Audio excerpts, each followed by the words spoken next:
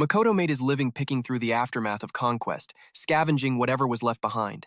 Today, while clearing a C-rank dungeon, he spotted a ring on the withered skeletal hand of a corpse. He couldn't wait to try it on, already planning to take it to Lord Nakazato to have its power appraised. But the moment he slid it onto his index finger, the ring clamped down hard, as if it had fused to his very flesh. Damn it, what kind of ring was this? Makoto yelped in shock as a sharp pain shot up from his finger. A moment later, a message panel materialized in front of him, its text glowing. The Infinite Ring has recognized you as its owner. From this moment forward, the Infinite Ring cannot be removed, nor can its ownership be transferred. The Infinite Passage will soon be revealed. At the same time, Makoto heard a disembodied voice reading the message aloud, a voice only he could hear. Then, from the ring itself, bizarre concentric circles of golden light began to radiate outwards. Before Makoto could even process what was happening, he was yanked into their center. "Guys, help me!" he screamed with every ounce of his strength, but it was already too late. Makoto's colleagues heard a faint cry. He had been right there a second ago, and now he was simply gone. But he was always a hard worker, known for using every last minute in the caves to search for loot. So when Makoto failed to return to the rendezvous point, they weren't particularly surprised and certainly didn't rush off to find him. Tragically, they had no idea of the horrific ordeal Makoto was about to face. All he felt was an endless freefall, as if he were plummeting into a bottomless abyss. When he regained consciousness, he found he'd been captured by Beastmen. He was standing on their altar, branded as a sinner about to receive divine punishment. This divine punishment, it seemed, involved a terrifying lightning strike that had just slammed into the altar. This was the sacred land of the Beastmen, and Makoto couldn't fathom how he'd fallen from that dungeon shaft directly into this nightmare. On a throne set high above the altar sat the Beast King, the supreme ruler of the Beastmen, his expression completely unreadable. As soon as he gave the signal, another Beastman stood and began to proclaim, "My fellow tribesmen, today we execute 3 sinners. The first comes from our own ranks, for he sold our domain's secrets to the despicable elves and the lowly humans beyond our borders." The moment he finished speaking, a wave of curses erupted from the crowd, all screaming that the Beastman was a despicable traitor who deserved his fate. By the Beast King's decree, all 3 of the condemned were sentenced to face the divine punishment. And that punishment was death by the hammer of the God King, a weapon wreathed in lethal lightning that would pulverize all sin. The sentence fell swiftly upon the traitorous Beastman, and the sheer agony on his face was enough to convey the horror of the punishment. After executing him, the Beastman continued, "The next to receive the divine punishment is an intruder from the contemptible human world who dared to trespass upon our sacred land." For the first time in history, a human had defiled the holy ground of the Beastman tribe, a place completely cut off from the outside world for 1,000 years. This is nothing less than a declaration of war. Let the divine punishment fall. Makoto knew they were talking about him as his body was suddenly lifted into the air, preparing him to be the next to face the God King's hammer. Makoto sobbed, desperately trying to explain that it was all a misunderstanding, that he had only wound up here by accident. He begged them for mercy, pleading that his sister was waiting for him in a hospital bed back home. But the Beastman seemed to be deaf to his words. The creature holding him up by the back of his pants slammed a fist into his chest. The blinding pain forced a raw, desperate cry from his lips. He didn't want to die here. He still had Karina to think about, and his dream of one day becoming a hero. How could everything have gone so wrong? Makoto was forced to his knees on the altar, looking smaller and more helpless than ever. "You insect," a Beastman sneered down at him. "How dare a tiny human like you challenge giant Beastmen? You will soon be nothing but ash." Just as before, roars and curses echoed from every direction, all of them aimed at Makoto. The punishment was moments away, but he resolved then and there that he would not let his life end in a place like this. And so, as the lightning bolt crashed down upon the altar, he threw himself aside with every bit of strength he had. The surrounding beastmen stared in utter disbelief. He dodged the lightning of the divine punishment? That's never happened before. As they gaped, Makoto staggered back to his feet and screamed, "I will not die here, you bastards." But the words had barely escaped his lips before a second bolt of lightning struck him down. Unprepared this time, Makoto took the full impact. He let out a piercing scream of agony, which only seemed to delight the beastmen. "Who told you the divine punishment only strikes once? Bring up the next one." The next in line was a girl. A moment ago, seeing Makoto fight back had lit a tiny spark of hope inside her. Now, it seemed, it was all for nothing. As for Makoto, the word pain wasn't nearly enough to describe the sensation consuming him. And yet, the last flicker of his consciousness screamed that he could not die here. And in that very moment, the infinite ring he'd found in the dungeon began to glow, displaying a new message before his eyes. Activating infinite ring. Divine selection system. Activation complete. System confirmation complete. Commencing body restoration and construction of the ultimate physique. Yet another lightning bolt struck, piercing Makoto's body. The beastmen watched, fascinated, for they had never seen anyone cling to life through the punishment. But then, Makoto's charred and broken body began to float into the air. The process of constructing the ultimate physique was now loading. The Beastmen, of course, couldn't comprehend what was happening and could only stare in utter confusion. As the progress bar for the ultimate physique climbed higher, Makoto's body began to gradually restore itself. At the same time, the divine eye skill began to initialize. Through the haze of his consciousness, Makoto could feel something calling out to him. His body touched the ground once more, and to the absolute astonishment of every beastman present, Makoto began to walk. The ultimate physique was now 60% complete. Two new skills, Divine Mind Warehouse and Absolute Regeneration, had been established. Seeing him in this state, some of the beastmen, including the one who had presided over the punishment, began to tremble in fear. They had never witnessed anyone get so close to the God King's hammer. In stark contrast, their Beast King looked utterly thrilled. Is he trying to lift the God King's hammer? At this point, Makoto himself had no idea what he was doing. All he knew was the sound of a voice, endlessly calling to him, pushing him forward. He didn't know why the voice was calling to him, but his every action now seemed to be driven by pure instinct. Finally, the construction of his ultimate physique reached 100%, and he was granted a special power known as the Chosen One. And just like that, Makoto caused the entire Beastman tribe to gape in terror as he actually lifted their sacred God King's hammer from its resting place. It seemed the voice that had been relentlessly calling to him was coming from the God King's hammer itself. He didn't know why, but if it had summoned him, he would answer. With that, Makoto successfully took the Beastman tribe's sacred artifact into his own hands.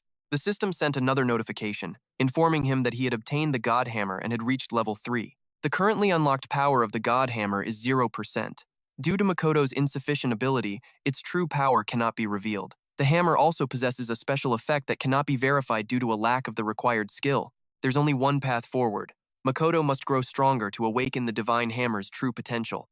The sight of a mere human touching the sacred hammer was something no beastman could fathom, not when even their mighty Beast King couldn't lift it. An ancient prophecy echoed in their minds, whoever wields the divine hammer shall become the next chieftain. Yet here it was, held by a human who had just endured divine punishment. Miraculously, Makoto's wounds had already vanished. Staring at the system screen hovering before him, he remained baffled by his sudden surge in power. He gripped the hammer in one hand, his eyes scanning the interface with intense focus. Suddenly, the beastman officiating the ritual charged up behind Makoto, his voice a furious roar.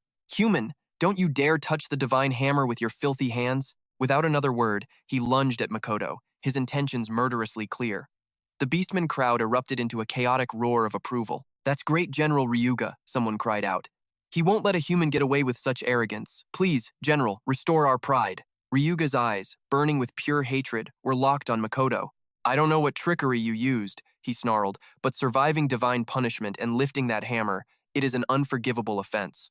Return the hammer to its altar and accept your punishment," Ryuga commanded, his tone dripping with contempt. Just then, a notification flashed before Makoto's eyes. Passive skill, God's Eye activated. The skill allowed its user to view detailed information on any item or individual simply by focusing on them.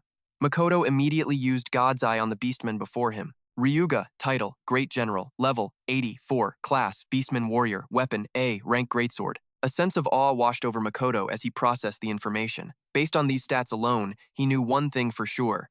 Ryuga was no pushover. Ryuga noticed Makoto's unflinching stare and bellowed. "Insolent human, you dare look at me with defiance? You've got some nerve. Fine. If it's a quick death you want, I'll grant it." He raised his greatsword as he spoke. Makoto knew he stood no chance against a level 84 warrior and scrambled to speak. "Wait, this is just a misunderstanding. But these beastmen were a brutish sort, not ones for idle chatter." Before Makoto could finish, Ryuga brought his greatsword high above his head and swung down with terrifying force. To everyone watching, Makoto's death was a certainty. Ryuga was one of the Beast King's 5 great generals, a formidable opponent for any beastman, let alone a frail human. The crowd was convinced a single strike would cleave Makoto in two. The instant Ryuga's blade descended, the entire altar trembled from the sheer force of the blow. It was a strike meant to end it all, channeling the general's full power. But what happened next was unthinkable. Makoto blocked it, instinctively raising the divine hammer. The move was pure, desperate instinct. Even Makoto himself couldn't believe he'd stopped the attack. His arms screamed in protest, numb from the impact. The hammer was unbelievably solid. Across from him, Ryuga's face was a mask of disbelief. The human had not only blocked his strike but was still standing. Refusing to accept it, he credited the hammer for saving the boy's life and prepared to strike again. Makoto tried to explain again, but his words fell on deaf ears. This time, he abandoned his blade, rushing forward to wrap a massive, calloused hand around Makoto's throat. His plan was simple: toss him skyward and finish him with his Earthshaker technique, a flawless strategy. In that critical moment, the system prompted him: utilize skill, copy. Its function was to feel an opponent's heart with his hand, allowing him to replicate one of their skills. However, he could only store a single copied skill at a time. Acquiring a new one would overwrite and erase the old one. Makoto was quick on the uptake. He knew feel the opponent's heart wasn't literal, it meant he had to make physical contact with the man's chest. So as Ryuga tossed him, Makoto reached out. His fingers barely grazed the general's chest, but it was enough. He was stunned by the sheer number of abilities Ryuga possessed, momentarily paralyzed by choice. For Ryuga, that simple touch to his chest was the ultimate insult. Enraged, the general prepared to activate his ultimate skill, Heaven and Earth Shaker. At that exact moment, Makoto spotted an ability perfectly compatible with his hammer, Heaven Shaker. It was a powerful warrior-class attack skill, though its details were blurred because he lacked the required class and weapon. Makoto didn't hesitate. He chose Heaven Shaker and copied it. Then, he spun around and unleashed the very same skill as a counterattack. Ryuga cried out in disbelief. "Impossible! How can he use my technique?" A deafening crash echoed across the altar, shaking the entire structure to its foundations. Makoto thought the blow would be decisive, but Ryuga stood there completely unharmed. Ryuga's eyes widened in utter confusion. He even suspected the human had intentionally held back the impact hadn't hurt at all. In fact, it felt strangely pleasant. In truth, Makoto had poured every ounce of his strength into the attack, but as a level 3 with no class or compatible weapon, he was simply too weak to inflict any real damage. To improve this skill, level up is required. Reading the notification, Makoto froze, a single phrase escaping his lips as a quiet murmur. Damn it.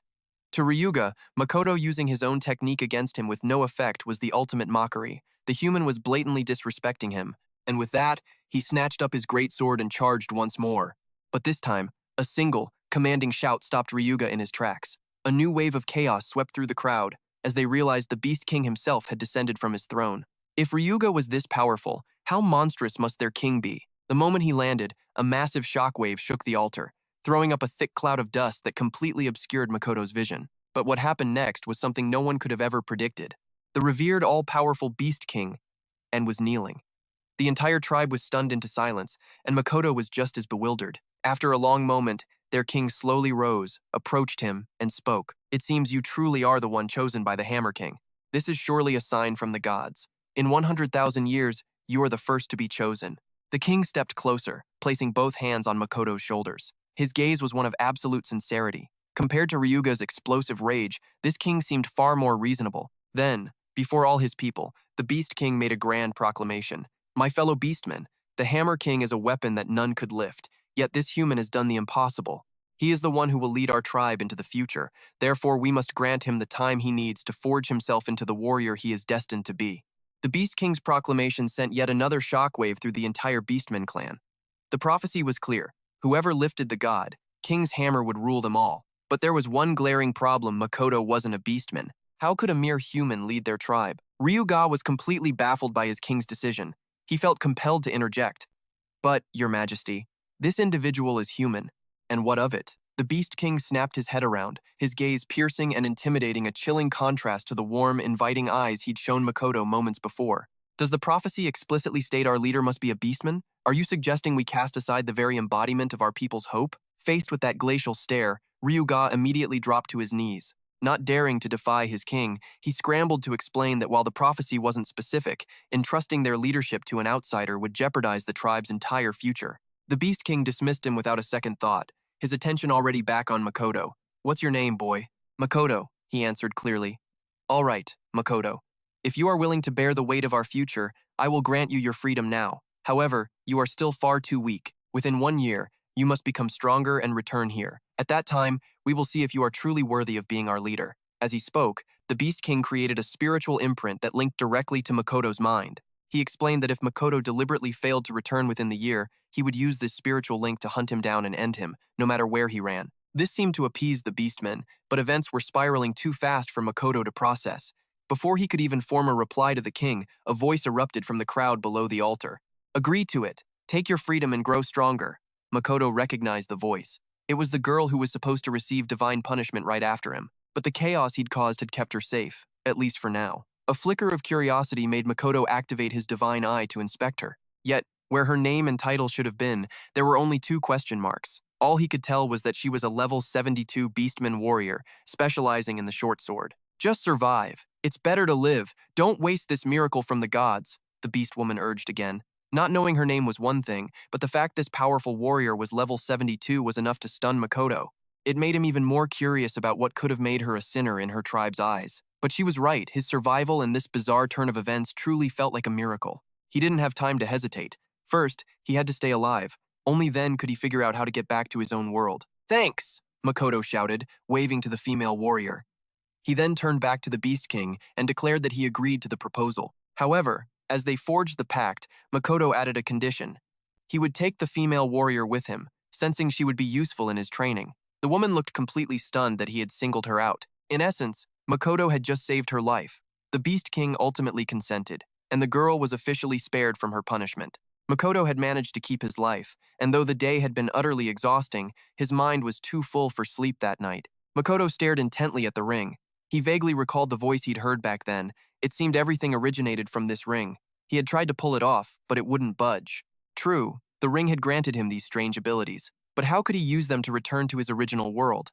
"I'm ready, master," a soft voice said, pulling him from his chaotic thoughts. Makoto turned his head to see the Beastman warrior standing before him, her face beaming with happiness. "Master?" he repeated. "Yes, I am pledged to you." Being called master by a beautiful girl with animal ears was an undeniably thrilling sensation. But he couldn't let on that he was just another lecher. He quickly composed his expression to look more dignified. "It's nothing. You spoke up for me too. From now on, let's just help each other out. As for calling me master or serving me, about that." This time, she cut him off. "You don't know how much this means to me, master. You've given me a second life. No one has ever stood up for me or thanked me directly before. No one except you, master. So please, let me call you that." As she spoke, she clasped Makoto's hand, her tone filled with sincerity. She repeated over and over that his appearance in her life was a miracle. Because of that, she wanted to devote everything she had to him.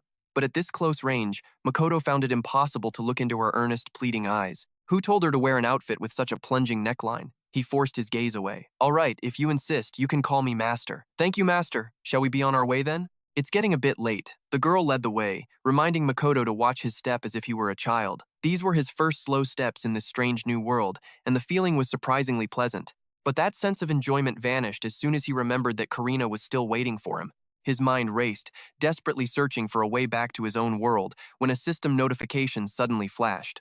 "Alert. The infinite path is now available. Cooldown period is 24 hours. Those 3 words, infinite path, made Makoto's heart leap.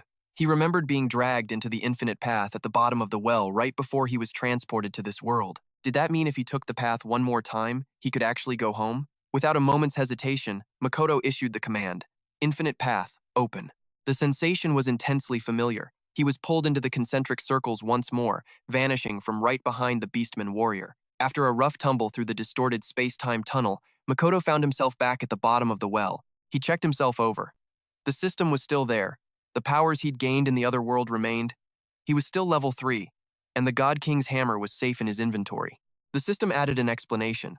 His personal stats were shared between the 2 worlds, but his items were not. To use items from the other world, they first had to be placed in the sacred armory. As Makoto was about to investigate further, he heard someone calling him from the mouth of the well. "Aoji, how is it down there? Get out before it closes." Makoto was stunned to see his colleague was still there. He called back, "Why are you guys still here? I've been gone for hours." "What are you talking about? You've been right here the whole time. Good thing I came to get you. Now hurry up before this cave seals itself." Makoto listened to his words, a sense of deep unease settling in. He was certain he'd spent at least 5 hours in the Beastman's world. Faced with his colleague's urgent calls, Makoto had no choice but to climb out first, his mind reeling with confusion.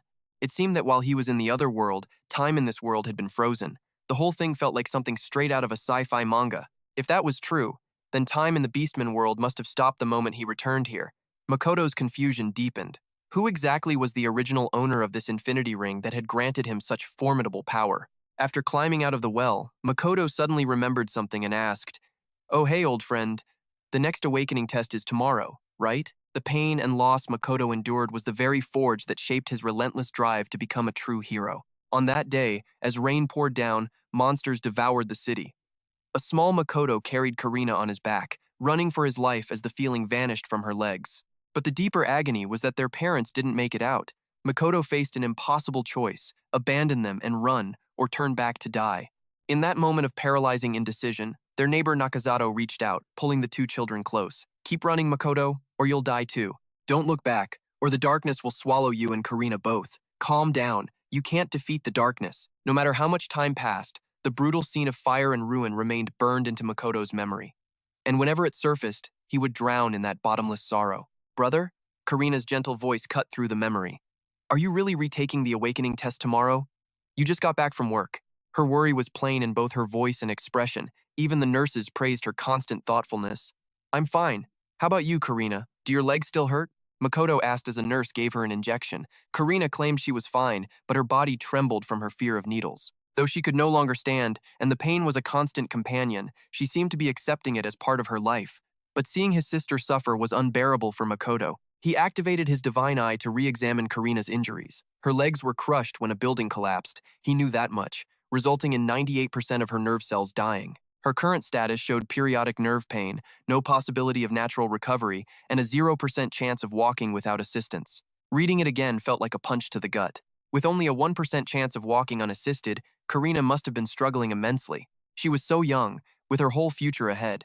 She should have been living a normal life, going to school, hanging out with friends, traveling, not fading away in a hospital. Karina was the only family Makoto had left. He refused to let her suffer alone. He decided then and there, even if the odds were almost zero, he would help her stand again. As long as there was 1%, there was hope. There had to be a way, and the prerequisite was for him to become a hero. Then perhaps Makoto could access more information and find a solution. He didn't just want to heal her legs, he wanted to live a life of pride. Therefore, he resolved not just to become a hero, but to become the strongest hero in history. Makoto went to BTG, a corporation for hero trials. At the awakening test area, a young man had just finished, receiving a custom hero badge based on his results. Becoming a hero was a cause for celebration, so even a D-rank result was enough to make the boy and his mother ecstatic. Makoto was next. The administrator saw the retest note in his file and lost all enthusiasm. "Step in and place your hands on the measurement device when you're ready. But I don't expect any changes." The words didn't faze Makoto. He would soon find out if this was just another waste of time. In reality, thanks to his system, Makoto already knew he was level 3 and qualified. He just wasn't sure how high his combat power was, so he had to take this seriously. Before starting the test, Makoto activated his superhuman body and held that state during the entire measurement. The official outside could feel the ground begin to shake. He thought it was an earthquake, never suspecting Makoto was the cause. Finally, when the process ended, the result was magnificent. He was a level 3 hero with 5,400 combat power. This number was so high it shattered the previous record for a level 3 hero. Makoto was now the strongest, far surpassing the second-ranked hero's 930. Even he was stunned by this result. Makoto had thought his power would only be slightly higher than the last guy's, not a staggering 10 times greater. Of course, while a bit unexpected, everything was proceeding according to plan, so Makoto was ecstatic. He was also curious about the power of the Divine King's hammer and took it out to check. Unfortunately, the system once again reminded him that his current level and other conditions were insufficient to unleash the Divine King's hammer's true potential. Forcing its release would require a colossal amount of energy, but 1 second was enough for the machine to get a rough measurement. Makoto had to know how much his combat power could increase with the Divine King's hammer in hand. So he tried again, this time pouring all his strength into unleashing its power. The release was successful, but Makoto felt his entire energy reserve drain in an instant. The feeling was awful. He just wanted the machine to finish quickly. However, measuring his combat power while holding the hammer caused a shockwave far beyond Makoto's expectations. In the city's night sky, a purple dragon appeared to be writhing. Along with this strange phenomenon, the entire city shook, not just the corporation's building. The machine signaled an energy overload, unable to measure Makoto's combat power. Then, the surrounding lights suddenly went out, and an emergency announcement quickly broadcast throughout the building. Due to the power outage, the test was suspended. Evacuate immediately. The administrator rushed into the test room to warn Makoto. By then, he was so drained of energy that he looked like a skeleton, making him almost unrecognizable. Afterwards, Makoto dragged his exhausted body home. It seemed he had underestimated the Divine King's hammer, not expecting it to drain all his strength in a single second. It seemed he'd have to avoid using the hammer until he reached a considerable level of power. But on the other hand, Makoto was truly happy because he had achieved his main goal today. He had officially become a hero. The next day, in his new position, Makoto arrived at the training grounds. There, a man named Gear would be in charge of training him and a few other new heroes. Gear was a level 9 warrior with a combat power of 1,200. He looked so strict that everyone was terrified, except for Makoto, whose divine eye could see his opponent's information with a hint of disdain. A level 9 with only 1,200 combat power. He thought to himself, wondering how high his own power would be when he reached level 9. As for Geyer, he was clearly not happy at all about having to train rookies. This job bored him so much he felt he'd rather explore a D-rank dungeon than do this mundane task. All of you will enter a D-rank dungeon tomorrow.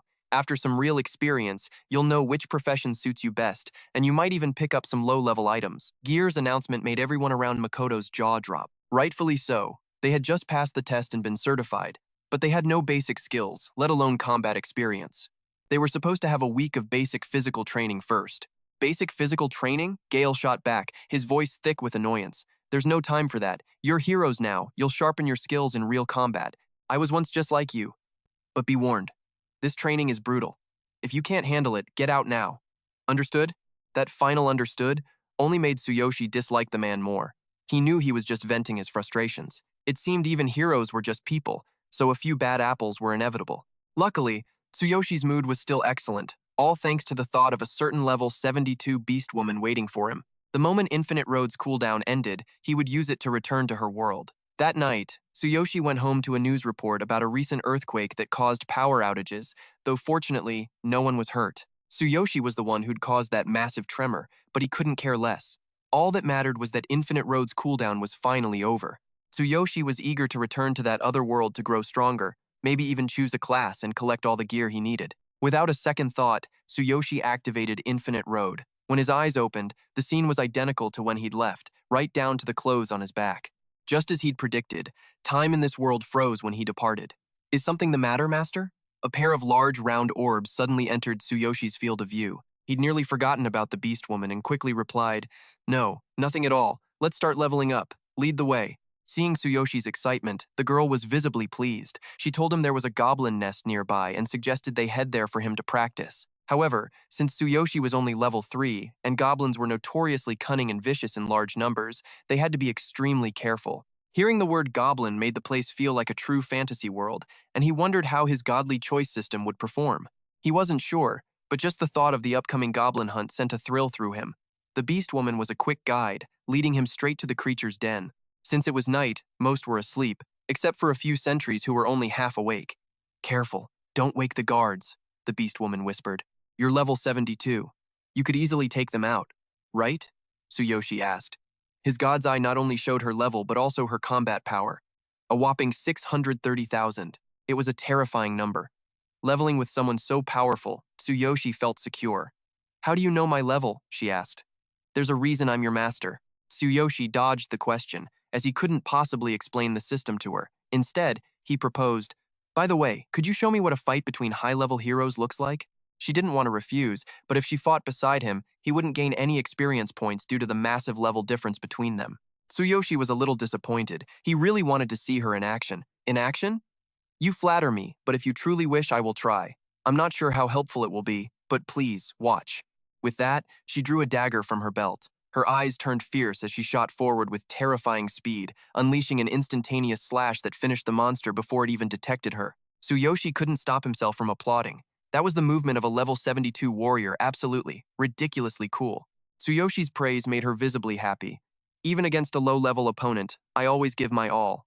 I hope you found that useful, Master." "Of course it was useful. Can you teach me that move?" Tsuyoshi asked. But the instant slash she'd used was a high-level warrior skill, far too advanced for his current abilities. Besides, Tsuyoshi hadn't even decided on his class yet. Hearing her mention it, he made up his mind right then and there. He would become a warrior. With a level 72 warrior by his side, using his copy skill would be much easier without arousing suspicion about class incompatibility. But there was another problem. Tsuyoshi couldn't use the God King's hammer yet, so he needed a replacement. "You're choosing to be a warrior because of me? Then I promise I will be useful to you." She seemed incredibly moved, suddenly stepping forward to take Tsuyoshi's hand, her tone deadly serious. "I will do everything in my power to help you level up. But first, let's go gather some warrior gear." To be fair, Tsuyoshi was an honest man, so naturally, his eyes went to her chest first. The way she was dressed made it incredibly difficult to focus on her words. Before he could even look away, the goblin guards were changing shifts. They quickly spotted the two intruders. Two level 3 goblins with a combat power of 420 charged at them. This time, Tsuyoshi didn't hide, borrowing her silver dagger to handle them himself. Master, fighting an enemy at the same level is a bit dangerous, the beast woman said, still worried. But Tsuyoshi was determined. He still hadn't tested the full power of the Heaven's Quake he'd copied. These two goblins would serve as perfect test subjects, and so he took a deep breath, waited for them to get within range, and then launched himself high into the air. As Tsuyoshi landed, he unleashed Heaven's Quake, and both goblins' health bars were instantly depleted. The beast woman was utterly astonished. For Tsuyoshi to defeat two goblins of the same level in a single move was an extraordinary feat. After all, even a team of 6 level 3s would have trouble with them. As for Tsuyoshi, he was incredibly pleased with the result. The godly choice system was quite impressive. If things kept up, he might reach level 4 tonight. Since the silver dagger was borrowed, Tsuyoshi couldn't keep using it, so he had to temporarily switch to a goblin's wooden club. The beast woman seemed anxious, constantly reminding Tsuyoshi to quickly gather some basic equipment, as his current gear offered almost no defense. Her reminders prompted Tsuyoshi to check his equipment, and sure enough, his current defense value was 0. It was true. Without proper equipment, he couldn't block a single attack. He needed not only a weapon but a full set of armor. On that note, Tsuyoshi had already done some research on his Sacred Will warehouse. It was a space in his consciousness, unaffected by the real world, currently holding 2 slots for 2 items. The most interesting part was that items stored there could be used in both worlds. Right now, the God King's hammer occupied 1 slot, leaving Tsuyoshi with only 1. But the system had mentioned it could be developed, so he assumed that as he leveled up, the number of slots in the Sacred Will warehouse would also expand. Even so, having only 1 empty slot was a huge inconvenience since he couldn't get rid of the God King's hammer. Plus, in both worlds, a full set of equipment was comprised of 5 parts. A quick look at his companion confirmed it. Head, hands, torso, thighs, and feet. He was only using her body as an example for the 5-piece set, but he couldn't deny the beast-eared girl's appeal was hard to resist. Makoto could feel himself practically drooling, his mind racing with a single question. What other races existed in this world besides beast, people like her? Is something wrong, Master? Do I have something on my face? She asked with wide-eyed innocence. Makoto just scratched his head, embarrassed. It's nothing, just making sure you were keeping pace. But while he was lost in that dopey grin, danger lunged from the shadows behind him. Makoto, look out! The girl screamed, but she knew he wasn't fast enough to dodge. She had no choice. She drew her blade and charged forward. His attackers were a trio of level 4 goblins. It was becoming clear that the deeper they ventured, the more powerful and cunning these creatures got. But stronger enemies meant more experience points, a thought that sent Makoto rushing forward. He couldn't let the beast girl interfere. He needed every single point for himself. The goblin saw a lone level 3 warrior trying to take on all 3 of them. They couldn't help but sneer, mocking the fool's reckless courage.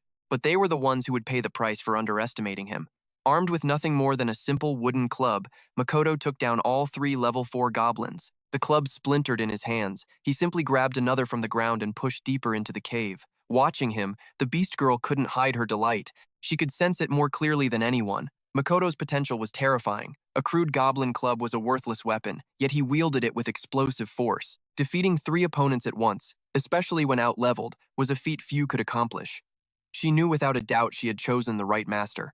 They pressed onward, deeper and deeper. With every step, the goblins grew in number and strength, but against Makoto's raw power, their numbers meant nothing. The entire time, the beast girl never even had to draw her weapon. She just cheered from the sidelines. Makoto's skill was undeniable, but his weapons were absolute junk. He was already on his 6th club. He checked his status. 1,230,000 experience points. Makoto never imagined the rewards in this world would be so massive. He was growing stronger, faster than he ever dreamed possible back in his janitor days. He remembered hearing heroes complain that level 3 and 4 monsters barely awarded 10 points. Without constantly grinding in dungeons, leveling up was a pipe dream. And back in his world, the Hero Association mandated that you enter dungeons as part of a team. That meant all the experience points were split, making progress agonizingly slow. Here, however, Makoto got to keep everything for himself, and the monsters gave far more to begin with. The thought sent a thrill through him. In the blink of an eye, he was already 2/3 of the way to level 4. At this pace, he'd be facing the boss in no time. And in no time came sooner than expected. Makoto and his captivating companion now stood at the very entrance to the boss's lair. Just the silhouette of the goblin chieftain was enough to tell Makoto this wasn't going to be an easy fight. What awful luck, the beast girl muttered. This one's been consumed by darkness. The word darkness sent a shiver down his spine. So this world had it too? Just like the darkness that lurked in the caves back home. A question surfaced in his mind. Was it all the same entity? And this goblin?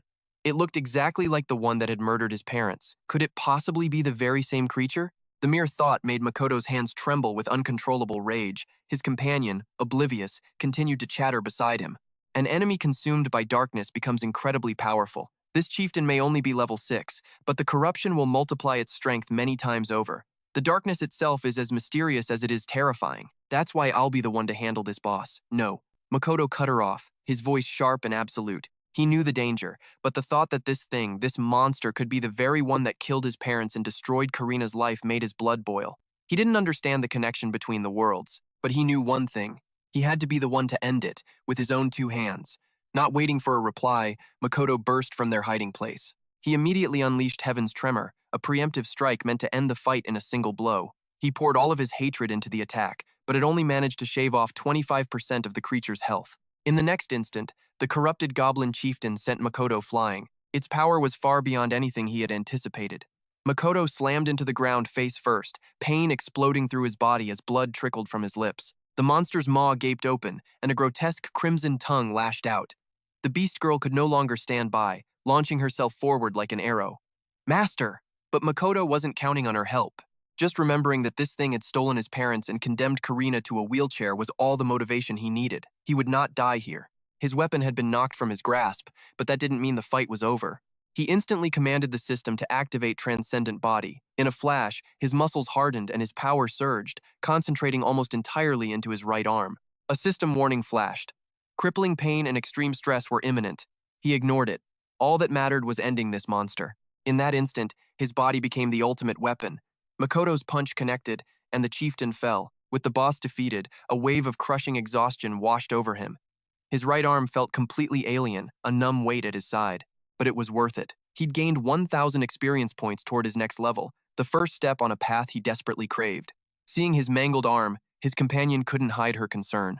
The system issued a stark warning. His right arm was critically injured. Without immediate treatment, necrosis would set in. His entire body shook violently with pain. Alert. You may freely reallocate and enhance body parts. By focusing all power into the right arm, you have exceeded its equivalent energy threshold. Another system notification appeared, but Makoto was already lost to the pain, slumping into unconsciousness. The beast girl caught him, gently laying his head on her lap before pulling a poultice from her bag. An hour later, he finally started to feel some relief. Makoto noted that while recovery here was slower than back home, the medicine was far more effective. This world's pharmacology was clearly more advanced. He could now move his right arm without issue. In fact, it felt even stronger and more powerful than it had before the fight. Seeing the medicine work so well brought a smile to her face. Once she was sure he was stable, she urged him to claim his reward for defeating the boss. If she hadn't mentioned it, he might have forgotten all about the prize he'd nearly died to win. On top of that, because he'd defeated the boss in record time, his reward was upgraded from a partial to a full prize. The sight of the dark treasure chest made the beast girl's eyes sparkle with excitement. It made sense. Dark equipment was insanely rare here, the kind of gear you'd be lucky to even glimpse at an auction. This prize was the entire point of his efforts, so just touching the chest sent a wave of pure bliss through Makoto. He lifted the lid and a blinding light erupted, but before he could even see the contents, Makoto slammed it shut again. A sudden, chilling realization had hit him. He only had one inventory slot left. Would the entire armor set even count as a single item? It had to take up just one slot, right? He desperately hoped so, because running out of space now would be a nightmare. Thankfully, the complete set registered as a single item. And just like that, the Dark Goblin armor was secured in his inventory. From now on, Makoto could summon it whenever he pleased. The feeling was like hitting the jackpot, and an unstoppable grin spread across his face. "Master, why do you keep smiling?" the Beastkin girl asked, puzzled. "Oh, it's nothing," Makoto replied, scratching his head. "Just admiring my complete prize set." Then he asked, "By the way, do you know how to sew?" Her face instantly lit up with a brilliant smile as she nodded, explaining she'd sewn all her own clothes since childhood and even had her sewing kit with her. Not long after, Makoto had a brand new, perfectly fitting tank top, a massive improvement over the work uniform he'd been stuck in since arriving. Everything was falling into place. He'd leveled up and was now properly equipped. With that settled, it was time to return to his original world. Makoto told the girl they should rest for the night to recover their strength. Once she was fast asleep, he silently opened the infinite path back to Earth. He was completely drained, but the haul of incredible items from this trip left him deeply satisfied. He desperately needed to rest, having pushed himself to the limit in the other world. The next day marked his first foray into the cave. and before setting out, he equipped the Dark Goblin armor. It granted Makoto a special skill called Roaring Tentacle. Upon activation, a terrifying roar would paralyze all low-level enemies in a radius, while the user's hand transformed into a massive dark tentacle to deliver a fatal blow. Whoa! Makoto couldn't help but exclaim. This armor was unbelievable, and it even came with a special skill. Things were about to get interesting. However, one major problem gave him pause. The armor was far too conspicuous. He would undoubtedly attract trouble if he wore it out in the open. Makoto had heard tales of heroes who wouldn't think twice about killing someone just to steal their gear. A rookie like him wearing something like this would be painting a giant target on his back. Dejected, he swiped through the status screen to reread the armor's details, and then he discovered something incredible. The armor possessed a concealment effect, capable of hiding its true form and making it appear as ordinary clothing. With a single tap, the entire goblin armor set vanished from sight, though its powerful effects remained active. Just like that, his biggest problem was solved. He had a few minutes before his meeting and decided to grab some bread. Suddenly, his phone buzzed in his pocket. The moment he answered, a panicked voice flooded the line. "Is this Karina's brother? This is the head nurse at the hospital." A group of frightening men just showed up, and they're trying to take Karina away. They claim she owes them money. Please, get here right away. The color drained from Makoto's face. The loan was real. He'd had no other option if he wanted his sister to stay in the hospital. But he couldn't understand why they would suddenly show up to take her.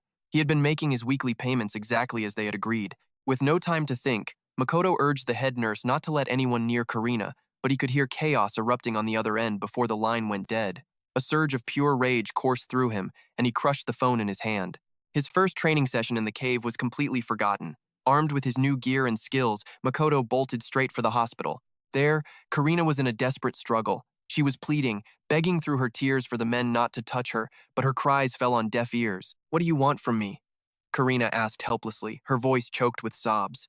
"You wouldn't understand. But we have our reasons. Your brother defaulted on his loan, so I'm here to collect as per our agreement." A man dripping with gold chains, his face the perfect picture of a thug, shoved the loan agreement in poor Karina's face. The truth was, he never had any good intentions when he lent Makoto the money.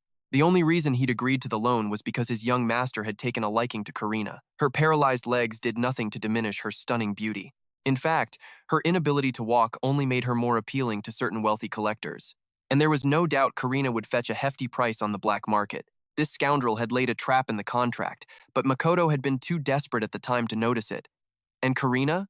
She was just a kid, someone he could easily control. "My brother would never sign a contract like this. You tricked him," Karina struggled. But what did it matter if she figured it out?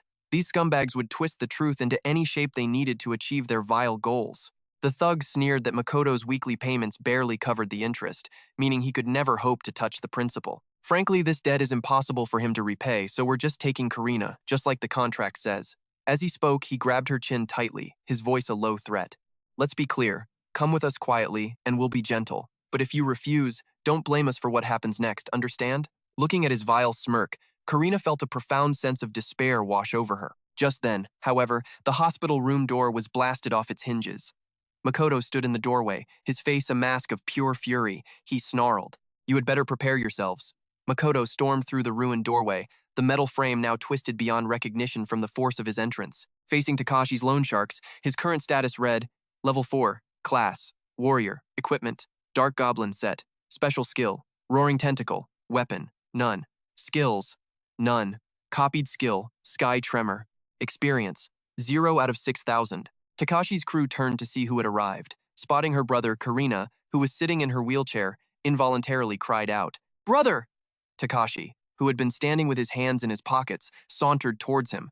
"So, you finally decided to show up." He stopped directly in front of Makoto, his voice dripping with arrogance. "Why the angry face? This was our agreement, wasn't it? Besides, it's not like you need a crippled sister like her anyway." The words had barely left Takashi's mouth before Makoto lunged and slammed a fist into his face. The force of the punch shattered his glasses and sent a tooth flying. Takashi only managed to gasp out a single sound before Makoto hit him again, sending him spinning a full 360 degrees as he crashed to the floor. Veins pulsed on Makoto's skin, his rage so intense that a faint red light began to emanate from his eyes. At that moment, a system notification appeared. Strongest body part, legs, enhancing and increasing movement speed. Meanwhile, Takashi's fall sent him crashing through a pile of medical equipment before he finally hit the ground. Of his two bodyguards, one rushed over to their fallen boss, shaking him and yelling, "Boss, The other one, a bald man named Taiga, charged straight at Makoto, spewing curses. "You little punk," Taiga roared, charging forward as he threw a punch straight at Tsuyoshi. But as the fist flew, Tsuyoshi ducked, letting the blow sail harmlessly past him. In the next instant, he channeled all his strength into his arm and delivered a devastating counterblow to Taiga's own, injuring it instantly. Taiga screamed in agony. Taiga collapsed to the ground, cradling his wounded arm and wailing. Isuki and Takeshi's faces twisted into furious snarls. Takeshi reached into his jacket for something, grinding his teeth as he hissed, "You piece of trash! No one ever dares to defy me." He pulled out a gun and aimed it squarely at Tsuyoshi, challenging the Blue Snake Syndicate. "You're the first." With that, Takeshi fired, shouting, "Now die!" Seeing the bullet speed toward her brother, little Karina was terrified, her eyes welling with tears as her voice trembled. No, the bullet arrived, but Tsuyoshi didn't even try to dodge. With his head still bowed, he simply caught it with his bare hand. Karina was momentarily stunned, seeing her brother become so powerful. Takeshi and his two thugs could only stare, their eyes wide with utter shock. Isuki, who was helping Taiga, stammered, "Did he just catch a bullet? With his bare hand?" Taiga chimed in, equally stunned. "That's impossible." A formidable power began to radiate from Tsuyoshi's entire body. He clenched his fist tightly and said, "I am a hero now, after all." The system interface flashed. Strongest body part. Hands. Cannot be harmed by conventional weapons. When Takeshi's group heard his words, they were petrified. The three thugs cowered together, their voices trembling. A hero. Out in the hall, the head nurse had already called for security and was rushing toward the room. "This way! A few loan sharks are threatening a patient and her brother. Please hurry!" The head nurse and the security team reached the door, only to freeze at the scene before them. Inside the room, the three loan sharks looked like they'd been beaten badly, yet all three wore placid expressions. Takeshi was even smiling, saying, "Mr. Tsuyoshi, please pay us back in a single installment when you are able. If you delay, my young master, who is also a hero, won't let this slide. For now, if you'll excuse me. I apologize for the disturbance." The three men mumbled amongst themselves and left. When they saw the nurse and security in the hallway, they even gave a polite wave. "We're leaving now." Once they were gone, Takeshi's eyes filled with hatred. That brat became a hero, damn it, he thought. I have to report this to the boss. We can't let the plan to abduct his sister fail. His boss's power was astonishing the level 10 leader of the Blue Snake Syndicate, a Star Warrior class, with a combat power of 2,300. Takeshi continued his internal assessment. The boss is a level 10 warrior. That kid is clearly just a rookie. We will eliminate him. Back in the hospital room, Karina looked up from her wheelchair at her brother. "They're gone," she said. Tsuyoshi, holding a small towel, spoke softly. "I'm sorry I haven't been able to visit you more often." He moved closer, kneeling beside her wheelchair. "They're plotting something. If I don't pay them back soon, the Blue Snake Syndicate will be back. I've spent the past few days trying to figure out how to get the money, but I'm a hero now, so you don't have to worry anymore." Hearing him say that, his sister asked, "Are you really a hero?" Tsuyoshi simply pulled out his hero card. His sister's eyes widened in admiration at the card. He told Karina, "I'm just a provisional one for now. I'll become an official hero once I enter a dungeon." After leaving the hospital, Tsuyoshi was alone with his thoughts. He had borrowed 60,000 from the Blue Snake Syndicate for Karina's medical treatment. Earning money slowly in this world would take forever, even as an official hero. The only solution was to sell all his hero equipment. The cold, long road he had been on would end tonight. He was finally going to be an official hero. The scene shifts to a forest, where a group of heroes has gathered, ready to enter a dungeon. Gayu was there, a level 9 warrior. He stood with his arms crossed, announcing, "Today, your skills will be tested to determine if you are fit to become official heroes. There are a few rules. The most important one is that you hand over all hero equipment found inside the dungeon to me." The crowd around him responded in unison. "Understood." Tsuyoshi, standing quietly in a corner, thought, "I've heard about this. The Hero Association seems to ignore it. A low-level dungeon like this probably has nothing of value anyway." Gayu stood on higher ground, raising a hand to encourage the aspiring heroes. "As for the test itself, you have nothing to worry about, because I am a level 9 warrior. As long as you follow my instructions, passing this test will be simple." He held up a single finger and declared, "To become an official hero, each of you must pay me 20,000 yen. Gayu clasped his hands behind his back and shouted at the crowd, "Is that understood?" The people below reluctantly began digging into their pockets for money, answering, "Yes." Hearing such an absurd rule, Tsuyoshi grew indignant and raised his hand. "Why do we have to pay you an additional fee? Aren't you already taking all the equipment from the dungeon? With that, we won't have a single coin left." A kind young man with glasses behind him quietly warned Tsuyoshi, "Hey, don't oppose him. He's a member of the Black Wolf Guild." Tsuyoshi understood instantly. So he has a guild backing him. That's why he's so shamelessly demanding money. But he resolved, even if I die, I will not give money to a bully who preys on the weak like him. The crowd immediately parted, leaving a space between them. Gayu stood directly in front of Tsuyoshi and boomed, because that is my rule. He looked down at him with an arrogant sneer. If you don't have 20,000 yen, then get lost. Though he spoke with bravado, he muttered inwardly, can't he understand such simple logic? What an idiot. I'm done with him. Hearing Gayu's ultimatum, the crowd below began to whisper. A solo test? I heard no trainee has ever passed one. Even the strongest hero wouldn't enter a dungeon alone. What a moron, incurring the examiner's wrath over 20,000 yen. Tsuyoshi paid no mind to the chatter around him. He simply shrugged his shoulders and replied, so that means I can register for the solo test. That's great. Hearing Tsuyoshi's answer, Gayu and the others could hardly believe he would do it. From somewhere in the forest, a voice called out, are you serious? Tsuyoshi was already warming up, preparing for the test. The man beside him was still rambling. You must have made a mistake. Let me check again. It was Ryota. He looked at his tablet, confirming the information one more time as if in total disbelief. No one has ever passed that test, not a single person, and this is just a C-rank dungeon for the Hero Association exam. But for a trainee, isn't that basically a suicide mission? Tsuyoshi replied calmly, thank you for the advice, but there's no mistake. Please let me proceed. With his warm-up finished, Tsuyoshi quickly walked into the teleportation gate. He didn't forget to tell Ryota, I'm going in now. The official clutched his tablet, watching the lone figure disappear, trembling as he had a single thought. He's a madman! After Tsuyoshi stepped through the gate and arrived on the other side, the system immediately displayed a notification. Test confirmation. Provisional Tsuyoshi Suzuki Shiru has confirmed registration for the solo examination. Dungeon information, forest type, rank, C, recommended number of participants. 5. Tsuyoshi stood before a vast forest, observing his surroundings and muttering to himself, I've only ever seen dungeons after heroes have cleared out all the dark creatures. Is this what a dungeon looks like in its original state? Suddenly, a red dot flashed in Tsuyoshi's vision, and he detected it instantly. A monster leaped out of nowhere, holding a wooden club.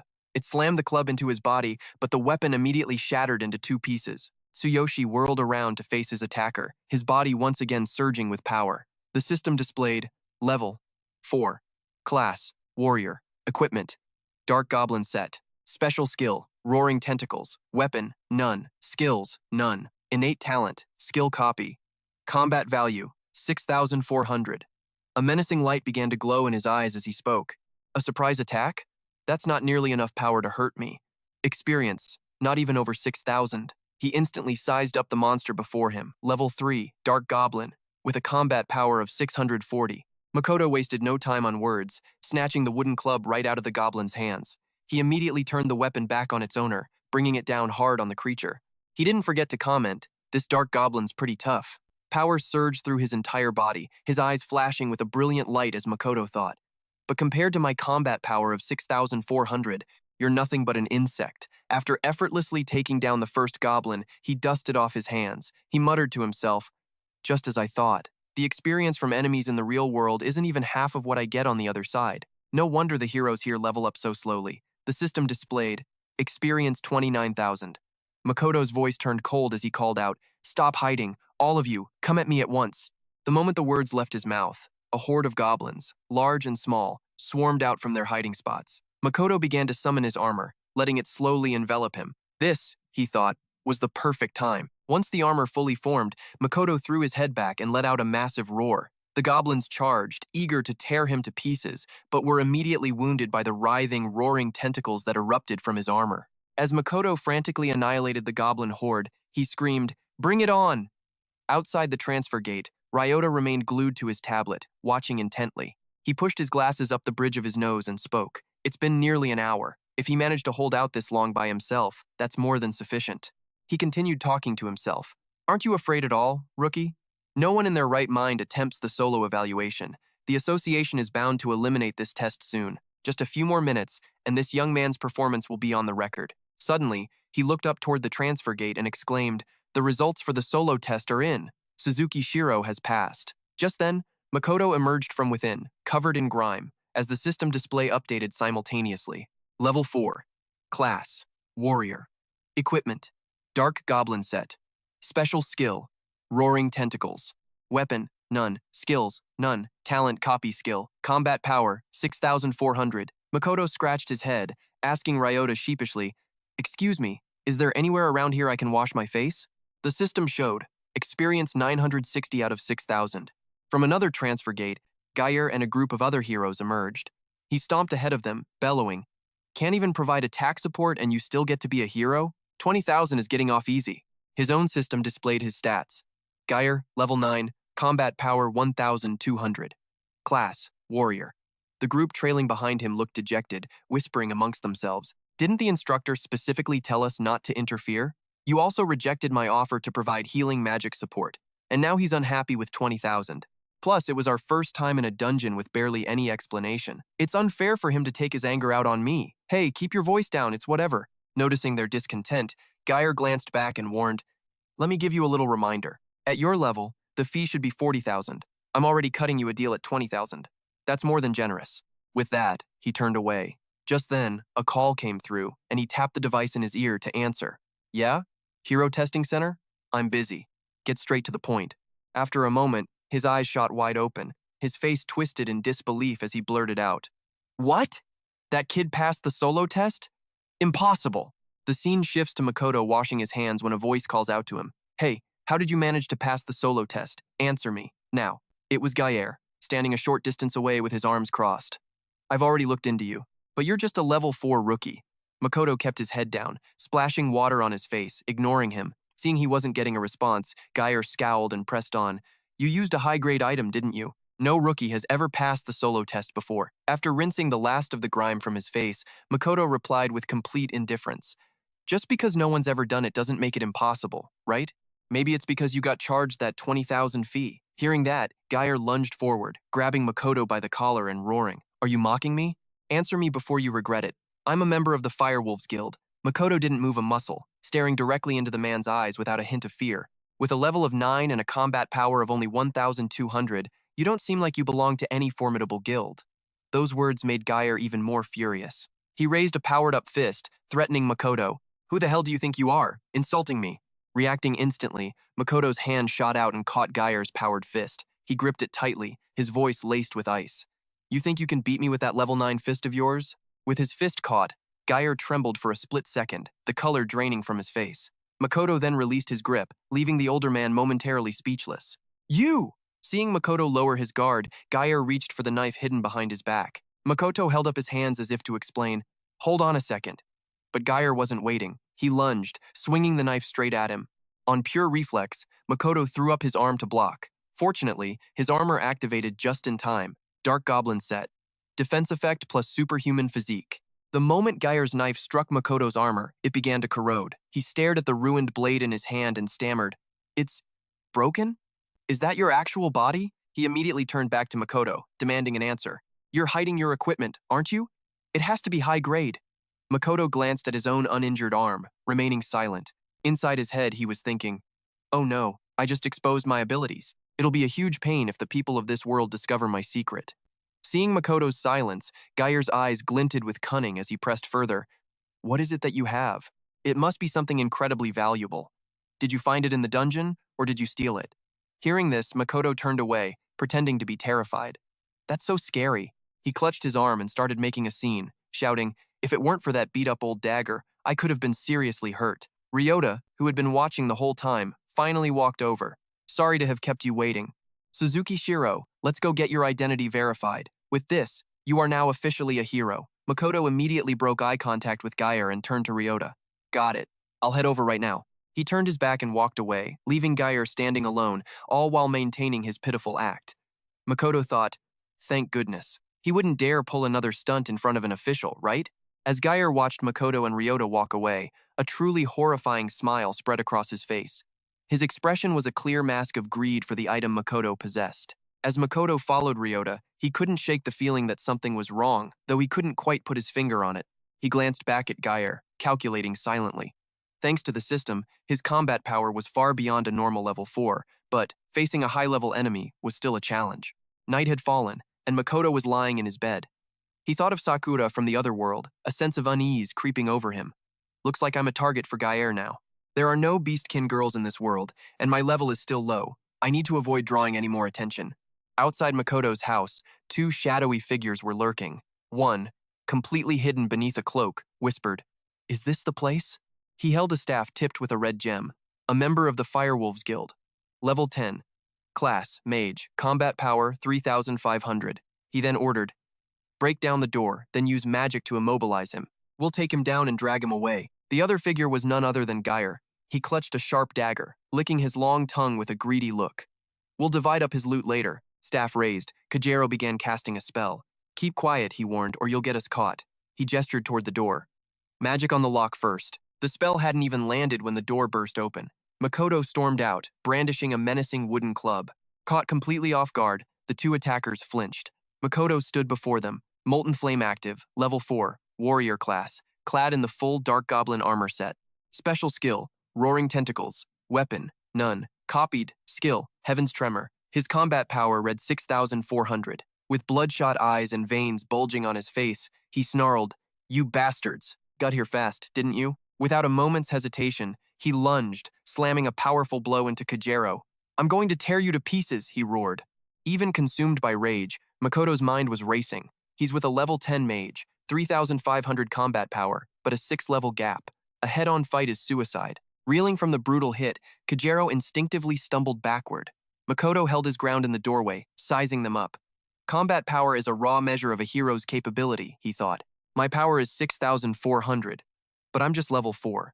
A 2-level gap I can handle, but a level 10, even with lower power. The sheer level difference makes up for it. It's classic RPG logic, a low-level warrior versus a weak high-level boss. I could try to run, banking on my gear and skills, but one slip-up and it's game over. Shaking off the daze, Kajero stumbled back into position. "Trying to ambush me, huh?" he roared. "Lucky for me, I reinforced this cloak's defense. Now I'll kill you and take all your gear." The words barely left his mouth before he unleashed a torrent of fire from his staff, straight at Makoto. The intense flames seared him. Makoto recoiled, biting back a cry of pain. "Damn it! This armor is built for physical hits. It's useless against magic. This isn't like fighting some mindless goblin." In an instant, his decision was made. He spun around and sprinted for his life. "A straight fight means I lose." As he fled, Kajero's voice boomed. "After him." He sprinted down the corridor until he reached an opening, then launched himself into open air without a second thought. As he plummeted, one thought consumed him: the Dark Goblin armor. It should be enough to absorb the landing. Acting on instinct, Makoto triggered his system. Superhuman body. Reinforcement concentrated on both legs. Warning: all other body parts will be left unprotected. As Makoto hurtled toward the ground, a hulking figure shot out of nowhere, intercepting him in midair. The man slammed a vicious kick into his side, and recognition hit him like a second blow. An ambush. It was Tatsuru, from the Firewolf Guild, level 12, warrior class. His eyes burned with a fierce red glow. Tatsuru grinned with sadistic glee. "Gotcha. Didn't expect a third, did you?" Without another word, he brought both hands down in a devastating smash against Makoto, laughing smugly. "This is probably overkill for trash like you." The force of the blow sent Makoto rocketing to the ground, where he impacted with the force of an explosion. He landed in a newly formed crater, groaning as he pushed himself up. "Lucky. I managed to reinforce my entire body just before impact." A searing pain shot through his knee, a direct hit where the protection had been removed. As he staggered up, one of them yelled, "You're still alive?" Tatsuru was already standing over him as Kajero ran up, panting. "That skill you hit me with," Kajero demanded. "What was it? How does a complete rookie have something like that?" Veins pulsed on Makoto's neck as the goblin plate snapped into place around his body. His eyes burned with a cold fury that promised death. "You want to kill me? I'll return the favor." His system status flashed. Level 4. Warrior. Dark Goblin armor set. Special skill. Roaring Tentacles. Weapon. None. Copied skill. Heaven's Tremor. Combat power. 6,400. Experience. 960 of 6,000. With a guttural scream, Makoto unleashed Roaring Tentacles, and a volley of projectiles erupted from him. Blown back by the sheer destructive force, Kajero quickly cast his own spell. Action Restriction. The magic was designed to halt a target's movements for 1.5 seconds. If the target's level was lower than the caster's, it was a guaranteed stun. Makoto felt his armor freeze up. He stared in horror at his trembling hands. "Damn it, my skill. It's been cancelled." Seeing him immobilized, all three lunged forward, with Kajero leading the charge. "A skill like that at your level?" Kajero sneered. "You must be carrying something valuable," Tatsuru added with a hungry grin. "And when we kill you, we get to split the loot. That was the goal, right?" Just then, a notification pinged in his mind from the ring on his finger. "Countdown complete for the Ring of Infinity. The infinite path is now available. He glanced at the ring. My only hope. The instant they lunged, Makoto activated it, tearing open a portal to the infinite path. As he stepped through, his voice echoed back, I won't forget this. I'll be back, much stronger. Then, we'll have a real fight. Stepping into the new world, Makoto's resolve hardened. This time, I need to level up and learn new skills. I've been relying too much on my gear. Without skills to back it up, I'm just a target. My fate is in my own hands. He turned and called out, Hey, about learning skills. Only to see the Beastkin girl was still fast asleep. He couldn't help but blush, a trickle of blood escaping his nose. Oh, right, it's nighttime here. Makoto stood there quietly, watching the sleeping, cat-eared girl. A pleasant scent drifted from her, and his mind immediately identified it. Cherry blossoms. She always smells like cherry blossoms. For a brief moment, he felt himself losing his composure. A wild thought crossed his mind. If I don't do something now, I'm not a man. His system screen flared. Superhuman body. Adrenaline surge dilating muscles, enhancing strength, speed, and vital body parts. But then, the image of the 3 Firewolf Guild members hunting him flashed in his mind, yanking him back to reality. Makoto dropped to his knees by the bed. No, this is not the time for that, he told himself. First, I have to handle the crisis back home. Calm down, Mizuko. I need to plan my leveling and skill acquisition. The next morning arrived. The Beastkin girl began to stir. She stretched languidly, her voice still thick with sleep. It's been so long since I've slept that well. She glanced at Makoto, noticing the dark circles under his weary eyes. He'd been too restless to sleep. He forced a smile. I slept great too. After getting ready, they headed into the forest. As they walked, she explained, To learn a skill, you need a skill scroll. Basically, you have to learn them at the Combat Academy. After a while, they finally arrived, the Beastkin Combat Academy. From a distance, a Beastman with a large nose ring saw them and waved. So you're the human the Beast King is so interested in. However, there are conditions for joining. First, you must be level 6 to take the entrance exam. You're still only level 4. It's too soon for you. Hearing this, Makoto's patience wore thin. What a pain. The Beastkin girl came to his side. I'm sorry, she whispered. It's been so long since I trained in the caves, I had no idea about this requirement. Her apology softened his frustration. It's fine, he replied. I need to level up anyway. I'll just come back later. As they turned to leave, the girl spoke to him in a low voice. In that case, you can level up in the low-level cave nearby. Watching them walk away, the Beastman with the nose ring couldn't resist a final taunt. Pathetic human. The Beastkin tribe will never acknowledge you.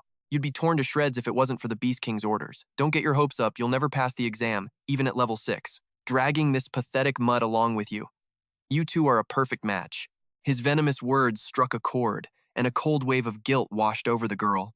It's true, it's all my fault. Master is too kind, and I've forgotten my place. As long as I'm with him, I'll only be a burden. Sorrow etched itself onto her features as she made a silent vow. I can't drag Master into my problems. I need to explain everything, and then I have to leave. But somehow, seeing the look on her face, Makoto understood everything. In a flash, his fists clenched, and he spun back to face the Beastman. The girl was so stunned she barely managed to call out his name as Makoto stormed forward, grabbing the lout by his collar and hoisting him into the air with a voice dripping with menace. You son of a bitch. What did you just say? His voice was a low growl, his eyes promising death. Want me to tear that filthy mouth off your face? Apologize to her. Right now. Yet Gravok, the arrogant Beastman, just sneered back without a hint of fear. I'm only stating facts. She's a hybrid of human and beast, in other words, a half-beastman. She has no connection to our kind, and she doesn't even possess a proper name. At that moment, the system displayed an information panel. Half-beastman, an individual not of pure beastman blood, commonly considered a source of shame among beastmen. The offspring of beastmen and other species. Among those who prize pure bloodlines, half-beastmen are universally scorned and deemed inferior. They are unworthy of a name, regardless of their station or rank. Most are cast out by both races, doomed to a life of misery. Understanding dawned on Makoto. So that's what it is, he thought. She's the child of a human and a beastman. That's why her name never appeared when I used God's Eye earlier. It wasn't a glitch. She never had a name to begin with. Even with Makoto's hand crushing his collar, Gravok's pride remained unbroken. Human, don't get arrogant just because the Beast King has taken an interest in you. If you assault a beastman warrior, I will punish you accordingly. I'll allow you to make me apologize. If you can pass the exam. But I seriously doubt a pathetic little human like you has it in him. His words left both Makoto and the beast-eared girl momentarily speechless. She blushed, seeing how fiercely he was defending her. Master, please. He's right. You don't need to concern yourself with someone like me. Makoto let Gravok drop to the ground, his voice clear as he spoke one word. Sakura. He shot Gravok a look of pure disdain. Her name is Sakura. Burn it into your memory. The girl's breath hitched as she heard him. Sakura, she thought shyly. Is that the name you've chosen for me, Master? Makoto turned his back on the speechless Gravok. And don't forget your little promise, he said without looking back. When I pass, you will apologize properly. With his final word, he put a reassuring arm around her shoulders and guided her away. Let's go, Sakura. Time to level up. Amidst the verdant green of a forest, Makoto stood with a dagger in hand. Fox Beastmen, he said to Sakura, who stood nearby. Now that's a rare sight. Perfect. Let's use them to level up. Sakura, still a little flustered, looked at Makoto and asked softly, Master, why did you give me the name Sakura?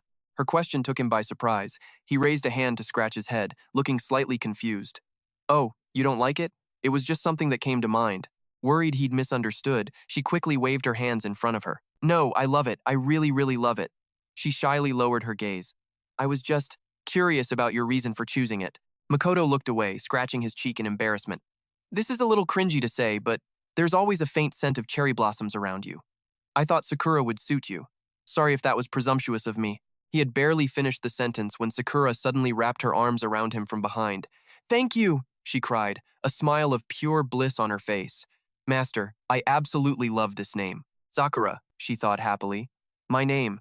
Seeing her joy, Makoto blushed and rubbed his head again. It's no big deal.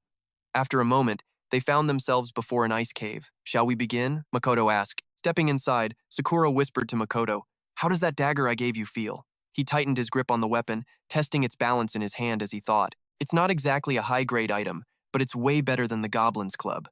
Makoto gave the dagger a few test swings before replying to Sakura. It's fine. After getting that charm, every weapon feels light. His system displayed his current stats. Level 4, Class Warrior, Equipment Dark Goblin Set, Weapon Club. Skills, none, innate skill, talent copy, combat power, 6,400. Just then, deep within the cave, a pair of glowing red eyes began tracking their every move. A pack of fox beastmen emerged, every one of them powerfully built. The system immediately provided details. Fox beastmen, a beastman of the fox tribe. They are faster and more cunning than ordinary beastmen.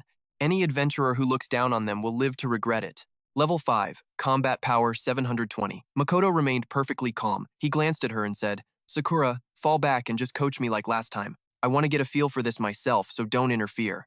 She obeyed him without question. Yes. You called me by name. Just then, the system sent another notification to Makoto. Party mode restriction. If the level disparity between the highest and lowest members of a party exceeds 5, no experience or items will be gained from battle. Makoto processed the information instantly and charged forward. Let's go. Time to test out this new dagger. From behind, Sakura constantly called out advice. The fox beastmen are incredibly agile, so focus on dodging. Makoto lunged into the fray, his dagger a blur as he thought, damn, they really are fast. The foxes weren't about to just lie down and die. They snatched up sharp icicles and counterattacked. Makoto stomped hard on the stone ground, instantly activating Transcendent Body, focusing all his physical power to a single point and drastically increasing his physical resistance. Seeing such immense power radiating from him, the foxes recoiled in fear. Their attacks glanced harmlessly off his body. He let out a confident scoff. With combat power that low, you can't even scratch me anymore.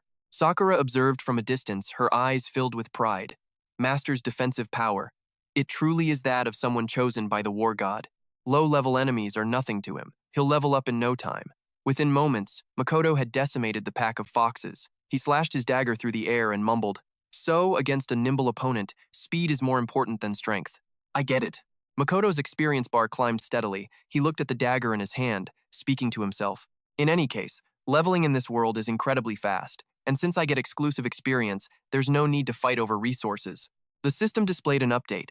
Level 4, Class Warrior, Equipment, none. Weapon, Iron Dagger, Skills, none. Innate Skill, Talent Copy, Experience, 1,860 out of 6,000. Combat Power, 6,400. Makoto was amazed at how quickly he was progressing. His mind was racing. With this speed, those three have a max combat power of 3,900, but they're level 12. No matter how high my combat power gets, that kind of level difference makes it impossible. He recalled the data on the 3 members of the Firewolf Guild. Gaia, level 9. Class Warrior, combat power 1,200. Kajiro, level 10. Class Mage, combat power 3,500. Watasuru, level 12, Class Warrior, Combat power 3,900. Makoto's thoughts grew serious. I'm at a worldly disadvantage. Considering their skills, it'll be incredibly difficult to win. I have to close this level gap and obtain 4 more skills. After finishing off the rest of the foxes, Makoto turned to Sakura. Let's hit level 6 in one go. Sakura, I'm going to make that arrogant beastman bow his head. His fierce determination left her slightly dazed, but she quickly replied, yes. The pair pushed straight into the den where the fox beastman chieftain was lurking, a large sword strapped to its back. It turned its head, and upon seeing Makoto and Sakura, drool dripped from its menacing jaws. Its hands were covered in sharp iron gauntlets. As it turned its whole body to face them, it loomed over Makoto, appearing several times his height. Feeling the immense power radiating from the sword on the chieftain's back, Makoto whispered, I wonder if that sword will drop as loot. Crouched behind a massive boulder, Makoto's eyes gleamed as he stared at the sword. The length, the power. It was perfect. Seeing his expression, Sakura looked up at him and asked softly, my lord, you want it, don't you? Makoto raised a hand to his chin, lost in thought. No, just curious. Can it actually drop? Sakura immediately clarified for him. Almost every item is obtainable, but the drop rate depends on the item's rarity. The best approach is to just keep fighting until you get what you want. The effectiveness varies by rank, and using special items can definitely speed up the process. A glossary panel materialized, explaining, drop rate the probability of receiving an item after defeating an enemy. Generally, the higher an item's quality, level, and special effects, the lower its drop rate. Hiding in his corner of the rocks, Makoto couldn't help but let the information sink in. So, drop rates are a real thing. Interesting. Makoto activated his ocular skill to scan the boss's info, Dark Fox Beastman Boss, level 7, with a combat power of 1,500. A sly grin spread across his face. Looking closer, he found more details displayed by the system. Black Ice Light Sword. A 6% drop rate, however, was painfully low. Getting it at level 6 seemed next to impossible. A wave of disappointment washed over him. It's such a perfect fit for me, too. Just then, the system pinged with a notification. Makoto tapped it open. Item Exchange System. Unlocked. You can now exchange for various items by meeting specific conditions. The available exchange items will be upgraded based on your level and abilities. Items not exchanged for an extended period will be updated, so please take note. After reading the message, he paused, thinking, there's still so much about this exchange system I don't understand. For now, only one item was available, a drop rate increase ticket. The exchange screen showed it boosted all item drop rates by 30%, and he had 3 in stock. The exchange condition, defeat a total of 30 regular monsters between levels 1 and 5. Total defeated, 114. Condition met. Makoto's face lit up as he saw the display. 114. I can make the exchange. He continued to mull it over. So, defeating 30 enemies earns 1 ticket. It seems the kill count is cumulative across both worlds. After a moment of calculation, it hit him. If I redeem all 3 tickets at once, the drop rate will skyrocket to 96%. Realizing this, Makoto's fingers flew across the screen. That's practically a guaranteed drop. With the 3 tickets now in his hand, the system promptly notified him. You have exchanged for 3 drop rate increase tickets. Conditions met. You do not currently possess a shared inventory, so items cannot be stored. After stashing the tickets away, Makoto didn't hesitate. Sakura, we're going to get that sword. This is what will make me stronger. Seeing his sudden determination, Sakura couldn't help but feel a surge of excitement. My lord, give it your all. He gripped the knife in his hand, instantly shifting into a combat stance. He didn't forget to add, stay focused, Sakura. Guide me. The fox boss immediately sensed the threat. Its eyes flared crimson as it opened its mouth and let out a vicious guttural roar. A second later, the boss drew the sword from its back, slashing toward Makoto, who leaped back to evade the strike. Noticing the small ice crystals forming in the wake of the swing, Makoto grit his teeth, thinking, this sword has an attached ice effect? From below, Sakura watched and called out a warning. The Dark Fox Beastman isn't just fast, it's also incredibly powerful. That weapon is imbued with an ice attribute. It will slow your movements and drain your stamina if it hits. You need to target its weakness and end this fight quickly. Thanks to Sakura's reminder, Makoto instantly knew how to counter it. The Dark Fox Beastman is weak to fire. He coated his weapon with flammable oil. As he finished, his knife erupted into a raging inferno. Makoto looked at the Fox Beastman and declared, let's see which one wins your ice or my fire. Now, hand over that sword. An annotation panel appeared. Flammable oil, a mixture of resin and combustible ash. When applied to a weapon, it provides the fire attribute. It ignites upon contact with air. No spark required. A familiar item for adventurers. Makoto lunged with his flaming knife, catching the beastman off guard. Makoto slashed downward in a clean arc. From her position, Sakura's voice cut through the air again, reminding him, the Beastman's weaknesses are its neck and the nape. Aim for those spots. After a tense struggle, Makoto finally saw his chance. He rushed the Beastman, shouting, "All right, now!" With one decisive slash, blood sprayed as the Beastman's arm was severed at the shoulder. It shrieked in agony, its health bar visibly dropping by 1/6. The Fox Beastman began to thrash wildly, and a notification popped up in Makoto's vision. Notice: when an enemy is struck in a weak point, its state will change to panic. All damage dealt during this time is doubled. The enemy's resolve and morale are sharply reduced, making them more vulnerable to attack. Duration: 15 seconds. Makoto was stunned that losing an arm could do this. An effect like this exists? How interesting. Makoto seized the moment, lunging toward the Beastman with all his strength. I'm going to exploit this opening. Sakura was relentless with her support and guidance. My lord, an enemy in this state has more obvious weaknesses. Avoid its attacks and look for a chance to strike. Hearing her instructions, he glanced back and shouted, Got it, thanks. Makoto pressed his assault, giving the Beastman no time to retaliate. All it could do was swing its sword in a chaotic frenzy. Makoto narrowly dodged one of the Beastman's slashes, thinking, if Sakura hadn't been guiding me, I'd be dead. The Beastman was now immobilized. Seizing the opportunity, Makoto poured all his strength into his knife and charged. Is it over? Now it's my turn. Sakura's voice cut in again. This is it! Aim for the neck! Makoto activated his system skill, Superhuman Body. 60% of his physical strength focused into his arms, allowing him to unleash 200% of his power. He aimed straight for the Beastman and yelled, Here I come! He plunged the knife straight down into the Beastman's neck while it was defenseless. The health bar dwindled to a sliver. A notification immediately flashed. Critical hit to a weak point. The enemy's state has changed from critically injured to weakened. Duration: 15 seconds. Sakura threw her hands up and cheered. Amazing!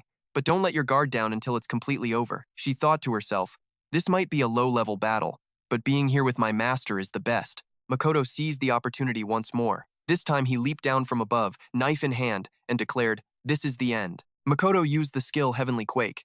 He channeled all his power into a fatal blow, plunging the knife straight into the Beastman's head. Heavenly Quake! Seeing this, Sakura leaped into the air, cheering with pure joy. Master, you're incredible! Makoto raised a hand to wipe a smudge of dirt from his face. A deadly look still lingered in his eyes as he thought, the battle is over. He immediately pulled out the exchange tickets. I almost forgot to use these before the item drop. The system message arrived instantly. You have used 3 drop rate increase tickets. The drop rate of all items has been increased to 96%. Duration: 1 minute. Just as Makoto finished using the tickets, the item dropped. He was satisfied. After killing the Fox Beastman boss, a stream of notifications flooded his vision. You have gained 3,000 experience points. Experience is now 5,430 out of 6,000. You have defeated the level 7 Fox Beastman boss. You have received the weapon, Black Ice Light Sword. Makoto's eyes widened, seeing how much his experience had jumped. He cheered like a child. 3,000 experience points! And it dropped. Sakura, standing beside him, was just as happy for him. You are so lucky, my lord. Almost no one gets this weapon on their first try. Makoto held the Black Ice Light Sword, examining it as a thought crossed his mind. Even with superhuman body, I can still get hurt if I'm careless. If I can find a weapon that truly suits me, I'll be able to unleash even more powerful attacks. I've never witnessed a weapon with this much power. He lifted the sword, and a delicate layer of frost immediately enveloped it. My mind raced, imagining a showdown with the 3 from the Mad Wolf Guild using this weapon. The thought was electrifying. Almost at level 5, I'll hit level 6 before tonight for Sakura's sake and for my own. His system interface flickered to life. Level 4, Class, Warrior, Weapon, Black Frost Saber. Equipment, none. Skills, none. Copied skill, Heaven's Quake. Combat power, 4,600.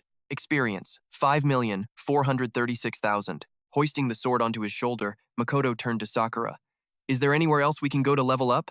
I want to hit level 6 as fast as possible. Without missing a beat, she answered. Simple. We just need to use a reset scroll. A system note appeared. A reset scroll shortens the respawn time for monsters in caves or dungeons. She held up a single finger to emphasize her point. The scroll's effectiveness diminishes in higher level or special zones, but the Fox Beastman lair is low level, so the monsters will respawn incredibly fast. Sakura knelt, rummaging through her pack as she spoke. I've got a few scrolls. It should be enough to get you to level 6, but let's rest up first. Makoto couldn't help but ask, Is there anything you don't have? The pair walked back toward the mouth of the cave. Sakura pulled out a single reset scroll and declared, This one will be enough. She activated the scroll, and a system message immediately appeared. Notification. A reset scroll has been used. The dungeon has been reset. With his sword at the ready, Makoto led the way, practically vibrating with energy. All right, I can't wait another second. They plunged back into the lair, where Makoto unleashed a furious assault on the Fox Beastmen. This Black Frost saber is incredible, he shouted, cleaving through an enemy. It even slows them down with its freezing effect. Some weapons have special effects, and their power varies, Sakura added. I'm sure you'll find even stronger ones in the future. After Makoto cleared out the outer section of the cave, the system chimed in with an update. Level 4, Class, Warrior, Equipment, None, Copied Skill, Heaven's Quake. Weapon, Black Frost Saber, Skills, None, Combat Power, 4,600. Experience, 5,560,000 out of 6 million. As he fought his way deeper into the cave, Makoto's thoughts turned to other powerful weapons like the Thunder Hammer, the Beastman divine weapon currently in his storage, God's Will. But right now, even at full strength, I can only wield it for a second at most. If I could just use it properly, I'd be invincible. Finally, Makoto pushed through to his second battle with the Fox Beastman boss. He leveled his sword at the creature. Remember me? I've wiped out your army and hit level 5. Now, let's dance. The system confirmed his new status. Class, Warrior. Equipment, None. Weapon, Black Frost Saber. Skills, None. Copied Skill, Heaven's Quake. Combat Power, 5,800. Experience, 899,000. After using a third reset scroll, Makoto's status read, Level 5. Class, Warrior. Equipment, None. Weapon, Black Frost Saber. Skills, None. Copied Skill, Heaven's Quake. Combat Power, 5,800. Experience, 2,999,000. Soon he faced the boss for the 4th time. I've missed you, Makoto taunted. Standing nearby, Sakura offered her support. Good luck. After the 4th kill, the system updated again. Level 5. Class, Warrior. Equipment, None. Weapon, Black Frost Saber. Skills, None. Copied Skill, Heaven's Quake. Combat Power, 5,800. Experience, 5,299,000. On his 5th run, Makoto charged in without hesitation, swinging his blade at the Fox Beastmen. I'm back, you mangy mutts, he roared. Sakura watched him, musing. He's being a little ruthless, isn't he? After the 5th clear, his status was updated once more. Level 5. Class, Warrior. Equipment, None. Weapon, Black Frost Saber. Skills, None. Copied Skill, Heaven's Quake. Combat Power, 5,800. Experience, 8,129,000. By the time Makoto arrived for the 6th encounter, the boss simply knelt and offered its sword in surrender. Dripping with sweat, Makoto charged forward. That's more like it. He delivered a clean final strike, and the system announced his victory. Level up, Level 6. Class, Warrior. Equipment, None. Weapon, Black Frost Saber. Skills, None. Copied Skill, Heaven's Quake. Combat Power, 8,800. After leveling up, Makoto stood panting, wiping sweat from his face and muttering to himself. I've restored my stamina 6 times today. I must have collected the full set of Fox Beastman gear by now. A tooltip appeared. Stamina Restoration. When stamina is depleted in battle, actions become impossible. Attack power drops sharply, and vulnerability increases. Makoto whispered to himself. Finally, Level 6. A steely resolve filled his eyes. Now I can take the trial. Just you wait. Meanwhile, at the entrance to the fighting academy, a few onlookers who had been waiting from dawn till dusk were mocking him. That human said he'd take the trial after hitting Level 6. What an idiot. 2 beastmen grumbled as they warmed themselves by a fire. A weak human, leveling up in our lands. He doesn't know his own limits. Across from them, Ravik chimed in. Even if he hits Level 6, who knows when that will be? Besides, only the strong can enter the fighting academy. A voice from behind made Ravik turn his head. 2 figures emerged from the darkness. Who knows when? Makoto's voice cut through the night. Tough luck for you. I just hit Level 6. The 2 beastmen stared in utter disbelief. Ravik stammered. Impossible. You leveled up twice in a single day? Makoto stood before him, now clad in the full Fox Beastman armor set. He waved a dismissive hand. Go wake up the examiner. I'm not waiting until tomorrow. And get ready to apologize to Sakura. Makoto's system displayed his new gear. Level 6. Class, Warrior. Equipment, Fox Beastman set. Weapon, Black Frost Saber. Skills, None. Copied. Skill, Heaven's Quake. Combat Power, 8,800. After Ravik went to wake the examiner, the official emerged, eyes half closed with sleep. What is this? I was just about to sleep, he grumbled. A trial for a human? If you're wasting my time, prepare for the consequences. The man's name was Zagoth. Title, Beastman Warrior, Academy Supervisor. Level, 20. Unfazed, Makoto replied calmly. I've met the requirements. Let's begin the trial. Also, I wish to select a skill from the skill repository. A system note explained. Skill repository. Each fighting academy has a storage of skill scrolls. Those who pass the trial may choose one. The size and tier of scrolls vary by academy, but the system is the same across all races. Zagoth's face soured. You talk a big game. Just hitting level 6 doesn't guarantee you'll pass the trial. Seeing this, Ravik leaned over and whispered something to Zagoth. The supervisor's eyes shot open in disbelief. What? From level 4 to 6 in less than a day? How is that even possible? Growing impatient with their dawdling, Makoto spoke up. Hey, stop stalling. If I pass, you will apologize to Sakura. As a Beastman warrior, you won't go back on your word, right?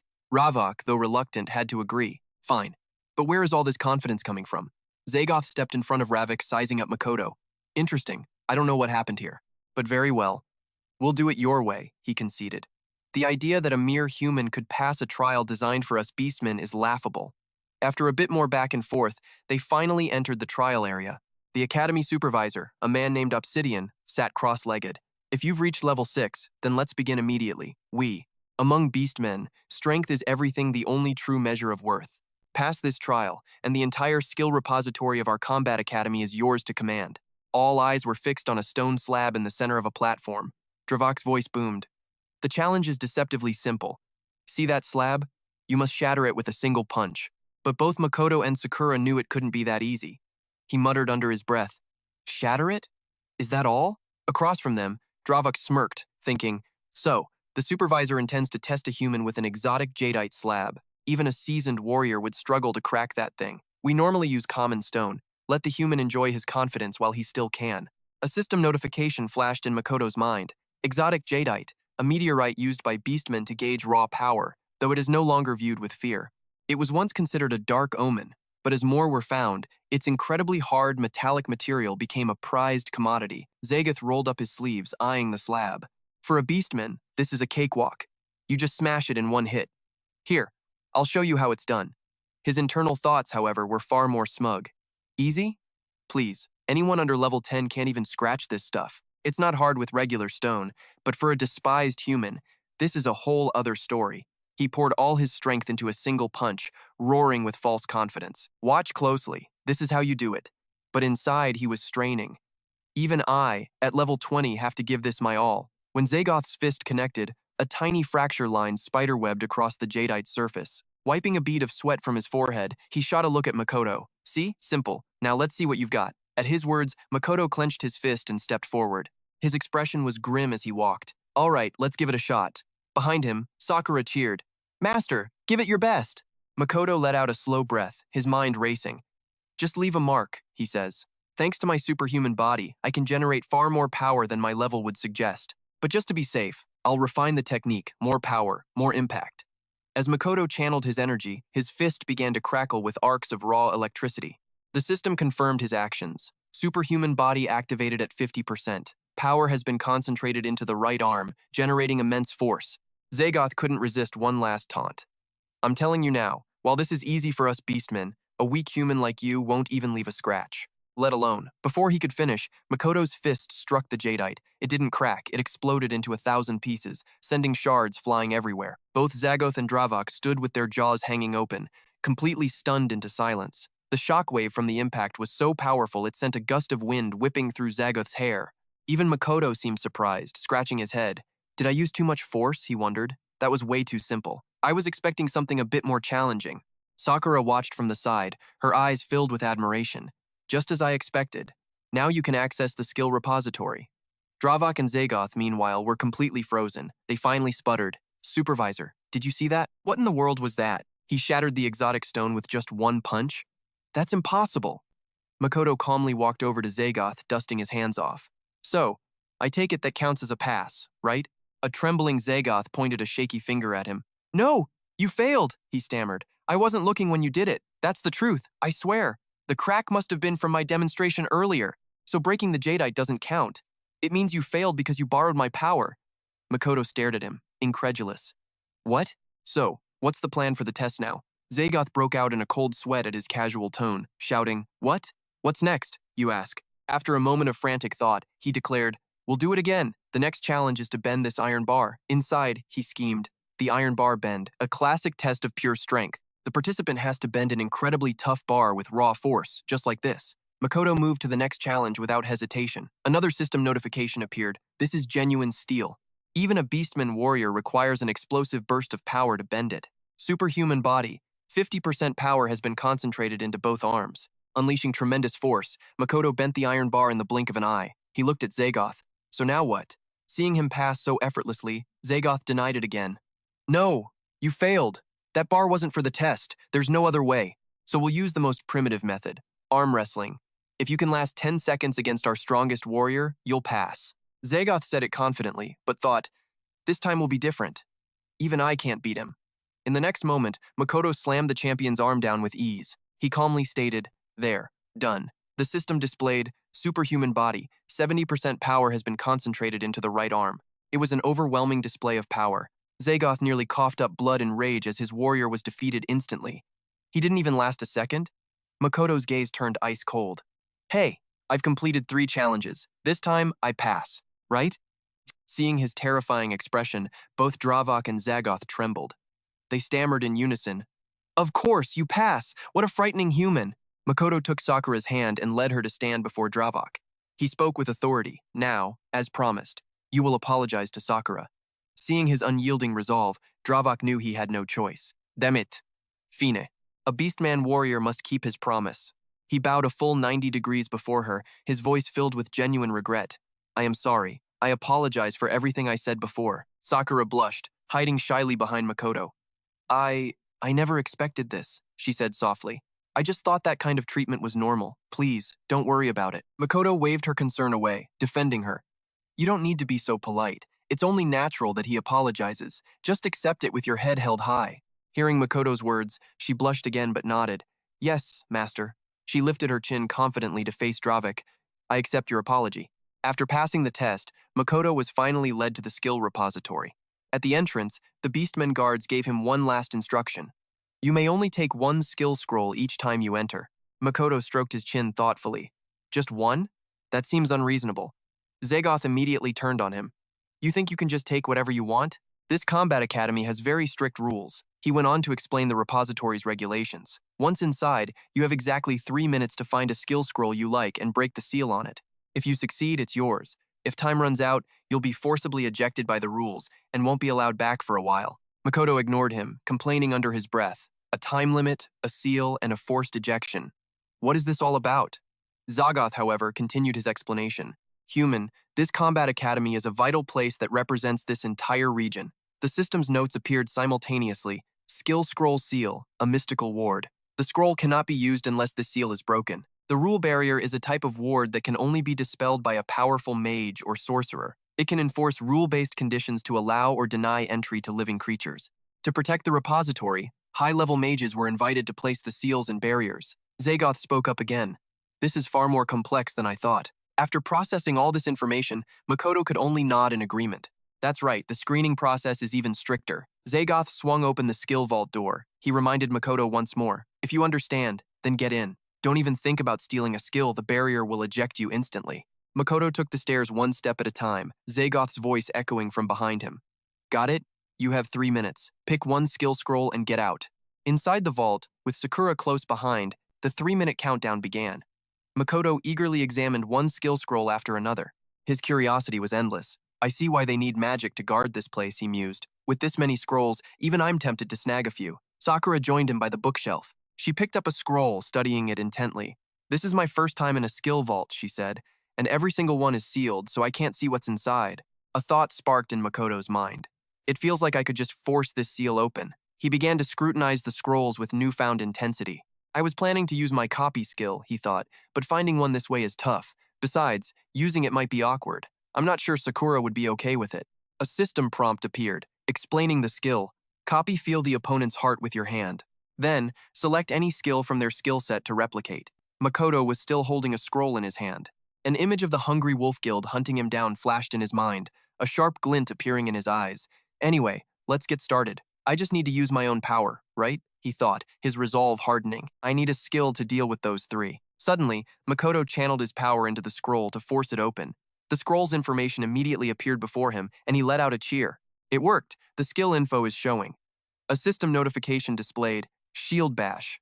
A powerful shield attack that deals physical damage and may stun the target. Suitable for warriors or defense-oriented warrior classes. Uninterested, he placed it back on the shelf. Shield bash. I don't even use a shield. Sakura brought another scroll over. Master, I don't need this skill, but I wanted to show it to you. It's called Wind Step. Rapidly move to a target location to evade attacks and increase attack speed. Suitable for archers or speed-oriented warrior classes. Makoto just shook his head. Archers, not my style. They moved on to the next scroll. War Cry. A roar that encourages oneself and nearby allies, boosting attack and defense. Suitable for commander-type warriors or their advanced classes. Sakura, seeing the information, told him, War Cry. It's a common support skill for warriors. He was already looking for the next one. He gave it a quick glance. Passable. Keep looking. The timer displayed a new reality. 2 minutes remaining. Flustered, Makoto grabbed another scroll. Only 2 minutes left? This is bad. Great mayhem. Not for me at all. From behind, Sakura encouraged him. Master, why not try a counter skill? At her words, Makoto sought out that very skill. The system displayed counterattack. For a set duration, retaliate against enemy physical attacks with a chance to reflect status effects.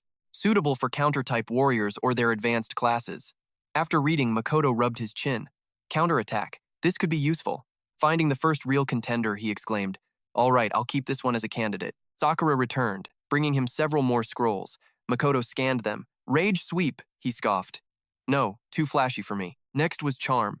Makoto was still unimpressed. No way. Sakura, we're really running out of time. Then he saw a name, Passion. He had to ask. That sounds shady. And something about a slender body? What kind of skill is that? Sakura looked a bit sad. None of these are right for you, Master. 1 minute left. Seeing how little time remained, Makoto thought, just 1 minute. This isn't working. I'm being inefficient. It seems if I break the seals, I can check the contents. Time for brute force. Having made his decision, he turned to Sakura. Sakura, you have stamina and energy potions in your bag, right? I might need them later. Now, get back and hide behind something solid. Hurry. Though confused, Sakura obediently ducked behind a bookshelf. Yes, Master. Makoto began to channel power into his arm. Arcs of blue electricity crackled to life. All right. Outside, Zagoth suddenly looked up at the skill vault. Sparks of electricity were erupting from the top of the vault's tower. Watching from a distance, a bewildered Dravak asked, What in the world is going on? Inside, Makoto was still casting his spell. Okay, I'm going to shatter all the seals at once. Peeking out, Sakura thought with a flicker of awe. Even I'm overwhelmed by the sheer intensity of Master's power. A system message flashed instantly. Due to insufficient level and conditions, you cannot unleash the full power of the Divine King's hammer. Forcing its release will consume a massive amount of energy. Release time, 1 second. Makoto raised his powerful fist high. 1 second is all I need, he roared. Outside, the sparks had become rolling bolts of violet lightning, turning the dark night sky an eerie color. Staring at the spectacle, a stunned Zagoth uttered, Is this the power of a human? Inside the vault, Sakura could only watch. It's terrifying, she thought. If I weren't seeing it myself, I'd never believe it. The system announced its readiness. Divine King's hammer activated. Duration, 1 second. Seeing the notification, Makoto didn't hesitate. He slammed his fist, charged with divine power, into the floor. I'll shatter every seal on these scrolls at once. At that same moment, the lightning atop the tower vanished, replaced by a blinding flash of light. Inside, the floor around where Makoto struck had completely shattered. Waves of force, large and small, radiated through the entire room. Makoto had unsealed every single skill scroll for inspection. Sakura's eyes went wide as she murmured, The seals on all the scrolls, they're gone. Just then, another system notification arrived. Divine King's hammer has been deactivated. Makoto slumped to the ground, clutching his injured arm. Did it, he panted. The timer now read 50 seconds remaining. With the scrolls unlocked, their information flooded out all at once. From behind the shelf, Sakura thought in frozen horror. The data from countless scrolls is pouring out, so much that it's distorting space itself. No brain could possibly process that much information at once. Realizing this, she rushed out, shouting, Master! Master! Wait! But it was too late. Makoto was already absorbing the torrent of data. He clutched his head, his mind reeling. My head. It hurts so much. I can see everything. Show me the strongest scroll. The one that suits me best. 40 seconds remaining. Panic set in as he realized he was out of time. This is bad. It's not enough. Give me the strongest skill. Suddenly, his eyes locked onto one particular scroll. It was emitting a faint pulse of light. He immediately turned towards the shelf that held it. 30 seconds remained. Sakura's urgent voice cut through the chaos. Master, time's almost up. Makoto had no strength left. That's the one, he thought, the one that caught my eye. He called out to her, Sakura, get me the scroll on the bottom shelf of the farthest aisle, the third one from the back. Hearing his command, Sakura instantly leaped into the air. Yes, master. Sakura raced to the exact spot Makoto had shown her, the last shelf, third from the back. 20 seconds remained. Clutching the manual, she froze. A tattered scroll? This had to be a mistake. The system immediately displayed its information, a torn scroll. These were scrolls missing content for one reason or another. The user needed to collect the remaining pieces to complete them. Typically, torn scrolls offered incomplete knowledge and crippled skill power, so almost no one bothered with them. She had no time to think, only enough to rush back to Makoto. The moment she landed, she blurted out, Master, are you sure about this? It's a ripped scroll. She tucked the scroll into her tunic and said to Makoto, Time's up, we need to get out of here now. 10 seconds left. Makoto struggled to his feet, holding Sakura in his arms as he forced out the words, I can hold on a little longer, I'll get out on my own. He activated the system again. Superhuman body at 50%. Power is being focused into your legs for an explosive burst of speed. Your body will be under immense strain. Proceed with caution. Gagoth stood waiting outside, seeing no movement. He muttered to himself, too quiet. Only 5 seconds left. Even if he found nothing, time will force him out. Gagoth continued his countdown when, suddenly, the skill vault door creaked open. In the final second, as the door swung wide, a cloud of dust billowed out with a faint blue light. Makoto emerged, carrying Sakura, and announced, just in time, we're done. He set Sakura down, and she immediately began bandaging the wound on his arm. Gagoth stared at the scroll in Makoto's hand, his surprise growing. You brought back a torn scroll? They stood right outside the vault and opened it. The system instantly displayed the scroll's information. Heavenly Thunder, a potent combat magic. The user summons an extremely powerful current to inflict lightning damage. It arcs between 3 targets, suitable for both warriors and mages, with details for use with a staff or weapon. The user strikes the primary target with immense lightning, then calls down a bolt from the sky. The bolt automatically chains to the next target, paralyzing them on impact. Those with insufficient power are forbidden from using this spell. This skill can be upgraded by collecting the remaining fragments. After they finished reading, Gagoth took the scroll in his hand and spoke. I heard from my predecessor that in the last 1,000 years, almost no one has attempted to learn this fragmented skill. There are 2 reasons. First, the skill is split into 6 scrolls, but only 3 have ever been found. Collecting the rest in this vast world is a fool's errand. Furthermore, every beastman who learned this skill in the past died from the backlash while upgrading it. Their bodies exploded, a horrific death, likely because they couldn't control its power. Hearing this, Makoto's weary eyes met his. All that work. Just to learn it. Collect the remaining fragments, only to have it blow you up in the end? So, has no one ever truly mastered this skill? The Obsidon Academy supervisor suddenly interjected. No, there was one. The old man began to recount a story from the past. 1,000 years ago, the strongest beast king, known as the God King. He was also the one who possessed our sacred relic. The God Kings. This was the only skill he left behind. Makoto casually scratched his nose and asked, a skill left by the God King? So why is a skill that powerful tossed aside like a piece of trash? Seeing his nonchalant attitude, Obsidon erupted in fury. Are you joking? What kind of prank is this? Obsidon seethed, then continued. No matter how powerful a skill is, it's meaningless if no one can learn it. It's like a superior weapon becoming useless junk in the hands of someone who can't wield it, even if it was left by the great God King himself. But few believe it even still exists, since no one has mastered it in 1,000 years. Just like the former glory of the Beastmen, it will never return. Hearing that seemed to fuel Makoto's determination. He held up the scroll, a grin spreading across his face. Whatever, it might just be the perfect fit for me. Sakura, let's go. At his words, Sakura replied softly, yes. Watching the 2 of them leave, Obsidon called after them. That fragment is only the beginning. Whether you can find the remaining pieces and truly master this skill depends entirely on your own strength and luck. His gaze then shifted to Sakura. And you're the half-beastman who was supposed to be executed, aren't you? When she didn't answer, he questioned her angrily. How could you do that to the beastmen? Perhaps that human doesn't know your true nature yet. Do you plan to sacrifice him too? Sakura's demeanor changed instantly. Her eyes turned ice cold as she stared down Obsidian. This has nothing to do with you. Seeing her expression, Obsidian shrank back in fear and said nothing more. As their figures receded into the distance, he muttered to himself, I'll be watching to see how far you 2 can go. The scene shifts to inside an inn, where Makoto is unwrapping the bandages from his arm. He says, "Sakura, your healing potion is incredibly effective, but the taste is awful." The system indicated that thanks to the potion, he was fully recovered. He applied more of the salve Sakura had given him, mumbling, "How in the world does she make this stuff?" Sakura remained outside, staring into the distance without a word. Makoto turned to her, pressing, "Sakura, you've been acting a little strange since we got back. Are you okay?" Only then did she turn, replying softly, "Yes, I'm just a little tired." Makoto studied her for a moment before asking again, "Sakura, I just want to know, you were supposed to be executed too, right? Is it just because of your lineage?" At his question, Sakura's expression suddenly fell, her displeasure obvious. Makoto, oblivious to her change in mood, continued, "You're next on the list, aren't you?" Sakura quickly forced a cheerful expression, dodging the question by changing the subject. "Let's not talk about such unpleasant things. Master, have you studied the other scroll yet?" Her question made him forget what he'd been about to ask. He recalled their time at the Beastman Academy and said, "I remember that old Beastman saying some strange things earlier, but this skill seems like a perfect match for me." He thought to himself, "Heavenly Thunder requires a powerful body. That's perfectly suited for me, the one with the strongest physique. I can't wait to see what this skill becomes once I've collected all the remaining scrolls." Before he could say more, Sakura stood up. "All right, shall we go?"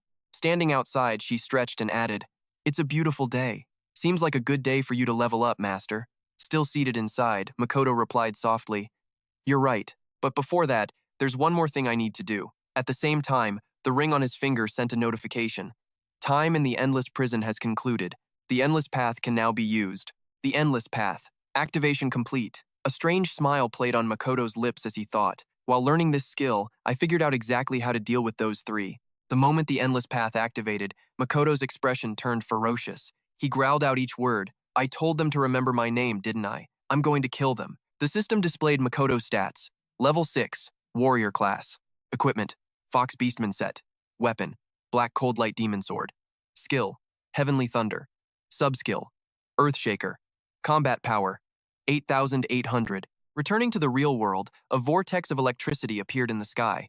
Makoto dropped from it, thinking as he landed, "I'm back. Before I start my attack, I need to shatter his defenses."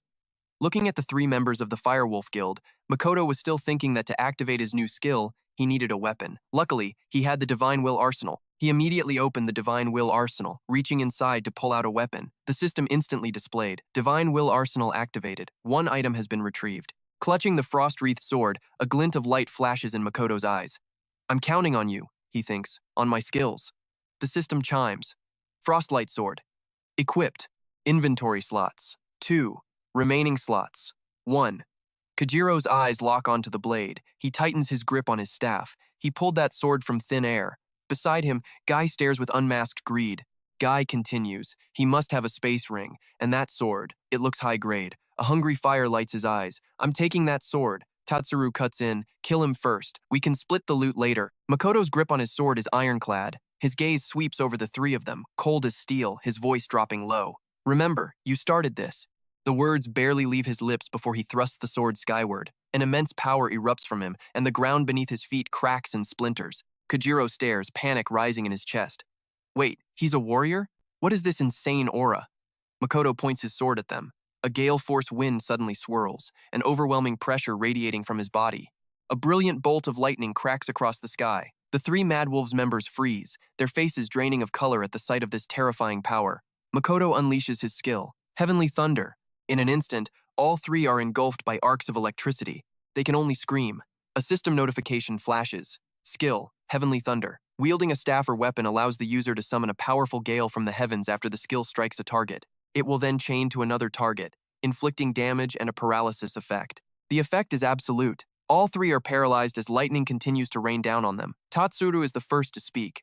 "How can a kid like that use such high-level magic?" Kneeling on the ground, Guy trembles. I can't move." Makoto looks down on them, his body and sword crackling with electricity.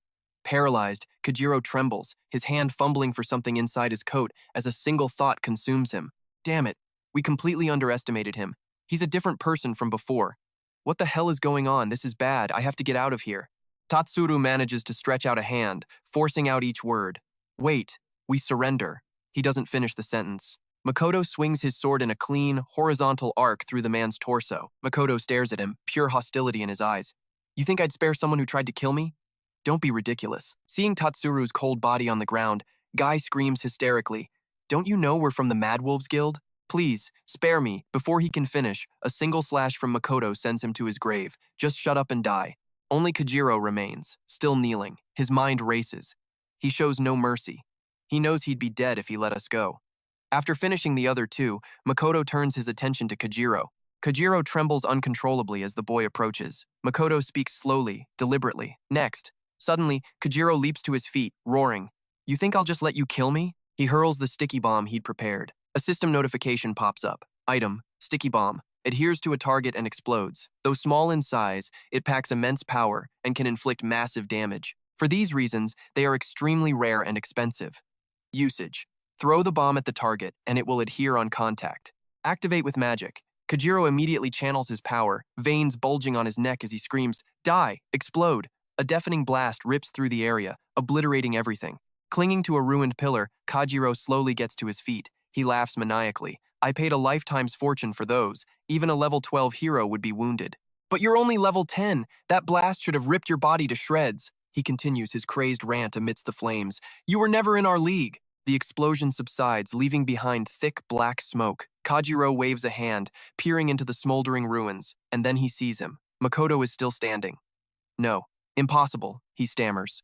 A voice echoes from within the inferno. "What in the world was that force?" The system chimes in again. "Without your superhuman body, that attack would have been fatal." Makoto's face emerges from the smoke. He activates his goblin armor, and the ground shatters beneath him, sending rock and debris flying. He lunges forward, his eyes blazing with a crimson light. His mind is a razor's edge. Dark goblin armor and superhuman body. Active. Faster than a lightning strike, Makoto closes the distance. In a flash, it's over, blood splattering across his armor. He reflects, "I had to finish all three of them." Makoto walks over to where his sword was knocked away. He picks it up. "Did you really think I'd feel safe letting you go? You're members of the Mad Wolves." He glances at the three bodies on the ground and adds, "This only happened because my level is still too low." Suddenly, he spots a pouch on Kajiro's body. Curiosity piqued, he kneels to inspect it. "A disgusting dog-eat-dog world," he mutters, searching the bag. He tips its contents into his palm, and a ring falls out. Makoto's eyes widen. A space ring. The system provides more information. Space rings are forged from a special material, granting the user a pocket dimension for storage. The size of the space varies based on the ring's level. A low-level ring offers a space the size of a small room, while a high-level one can be as vast as a mountain. Its capacity is determined by level, rarity, and the materials used in its creation. Even a low-level ring is an incredibly precious item. Makoto immediately puts it on. "It really is a space ring. What a score," he says happily. The moment it's on his finger, the system guides him. Usage. Channel mana into the ring to store or retrieve an item. If a ring is already bound to a user, only that user can access it until their death or the ownership bond is severed. Makoto stares at the ring on his hand, murmuring to himself, "A normal hero could never afford a space ring. They're not just expensive, they're almost impossible to find on the market. Let's give it a try." He channels his power to connect with the ring, and his eyes widen in surprise. No way. It activated instantly. It must be brand new. A notification appears. "You have successfully performed the initial activation. The ring is now synchronized with your mana." Makoto can't stop smiling. "I can't believe this happened. Thanks, guys." After he leaves, the area of the brawl is promptly sealed off. From a distance, he watched them, a single thought running through his mind. "The Hero Security Force is here. Good thing I left when I did." A system notification popped up. Hero Security Force, a security unit established by heroes. The organization operates under the authority of the Hero Association. Not far away, Makoto blended into the crowd, his hands buried in his pockets as he thought, "I've wiped away every trace and taken everything of value. They won't find anything that connects back to me. For now, at least, I'm safe. And this phone I took from Guy is actually pretty amazing. The moment I linked my info code to it, it became mine." Suddenly, the phone rings, making Makoto jump in surprise. Who could be calling at this hour? He taps the earpiece to answer. A woman's voice comes through. "Makoto-kun, it's me." He recognizes the voice instantly. "My high school homeroom teacher, Miss Lily. I really should have submitted my withdrawal papers already." He quickly replies, "Is something wrong, miss?" On the other end of the line, Miss Lily sits in her room. She says to Makoto, "You still haven't returned to school, and winter break ended over a week ago. I know you and your sister plan to drop out, and I understand it might be about your financial situation, but I hate to see any student give up." Makoto doesn't hesitate. "Thank you, miss, but it's not just about the money." An image of the bullies at school flashes through his mind. He continues, "I always hated school. You knew that, right? The teacher listened, her voice gentle. I understand, she said, but you can change your entire life if you just stay in school.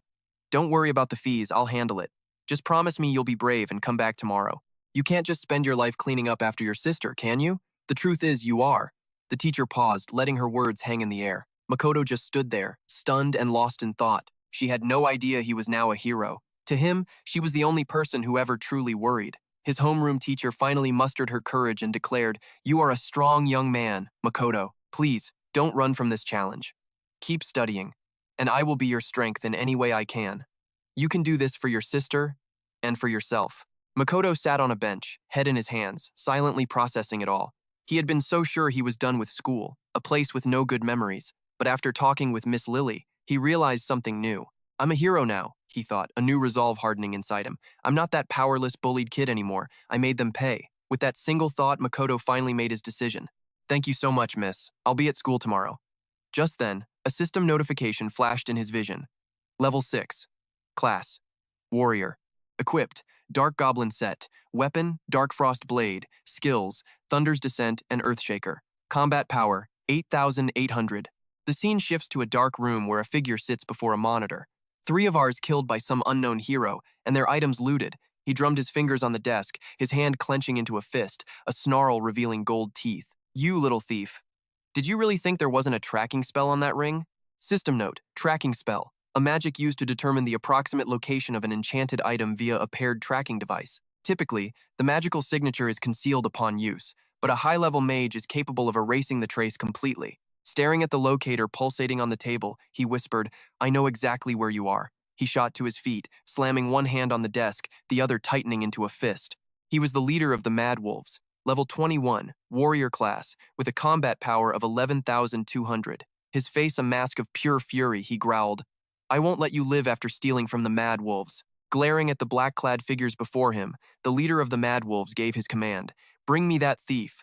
They roared in unison. Yes, boss. The next morning, Makoto and his sister arrived at the school gates. Young Karina was now outfitted with 2 leg braces and a pair of crutches. Makoto, adjusting his backpack, turned to his sister. How are the braces feeling? Karina was still getting used to them. As long as I go slow, they're fine. Don't worry, brother. Hearing her say that, Makoto was at a loss for words. He could only advise her, You're so stubborn. Don't rush it. Just take your time. He recalled how she had insisted on coming with him, saying she didn't want to be a burden. Attending school would have been much harder in a wheelchair. Thankfully, he'd bought these newly developed crutches. But for a body that couldn't walk, although she couldn't stand on her own, she could at least walk with the support. He pictured Karina crying when he first gave her the braces. The price had been horrifying, he thought, but it was still better than a wheelchair. If I told her the cost, she'd only cry because I'm always spending money on her, he mused. Makoto continued to drift in his own train of thought. I managed to buy them with the money I earned. His mind then turned to the ring. I can't sell the spatial ring. I'll have more opportunities as a hero. He glanced back at his sister, happily taking one step at a time, and a warm feeling spread through his chest. Seeing the look on Karina's face made it all worthwhile. Yes, this was enough. Supporting Karina's back as she went up the stairs, he said gently, Be careful, and don't wander off after class. I'll come get you. Karina listened to her brother and obediently replied, Okay. Makoto thought to himself, I will definitely take good care of you. Down the hall, 2 girls were watching them. The one with black hair, Mina, was sucking a lollipop and asked a question. Who's that girl using a cane and those weird contraptions to walk? The blonde beside her, Vivian, answered, You mean Karina? She was attacked by the darkness, lost her parents and her legs were crippled. Hearing this, Mina's eyes followed Karina with a sinister glint. Really? She became a cripple after a life of poverty. What a pitiful soul, Vivian immediately added. The incident was all over the news, even the teachers know. Mina pulled the saliva-coated lollipop from her mouth, her voice dripping with scorn. Shouldn't poor people just live in the slums until they die? It's such a waste of money supporting them. I'm getting so annoyed watching her act all innocent and pure. Vivian covered her mouth and whispered to Mina, Are you going to bully her again? Mina, she's disabled now. If the school finds out, it'll be really bad. The girl just crossed her arms, her expression arrogant. So what if she's a cripple? No one dared to stop me when I bullied her before. This little toy just got much more interesting. Mina clasped her hands behind her back as she walked off. Come on, I have to go meet my boyfriend. Cutting to the principal's office, a voice boomed. You should be thanking Miss Lily. If she hadn't pleaded your case, I wouldn't have let you come back to this school at all. The vice principal sat in his chair, a hand resting on his large belly. You can't just show up like this. What do you think a school is? Standing beside Makoto, Miss Lily quickly intervened. I know, but he has his reasons. I've already spoken with him, and his tuition has been paid. I'll be helping him as well. Makoto shyly rubbed the back of his head and said, Mr. Vice Principal, Miss Lily, thank you so much. After the meeting, his homeroom teacher led Makoto out. As they walked down the hall, he whispered to her, I'm sorry for causing all this trouble. The vice principal watched them leave, his gaze fixed on Miss Lily's short skirt. He leaned back, stroking his chin with a sly grin, a plan already forming. I don't care about the student. I'm only interested in you, Lily, he thought. You really need a lover like me. Out in the hallway, Miss Lily turned to speak with Makoto. I've also paid your sister's tuition fees, so please don't worry, she said warmly. You are both very strong children. Makoto quickly replied, I'm sorry to have made you worry about us. I promise I will pay you back. Miss Lily waved his words away. We can talk about that later. You're a third year now. You need to prepare for your exams. And another thing, you seem brighter than before, Makoto. It makes me very happy. He turned to her and said, Yes, ma'am. I've been trying my best lately. I'll be sure to meet your expectations. But inside, Makoto was thinking, I'm sorry I can't tell you that I'm a hero. The situation with the Mad Wolves isn't resolved yet, so I must be careful. But at least I want you to know I'm not who I used to be. Arriving at the classroom door, Miss Lily told Makoto, Hurry inside now, we're about to start art class. Makoto stepped inside. The entire class was absorbed in their own worlds, paying him no attention. From the back of the room, a boy with his feet on a desk saw him and drawled sarcastically, Well, I thought Makoto got expelled. But look who's back. The boy sitting in front of him, named Sirius, immediately chimed in. Should we drag him to the toilet again, Rayleigh? Hearing this, Rayleigh was emboldened. Tossing a paper ball in his hand, he said, Of course, right after he takes a leak and pays us our protection fee. Rayleigh grinned menacingly, winding up to throw something. Do you think I sympathize with your family situation? He sneered. You're the one who should sympathize with people like me who can't go out to karaoke for fun. Sirius howled with laughter at the absurd taunt. That's right, Veli. A paper ball shot through the air toward Makoto's seat, with Veli's voice right behind it. First, allow me to remind you what it feels like to get hit by one of these. The paper projectile flew closer, but Makoto didn't even turn his head. He just casually snatched it out of the air. Both Veli and Sirius stared, unable to believe what they were seeing. Sirius broke into a sweat and stammered, He caught it?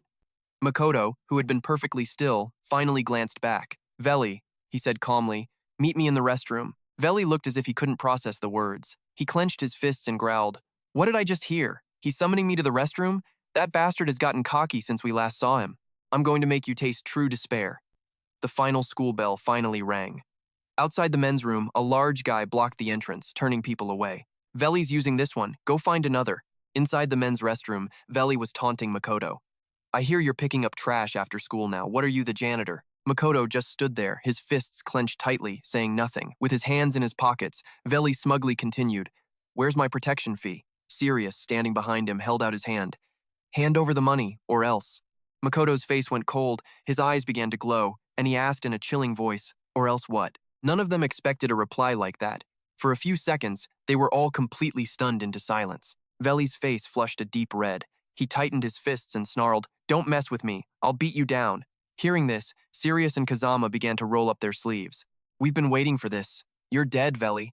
The two of them lunged forward, only to be stopped short as Makoto caught both their arms in his bare hands, his grip like iron.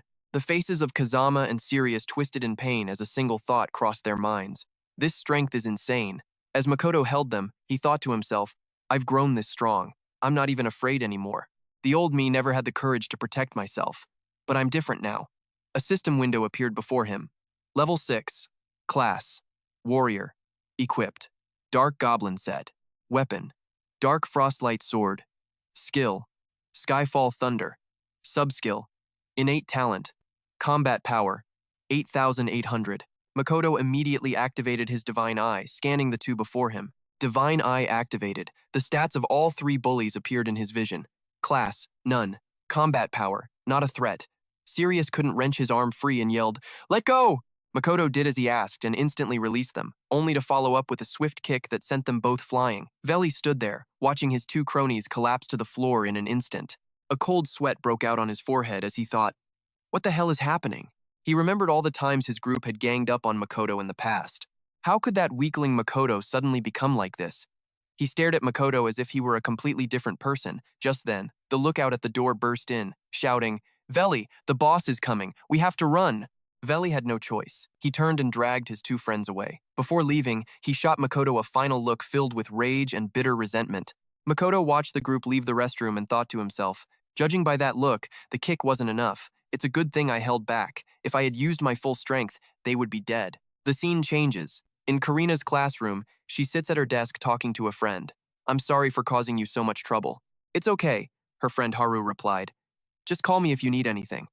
Haru turned and handed Karina a notebook, saying, Here's this one too. Suddenly, someone shoved Haru aside.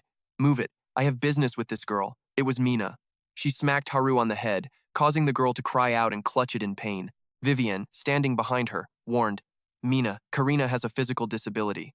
Mina immediately cut her friend off. If you say that again, your face will be my next target. After a moment, Haru was forced to stand aside. Mina propped one foot on the girl's chair, crossing her arms and staring Karina down. She hopped onto the desk and said slowly, You've been out of school for a while, huh? I was so bored without my little slave to play with. How are you going to make it up to me? Karina sat there trembling. She could only stammer, about that. I don't have any money. Hearing this, Mina cupped her own cheeks, her voice dripping with provocation. Money? Who said anything about money? Surely the things you have on you can be sold, can't they? Still trembling, Karina placed a hand on her leg and replied, These crutches? No. My brother worked so hard to buy them for me, so they are very important to me. For a moment, both Mina and Vivienne were stunned into silence, not knowing what to say. Then Mina put a hand to her chin, pondering for a second before speaking. Important to you, huh? I guess that means you can't walk without them, right? Hearing that, Karina answered honestly, Yes. And furthermore, Mina's temper instantly flared and she slapped the girl across the face. So what? The other students in the room fell silent. No one dared to say a word about Mina's actions. Just then, the teacher walked in carrying documents, breaking the tension. Class is starting. Everyone, get to your seats. Mina turned to leave, but not before leaving Karina with a message. The teacher's here. Well, it's sixth period now.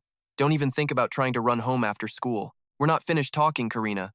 At the front of the room, the teacher began her lecture. Open your textbooks. But Karina could only sit with her head bowed in fear, thinking, I have to run as fast as I can when class is over. I can't wait for my brother. I have to use the back door to keep him from running into Mina and the others.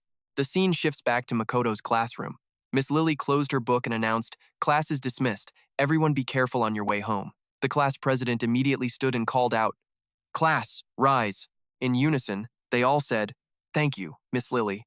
As the class was getting ready to leave, Miss Lily clasped her hands behind her back and called out, Makoto, could I speak with you for a moment? He obediently walked up to his teacher. Yes, what is it? Miss Lily offered him a gentle smile. You were out for quite a while, she began. Are you settling back into school life okay? She paused, her expression kind. Is there anything at all I can help you with? Tsuyoshi beamed, his eyes crinkling at the corners. I'm doing fine, miss. Thank you. Relief washed over Miss Lily's face. Oh, really? That's wonderful to hear. If you're being bullied, remember to tell me, okay? You don't have to be scared like before. Makoto replied with confidence this time.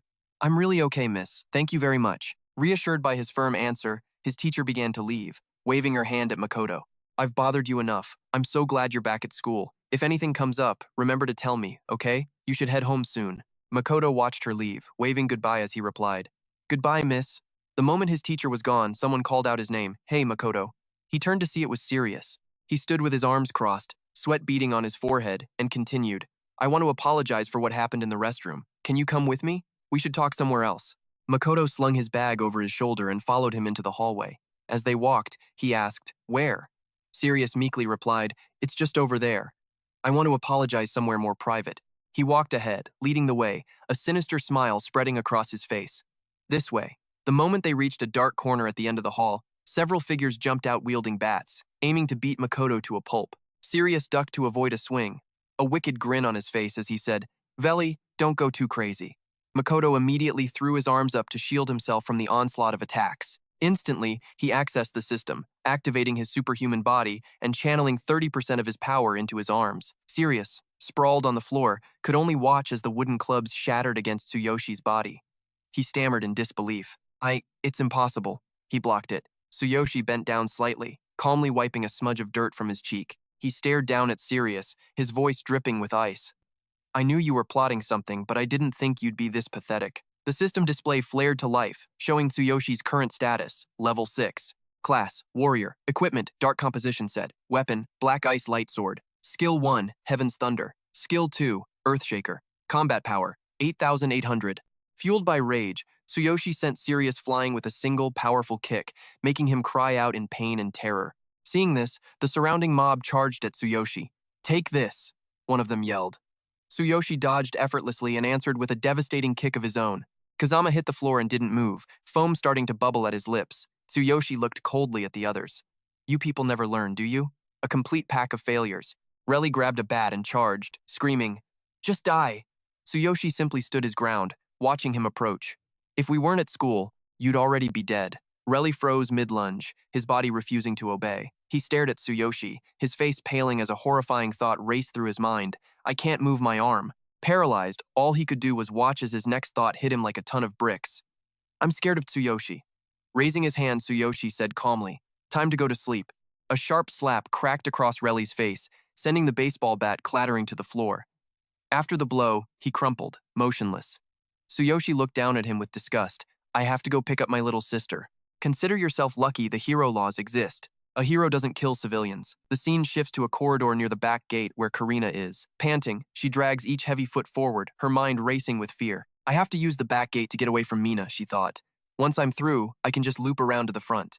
But as she reached the top of the stairs, a wave of fear washed over her. "I'm still scared of stairs," she told herself. "Just calm down, take it slow." Suddenly, a hand shot out from behind, shoving her hard. Losing her balance, Karina tumbled down the stairs. Her school bag and crutches flew in opposite directions. She landed in a heap on the ground, blood already trickling from her nose. Mina and her friend stood at the top of the stairs, laughing triumphantly. "She fell. Did you really think you could get away using the back gate? I knew you'd end up here." A cruel smirk played on her lips. Seeing them approach her leg braces, Karina started to cry, begging, "No, please don't take my braces!" Mina walked over and planted a foot on Karina's back. With her hands on her hips, she sneered, "If you make us take them off ourselves, I can't promise you'll come out of this in one piece." Meanwhile, at the front gate, Tsuyoshi waited for his sister, but she was nowhere in sight. "She's not here?" he thought. "I stopped by her classroom, and they said she'd already gone home." Suddenly, a voice called out from behind him. "Excuse me." He turned to see a young girl, Haru. "You're Karina's older brother, aren't you?" she asked. Tsuyoshi nodded, his brow furrowing slightly. "Do you know where she is?" he asked. "We were supposed to go home together," Haru answered hesitantly. I think she went through the back gate. Maybe you should check over there?" With his bag slung over his shoulder, Tsuyoshi strode down the hallway, his mind racing. "The back gate? Why would she go that way? Something's wrong." Haru looked strange too, almost like she was scared of something. He pushed the thought aside. "Regardless, I have to find Karina." He passed through the long corridor and arrived at the stairs. This is the way to the back gate, so she really did come this way. Then, a sight at the bottom of the stairs made him freeze. It was Karina, collapsed on the ground, covered in bruises, and her clothes stained with blood. Without a word, Tsuyoshi walked down to his sister's side. When Karina saw him, she tucked a stray strand of hair behind her ear and forced a weak smile. "Brother, what are you doing here?" Tsuyoshi remained silent. He simply activated the system. Activate Divine Eye. Target. Karina. Analyze injuries. Karina tried to maintain a foolish grin lying through her teeth. "It's my fault, brother. I fell down the stairs." But her words were useless against his divine eye. He saw everything instantly. Forehead, injury from being punched. Cheeks, trauma from repeated slapping. Arms, marks from being pinched. Abdomen, internal damage from being kicked. Back, injury from being kicked. The system concluded. Multiple contusions detected on the target's body. Tsuyoshi's hands tightened into fists. He spoke softly to Karina. "You fell? That must have really hurt." His heart sank as he pictured what had really happened to her. Forcing another smile, Karina brushed her hair back. "I'm so clumsy I can't even get down a flight of stairs," she said. "My crutch broke, too. I'm so sorry." Tsuyoshi still didn't say anything.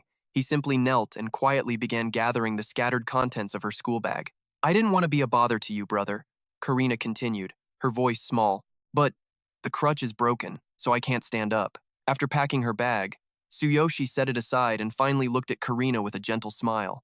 "We're family. There's no such thing as a burden," he said softly. "You must be in a lot of pain." She immediately grabbed his hand, shaking her head. "No, I'm okay. Please don't worry." Her hand then went to her leg. She looked down at the frame. "Brother, what about my braces? Are they okay?" Tsuyoshi answered gently. "They're fine." Karina let out a sigh of relief. "Oh, good." Tsuyoshi helped his sister onto his back. "All right," he said. "Let's get you home." As they walked, the late afternoon sun cast long shadows, painting the sky in brilliant shades of red. With his sister on his back, Tsuyoshi spoke softly. Do you remember, Karina? The last time I carried you like this? I can feel how much you've grown since then. It's been so long. Karina tightened her arms around his neck. Yes, she whispered. But it still feels like yesterday. We've been by each other's side ever since. Tsuyoshi nodded at her words. You're the only family I have left, he continued. From that day on, all I've wanted was to be strong enough to protect you. Back then, I had no power. But now I'm a hero. I will never, ever let something like this happen to you again. Karina was quiet for a moment before she finally spoke. I know you're always doing your best for me. That's why I never want to be a burden. Tsuyoshi suddenly stopped walking and gently set her down. There you go with that word again, he said. We're family. Wait here a moment. I'll be right back. Karina didn't know where he was going, but she nodded obediently. Where are you headed? She asked. Tsuyoshi adjusted the bag on his shoulder, glancing back at her as she sat on the curb. I forgot something. I need to go grab it. Karina echoed his words as a question, but her brother didn't answer. Forgot something? Straightening his tie, Tsuyoshi turned and walked away. He stops outside a classroom, the sound of laughter echoing from within. That was so much fun, a voice says. She was trying so hard to protect her legs. It was great. It's Mina's group. She's perched casually on a desk. It really pissed me off that we couldn't get that thing off her leg, though, she complained. We could probably sell it for some cash. Next time, we'll just steal it. The blonde guy sitting across from her, Billy from class 3 to 6, is her boyfriend. You can really sell them? He asked. Don't worry, I'll get them for you tomorrow. Vivian, with one hand on her hip, stared at the lollipop in her other hand and chimed in. I heard her brother, Tsuyoshi, just came back to school. Isn't that the guy who dropped out to become a janitor? Mina said, smirking as she casually brushed a strand of hair from her face.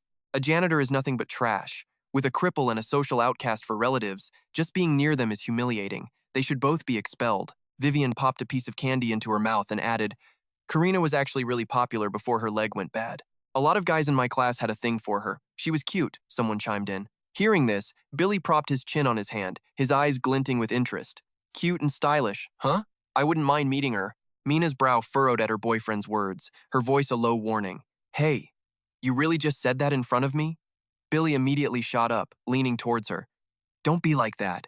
I didn't mean anything by it. Mina stared into his eyes and pressed on. So, tomorrow, after we jack his stuff, we sell it and go have some fun. Billy's reply was instant. Sure, he's a total nobody. It'll be easy. They had no idea Makoto was already standing outside the classroom, hands shoved in his pockets, listening to their entire conversation. The moment Billy finished speaking, Makoto turned, slinging his bag over one shoulder as he stepped inside.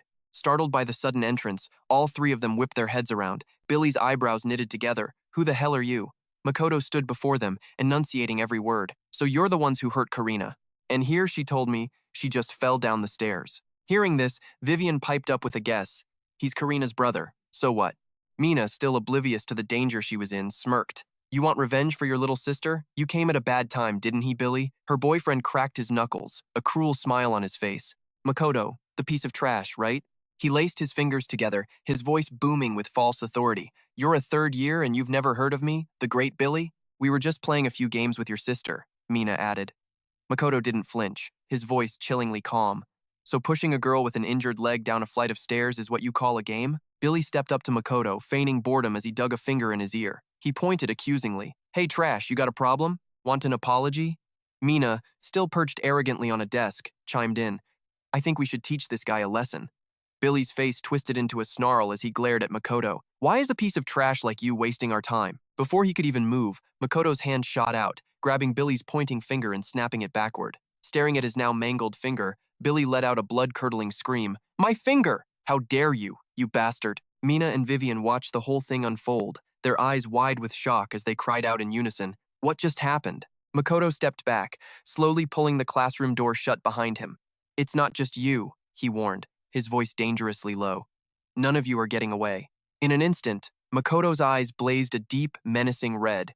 He activated Hero Mode. Level 6, Warrior Class, equipped with the Dark Spirit Armor set. His weapons, the Dark Ice Twin Swords. Skill, Heaven's Thunder. Makoto immediately used Divine Eye on the three before him. The results were pathetic. No class, no resistance, no threat. A wave of genuine fear finally washed over Mina. She stammered, What are you doing? Makoto calmly set his bag on a desk. With all that arrogance, I almost thought you were a hero. Turns out you're just some punk who picks fights for no reason. Billy was still cradling the hand Makoto had broken. A cold sweat slicked his skin as he growled through clenched teeth. You bastard! My finger! Mina scrambled to his side, her voice trembling. Billy, are you okay? Billy snarled. Do you have any idea who my father is? Vivian, though terrified, put her hands on her hips, trying to regain some composure. You're Makoto, right? Karina's brother. I'll give you points for coming here alone. Her brow furrowed with annoyance as she continued. We may not be heroes, but we're not people you can just mess with. The words had barely left her mouth when Makoto's hand blurred through the air, striking her with a vicious slap that echoed through the room. Her glasses shattered, and she crumpled to the floor. Makoto's voice was ice. Did you think I wouldn't hit a woman? The sight sent a jolt of pure terror through Mina. Her mind screamed one word, Vivienne. Billy froze, his body trembling uncontrollably as he stared at the scene. He couldn't process it. So fast, he thought. Not even the athletes on the school teams move that quickly. What the hell is happening? Seeing her friend sprawled on the floor, Mina shrieked, Vivienne! Billy, his face pale, tried to sound tough. Let me say this again. Makoto was already leaning in, his face inches from Mina's, forcing her to recoil in fear. He spoke directly to her. I don't consider you or that thing over there women. Billy kept trying to play his trump card. Don't you know? My father is... A brutal punch from Makoto cut him off, sending him staggering back with a few less teeth. I'll deal with your father later, Makoto spat. Now shut your mouth. Seeing her boyfriend get knocked out cold, Mina screamed in horror, Billy! Before she could say more, Makoto's hand clamped around her throat. He lifted her off the ground with one arm, a pained gasp escaping her lips as he slammed her against the wall by the window. Terrified, Mina clawed at his hand, her words a choked whisper. Wait, let me go. Makoto simply raised a finger to his own lips, silencing her. From what I overheard out there, he began, You're the one who came up with the idea to bully Karina, right? His eyes burned with a cold fury as he continued to speak. Now you listen, and you listen good. As her brother, I will never forgive what you did to her. You've made me very, very angry. Makoto's voice was a low growl, each word a threat. From this moment on, you will stay away from Karina. I don't expect an apology, but you will stay the hell away from her. Seeing Mina trembling, her eyes wide with terror, Makoto delivered his final warning. If you do the opposite, next time I will twist your head clean off. I do what I say, understand? Mina managed a choked, desperate sound. Yes. Satisfied with her answer, Makoto released his grip, saying only one word. Good. Leaving Mina gasping for air on the floor, Makoto turned his attention to Billy. It was only then that he spoke to him again. You're this thing's boyfriend, right? Makoto bent down, picking up a ruler from the floor. Still feel like bullying Karina? He advanced on Billy, holding the ruler casually. Just this ruler is more than enough to end trash like you. Sprawled on the ground, Billy trembled. Wait. Makoto held the ruler high, his gaze like daggers as he looked down on him. Just thinking about the words that came out of your mouth makes me sick. If you were a hero, I would have killed you already. Billy clutched his swollen jaw, still trying to fight back with words. Do you know who I am? I'm the son of the Blue Roach Guild's president. You know the Blue Roach Guild, right? My father is a level 10 hero. Makoto's hand, ruler still in it, paused in midair. He repeated the name, Blue Roach Guild? You mean those loan sharks? A memory flashed in Makoto's mind, the 3 thugs he'd beaten up at the hospital. He thought to himself, are they the ones we owe for Karina's medical bills? Those guys said the exact same thing when they showed up. The thought solidified, and his eyes turned to ice as he stared at Billy. It's truly hilarious, he said, how I keep running into people I can't stand. So, the Blue Roach Guild, huh? As he spoke, arcs of electricity began to crackle around him. Seeing the raw power, Billy's eyes widened. Is that a skill? You're a hero? Makoto didn't answer. He just swung the ruler, a blur of motion as it slashed past Billy. A violent jolt seized Billy's entire body, making him convulse uncontrollably. A system notification appeared.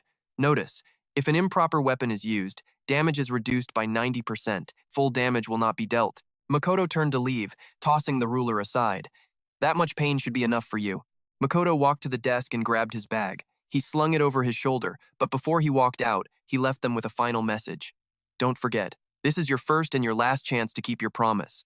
Leaving all 3 of them on the floor, Makoto added a parting shot, and my apologies to Billy. The boy's body was still smoking lightly from the electric shock. He let out a ragged breath. Damn it. Mina rushed to her boyfriend's side, helping him sit up.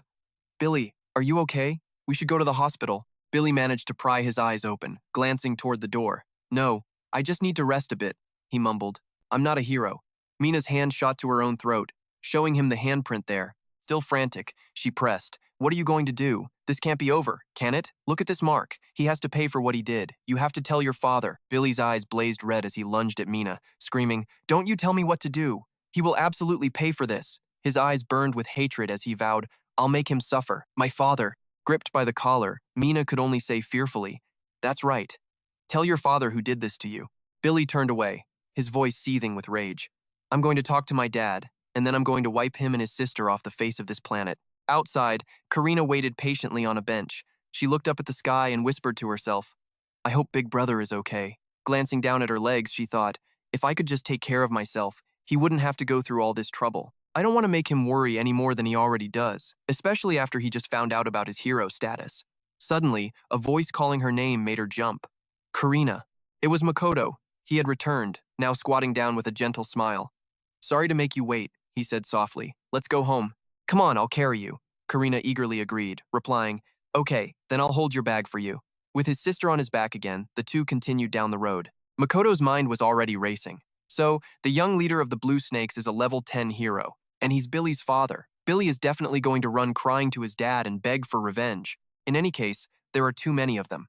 Compared to me, Karina is in real danger too. I can't let my guard down for a second. As he carried his sister home through the neighborhood, one thought consumed him. It's time to return to the other world. Karina, I won't let them hurt you ever again. In the other world, Makoto reappeared, ready to resume his training journey with Sakura. As they walked, Sakura began her briefing. "Master, we have arrived in Nocturne. Here is what you need to know." Sakura carefully explained the rules of this new land. "Once we enter the town, you can take on an official quest. You'll need to register at the Adventurers Guild first. And inside the town, you'll find a tavern, a blacksmith, and an item shop." Hearing this, Makoto clasped his hands together, his face alight with excitement. "This is it. I've been dying for some real combat experience. This whole game sounds amazing. Let's go. I can't wait."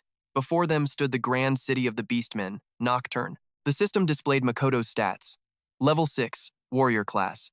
Equipment, Dark Scavenger Set. Weapon, Dark Ice Dual Swords. Skills, Heavenly Thunder and the second tier Heaven Quake. Combat Power, 8,800.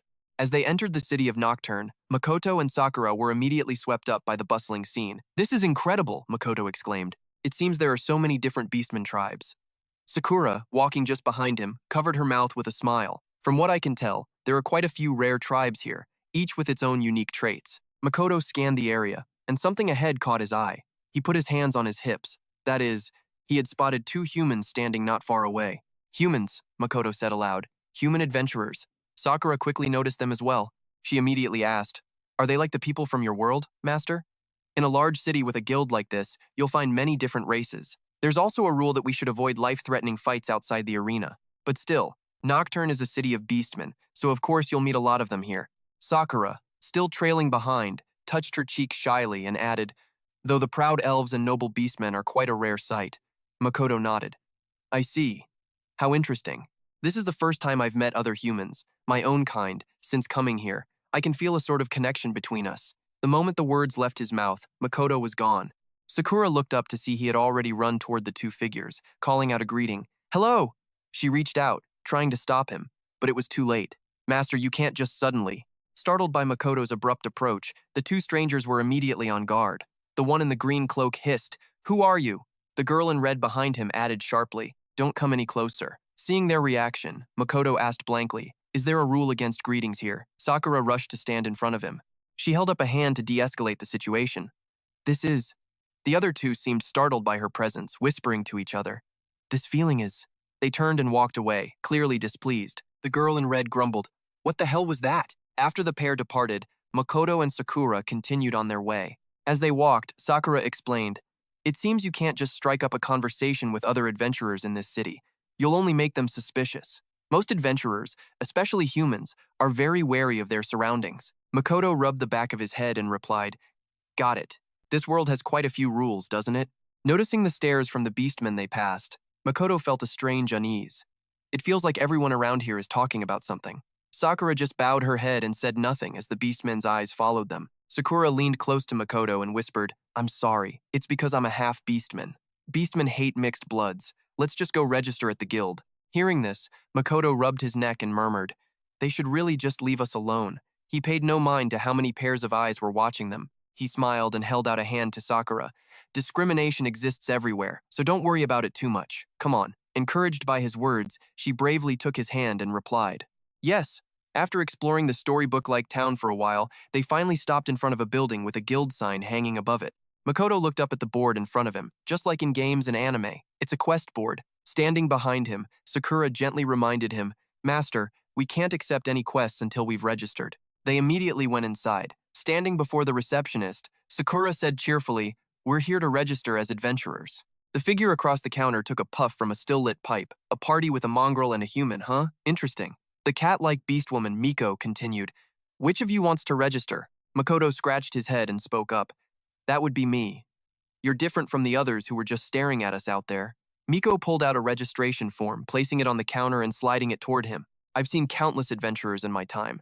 Frankly, you're nothing new. Write your details here, name and class. This information will be distributed to every adventurer's guild, allowing you to accept quests from any branch." Makoto held the registration form in his hands. He asked, a little nervously, "This is an official document, isn't it?" Sakura placed a hand on his shoulder, reminding him, "What's important right now isn't the document, but your application. Without it, you can't get an adventurer's badge." Hearing that, Makoto's face lit up. "An adventurer's badge?" Miko, from behind the counter, held one out and began to explain. "That's right.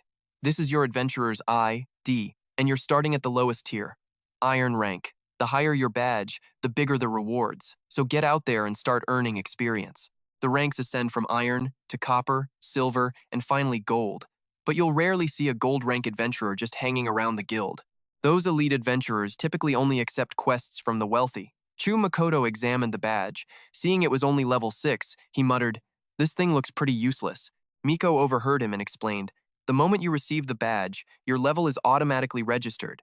You can also use it to conceal your level." Makoto glanced up, saw his level displayed above his head, and asked, "Awesome. How do I do that?" Sakura, standing beside him with her hands behind her back, told him, "You are now psychically linked to your badge as an adventurer. You just need to will it to be hidden, but you must remember how it's done." Makoto took the badge from the box, held it in his hand, and closed his eyes to connect with it. Just by thinking it, like this, Makoto thought, thanks to the divine selection system, this is a piece of cake. When Miko saw his level vanish, her eyes widened in surprise.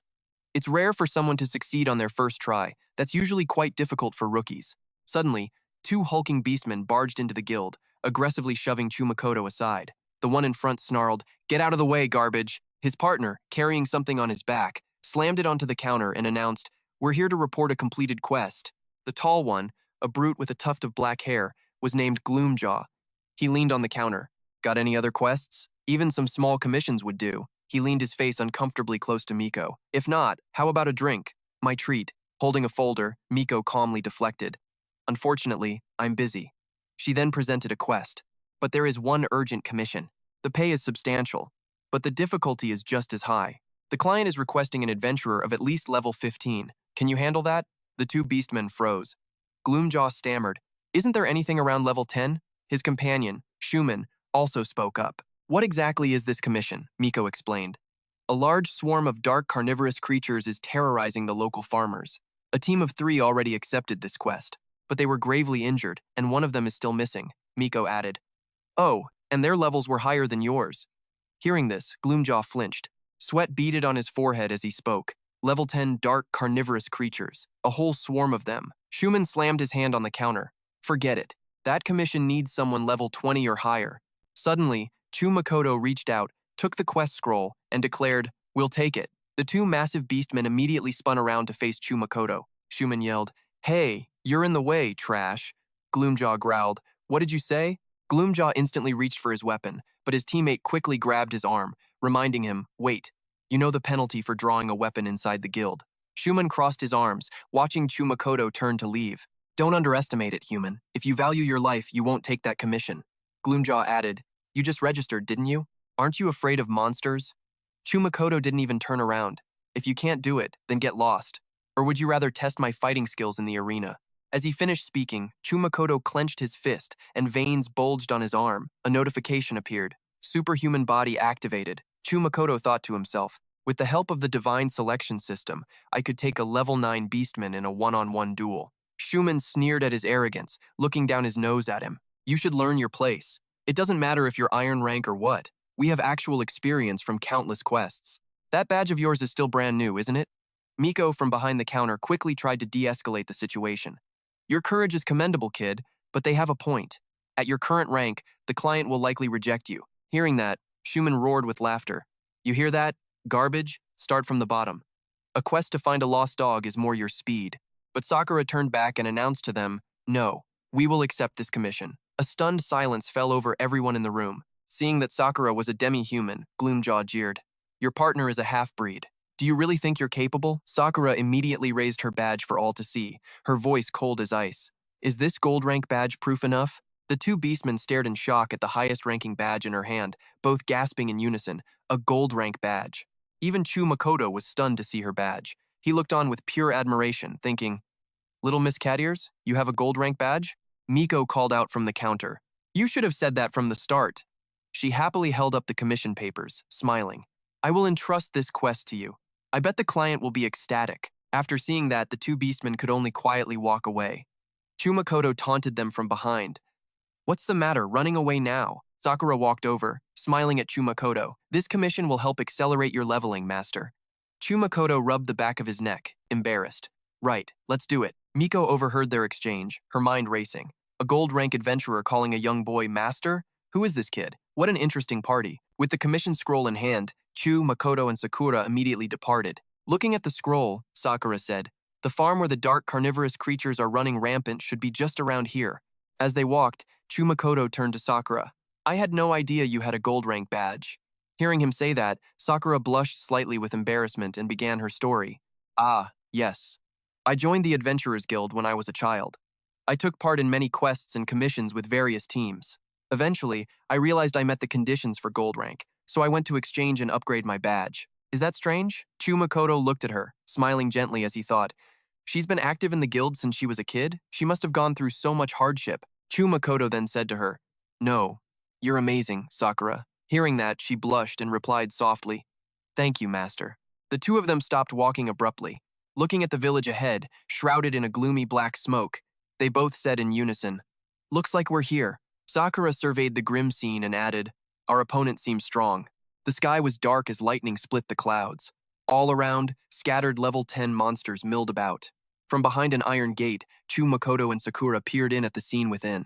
Sakura spoke, A swarm of dark carnivorous monsters. I wonder how many people are still in there. Makoto nodded grimly at her words. It's a disgusting sight. Crouching near the gate, Sakura looked up at Makoto and continued, They are dark monsters after all. They corrupt all living things, driving them mad and making them stronger. Low-level creatures even lose their minds, just like the dark goblins did. They turned slimes into dark monsters. Makoto watched the creatures move inside, so they used to be slimes. No wonder they look so gelatinous. Alright, so these dark carnivorous monsters are just dark slimes. They're dangerous because only lightning-based elemental attacks are effective. Makoto glanced down at Sakura with a smile, sharing his idea. In that case, Skyfall Thunder is the perfect choice. Makoto instantly shifted into a combat stance as sparks of electricity began to crackle around him. Makoto told Sakura, Let's go, Sakura. You can just watch from the sidelines like always. As he channeled his power, he thought, I brought my weapon along for a chance to upgrade it. The system displayed his status. Level 6, Warrior Class, Fox Spirit Armor Set, Black Ice Sword. No primary skills. Secondary skill, Earthshaker. Suddenly, a hand grabbed his shirt from behind, pulling him to a halt.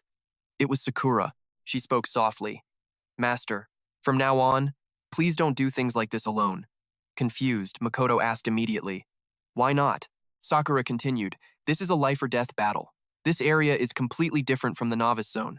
Fighting one is fine, but a whole swarm? It's too dangerous for you alone. Do you remember the look on that other team's faces when they heard the mission details? They knew the risks. Adventurers face death as part of the job, but I don't want you risking your life just to level up, Master. At the very least, let me come with you. After hearing her out, Makoto ran a hand through his hair and replied, I get it. And Sakura, I have something I want to ask you, too. He mulled it over in his head. About my level. I'm only trying to level up to prepare for whatever might happen. Seeing him hesitate, Sakura tilted her head and asked gently, What is it? If it's something I know, I will answer you. Makoto was still thinking. She must remember the Beast King's promise. In 1 year, I have to face a trial. He looked down and finally spoke. I don't know how strong the Beast King is, so I have no idea how strong I need to be to prove my power and capability after a year. Sakura heard his question, but for a moment, she didn't know how to respond. Her head drooped, and Makoto froze as he heard the weight in her voice. To be honest, Master, she frowned, her voice filled with sorrow. It's impossible. At your current level, passing his trial in a year is unthinkable. Startled, Makoto shot back. How can that be? Sakura crossed her arms and slowly explained. First of all, just surviving that year would be an achievement in itself. At least you wouldn't have been torn to shreds by Beastmen. Do you understand the rules of the leveling system? Makoto rubbed his chin, a blank look on his face. Go on. A thought raced through his mind. I know both worlds share the same level system. The higher my combat level is here as an adventurer, the higher my combat ability will be as a hero in my own world. But beyond that, I know nothing, Sakura continued. The level cap for adventurers is level 100. The Beast King is level 92. The reason he holds that position is due to his unparalleled combat ability and his high level. Sakura provided more details. The Beast King, the Human King, and the Demon King, these three monarchs represent the pinnacle of their respective races' power. Makoto recalled his first meeting with the Beast King and remarked, he didn't look strong enough to be the symbol of the Beastmen's power. Hearing this, Sakura pressed on with her explanation. The reason I say you can't pass the Beast King's trial is because your growth has a limit. Simply put, at a certain point, an adventurer can't get any stronger. The higher the level, the harder it is to advance. I'm a perfect example. I've been an adventurer for over 20 years, but I'm still stuck at level 72. She crossed her arms, looking at Makoto. I know level 72 isn't low, but I've tried to level up so many times and failed. This is my limit. Everyone has a limit. To pass the Beast King's trial, you'd need to reach at least level 50. Sakura's voice softened. No matter how I calculate it, there's no way you can reach such a high level in just 1 year. It takes a normal adventurer an entire lifetime to reach level 50. Makoto was momentarily speechless, just staring at Sakura, but he quickly recovered, offering her a slight smile. I understand your concern. Sakura looked at him, her eyes welling with tears. Are you really okay? I will stay by your side this coming year, even if you can't keep your promise to the Beast King. Makoto's reply was firm. You know I'm not a normal adventurer. He grasped the wrist wearing the ring, his gaze fixed on the distance. I stood up right after receiving the sacred judgment. I chose a god. You must know I'm not ordinary. I just have to reach level 50 within a year, right? Even if others can't do it, it might still be within my reach. His expression was confident, but he thought to himself, it's strange to say, but that class is the reason I'm in this world. It's why I even survived the sacred judgment. With this miraculous god selection system in my hands, I am the chosen one. I'm meant to defy normal paths and fate. With this system, nothing is impossible. Hearing his declaration, Sakura blushed and looked at Makoto. Master. She hesitated for a second, then spoke with conviction. Yes, Master. You will surely become a legend. I believe in you. After their talk, the two immediately moved to begin the quest. Makoto held his sword, his body wreathed in crackling electricity. All right, Sakura said. He replied, let's go. What about my second question? Hearing he still had another, Sakura answered softly, oh yes, I apologize, I was talking too much. Makoto pushed open a gate and stepped through. He asked seriously, let's say I had to fight a level 10 warrior with a dozen subordinates at once. What level would I need to be at a minimum? Sakura was surprised by the question. She placed a hand on her lips, deep in thought, before answering, I don't know why you're asking, but in that situation, with that many enemies, you'd need to be at least level 12 to have an advantage. Standing before a horde of dark monsters, Makoto continued, level 12, huh, deal. I'll hit level 12 this week. The system showed Makoto's current stats. Level 6. Class. Warrior. Equipment. Fox Spirit Set. Weapon. Black Ice Serpent Sword. Skills. None. Secondary skill. Earth. Shaker. Combat power. 8,800. Though she didn't understand, Sakura nodded at his words. Noticing the intruders, one of the dark monsters let out a furious roar, alerting its comrades. Makoto stared at the beast with its massive maw, lined with rows of sharp teeth. Standing before the colossal creature, Makoto said, leave this one to me, Sakura. He raised his sword, thinking, from now on, I'm going to use this system to its fullest. His eyes began to glow. The system immediately responded. God's Eye activated. He used the divine sight to see all of the monster's information. Carnivorous dark monster. Level 10. True form. Slime. Combat power. 1,500. Elemental weakness detected. Lightning. But the system reveals a critical update. Its true vulnerability is a slime core, exposed only after the main body sustains damage. The core glows as it regenerates, betraying its exact location. Makoto's knuckles whitened around the hilt of his sword, his body coiled and ready. The thought clicked into place. A double weakness, he realized. Not just lightning, but the core itself. At his current level, striking the core with his heavenly thunder was the only viable path. The plan set, Makoto shot toward the monster, his hand grazing its grotesque form as he thought, first, I have to pinpoint where that core is. Below, Sakura watched his every move, her voice cutting through the air with a sharp warning. If it touches you, that body part will decay instantly. Be careful! After a grueling exchange, probing for a weakness, Makoto's eyes lit up. Found it, he thought, swinging his sword down, certain his superhuman body could take the hit. He instantly activated the system. Superhuman body, engaged. Makoto dove from above, his sword a blur as he muttered, "Just need to get close." His blade sliced through the monster's chest, but as he looked, there was no core. The question hit him like a physical blow. "It's not in the chest?" Makoto landed softly, watching in disbelief as the creature's wounds sealed at an alarming rate, healed that fast already, a terrifying speed. He crouched, eyes fixed on the monster's health bar. It had barely dropped. In a flash, the beast charged, its gaping maw filled with teeth, ready to swallow him whole. The impact shattered the ground around them. Makoto reacted instantly, his sword the only thing stopping a row of razor-sharp teeth from sinking into him. A grin spread across his face. "Trying to eat me? You picked the wrong opponent." Makoto raised his hand, activating the system again. Superhuman body, arm strength, increased. Makoto declared, "You're like a moth to a flame. Now, I'm going to rip your mouth apart." The words had barely left his lips before he tore the massive creature clean in two. Watching from afar, Sakura could only marvel. His power is unbelievable. Perhaps he was right. For him, nothing is impossible. As the monster shrieked from its torn jaw, a faint light began to glow from deep within. Makoto retrieved his sword, so that's where it was, under its tongue. Gripping his blade, Makoto leaped into the air, channeling all his might into a single point. He aimed for the glowing core, yelling, "Taste the power of lightning!" The sword plunged directly into the core as bolts of lightning crashed down. The creature's health bar vanished instantly, its core dissolving into nothing. Makoto landed with a sigh of relief as his experience points surged. A confident smile touched his lips. This might just be an easy job after all. The system interface flashed into view. Level 6. Class. Warrior. Equipment. Fox set. Weapon. Dark Ice Tarnished Sword. Skills. None. Secondary skill. Heaven Shaker. Combat power. 8,800. Experience points. 395,000. 30 minutes later, Makoto had destroyed the core of the final dark creature. Gazing at the pulpy mess on the ground, Makoto stated, "That's every last one of the man-eating dark creatures." His stats remained on display. Level 6. Class. Warrior. Equipment. Fox Beastmen set. Weapon. Dark Ice Tarnished Sword. Skill. Heavenly Thunder. Second skill. Heaven Shaker. Combat power. 8,800. Experience points. 395,000. Makoto thought to himself, Sakura was right. The experience needed to level up is getting steeper. The EXP from these weaklings is pocket change, less than what I'd get from mid-tier monsters. Even after finishing the fight, Makoto's mind was still racing with calculations. I can't level up from this quest alone. I have to rethink my whole plan, he thought, clenching his fist. This is faster than my old world's pace, but it's nowhere near my goal. He steeled his resolve. I have to reach level 12 in a week, and level 20 in a year. I'll do whatever it takes. With his mindset, he turned to Sakura. He asked her somewhat bashfully, "Oh, right. Do you have any of that thunder ointment? That stuff works wonders." Hearing him, Sakura pulled out a vial and walked toward him. "Master, you've worked hard." A system notification popped up. Thunder ointment, crafted by mixing tree resin and thunder flowers, used to imbue a weapon with the lightning attribute. It is a common magical item used by mages and priests, created by magically infusing thunder flower essence into resin. After handing him the vial, Sakura reached back into her bag, still rummaging. "I have 4 more vials. I prepared enough for both of us, so please use them freely."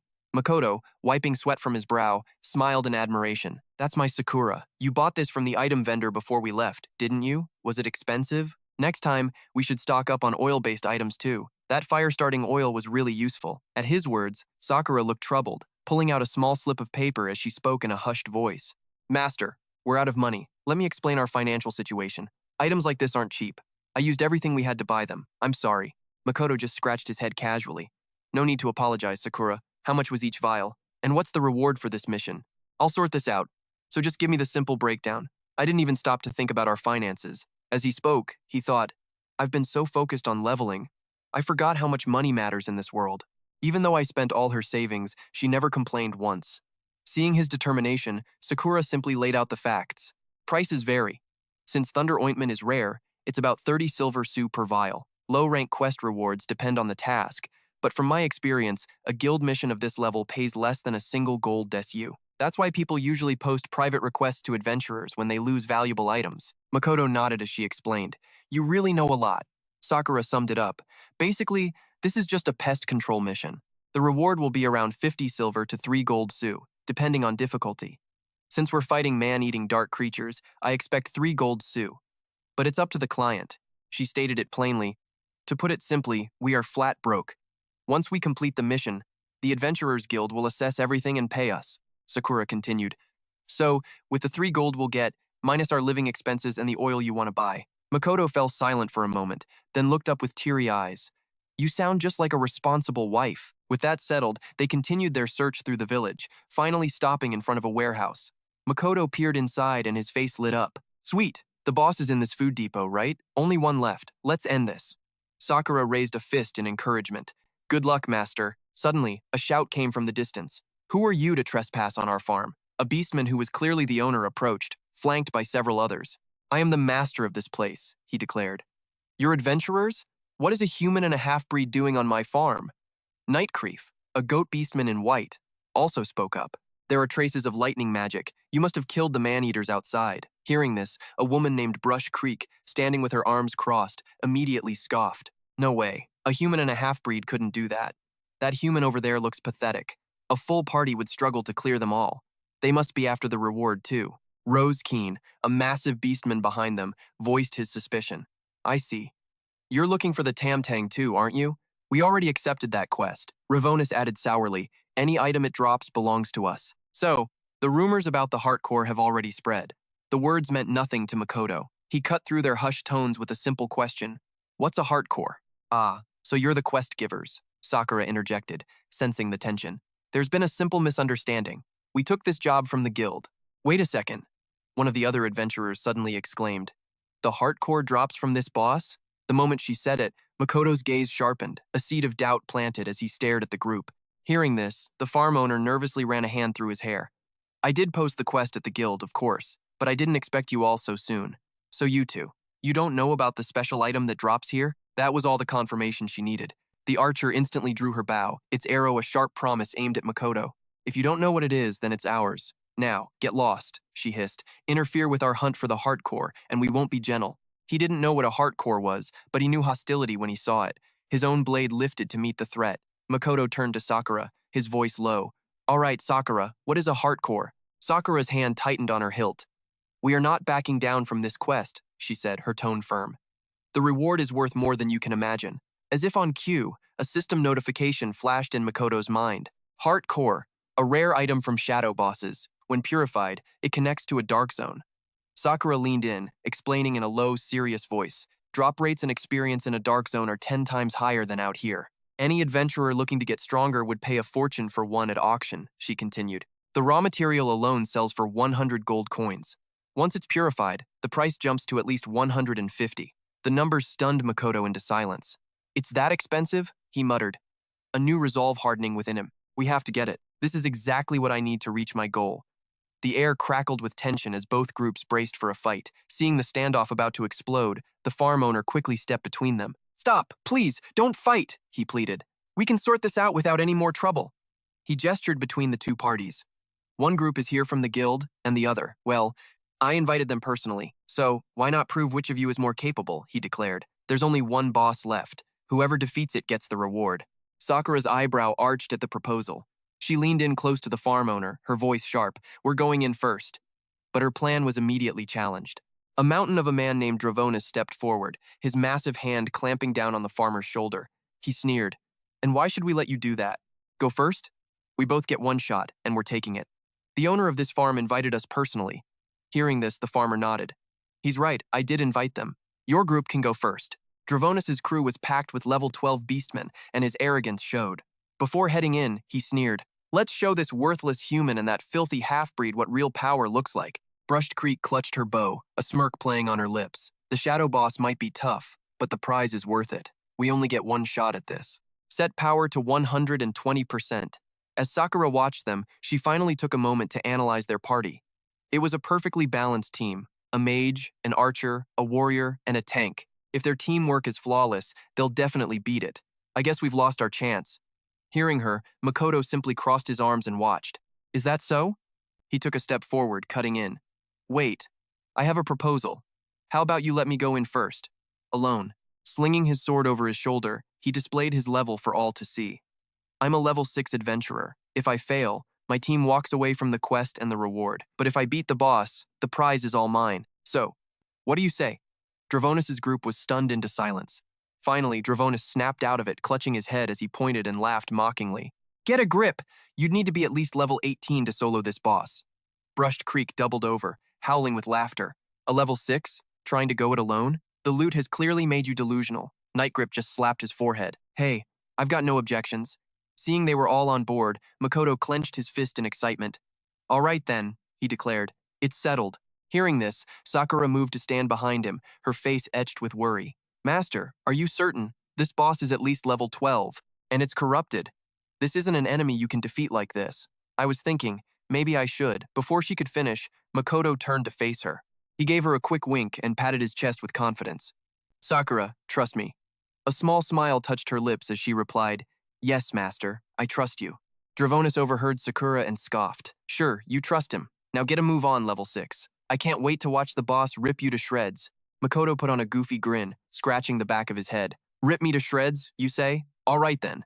But the moment he turned away, his sword in hand, his face hardened into a mask of pure focus. We'll see who gets ripped to shreds, he muttered under his breath, activating his level concealment skill. A system notification appeared. Your level is now hidden. At that very moment, Makoto turned to enter, but Nightgrip caught the look in his eyes. A jolt went through him. Is it just me, he murmured, or did his entire demeanor just shift? Makoto stepped inside. The moment he laid eyes on the monster, his gaze turned lethal. So you're the tough opponent, Sakura mentioned. Right now, though, I'm more interested in that heart core. Before him loomed a colossal, slimy beast. A single crimson eye glared from its center, surrounded by a writhing mass of arms. Dravonis' crew, following close behind, stopped dead at the entrance, their jaws hanging open at the sight. Roski's eyes went wide. That's a level 14 monster, he shrieked. Isn't it a bit huge? Dravonis, still gaping, finally managed to speak. It's corrupted, which means its actual level is at least 23. Watching from the entrance, Sakura cried out without thinking, Master! But Brushed Creek just crossed her arms, still taunting. Hey, sweetie, get ready to pick up the pieces. He won't last 10 seconds in there. The thought of that heartcore has made him stupid. Hearing that, Sakura spun around. Her eyes began to glow with a terrifying light. Shut your mouth, she said, her voice dripping with ice.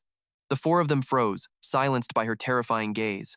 Meanwhile, inside, Makoto was calmly analyzing the beast with his mystic eye. Theoretically, he mused, your weakness should be the same as any standard man-eating dark monster. But I know you're far stronger than those, so the usual tactics won't work. Sensing his presence, the monster lowered its gaze.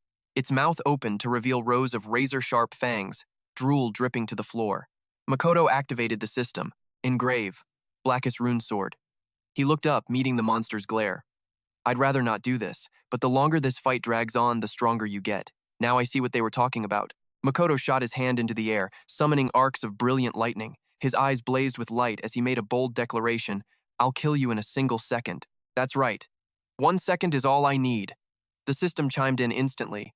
Makoto, Hammer of the Divine King retrieved from inventory. Warning, due to your current level, you cannot wield the full power of this weapon. Forceful activation will result in a massive energy drain.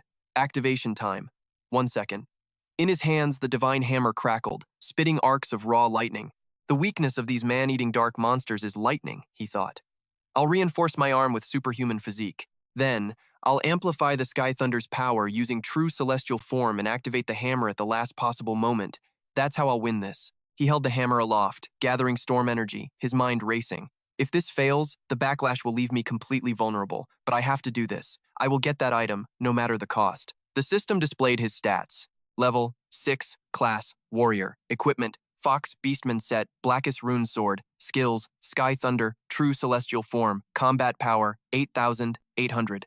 Gripping the hammer with both hands, Makoto hurled it at the monster, triggering a massive explosion on impact. The beast roared in fury, its many hands balling into colossal fists. He swung the hammer down again, then launched himself into the air with all his might, bringing the lightning-charged weapon crashing down directly onto the monster. A blinding light erupted as lightning rained down upon the roof. From outside, Nightgrip couldn't contain himself. What's going on in there? The interior was a storm of explosions, spitting out sparks and shrapnel. Sakura covered her ears, her eyes wide with dread. He's using that power again, but the backlash will leave him completely drained. The explosion ripped through the entire farm. Voices cried out in the chaos. What in the world is going on? That wasn't an A-bomb, was it? Where are we? The farm's owner stumbled around in a daze. What am I doing? What happened to my food storage? Staring at the wreckage before her, Sakura cried out, "Master!" She began to search frantically through the debris. "Master, where are you?" she called out, picking through the ruins. The others were still murmuring among themselves. An attack that powerful. It must have destroyed the boss from the inside out. She kept searching until suddenly a hand shot out from the rubble. A weak voice rasped, "Sakura." Makoto, covered in dust and grime, pulled himself out of the wreckage. In his hand, he clutched a glowing blue stone. "This is it, right?" he asked weakly. "The heart core everyone was talking about?" At that moment, his status screen appeared again. Level 6. Class, Warrior.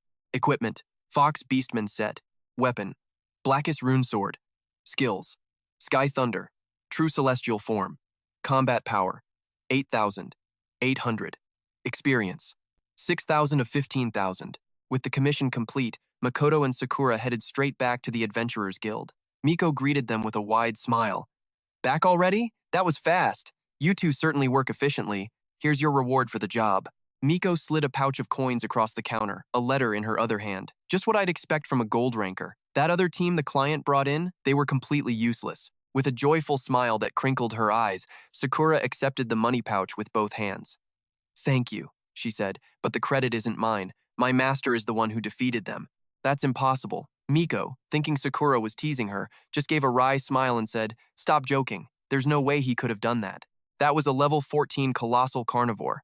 A level 6 rookie adventurer could never have defeated it." Glancing at Tsuyoshi's haggard form sprawled on a bench, Miko added, "Besides, doesn't he look completely wiped out?" Sakura's gaze followed hers, and she immediately refuted the claim. "No, that's precisely because Master cleared this area all by himself. The sheer physical and mental exhaustion has weakened his stats." Miko, now believing she was being deliberately mocked, retorted, "No, stop playing games like that. It's impossible, no matter how you look at it." The moment the debilitating status wore off, Tsuyoshi shot to his feet, his confident presence instantly returning. Muscles rippled in his arm as he recovered, thinking, "I can't believe unleashing the hammer's power for just 1 second caused such a massive backlash. Without Sakura, that would have been dangerous." Scratching his head, he walked over to the two women and asked a question. "Did you find out anything about the Heartstone?" Hearing him from behind the counter, Miko piped up. "You actually got the Heartstone? That would fetch a fortune at auction. You're incredibly lucky if you plan to sell it at the center." At her words, Sakura simply smiled and replied to Miko, "I have no intention of selling it. Does the Mages Guild in this town require a letter of introduction? I want them to purify it." Miko's interest was piqued. "You plan on using it yourself? You'll need the mages to do that." "Of course. A Heartstone has to be purified and infused with magic by a mage before it's usable." Miko turned and headed toward a back room, calling over her shoulder to Tsuyoshi and Sakura. "The Mages Guild is on the east side of the city. I'll write a letter of introduction for you. They're holding the mage exam in a few days, so they might refuse you, but take this letter." "Just wait a moment." Hearing her offer, Sakura immediately voiced her gratitude. "Thank you so much." Tsuyoshi, still curious, turned to Sakura to ask about what they had just discussed. "A mage exam? So mages have ranks?" Sakura nodded and began her explanation. "Mage is an honorary title, much like a pharmacist or an awakened elven. It is earned through an exam and is divided into 6 ranks. Much like the awakened, only mages can craft certain types of potions and special items. The potions and items created by high-ranking mages are far more potent, and of course, their prices are much higher." Hearing this, Tsuyoshi pressed her with another question. "So, are mages a completely different class of being from ordinary adventurers?" Sakura replied, "That's right. Mages, pharmacists, and the awakened generally don't engage in combat. They are considered a more noble class than common adventurers. Not only do they create valuable potions, but some can even affect an adventurer's level cap." At that, Tsuyoshi couldn't stop himself from blurting out, "An adventurer's level cap?" Sakura patiently and kindly explained further. "There is a saying in the world of adventurers. A single high-ranking mage is more fearsome than 10 high-ranking adventurers. The potions and items created by a talented mage can even change the outcome of battles. Some high-quality potions can help raise one's level, which is why adventurers are always seeking out mages. Of course, pharmacists and the awakened are also highly sought after. There's a story of a level 80 warrior who dared to offend a silver mage. That mage summoned dozens of adventurers over level 80 to hunt him down. One can only imagine that warrior's fate." Since then, the world has understood the terrifying power and influence of mages. After she finished the story, Tsuyoshi rubbed his chin thoughtfully and remarked, "Interesting."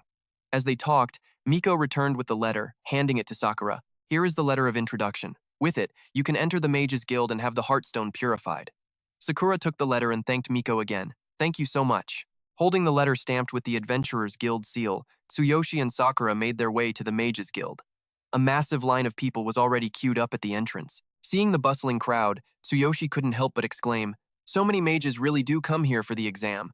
Sakura, walking beside him, nodded slightly. "On exam day, people from prestigious families, schools, and organizations all come here. I hear it's incredibly difficult to pass." As Tsuyoshi and Sakura approached, the crowd turned to stare at them. Sakura took Tsuyoshi's hand as they walked. "Let's just get in line. With the letter of introduction from the Adventurers Guild, we should be able to get in." Sakura led Tsuyoshi up to a mage standing guard and asked, "Excuse me, we need someone to help us purify a heartstone." The mage standing before them was a white mage, a member of the Mages Guild. He glanced them over and asked, "A human and a demi-human? Not today. On exam day, only mages are permitted inside." In response, Sakura presented the letter. "Apologies. We have a letter of introduction from the Adventurers Guild." The white mage paid it no mind, rudely shoving Sakura aside as he spoke loudly. "Demi-human, I already told you. Today is the exam, so you can't enter, regardless of whose letter you have. The exam is our top priority, so leave." Tsuyoshi saw the man's rough action. He immediately stepped in front of Sakura, glaring fiercely at the mage. "Hey, you can't do that. We have a letter of introduction, so you have a responsibility to let us in." Seeing Tsuyoshi's resolve, the mage grew angry. He looked at him with contempt, laughed loudly, and declared, "Feeling brave? Are you? Let me make something clear. Here at the Mages Guild, we are the ones in power. Even if days pass, you won't get inside until the exam is over." Hearing his declaration, Tsuyoshi clenched his fist, about to move forward, but Sakura quickly tugged on his shirt, whispering urgently, "Master, if you make him angry here." Suddenly, a man carrying a wooden staff emerged from inside the guild. What is going on here? This man's name was Dak, representative of the Northern Mage Association and a blue mage. He stood above them, looking down. The white mage quickly stepped forward to explain, "Chairman Dak, I sincerely apologize for this commotion." He immediately pointed at Tsuyoshi and accused, "These rude individuals came on exam day to demand a heartstone purification. We refused them. Chairman Dak, I will handle this." Before he could finish, Tsuyoshi cut in. "Are you the one in charge here? I have a letter of introduction from the guild, so why won't you let me in?" The white mage moved toward Dak, his face livid. "How dare you speak to the chairman like that?" Dak simply spoke to him in a calm voice. "A mage should not cause such a scene." He looked down at Tsuyoshi and continued, "Human warrior, I will perform the purification, but today is the exam day. I have no time. You should come back after the exam is finished." Tsuyoshi heard his words. "I'm in a hurry too," he thought. "Leveling up is the most important thing for me." He hesitated for a moment before speaking up. "I apologize, but I'm in a hurry. Is there no other way?" Hearing this, Dak casually replied in front of everyone, "Another way? You could participate in the mage exam and achieve the highest score to earn the prize. The prize is that the chairman of the Northern Mage Association will handle all of your procedures. However, as a warrior, you are not qualified to take the mage exam." Tsuyoshi scratched his head, confused, and asked, "What are the requirements to participate in the mage exam?" The crowd of mages standing around them burst into laughter at his question. One of them spoke up, "You really don't know anything, do you?" Another added, "What a disgrace." Dak stroked his long beard, his voice a low rumble as he laid out the conditions. "To even attempt the mage's trial, young human, you must at least possess the abilities of a wizard. The essence of a mage is rooted in wizardry, so passing both the potion crafting and item creation exams is fundamental." Hearing this, Makoto extended a hand, his voice unwavering. "So, if I can prove I'm a mage, that's all that matters, right? In that case, may I borrow that staff?" The guild president blinked, momentarily stunned by the audacity. "My staff?" The white mage beside him shot out an arm, blocking the way. "Are you a complete fool?" he snarled. "You think you can just borrow the president's staff? And what would a non-mage do with it anyway? One more word, and I'm calling the guards." Makoto didn't lower his arm, holding his ground with a steady gaze. Doc studied him, a thoughtful silence stretching between them, before extending his own staff toward the boy. "Interesting," the president mused. "I want to see how a warrior plans to prove himself. Take it." This staff has no level restrictions. Sakura rushed to his side, whispering urgently, "Master, what are you planning?" Makoto just offered her a small, confident smile and said, "Trust me." Sakura nodded, her faith in him absolute. "All right." A blush crept onto her cheeks as a familiar thought surfaced. Whenever he said those words, her master always found a way to achieve his goal. Seeing Makoto with the staff, the white mage sneered, his voice dripping with scorn. President Dak has indulged you. Now, prove yourself. In response, Makoto raised the staff, his eyes glowing as he began to channel a spell. The white mage turned back, and suddenly, something struck him. Makoto had cast his spell, and in an instant, a burst of countless roses erupted around the man, causing him to flush red, press a hand to his forehead, and let out a startled cry. A direct hit, Makoto thought, his mind racing. If my theory is correct, if I can replicate a mage's skills and use a staff as a medium, I can actually use magic. The system's voice echoed in his mind at the same time. Notification, skill tail copy has been activated. He saw the array of magic spells before him, a new certainty dawning. I can use magic. In theory, I can take on any profession. Choosing to be a warrior was just a personal preference. The system elaborated. Guide. Touch the enemy's heart with your hand. Select a skill from their entire repertoire, and replicate it. Cooldown, 0 seconds. However, you can only store one skill. Replicating another will replace the original. The original skill will be replaced by the new one. Current replicated skill, Sky, Quaking Quake. He saw an icon of 2 hands pressed together.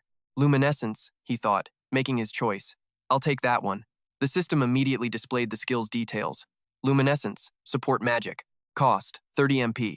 The staff activates a magic that generates a powerful light, blinding enemies for 3 seconds. Status effect, blindness. The light's range depends on the user's magic energy. Blindness affects perception, judgment, and movement. A footnote appeared. Magic energy is the total magical power within an adventurer's body. Mages can increase their magic energy through meditation. Based on various methods, magic energy is a critical metric for measuring a mage's power. After a moment, a new notification arrived. Skill luminescence has been fully replicated. The white mage, having recovered, saw Makoto radiating magical energy and shrieked in alarm. What are you doing, you pervert? Makoto raised Dak's staff, channeling magic as he spoke. A mage can cast magic with a staff. If I can cast magic, then I'm qualified to take the mage's exam, right? President Dak watched the display, a single thought echoing in his mind. Magic waves. So, he's not a warrior after all? A system note popped up. Magic waves. Typically, when a talented mage casts magic, the spell links more strongly, creating visible magic waves. Makoto glanced back at Sakura with a slight smile. Sakura, close your eyes. She obediently covered her eyes with her hands. Yes, a brilliant light erupted from the wooden staff as powerful magic waves enveloped Makoto's body. The surge of magic was so immense that Dak raised a hand, conjuring an invisible shield to block the spell's influence. System note, Imagination Shield, support magic. A specialized spell a mage can cast without a staff, activating it through their imagination to create a barrier. It can defend against ordinary physical attacks or skills and magic of relatively weak effect. Behind the shield, Dak thought calmly, the basic luminescent spell is enough to handle a standard adventurer. However, my shield cannot be broken by something of this power level. Just then, the system detected Makoto's spell casting. Notification, magic deployment detected. Do you wish to enhance your magic energy using superhuman body? Current magic energy, 150. Makoto saw the prompt and thought, is that even possible? Not sure, but let's find out. He immediately selected, yes. The system confirmed it. Magic energy has been appropriately enhanced via superhuman body. Instantly, the magic pouring from the staff skyrocketed. The system display flashed. Magic. Luminescence. Dak felt the sudden spike in power. The intensity of the spell just jumped exponentially. A notification flashed for Dak. Your imagination shield cannot withstand this intense light. His shield shattered into nothing. The guild's courtyard was completely engulfed in Makoto's magic. President Dak, Makoto called out, his glowing eyes fixed on the man. How about now? Am I qualified to take the mage's exam?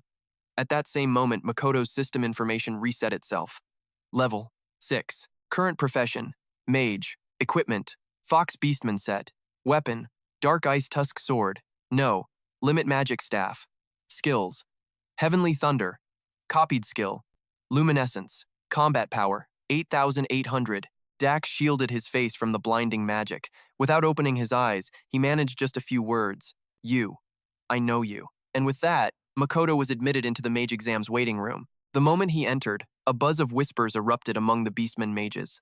A human can take the mage exam? This has to be some kind of joke, right? A human should be taking the alchemist exam, not this. One of the mages crossed his arms, his voice loud enough to carry. This is a first. A crowd of them circled around, staring and muttering among themselves. Walking through the tense crowd felt strange. Makoto rubbed the back of his head and said to Sakura, "It feels like they're all looking at me like an enemy." Sakura, unsure what to say, could only offer a small comfort. "Master, you're the first human to ever participate in the mage's exam. They probably think you're plotting something." The system display remained constant. Level 6. Current profession, mage. Equipment, Fox Beastman set. Weapon, Dark Ice Tusk Sword, no. Limit Magic Staff. Skills, Heavenly Thunder, copied skill. Luminescence. Combat power, 8,800. "I'm really the first?" he asked, surprised. "Yes," Sakura replied softly. She elaborated. "Humans have a profession called alchemist, which is analogous to the Beastmen's mages and the elves' awakeners. There's no rule forbidding humans from joining, but until now, it's a custom that has always been followed. These three professions each have their own factions, and stepping into another's is naturally seen as a provocative act." Makoto finally understood why the Beastmen mages were staring daggers at him. He covered his mouth, whispering to Sakura, "No way, I just wanted to clear the air, not provoke an entire faction." Sakura whispered back, her voice low and supportive, "I know, but since you aren't breaking any rules, you can do what you believe is right." Dak was speaking with a man who held a staff crowned with a glistening blue gem. "I don't oppose your decision, President Dak," he said, but the speaker was the elf, Uspik, vice president of the Northern Sorcerers Association. He paused, then continued, "If we set this precedent, won't it damage the honor of the Beastmen sorcerers? And as vice president, I have to question whether that human can even craft a potion. He doesn't even possess a basic staff." Dak simply replied, "But I've already lent him one, haven't I? The entire point of today's test is to see if he can succeed. I'm merely curious about his potential." Dak's mind flashed back to the moment Makoto had generated a magical ripple, a phenomenon typically seen only when a gifted sorcerer casts a spell. The stronger the magical link, the more pronounced the ripple. Dak thought, "It only happened for an instant. No one else probably noticed, but I felt the magical wave emanating from him." Lost in thought, Dak added aloud, "I've only ever seen such potential in the prodigy, Kevin." At this, Uspik burst out laughing. "You must be joking. That boy could never compare to the young genius. He isn't even worthy of carrying the shoes for Kevin's newest disciple." The mention of her name jogged Dak's memory. Kevin's new disciple. "You mean Fulin? She's here too?" Uspik answered without hesitation. "Indeed, she's aiming for the #1 spot, and it looks entirely possible. Even Kevin has openly praised her, saying she's a genius who far surpasses his own younger self." This remarkable disciple of Kevin's was a nightcat sorceress named Fulin, who was now in the exam waiting room. Her arrival sent a ripple of excitement through the other sorcerers. "Is that Kevin's new apprentice? She's so young. She must be a prodigy too. I heard she could already brew potions a year ago, but she was disqualified for being too young. This time, she's aiming for the top rank. She's a certified genius. For the rest of us, just passing will be a stroke of luck." The murmurs from behind seemed to reach her ears. Fulin snapped her book shut, sighing under her breath. Just then, Dak and Uspik entered the room, and Uspik's voice boomed. "The sorcerer examination is about to begin. All non-participants, please leave now. Everyone else, find your assigned position according to your number." Makoto turned to Sakura. "I'm number 15. I'm heading in." Sakura waved with a bright smile. "Good luck. I'll be waiting out here for you." Makoto glanced at the number in his hand, then at the floor, muttering, "The numbers are written on the floor," as he walked. It only took a moment for Makoto to find his spot and stand in place. Here it is. Fulin, who was standing right next to him, shot him a sideways glance. A human, she thought. Makoto turned to her with a friendly smile. "I'm Makoto." He couldn't help but compare Fulin to Sakura in his mind. A cute beast girl, he thought, totally different from Sakura. Fulin completely ignored him, remarking sarcastically, "A human participating in the sorcerer exam. Someone is clearly desperate for attention." Her words hit a nerve, and Makoto winced internally. Her only flaw is that razor-sharp tongue. From the front of the room, Dak's voice rang out. "Is everyone in position? For this sorcerer examination, we will be testing your basic skills. You will be required to craft a potion from scratch. Since you've chosen this path, I trust you have all prepared thoroughly." Suddenly, a table materialized right in front of Makoto. "What's this?" he asked, bewildered. On Fulin's table, countless herbs and tools had already appeared. "You don't even know what a sorcerer's alchemy table is?" she said coolly. "Perhaps you should just go home." Makoto was stung by her disdain. Not knowing what to say, he just scowled and thought, "Mind your own business." He looked at the alchemy set on his table, adjusted the tablecloth, and his mind began to race. An alchemy table. Potion making in this world is so primitive. Back in my world, no. In Vietnam, the videos I saw showed that everything was fully automated. It was so much easier than this. Dak's voice cut through his thoughts. Vice President Uspik will now announce the details of the test. At once, Uspik raised his staff. He slammed it onto the ground, and a magic circle instantly flared to life around them. The sorcerers all looked up in awe. Makoto unfolded the paper in his hand and read the instructions. Basic potion skill. 3 potions, 1 hour. So this is the test, he thought. Makoto glanced around, scratching his head as he tried to figure out his next move. Make 3 basic potions in 1 hour. Let's see how the other candidates do this, Dak observed from the front. The first hurdle is selecting the ingredients. The table is covered with various materials, requiring a certain level of knowledge. Most beginners don't realize there are 9 ingredients for a basic mana potion. A single wrong choice means failure. This is where many will be eliminated. As Makoto listened and watched, he saw many beastmen around him being disqualified. Are there really this many people who don't know what to pick? He muttered to himself. His gaze shifted to Fulin.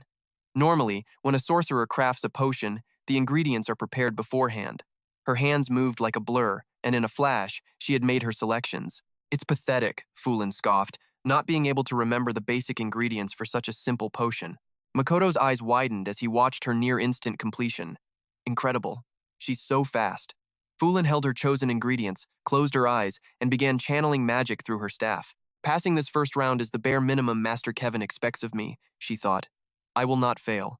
Seeing Fulin already casting, Yuspik exclaimed, as expected of Kevin's disciple, she's already started. Even Dak, standing beside him, was impressed. Her precision and speed are flawless. This test must be child's play for her. Fulin quickly aimed her staff at her basket of ingredients and commanded, crush. The herbs instantly pulverized and mixed with the catalyst water. She worked with an intense, focused passion to create the final product. Makoto watched intently from the side. She's got a sharp tongue, he thought, but I should really try to imitate her. At that thought, Makoto activated his system. Divine Eye activated, analyzing target's actions. The president and vice president continued their quiet observation. Kevin's judgment was correct, Dak assessed. Fulin's use of magic is meticulous. Yuspik quickly agreed. Truly, she is destined to become an outstanding sorcerer. In what felt like no time at all, Fulin had completed 3 basic potions, swiftly decanting them into storage vials. Now for the crucial step, Dak remarked. Fulin channeled magic through her staff again, her body enveloped in a green aura of power, and immediately began refining the 3 potions with her spell. Dak stroked his beard as he continued. The refining process is the most vital step in potion crafting. Fusing materials with magic is a true test of the caster's magical power. It is the ultimate challenge. For Fulin, however, this poses no problem, he thought to himself. If things continue like this, she'll easily take first place. His gaze then fell upon Makoto, who was standing beside her. He noticed the boy hadn't even started yet. He still hasn't begun? What on earth is he doing? Fulin had now reached the concentration phase. The moment her 3 potions were complete, she set them down and dusted off her hands. Done. She smirked inwardly. Too easy. I'm number 1. Fulin is the best. Seeing that someone had finished, Doc made an announcement.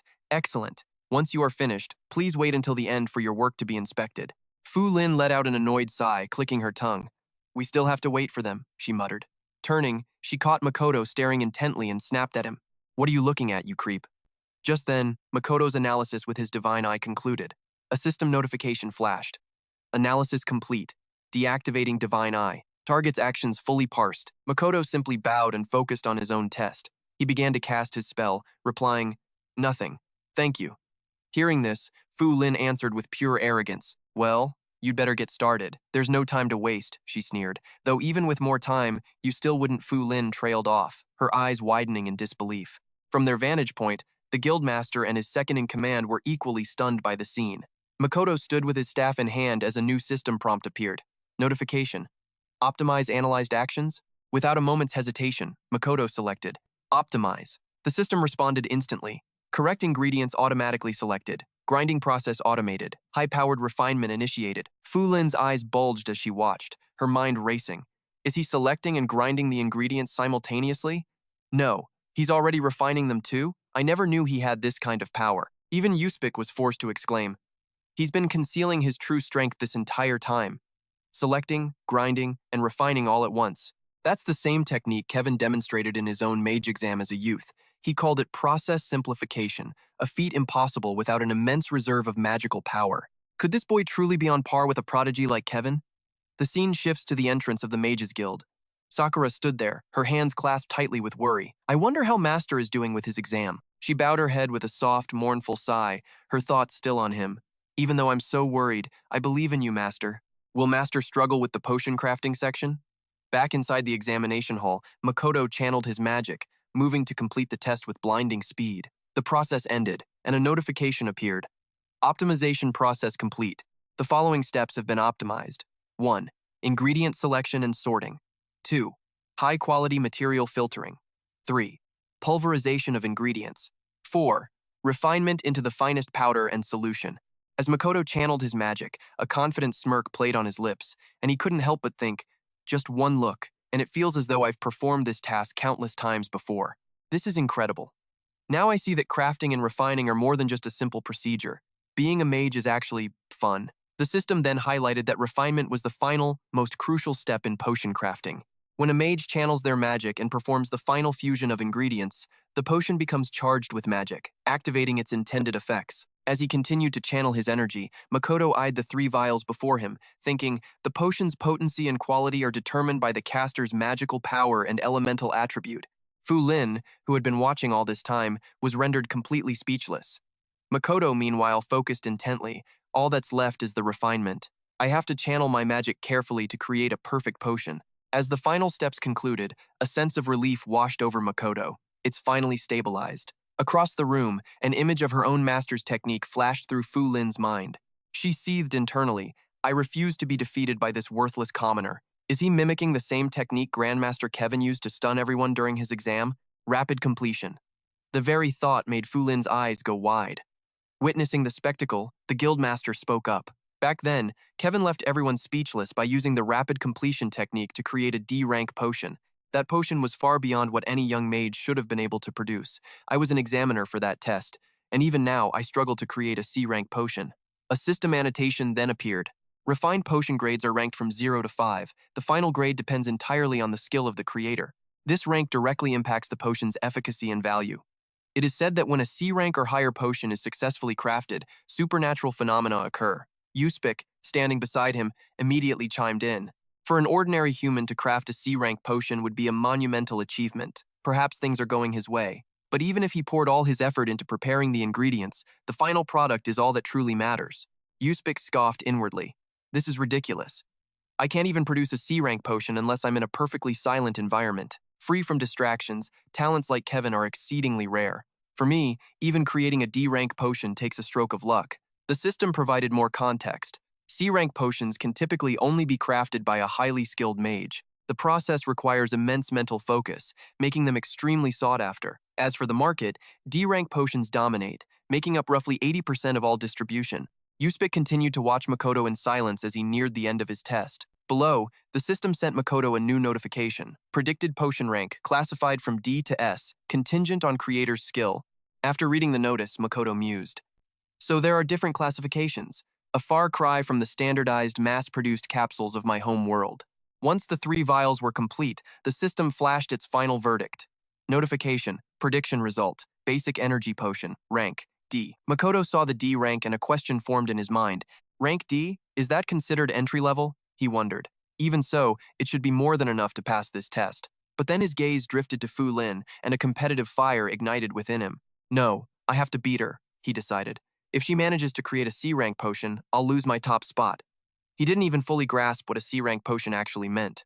To be safe, I need to craft at least a C-rank potion. But how? He recalled the system note. During refinement, the potion's rank is influenced by the power and attribute of the magic used. A realization struck him. That means if I can alter the power and attribute of my magic, I can change the potion's rank. First, I'll amplify my magic with superhuman physique. I can definitely regulate my own mana output. With that thought, Makoto closed his eyes, focusing inward. He began to channel magic through his staff once more. A system alert appeared. Magic power is being amplified. Up above, the guildmaster's patience was wearing thin. Why isn't the refinement process complete yet? He appears to be hesitating, all while maintaining his mana flow. This is not good. A mage's confidence directly impacts the outcome of the potion refinement. If he can't sustain the spell, the entire refinement could fail. Hearing this, Uspik let out a short, smug laugh. I told you so. There can't be that many geniuses. Just as I predicted, he must have exhausted his energy on the initial ingredient processing. Fu Lin was also watching, confused. What's the holdup? Just complete the refinement and it will solidify. Why is he hesitating now? The other mages gathered around began to grow restless. Hey, commoner, why isn't the refinement finished? One of them called out. He reached out to touch him, adding, if you keep this up, you'll run out of mana. But before he could, Fu Lin smacked his hand away. Don't touch him, you're breaking his concentration. Do you even know the basics of being a mage? Makoto's mind was racing. Right now, my magic is just a plain, non-elemental type. How am I supposed to change its attribute? The system confirmed his thoughts. Current mana attribute. None. Then a memory sparked. Wait a minute. The lightning attribute. When I used the Divine King's hammer, my magic must have been imbued with that element. If I can just draw on the power of the Divine King's hammer, I should be able to change my mana's attribute. There's no other way. I have to try. Observing from above, he delivered his verdict. Yosu Pick chimed in. The mana wave is unstable. It won't last much longer. I could feel the disturbance myself. If the magic destabilizes, the refinement process will be a failure. What a shame. Yosi then summoned the four gods as arcs of electricity began to crackle, bending to his consciousness. Manifest, four divine kings. A light erupted from his eyes, and his entire body was enveloped in lightning. Yosi's consciousness issued a command. Grant me your strength. The mages standing behind, including Fu Lin, were stunned speechless by the display. His mana, Fu Lin thought, it's suddenly surging. Yosi's thoughts raced. Just as I figured, the lightning attribute has been granted. It would only last a few seconds, but that was more than enough. Time to finish this. Immediately, the system sent a flood of notifications. Superhuman physique has increased your magic capacity. Current mana reserve is now 3,500. Blinding light has been enhanced. The current magic attribute has been converted to lightning. Yosi raised the staff in his hand, fusing his magic with raw electricity. Yosi shouted, "Refine! Final crystallization!" After completing the last step, drenched in sweat, he finally spoke. The basic energy potion is complete. Yosi wiped the sweat from his forehead and spoke again. I never imagined changing attributes and channeling magic would be this exhausting. Will this be enough to overcome her? Seeing that he had finished, Yosu Pick spoke up. Despite the instability, he successfully managed both the refinement and the condensation. Could it be that it's no longer unstable? I just sensed the presence of another elemental wave. What on earth did he just do? Whispers spread through the surrounding crowd. Having just finished, Yosi was oblivious and asked in confusion, what's going on? A moment later, as the allotted time for the exam ended, an announcement rang out. Stop right now. Everyone, cease your work. Anyone who violates this rule will be disqualified. The official announced, from now on, Vice Chairman Bitch Varda will determine the ranks of the potions. The Vice Chairman began his inspection, walking and saying, let's proceed and examine them from this side. He opened the first red potion, sniffed it, and gave his critique. The scent is weak, it dissipates quickly, and is quite simple. That potion is ranked O. Congratulations, you've passed. The mage hurriedly bowed his thanks. I am deeply honored, thank you, sir. On the other side, the Vice Chairman approached another station where black smoke billowed from all three vials. He frowned, assessing them. It's murky and smells burnt, a clear sign of over-refining. A failure.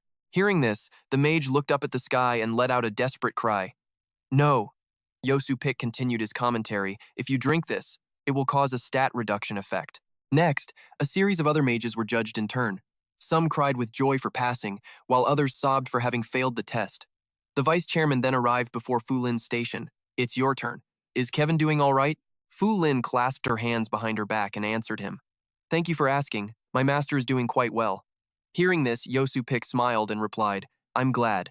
He began to open the potion Fu Lin had created, and a rich fragrance immediately spread. Yosu Pick assessed it. A surging aroma, this one looks promising. Hearing her work evaluated so highly, she just bowed her head slightly and smiled quietly. Yosu Pick sniffed again, his eyes gleaming as he continued his evaluation. The aroma is deep and long-lasting. This is a true potion. Hearing this, Fu Lin thought to herself, I haven't brought shame to my master. I've done very well.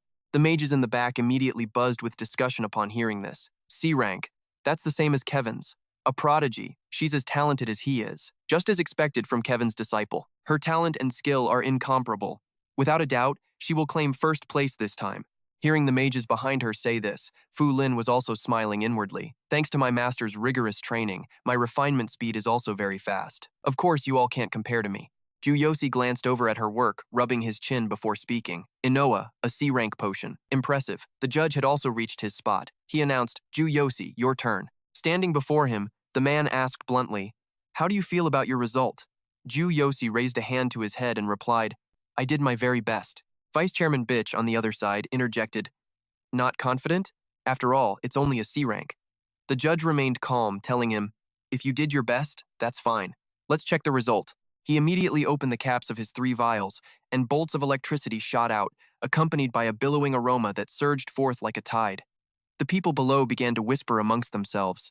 The space before them looked as if it were a different galaxy, with tiny glittering specks and streaks of lightning. Seeing this scene, Ju Yosi let out an "oh," a lightning flash. That's interesting. The judge looked up, stunned for a few seconds before speaking. Is this a supernatural phenomenon? Seeing this, Vice Chairman Bitch also had to exclaim, a potion causing a supernatural phenomenon. That's at least a B rank. Fu Lin also looked up, as if she couldn't believe her own eyes. She thought to herself, impossible. Only someone possessing power like Master Kevin could create something like a B rank. The mages below suddenly fell silent, not a single one making a sound. Unexpectedly, the fragrances immediately spread throughout the space. He took a sniff and then made his assessment. This thing, the deep aroma, the purity of the potion, and the supernatural phenomenon. He turned to the vice chairman and said, Bitch, it seems we were wrong. This human boy might be a more terrifying existence than the genius Kevin. Ju Yosi looked down at his bottle, letting out a sigh of relief as he thought to himself. Refining potions is truly exhausting, especially after Ju Yosi's test was graded. He immediately declared, there is no longer any doubt. He will take first place in this mage exam. Scene change. The entrance to the Mage Association. Sakura was still sitting here, restless with anxiety. Every few moments she would pace back and forth. I'm worried. The beastmen outside all turned to look at her. She mumbled to herself again. Master still hasn't come out? Suddenly, Ju Yosi emerged from the crowd, his face radiant, and raised his hand to wave at her, calling out, Sakura! Seeing him return, Sakura immediately ran to his side and spoke to him first. Welcome back. Is everything all right? Master, I was so worried. It feels like it's been a long time. Ju Yosi scratched his head and told her, sorry for making you worry. The exam is over. Hearing him say that, Sakura immediately asked, really? So how were the results? Ju Yosi also happily told her, yeah, I did very well. I came in first, so I came to pick you up. Hearing this, Sakura cheered. First place, that's wonderful, well done. Yes, that's amazing. The beastmen behind them became dizzy when they heard the conversation between the two. The man was also here, holding the still unpurified stone in his hand, and said, despite having such great power, does Master only wish to purify a Cadiolus? The system immediately displayed an explanation. Cadiolus, a rare item that only drops from dark-type bosses. After refinement, it can be activated with magic to connect to a separate dark area. It provides nearly 10 times the experience of normal areas, and adventurers seeking to level up all search for it. Because of the experience and equipment drop rate, it is very popular. I need it to level up. Hearing him say that, the man didn't say anything more and told him, since you achieved first place in the exam, I will grant your wish. Vice Chairman Bick, standing nearby, also took the opportunity to ask Ju Yosi a question. Who was your teacher for potion crafting? There's no way you didn't have a teacher.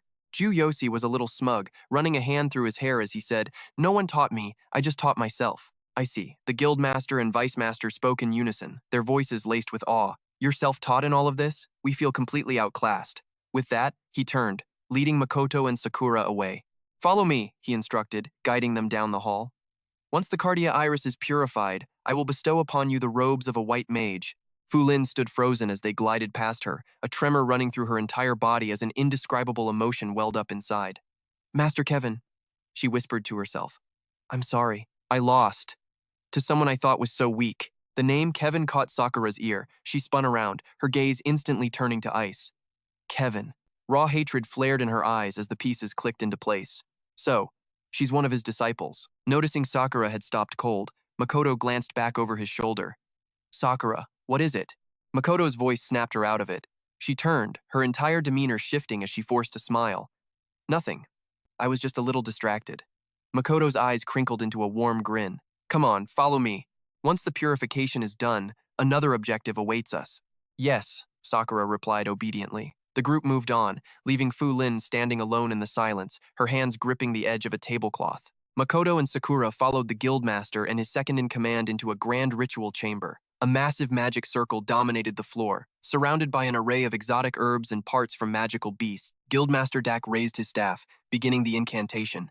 Mother of Earth, Father of Fire, Spirit of Water, Breath of Wind, Guardians of the Four Elements, hear my call, in my name, as the voice of the mages, cleanse this object. The Vice Master, bitch, said, turning his gaze toward Makoto. The heart is brimming with power, he explained quietly.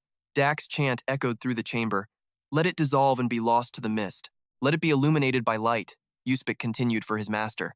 You're fortunate the president is purifying it for you. Makoto could only let out a soft wow at the spectacle before him, so this is the kind of magic a true mage wields, he thought.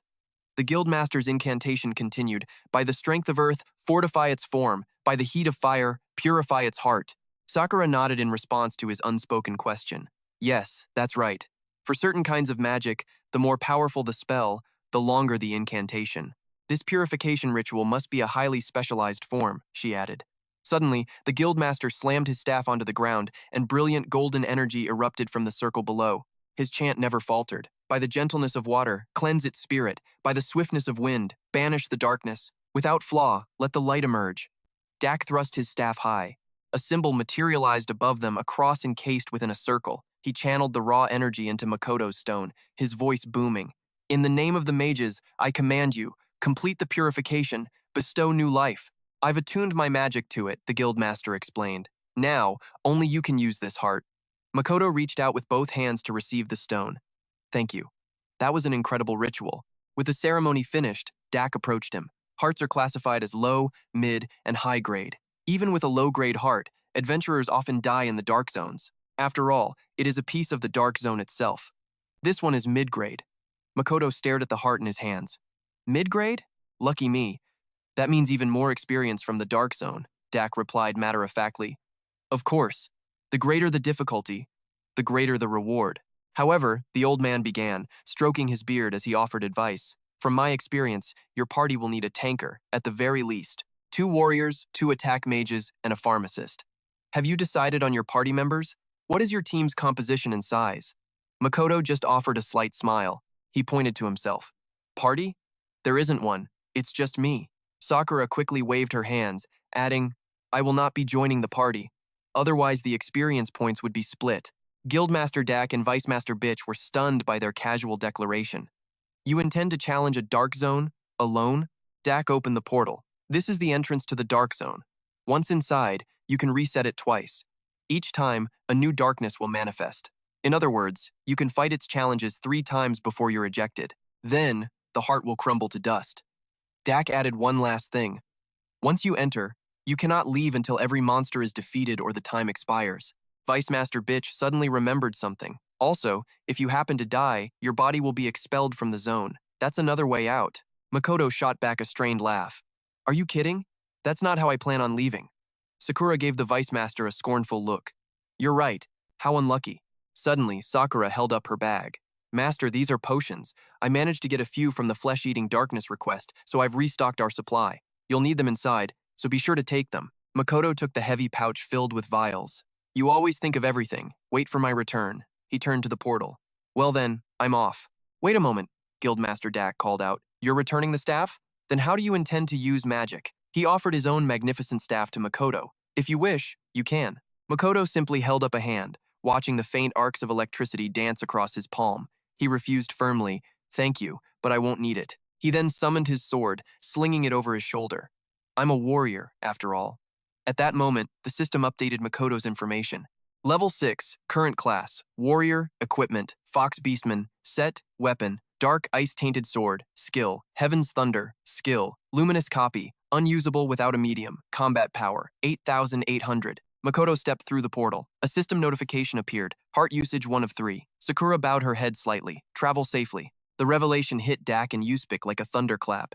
Uspik stammered, wait, you're a warrior? Dak could only express his regret. All that magical talent, and he's a warrior. I can't imagine how far he'll go.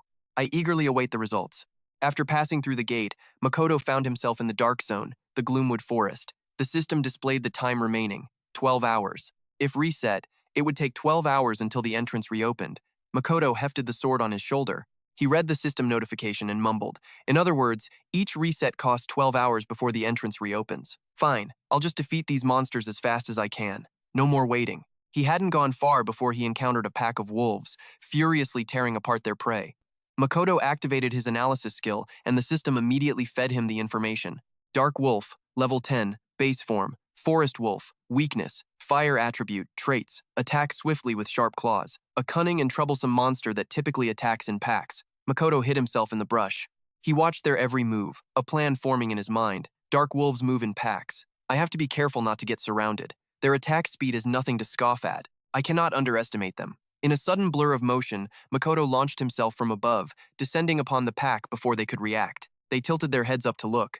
He plummeted with the speed of light, too fast for the wolves' eyes to track. As he fell, Makoto's only thought was to enhance his attack with his transcendent physique. Makoto activates the system in a flash. Superhuman body, he commands, channeling power into his arms. Veins pop on his skin as his muscles swell. No more playing around, he growls. He unleashes his signature move, Heavenly Thunder. The world whites out in a massive explosion. The Dark Wolf's health bars plummet, leaving only a third remaining. Makoto hits the ground, immediately moving to finish them off one by one, rapidly racking up experience points. Seeing the massive experience gain from each kill, Makoto can't help his excitement. 500 experience apiece? That's on par with a mini-boss from my world.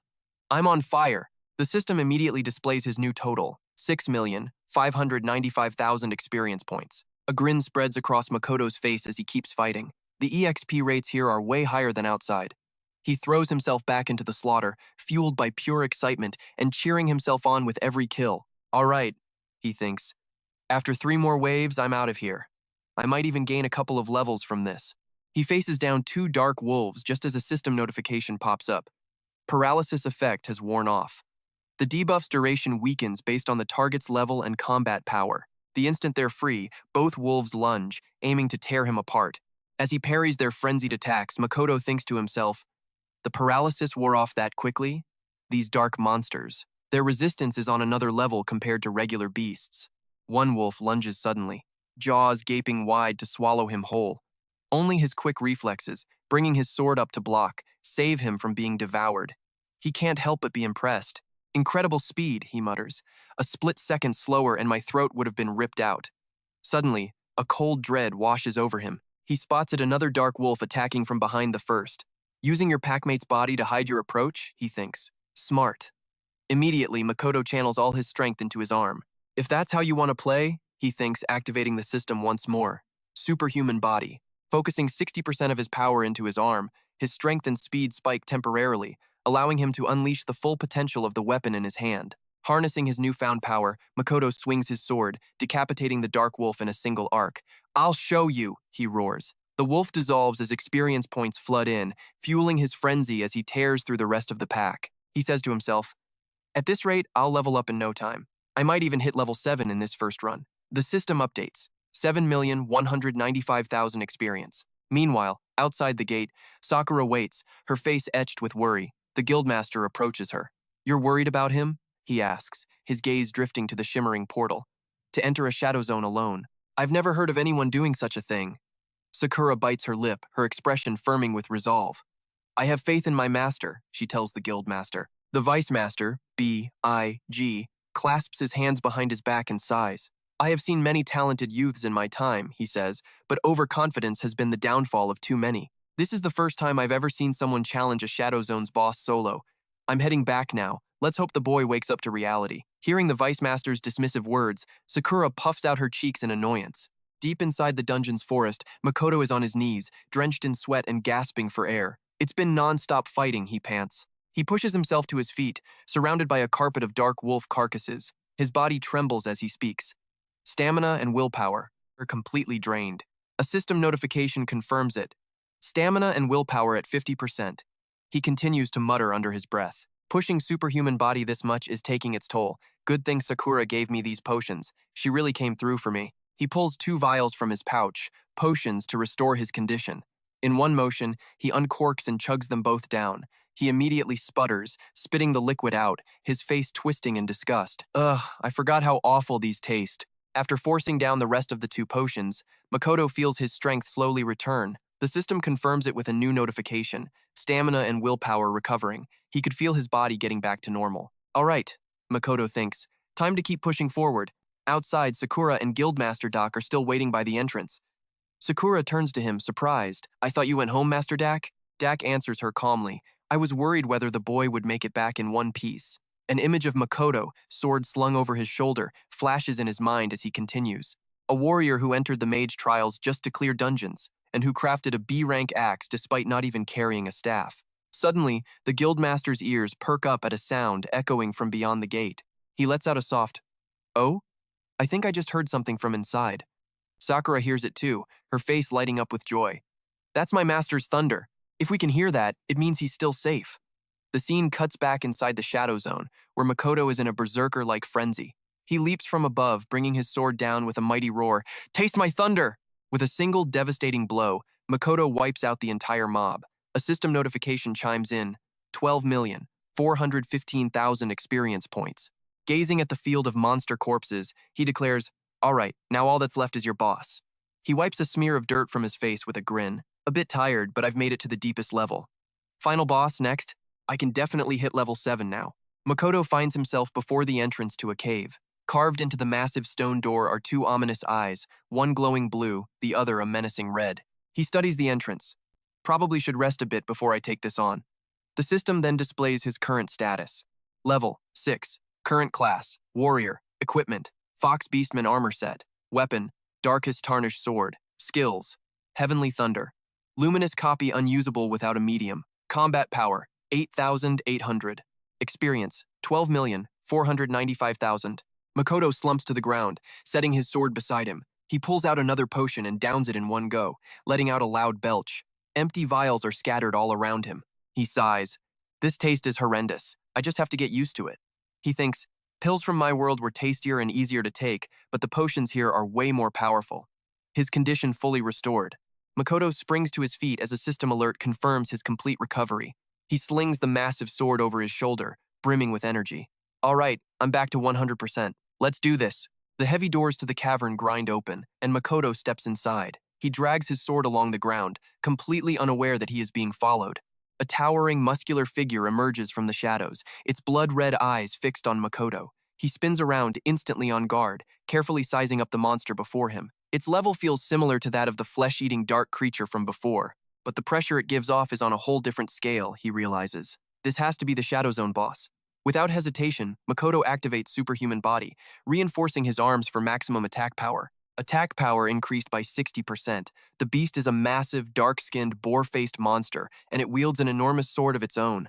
The sword radiates a powerful violet aura. A title floats above it. The Slasher of the Dark Forest, Level 14 Shadow Zone boss. Before Makoto can even set his stance, the monster attacks with frenzied rage. A flash of fear crosses his eyes as he flinches back. The beast brings its massive sword crashing down. The ground erupts, sending shards of rock and dirt flying through the air. Fortunately, Makoto reacts just in time, raising his own blade to block the devastating blow. Veins bulge on Makoto's forehead as he strains against the immense force. Suddenly, the beast lets out a deafening roar, unleashing violent waves of purple sonic energy. Makoto's attempt to counter with ice magic is futile. The creature's frequency still washes over him. My body, it's trembling, Makoto thinks, struggling. Is this some kind of fear skill? The system instantly clarifies, Shockwave, a high-tier skill typically used by beings of immense power. Once you're caught, there's no easy way out. The skill paralyzes its target with terror, slowing them to a crawl. Lost in a frenzy, the monster brings its massive sword crashing down. Makoto's body is completely frozen. He bites his lip, a single command screaming through his mind. Move! Damn it! Just move! Suddenly, the system ring on his finger erupts in a blinding golden flash. The monster's blade strikes at that exact instant, triggering a massive explosion. Their swords lock, and a system notification chimes. Slow effect neutralized. Electricity practically crackles in Makoto's gaze as he glares at the beast. I won't go down that easily, he snarls, though exhaustion is already creeping in. He wonders, is this pure energy flooding me from somewhere? Is that why the paralysis broke? Seeing him free, the monster's face twists into a grotesque sneer. A fresh wave of power surges through Makoto's entire body. A smirk plays on his lips. I don't die easy, you son of a bitch. The monster wrenches its blade free and stumbles back. In a guttural voice, it speaks. You are powerful. Your presence is overwhelming. Makoto is stunned that the monster can talk. You can speak? And here I thought the forces of darkness were just mindless beasts. The creature scoffs. Human, we are the darkness, an existence far superior to anything you can comprehend. Makoto freezes. As he takes in the scene before him, one thought cuts through the shock. That technique again. If only I had my Dark Goblin armor set, I could use its roar skill to exploit the creature's weakness. But I left it back in my home world. The system displays his current status. Level 6. Profession. Warrior. Equipment. Fox Beastman set. Weapon. Black Ice Slaying Sword. Skills. Sky Thunder. Luminous copy. Unusable without a medium. Experience. 124,195,000. Combat power, 8,800. Without warning, the monster unleashes a new attack, a single slash tears through the air, detonating in a massive crimson explosion that shatters the ground. Makoto raises his sword to block, muscles straining against the force of the blow. A grim realization hits him, his weapon. This thing is an incredibly powerful foe. Another system notification appears. Durability. All weapons and equipment possess durability. Low durability reduces effectiveness. Can be repaired by a blacksmith. Makoto's vision is completely obscured by the blast's aftershock. This attack blinds you. A blade whistles past, slicing off a lock of his hair. He grits his teeth. Too fast. I can't even block it. The monster presses its advantage with a flurry of strikes. One swing is all it takes. The blade connects, slicing into Makoto's neck. Blood erupts from the gash. Makoto launches a desperate counter, channeling all his remaining speed and strength. He clamps a hand to his neck, watching his health bar plummet. A grim smile twists his lips. Got me good. And I'm bleeding out with no potions to stop it. At this rate, I'm dead. The system chimes in. Bleeding. A debuff status. If the wound is not treated, the victim will perish from blood loss, can be cured with medicine or healing magic. Makoto's mind races. No potions means I'm going to bleed out. I have to kill this thing before my time runs out. He stares at the hulking beast, gritting his teeth. Should I use my last 2 escape chances to get out and heal? Damn it, if I stay, I die for sure. What does it matter? There's no turning back.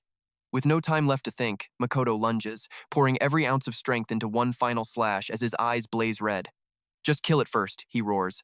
The monster is caught off guard, momentarily stunned. Makoto seizes the opening, pressing his assault and screaming, "Take my thunder strike!" As his blade descends, it unleashes a massive explosion of brilliant blue energy. Makoto leaps back from the blast, a question burning in his mind. Did it hit? Why didn't it even try to dodge? Through the fading light, the monster stands untouched, completely unharmed. A system alert flashes. Thunder strike impacted the ground. No damage dealt. The beast looks at Makoto and lets out a single, mocking word. Pathetic. Makoto's heart sinks. The attack was useless. I'm in deep trouble now. The monster's patience vanishes, replaced by pure rage. I will kill you, it snarls. I have no need for a sacrifice. The words echo in Makoto's mind. Sacrifice? What the hell is it talking about? It leaps into the air, bringing its sword down in a devastating arc that makes the ground erupt. Is this all you have? The monster bellows. Makoto is thrown back, his health bar slashed in half. The monster glares down at him, its weapon resting on its shoulder. Your weapon is gone, useless adventurer. With that, it turns to leave, tossing a final threat over its shoulder. Next time, I will kill you. But then, it stops dead in its tracks, muttering, "What is this? Who are you?" A torrent of confused questions follows. Is this your sacrifice? But why is the sacrifice? What? A special dark skill? Who are you? From seemingly nowhere, Makoto's voice echoes, calm and clear. Thanks for getting in close for that last attack. It was just what I needed to copy that sacrifice skill you mentioned. Makoto now stands before the monster, utterly transformed and encased in new armor. A bold gambit. The strongest warrior is the one with an unbreakable body. The system provides an explanation. Sacrifice consumes half of total HP, removes all debuffs and grants temporary maximum power, amplifies the user's strongest skill and triggers a demonic transformation. Makoto continues, addressing the monster directly. And now, he says, his voice low and dangerous, I'm going to tear you to pieces with my bare hands. Notifications flood his vision. Superhuman body has been enhanced. Granted sacrifice attribute boost. Your body has been tripled in strength by superhuman body. Warning. Extreme strain detected. Makoto's status screen updates. Level 6. Current profession. Warrior. Equipment. Fox Beastman set. Weapon. None. Destroyed. Skills. Sky Thunder, copied sacrifice. Experience.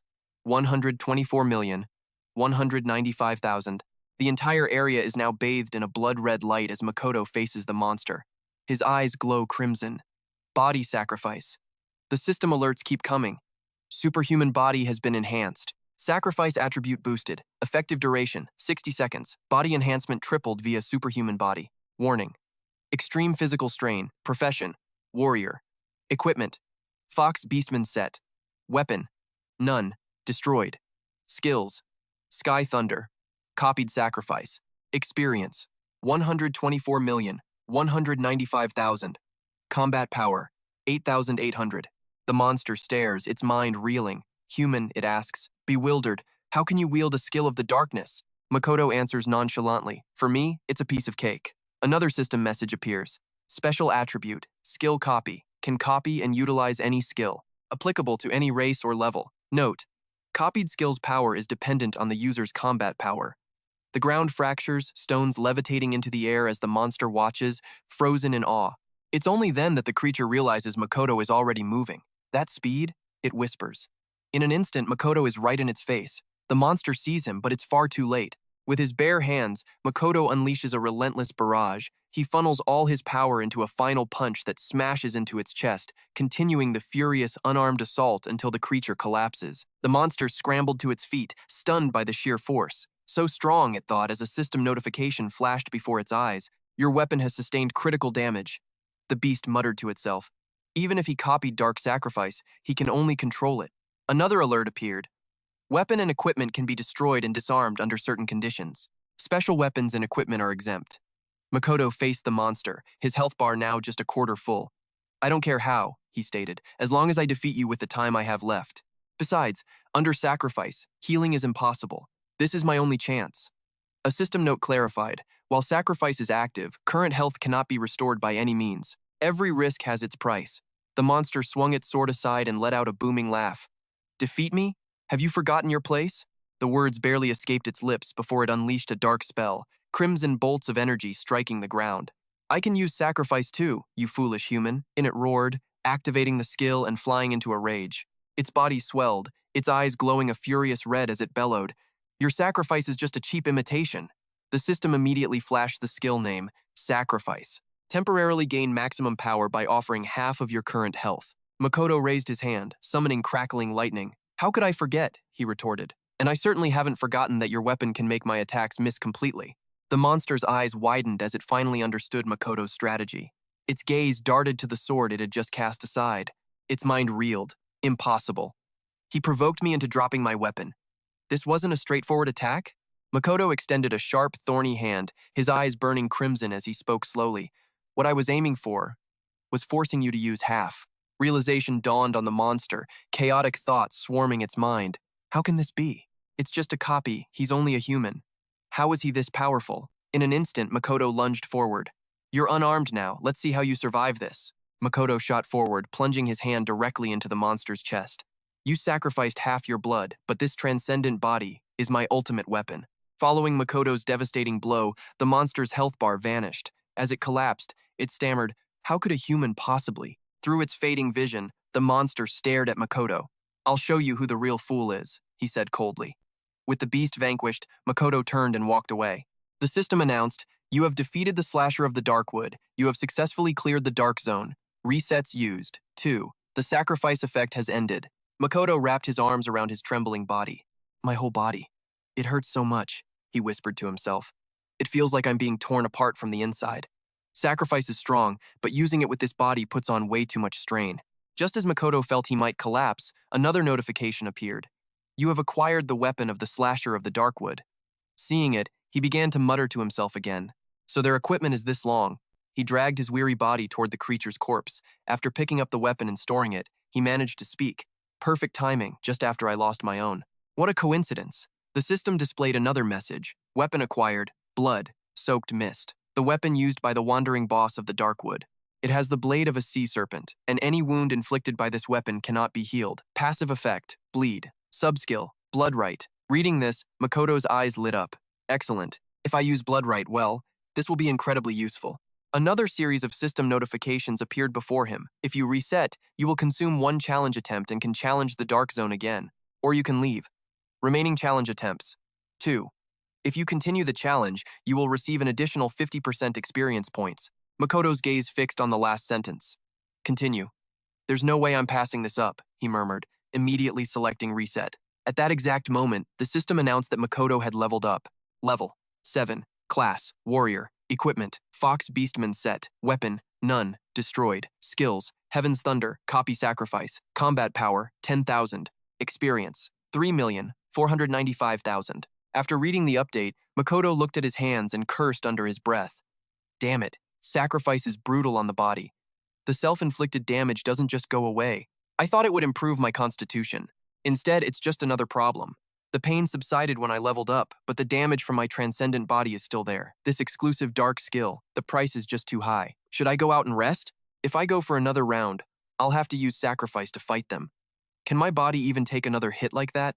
Besides, Sakura said it would be extremely dangerous. But as he considered this, he hesitated, a plan forming in his mind. The goal was to gain 6 levels in a week, hit level 12, and return to the starting world safely. I need to level up. That's why I can't pass up this experience bonus. A smirk touched his lips. To become stronger, you have to pay a price. No room for hesitation. Can I even move on without that resolve? Hesitate and you lose. The system displayed a new message. You have chosen to challenge again. Please enter the space and return to the entrance. As Makoto stepped through the portal, he whispered, "Sorry to keep you waiting, Sakura." Outside, Guildmaster Doc and Sakura were still waiting, but Makoto hadn't emerged. Sakura paced back and forth anxiously. Both were thinking the same thing. It's been a while. Shouldn't he be out by now? Guildmaster Dak tried to calm her. Don't worry. He likely chose to continue the challenge for the bonus experience. Though he spoke with confidence, a bead of sweat ran down his temple as he thought to himself.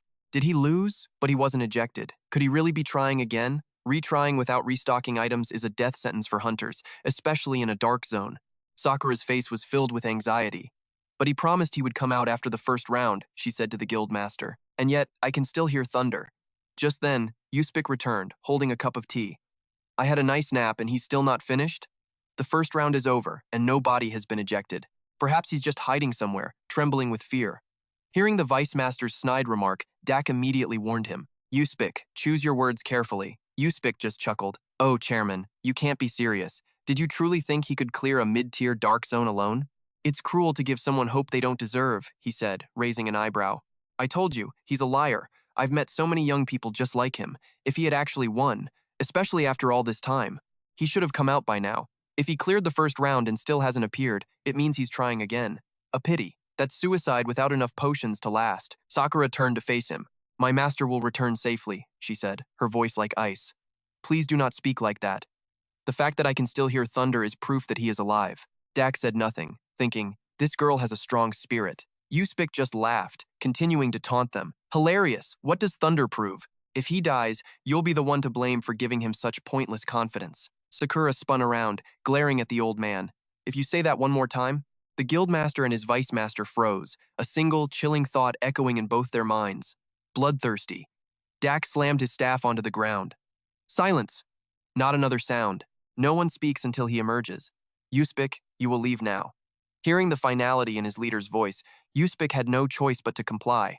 But he couldn't resist a final, venomous remark. I'm only speaking the truth. It's time you all faced reality. I can't wait to see the looks on your faces when they wheel his corpse out. The guildmaster's voice dropped to a low growl. Yuspik, out. What an absolute fool, he thought. He's grown so comfortable, so soft, that he can't even recognize pure bloodlust when it's staring him in the face. This beast girl's potential is limitless. Suddenly, Sakura gasped, her body jolting.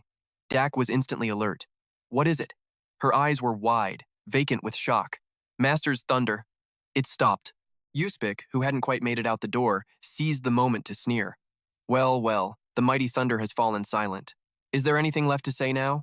A mere human, taking on the dark zone by himself. Pathetic. Just then, a deep rumble echoed from within the core, and every head snapped towards it. Dak's voice was tight. What was that noise? A spiderweb of cracks spread across the core's entrance. This feeling, Sakura whispered, her voice trembling. I know it. Dak raised his staff, bracing for the absolute worst. The darkness. It's broken the seal. Dak's brow furrowed. Brace yourselves. The darkness is about to breach the seal. Yuspik's smugness evaporated, and he threw his teacup aside. Impossible. The seal on the dark zone can't be broken. But Sakura sensed something else, something familiar. Wait, she cried out. It was Tsuyoshi, his body an absolute wreck, who emerged. He called out to her, his voice strained. Sakura, sorry to keep you waiting. I cleared it 3 times, he managed, a weak smile playing on his lips as he struggled to keep his eyes open. Got all the experience rewards. Leveled up 3 times. I'm level 9 now. Then, his strength gave out. Tsuyoshi collapsed, and Sakura rushed forward, catching him just before he hit the ground. Master! Dak and Yuspik were utterly stunned. 3 times in a single run. Is that even possible? Yuspik stammered. Dak's mind was racing. 3 levels at once. Just how much power has he been hiding? He snapped back to the present. Quickly, heal him now! Tsuyoshi went limp in Sakura's arms, unconscious. A system notification flared to life. Level 9. Class, Warrior. Equipment. Fox Beastmen armor set. Weapon. Blood. Soaked mist. Skills. Heaven's Thunder, Sacrificial Copy. Combat power, 14,500. Without a moment's hesitation, they rushed Tsuyoshi for treatment, with both Guildmaster Dak and Vice Master Uspik simultaneously channeling their healing magic into him. His muscles, his nerves. They're all shredded. One of them murmured during the intense healing session, but when Tsuyoshi's eyes fluttered open, his face was flushed with a vibrant, cheerful energy. Flexing his fingers, Tsuyoshi grinned. Thank you for the healing. I feel much better already. Sakura, sitting just behind him, puffed out her cheeks in a pout. Master, you're always like this. You break your promises and do the most reckless things. He turned, gently ruffling her hair. Sorry. I'll be more careful from now on. I really couldn't resist the temptation of all that experience. This time I hit level 9 and got a huge bonus. You know I crave experience more than anything else. Her pout didn't fade. Master's safety is what's most important, she insisted. You can't break your promise again. Just then, Guildmaster Dak approached, his staff in hand, and stood before Tsuyoshi. You, human, Dak began, his voice serious. You said you cleared it 3 times. Is that correct? Tsuyoshi simply nodded. Upon confirmation, Dak and Uspik exchanged a long, silent, and unreadable look. The Guildmaster finally broke the silence, voicing the question that plagued him. If I hadn't witnessed it myself, I would never have believed it. To challenge the Dark Zone alone, and to do so 3 times, it's simply incomprehensible. He thought back to the moment Tsuyoshi emerged, the aura radiating from him. It was even more potent than the darkness itself. For a terrifying second, Dak thought the darkness had won. This man's power is extraordinary, not just in healing, but in raw combat. If Kevin is a genius, this human is something far beyond that. Uspik, who had been standing silently, cleared his throat with a few dry coughs. I apologize for my earlier words. Please forgive my ignorance. I gravely underestimated a human's potential. Sakura, still scowling, didn't even bother to look at him. Took you long enough, she muttered under her breath. Hey, you helped heal me too, right? Don't worry about it, Tsuyoshi said, waving a dismissive hand from his bed with an easygoing smile. The reflection we used is just a common-tier healing skill, Uspik continued, his tone turning grave. We've mended your external injuries as best we can, but the internal damage, we couldn't reach it. Your body is still in critical condition. A system tooltip appeared. Reflection. A common-grade recovery technique capable of mending most physical trauma to a certain degree, widely used among adventurers. Guildmaster Dak stepped forward, elaborating for Tsuyoshi. When you emerged, you were covered in wounds, weren't you? You had severe internal bleeding and systemic nerve damage. If we had delayed treatment by even a moment, you would have died. It's clear you used some kind of secret art or powerful magic, but you must never use it again. The lingering trauma in your body could permanently hinder your ability to level up. The Guildmaster's words hit Tsuyoshi hard. Hinder me? He exclaimed, a flicker of panic in his eyes. But all I want to do is level up. The warning finally forced him to pause and reflect. That skill, sacrifice, it's messing with my mind. Slowly, killing is becoming the only thing I can think about. I'm starting to lose sight of who I am. This is a massive risk. What am I going to do? An image flashed before his eyes, 2 colossal eyes, just like the ones from inside the core. Tsuyoshi flinched back. Were those eyes? His own eyes flew wide as he started to pant, his breathing heavy and ragged. Seeing his distress, Sakura immediately asked, Master, is something wrong? Tsuyoshi wiped a bead of sweat from his brow, forcing himself to calm down. It's nothing, he lied. Just a little tired. That's what he said, but his mind was racing. Sacrifice. The darkness. That special skill. It doesn't just damage my body, it's corrupting my mind. I can't use it again. I have to stop. Guildmaster Dak held out a pouch filled with medicine. I'm giving you this, he said. Take 1 dose a day. Meditating after you drink it will improve its absorption. Uspik's eyes widened at the sight of the pouch. That medicine, Master Dak. You're giving that away? Tsuyoshi, oblivious to its significance, happily accepted it. Thank you, sir. Sakura, however, leaned in curiously. What kind of medicine is it? Dak explained to them both. This is a favorite brew of Kevin's. It will be immensely helpful for your physical recovery, but I think it would be best for you to visit him in person. If you show talent, he will surely take you as his disciple and teach you medical arts far beyond what you know. He is one of the very few on this continent who possesses a legendary elixir. At those words, Sakura shot to her feet, her fists clenched. Kevin found a legendary elixir? Which number is it? Tsuyoshi was completely lost. What are you talking about? He asked. Hold on. Legendary, law, which number? What does any of that mean? Hearing his question, Yuspik frowned in disbelief. Hey, you call yourself an adventurer and you don't know this? He began to explain. In this world, there exist fundamental laws that govern the magic of heaven and earth. Magic that taps into these laws possesses immeasurable power and is known as the forbidden curse of ruin. For alchemists, this is crucial for enhancing the potency and quality of their elixirs. However, these laws of heaven and earth are incredibly volatile. Some even possess a will of their own. There are 12 of them in total, but they are all concealed in uncharted corners of the world, and even finding one is merely the beginning of the trial. Knowledge of the 12 laws is passed down to the most brilliant mages of each era. The very first ones were discovered in ancient times, and each possesses enough power to destroy the entire world. The reason they call Kevin a genius is because he mastered the 12th law, the law of grand defense. A decade ago, his magic surged to its absolute peak, an invaluable asset for a mage refining potions, as it not only enhanced their efficacy and quality but could also be infused by the law's power. If anyone could heal Makoto's injuries, it would be him. At this revelation, Makoto let out a triumphant shout. For real? Sakura, seated beside him, asked with wide eyes.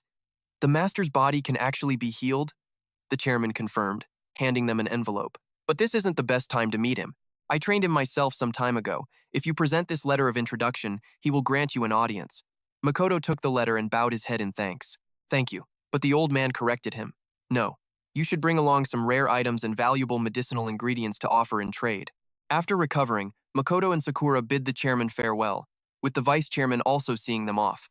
As Makoto's figure disappeared into the distance, Iospik spoke. Chairman Dak, does that human truly interest you?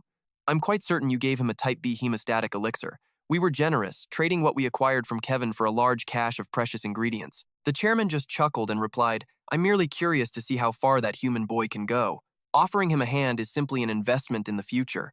Iospik frowned at his words. That is an extremely high-risk investment. Not many geniuses can conquer the dark zone alone, let alone a human. Dak stated with firm conviction, It's true, I've never heard of anyone conquering the dark zone single-handedly. But this wouldn't be a first in history. Iospik's curiosity was piqued. There have been other fools as reckless as him. The chairman began to tell him the story. 1,000 years ago, a great being brought our Beastkin tribe into existence, Gasus, the ancient god king. The scene shifts, finding Makoto and Sakura trekking through a forest. He pushed aside thick foliage to clear a path, asking, Sakura, do you know where Kevin is? Trailing behind him, Sakura answered, Yes, I asked the chairman, and he told me, but it's quite far, so we can use this time to level up. This path is shorter and suits our current objective, but Makoto glanced back at Sakura. What are the conditions? As they walked on, Sakura explained that to complete this task, they needed to form a party. In a clearing ahead, a group of people stood gathered. Makoto asked, Why are there so many people? Sakura explained from behind him that this was a so-called quest point, where numerous adventurers gather, but after a certain amount of time, they either get lost or move on.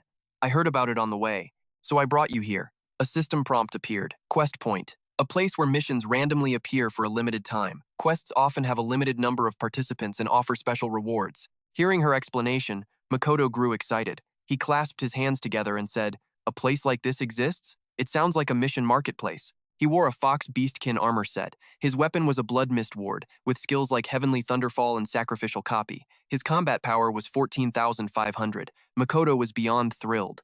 He thought to himself, the activities here are far more diverse than in my previous world. I should probably test my combat skills while I'm here. Makoto strode forward. I'm going in, he announced. Sakura stood back at a distance. She called out to him. Be careful, I'll be right here. Just ahead, a young man was loudly recruiting members for his team. We need a level 15 warrior or elite. His name was Victor, and most of his team were around level 15. He continued to shout, We're generous with sharing the rewards. If you meet the requirements, please come over here. We can set off as soon as we have enough people. Another adventurer standing by started gossiping. Jeffy Grack spoke first. That guy's been waiting for 2 days. The reward is good, but it seems like a very dangerous quest. He'll probably go home empty-handed again today, Van Kroot chimed in. Besides, almost no one here is level 15 with a combat power over 6,000. That captain is unbelievably stubborn. One of Victor's own team members, Ryuji, also spoke up. Captain, maybe we should just pick another mission. We've already wasted 2 days. If someone was coming, they would have shown up by now. It's not worth losing all our mission points like this. Victor spun around, irritated by his comment. You idiot! Did you forget that expensive piece of intel we bought at the tavern? This is a level 12 quest. More importantly, it's the only one where you can get a blood rose. A single blood rose is worth 500 silver coins. I'm not settling for some low-level mission. A system window appeared. Blood rose, a rare medicinal ingredient that, when added to potions, dramatically increases recovery effects and is highly coveted by mages and other alchemists. For this reason, it always trades at a high price on the market. Ryuji could only continue to argue, but maybe someone will join next time. We can't go without enough people anyway. Just then, Makoto approached, a smile on his face as he raised a hand to them. Well, I'll join you then. I'm a warrior. Although my level is a bit low, I'm very confident. The eyes of Victor's group instantly lit up with hope. Victor rushed over in delight. You're our savior. Are you level 14? Well, level 13 is fine too. If you were level 12, we could even provide you with some. Makoto scratched the back of his head and said, I'm level 9, but you can let me take the vanguard. Victor's face instantly darkened as he lunged forward, cursing. You're with a team that held you back. What good is a level 9? I'm shocked you'd step up and introduce yourself with stats like that. Makoto simply stated, I'm not kidding. Victor was still yelling, thinking he was being lied to. Are you kidding me, level 9? At that moment, the mission portal announced, time remaining for today's mission before the gate closes is 10 minutes. Ryuji, who was restraining Victor, saw the notification and spoke up. Captain, if we miss this chance, we'll waste another day. Make a decision. Now, standing in the back, added her voice. Why not just try using a level 9 warrior? As long as we have enough people, we're good. Takaru also tried to persuade Victor. That's right. If we keep this up, we might not even recover the cost of that intel. Victor finally conceded. Damn it, there's no other way. He shouted at Makoto. Hey, level 9, listen up. I'm giving you one chance. So once we're inside, don't do anything on your own. Follow my instructions. The 4 of us are stronger. You're just here to fill the numbers. Still want to do it? Makoto walked over, clapping him on the shoulder. No problem. I'm happy since this is my first time joining a party. Victor managed a reluctant reply. Nice to meet you. Makoto, filled with excitement about his first party, took the lead. Let's go. Victor's entire group was stunned. Victor blurted out, his first time in a party? The group arrived before the mission gate as the system displayed, Level 16 quest has begun. Just as they entered the forest, the group immediately encountered a Level 16 forest rhinoceros. Combat power, 9,700. It had a massive body, a lightning horn, and was strong against physical attacks. Someone in the group cried out, It's a Level 16 quest! Victor was seething with rage. He ground his teeth. That damned information broker. If I get out of here, I'm gonna beat him to a pulp. Ryuji, standing just behind him, was terrified, his mind reeling. Captain, with this level of difficulty, I don't know if we're getting out of this alive. If the first enemy is a forest rhino, I can't even imagine what the boss is going to be like. Victor motions for the group to get low, whispering, All right, relax. We're all level 15, and we've cleared tough missions together before, so just do what we always do. We can definitely take down this weakling. If not, well, it's a shame, but we'll use a return mist and bail. The system explains.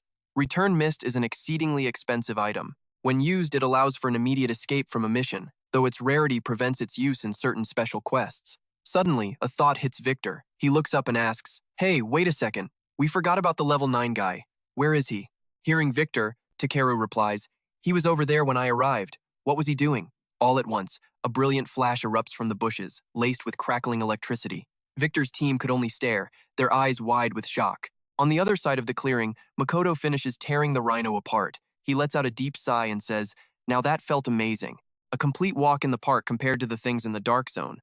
Victor's team gawks at the spectacle, their jaws collectively hitting the floor. Makoto casually props his sword on his shoulder and ambles toward them. Follow me, he says. I've gotten used to speedruns lately, and I can't wait for the reward. A system window displays Level 9 Warrior Class. Gear. Fox Beastmen set. Weapon. Blood Mist. Skills. Heavenly Thunder, Sacrificial Copy. Power, 9,450. Back in the depths of the forest, the Level 16 quest is in full swing. After witnessing Makoto's true strength, Victor's team is now coordinating flawlessly. Victor's voice rings out. There's one more, behind that tree. We've got a weakened monster over there. Finish it, Takeru. Level 15, Wind Archer class, with a combat power of 6,230. As he draws his bow, Takeru can't help but exclaim, That Level 9 warrior is unbelievable. Is he going to solo this whole mission? The others murmur in agreement. He just charged in and started carving a path through everything. Up ahead, Makoto leads the way, effortlessly clearing every monster that crosses his path. Another member of Victor's party speaks up. It's like he already knows their weak points. I can't believe he's only level 9. Now, a level 15 Priestess of Light with a combat power of 6,120. Hearing the others, she adds, and he hasn't even needed any healing. He's making this look far too easy. Ryuji, a level 15 hidden thief, is perched on a tree branch. Combat power, 6,120. He too calls down in amazement. Captain, you know a lot of people, right? Who is that guy? With his kind of skill, he has to be famous. Victor, level 15, elemental mage class, combat power 6,300. Hearing Ryuji's question, he finally answers, "Not really. I know plenty of people like him. It's impossible to remember them all. I even meet guys introduced by information brokers in taverns. You know, he's definitely an elite from a major guild. He looks so familiar, I just can't quite place him." All the while, Makoto continues his relentless assault, carving a path ever deeper into the forest. His mind is racing as he fights. The difficulty of a normal quest is nothing compared to the Black Abyss. The experience is higher than my original world, but it's still less than what I'd get there. Even the level 16 mobs here are weaker than the level 11 ones back in the Abyss. They're not even half as strong as the dark monsters. He faces a level 16 tree fiend. Activating his divine eye, he instantly identifies its fatal weakness, fire. Its attack pattern is poisonous thorny vines. Makoto engages, skillfully dodging the lashing tendrils. He thinks to himself, as long as I'm careful, these poison thorns aren't much of a threat. The holy eye shows me their weaknesses, but can I exploit that information even more? This quest has a side objective to collect blood roses. I wonder if I could give them to Kevin as a souvenir. Makoto's sword flashes, severing a volley of vines from the monster. A system notification appears. Blood rose, a rare medicinal ingredient. Brewing it into a potion dramatically increases recovery effects, making it highly coveted by classes like potion master alchemists. This drives its market price through the roof. Makoto turns his head, shouting back to Victor's group. Everyone, we're almost at the boss. The number of smaller monsters is increasing, and they're weak to fire. Mages! Victor hears the command and yells back. Got it, I'm on it. He thinks to himself, finally, my time to shine. Makoto adds one more warning. Watch out for the poison thorns on the trees. If they hit you, you'll be poisoned. Victor's team finds themselves surrounded by tree fiends, their poison-laced vines keeping the group on high alert. Victor's mind is racing. How does he know so much about these monsters? He's only level 9. He shouldn't have this kind of experience. I saw his level. He must be hiding his real power. Shaking the thoughts away, Victor's group coordinates in an instant. They unleash a massive wave of fire, incinerating all the surrounding tree fiends. As night falls, the party makes camp to rest, huddling around a bonfire for warmth. Ryuji, Nao, and Takeru sit together near the flames, and Takeru is the first to speak. Everything went so smoothly. That warrior is incredibly strong. This mission should be a piece of cake. Ryuji immediately teases him. Oh, you're calling him Sir Warrior now? Nao warms her hands, her cheeks glowing in the firelight. She says softly, he's different from the people in this world. His identity must be something very special. A short distance away, Victor and Makoto are shaking hands. Victor, Makoto. Victor says to him, I never expected to meet someone so experienced. I'm dying to know who you really are. Makoto scratches his head, feigning innocence. Oh, not at all. I'm just a rookie adventurer. Victor, convinced he's being played, just smirks. A rookie, huh? Right, we'll go with that. I'm telling the truth. Makoto insists with a perfectly straight face. Victor hands him a water skin, trying a new line of questioning. So, do you know about the mission rankings in each region? Makoto takes a drink before replying, Mission rankings? Not really. Why do you ask? Hearing this, Victor pouts. You don't know? You've got to be faking it. Victor launches into an explanation. Their mission points are different from the ones that just pop up over time. Each region has fixed mission points, and the rankings evaluate a party's completion performance. It also records the first team to complete a mission and the most outstanding performances. In other words, it's not just about the reward, it's about fame. The rankings are shared across every branch of the Adventurers Guild. Everyone can see them. You could bring enormous prestige to your guild or your party. Makoto nods. I think I understand, but what's your point? He thinks to himself, my original world had a similar system. So this place has one too. Victor crosses his arms, looking up as he continues.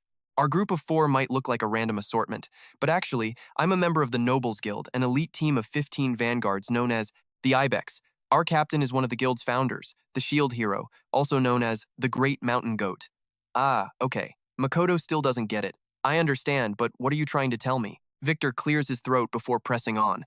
Recently, a level 18 mission appeared. It's full of swamp monsters from the Black Abyss, and these things are a huge pain because no one knows much about them. You seem to know a lot about monsters, and you could be the key to clearing it. As soon as he hears that, Makoto's interest is piqued. He balls his hands into fists and asks excitedly, So, it's a mission to hunt monsters from the Black Abyss? The rewards must be massive, right? Victor tightens his own fists, nodding back at Makoto. Clear this trial and you'll get record-breaking rewards. That's why so many teams are fighting for the first clear title. If you're interested, you should meet our captain. Chuyoshi considered his offer. While waiting for the items he needed to level up, this seemed like a decent way to pass the time. He put his hands on his hips and asked, I'm only level 9. You still want me for a level 18 quest? Victor just waved his hand dismissively. Don't worry about it. There are plenty of quests with different level requirements. This one just happens to be locked for adventurers below level 18. It'll be fine. Hearing that, Chuyoshi immediately agreed. Perfect. Then I'll help, but on 2 conditions. Victor asked softly. Conditions?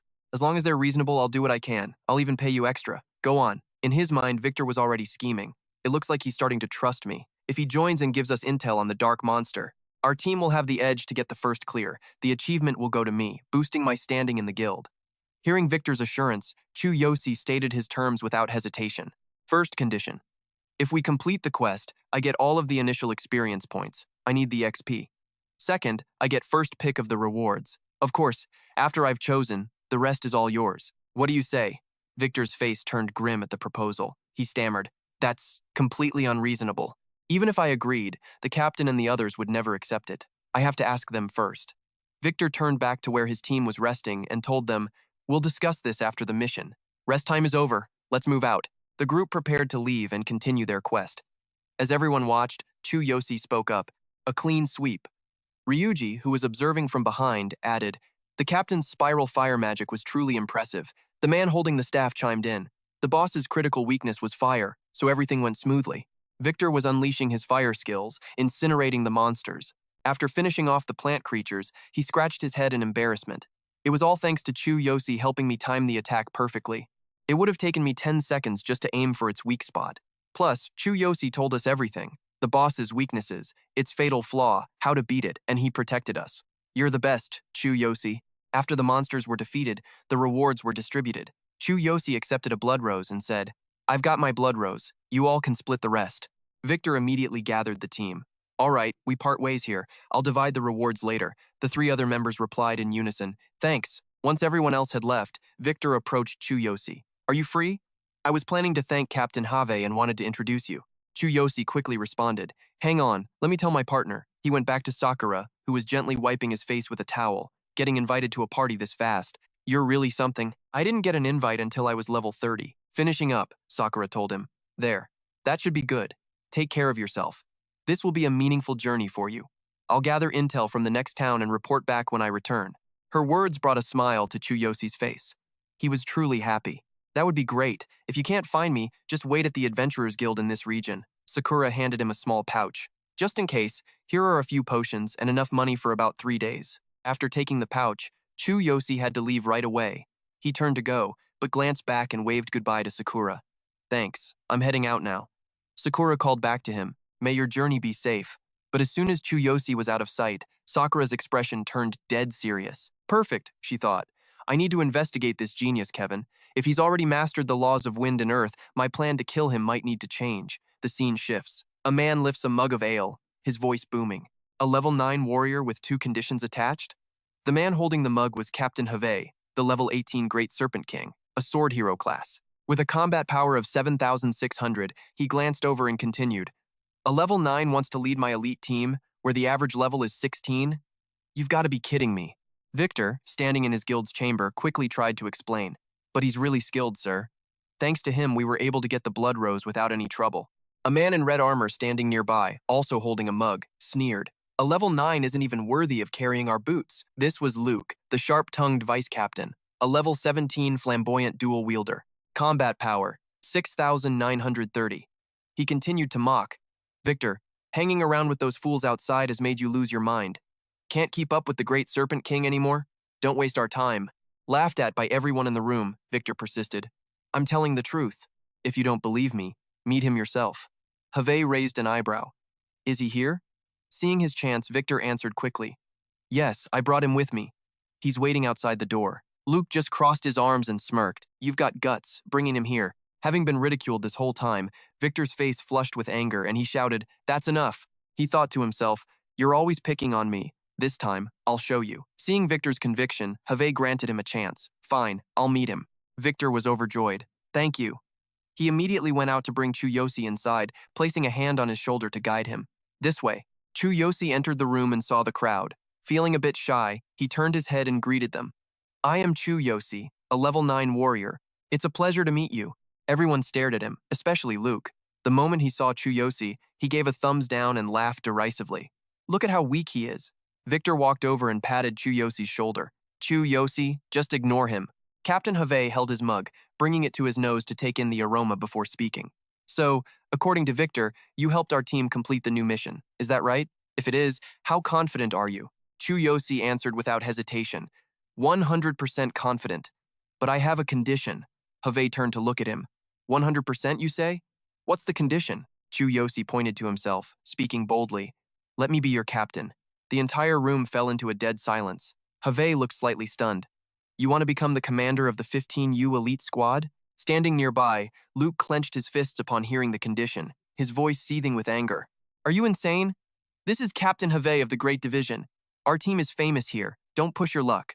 Victor was horrified and rushed over to whisper, Hey, Chuyoshi, become the commander? That's impossible. Chuyoshi shot him a glance and replied quietly, It's for the mission.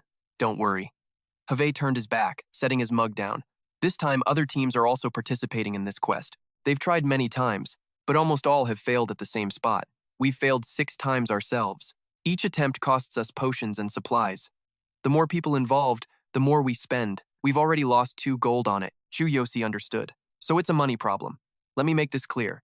If you let me take command, I guarantee we will complete the mission. Luke looked like he was about to choke, his face turning beet red as he yelled, You still have the nerve to say that? Another man cracked his knuckles. Captain, let me just punch him. But when Have turned around, he agreed without a moment's hesitation. All right, I agree. He picked up his mug again and added, But if you fail, and this turns out to be a bluff, even so, Arch-Templar Havel will never forgive you. Luke couldn't believe his ears, asking in a stupor, Are you serious? Hearing Havel agree to his terms, Makoto answered bluntly, Fine. If we work together, we can get this done easily. Luke shot a finger at Makoto and yelled, Captain, you can't actually trust this guy, can you? What can a pathetic level 9 even do? Seeing his second-in-command so furious, Havel just said calmly, What other choice do we have? We could just try it without him. Luke stubbornly clung to his opinion. But letting him lead, a level 9, it's obviously a scam. Our team, Great Tree, is already struggling. That kid Victor must have been fooled too. He doesn't belong here. We should kick him out. Hearing this, Havel shot Luke a severe look, his voice turning to ice. Do you have any idea how much we're ridiculed at the guild? It's because we've achieved nothing while other teams soar past us. If we finish this new mission first with a strong showing, our reputation will recover. We have no other choice. We have to cling to even the faintest glimmer of hope. Havel glanced at Makoto, then clenched his fist and added, And if this is a scam, I, Havel, will not let it stand. The scene shifts. At the mission rally point, the other teams were already gathered. Seeing Great Tree arrive, they started jeering, Hey, isn't that Great Tree? They're actually showing up for a mission today? They'll just end up failing like always. Wait a second, that guy in front isn't Havel. Seeing Makoto leading the way, they began to whisper, Who is that? What's with the weird gear? Anubis, with his arms crossed, boomed. Well, if it isn't Great Tree, did they get a new captain? All style and no substance. At this rate, they'll be eating dirt soon. Hearing his team insulted, Victor moved close to Makoto and whispered, That captain has always seen us as rivals. But honestly, he's not wrong. Our string of failures has left us with nothing. That's why the captain and everyone else are under so much pressure. The tension in our group is incredibly high right now. After absorbing Victor's information, Makoto's expression didn't change as he uttered 3 words, I'm aware. He walked forward, bumping Anubis hard with his shoulder, making the man stagger as he spoke. Sorry, you're in the way. Stung by Makoto's attitude, Anubis shot back. Hey Havel, your new captain is pretty cocky, isn't he? He sneered loudly for the whole crowd to hear. I wonder if he'll still be so arrogant when you all come crawling back in defeat. Makoto just glanced back with a smirk and said, We'll see, won't we? The mission gate finally materialized. Makoto spoke up. All right, everyone, let's begin. Inside his head, Makoto was already thinking, according to Victor. This mission involves a swarm of tricky monsters in a dark swamp, but with God's eye, it's a trivial matter. I'll show them. I'll lead them to a victory far greater than they expect. The team stepped through the portal. The system immediately announced, Welcome to the Swamp Zone Shadow Mission. The level 18 swamp requires a party of 12 to 17 members, none exceeding level 18. As they began to move, Havel walked up behind Makoto and asked, So, what's the plan?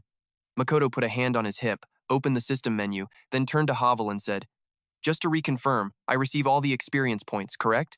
Hearing this, Havel immediately replied, That's right. To us, honor is more important. As long as we finish first, that's not an issue. But don't you dare let us down. You've seen it for yourself. We're desperate for a win. Putting you in command is my responsibility. If you fail, you had better be prepared for the consequences. Makoto glanced at the system screen where the terms had been recorded. He then spoke. Havel turned to brief the group. All right, everyone prepare and follow his lead. Hearing this, Makoto simply replied, understood, do it. Luke was still seething with resentment. His face was a thundercloud as he thought, I can't believe we're letting him take all the experience points. Just you wait and see. Meanwhile, Makoto was still examining the system screen. He thought, all right, now for the most ridiculous part. Time to activate hard mode. A system note appeared. Hard mode. Every mission is divided into normal and hard modes. In hard mode, all rewards are tripled. When Makoto saw the words tripled, he couldn't stop a smirk from spreading across his face. A plan was already forming in his mind. Tripled everything includes experience points. With triple EXP, I could gain 1 or even 2 levels. The system then announced to the entire party that Makoto had selected hard mode. No one was prepared for this. Havel was alarmed, turning to Makoto and shouting, hard mode? The other team members began to murmur nervously, why would you do that? It has to be a mistake, right? Hard mode is a death wish. Victor was terrified, trembling like a leaf. Are you tricking us? I told you, hard mode shouldn't be activated unless you know the mission inside and out. You made a mistake, right? Luke saw his chance and jumped in, snarling, you fool. No one has ever even completed this on normal. Hard mode is exponentially more difficult. Are you trying to get us all killed? I knew it. You're a fraud. Not only have we wasted our time, but when we get out of here, we'll be a laughingstock. As Luke spoke, he turned away, laughing silently to himself and thinking, idiot.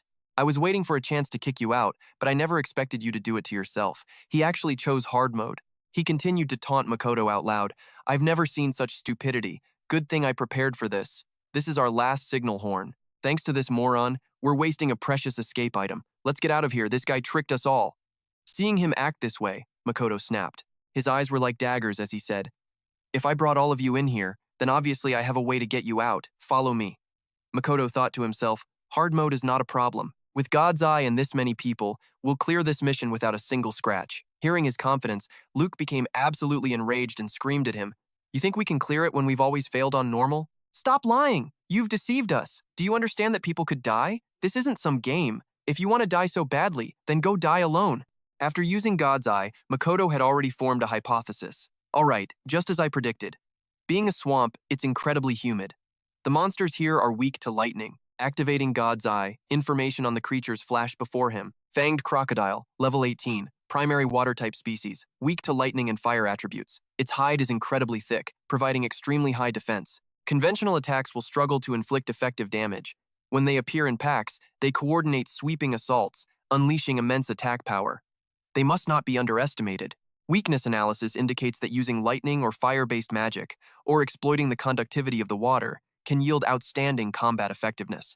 Lightning-based attacks, in particular, are highly likely to produce unexpected results. Seeing the analysis from his God's Eye system, Makoto thought, if I concentrate, I can strengthen God's Eye's power. Luke saw him charge toward the monsters without a second thought and pointed, shouting a curse. Hey, you idiot! Those are hard-mode crocodiles, and there are way too many of them. We're screwed. Havel was holding his shield ready. Luke's words were starting to get to him, and he muttered to himself, did he really deceive us? Seeing Havel's group hesitate, Makoto shot them a sharp glance and declared with certainty, follow me, I will lead you to victory. Makoto immediately entered a combat stance, drawing his sword and shouting a reminder. What are you all staring at? Fire mages, get ready. Victor, seeing no other option, raised his staff, prepared for a fight. Damn it, fine. Let's do this, I'll trust you. Victor immediately relayed the command. Fire mages, on me. If we run now, we'll be the laughingstock of the guild. At the command, the team's fire mages surged forward. Damn it, let's do this, one of them shouted. Victor instantly backed him up. Right, all this, while Makoto was already locked in a brutal clash with the swamp crocodiles. Hav V watched the scene in utter horror, screaming, Kid, get back! 6 of them are attacking at once, they'll tear you to shreds. But Makoto didn't flinch. He swung his lightning-charged sword into a crocodile and barked a command. Fire mages, cast your magic exactly 1 meter in front of me. The mages immediately complied with his order. Makoto masterfully wove lightning and fire together, unleashing an interrupt skill on the crocodiles. Instantly, all 7 beasts were engulfed in flames, roaring in agony. Victor stared, completely stunned. He took down 6 at once. What just happened? In a flash, the entire pack of crocodiles had been annihilated. Makoto turned to face the group. My skill, Heavenly Thunder, inflicts a weakening debuff, he explained. When they're weakened, their own skills are interrupted. Plus, any attacks on them deal double damage if we focus all our magic on a single point. The damage multiplies, so taking them down was simple. Inwardly, he thought, this was all thanks to God's Eye. A system notification confirmed it. God's Eye analysis complete. The group was floored. What the hell? How is that even possible? We can actually complete this quest by using the weaken debuff to interrupt them and then blasting them with fire. That's insane, Victor exclaimed, beaming. He did it again, just like the last mission. I knew you had it in you. Hav processed the entire event, his mind racing. He's only level 9? What kind of skill is that? What is he? Meanwhile, Luke, still in disbelief, plopped onto the ground in a tantrum, which everyone pointedly ignored. It was luck, pure luck. Luke finally roared. There's no way anyone could analyze the situation that quickly. A team member finally spoke up. Vice Captain, that's what makes him incredible. We all saw it. Why are you being so stubborn? Standing nearby, Victor seized the moment to shut him down. Will you just shut up already? You're being embarrassing. Stung by the rebuke, Luke glared at him, sputtering with rage. What did you just say to me? Seeing the argument escalate, Makoto cut through the noise. Are we done here? We don't have time for this, Makoto stated firmly. Everyone, with me, we're conquering Tree Dao Lake. Have immediately grabbed his shield and fell in behind. You heard the man, he shouted. The team surged forward, leaving Luke sitting pathetically on the ground. Wait, he cried out, reaching for them. But Have and the others were already following their new leader as he declared, Follow Captain Makoto, we conquer Tree Dao Lake. 30 minutes later, deep within the swamp's shadow quest, Makoto's team stood at the edge of a murky bog. The water below was a sickly green, its surface constantly broken by rising bubbles. The team hid in the shadows as Makoto activated his God's Eye to scout ahead. God's Eye, analyzing. Beside him, a nervous Victor wiped sweat from his brow. Looks like the forward team got wiped out in that swamp. What's our move? Just behind them, Luke muttered resentfully. The monsters here are shadow types. And this is hard mode, nothing like we've ever faced. I don't know where you get your intel, but if you lead us to failure here, the honor guard will have your head. Hearing Luke's venomous tone, Victor spun around. It's because of his analysis that we haven't taken a single injury. That was impossible before. How can you say something like that? Confronted so bluntly, Luke's face flushed with anger. Victor, don't you forget I'm the vice captain. Know your place. He's merely a temporary leader. As vice captain, I am simply thinking of the team. Seeing the conflict brewing, Javi intervened. Quiet down. You're distracting Captain Makoto. Information from God's Eye flowed into Makoto's mind. Analysis complete. The verdict was clear. Circumventing the swamp is impossible. The only path is straight through. The system's recommendation followed. One member should act as a decoy while the rest cross. Understood, Makoto thought to himself. If that's all, this is simpler than I expected. A stream of detailed data fed into his mind. The swamp is approximately 300 square meters. The shallowest point is 24 centimeters. The deepest is 126 centimeters, with an average depth of 86. An optimal route has been calculated with an average depth under 40 centimeters. This is the fastest, shortest path and avoids all major hazard zones. Makoto picked up a twig, sketching the route in the dirt. The analysis is flawless, he mused. It seems God's Eye's power grows in proportion to my combat skills. I've memorized the analysis. Time to finalize the plan. Just then, a new alert arrived. Warning. 15 shadow monsters are patrolling this route. They must be lured away to secure a safe passage. The swamp's terrain will impede movement. However, with the enhanced leg strength from your superhuman body skill, you can traverse it as if it were solid ground. Countermeasure. The swamp's high conductivity will allow heavenly thunder to attract the shadow monsters. Enhance your legs with superhuman body to create distance and lure the monsters into a predetermined area. During combat, follow the analysis and target their weak points. His scan complete, Makoto finally spoke, echoing Vice Captain Luke's own words. This is a partnership for our mutual benefit, and I am just a temporary leader. If anyone has a problem with me, you are free to leave now. I won't stop you. He turned, his sharp gaze sweeping over the team. But as long as I am the leader, you will follow my commands.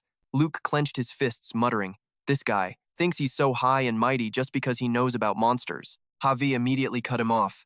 That's enough. Save your complaints for after the mission. We all want this over with. Put in his place, Luke could only click his tongue and mutter, Damned, worthless level 9 rookie. Makoto observed silently, thinking, the old me would have been crushed by this kind of hostility.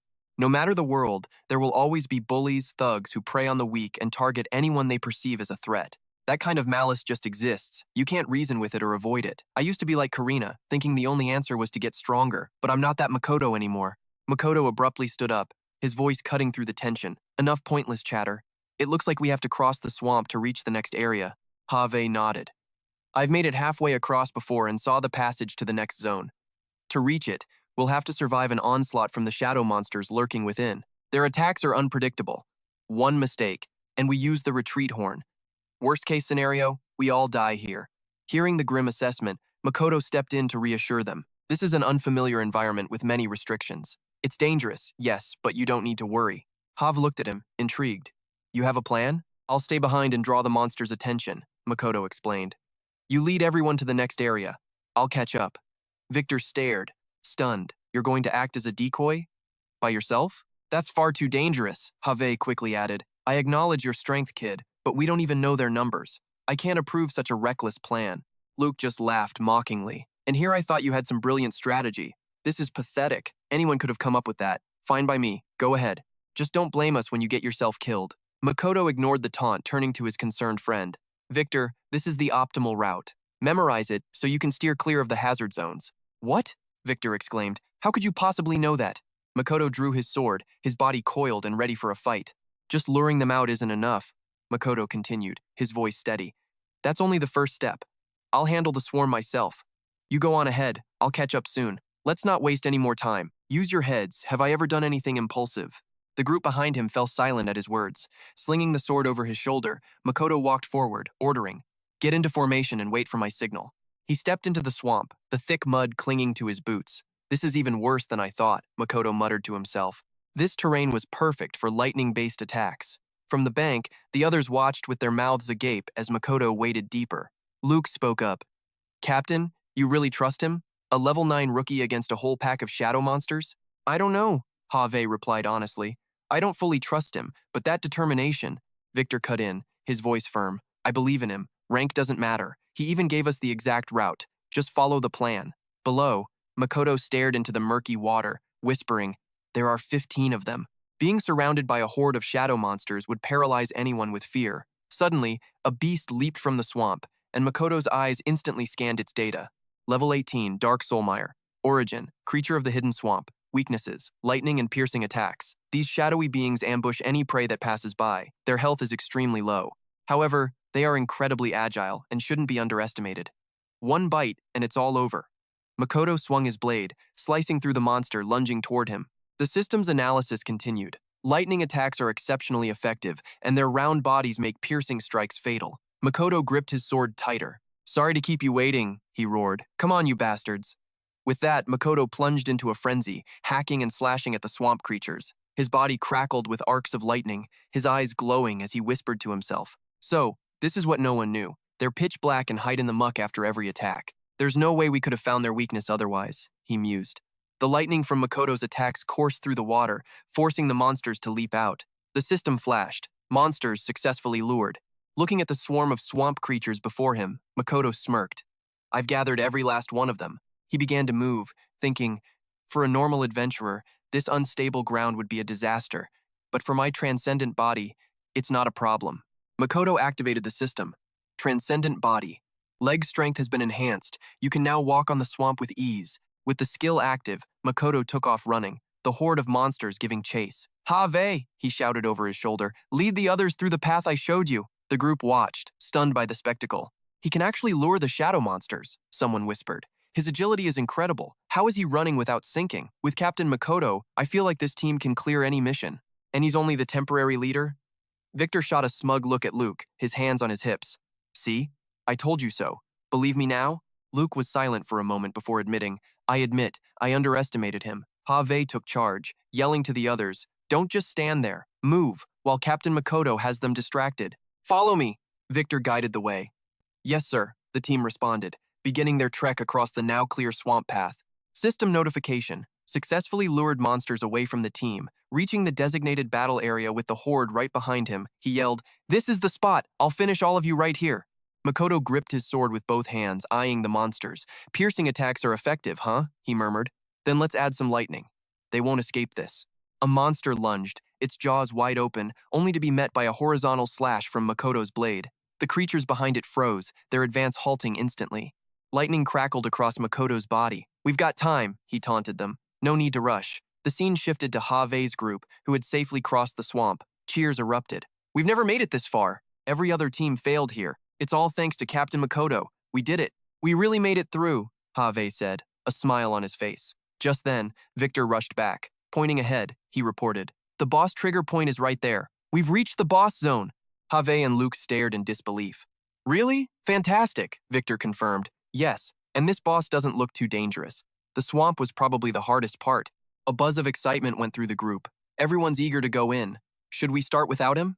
Didn't Captain Makoto tell us to wait? Victory is right in front of us. There's no way we can lose now. Let's show Captain Makoto what we can do. Hearing the chatter, Have finally spoke up. "I'd like to, but this is hard mode." "No, everyone, calm down," Luke interjected. "We should wait for Captain Makoto." A wave of disbelief swept over the team. "Captain Makoto? What now?" Luke covered his mouth, a look of regret on his face. "I once doubted his strength, but we've come this far because of him. His ability is undeniable. Since we're at the boss area, waiting for Captain Makoto and entering together is the wiser choice." Have and Victor glanced at each other. Have then let out a hearty laugh. "So you're a believer now too, Luke. All right, better safe than sorry. Let's wait for the captain." Victor put his hands on his hips and nodded. "A wise decision, Vice Captain. It's the safest option." As they spoke, Makoto returned. "Waiting for me? I've dealt with all the shadow monsters. The boss area is just ahead, right? We can regroup here."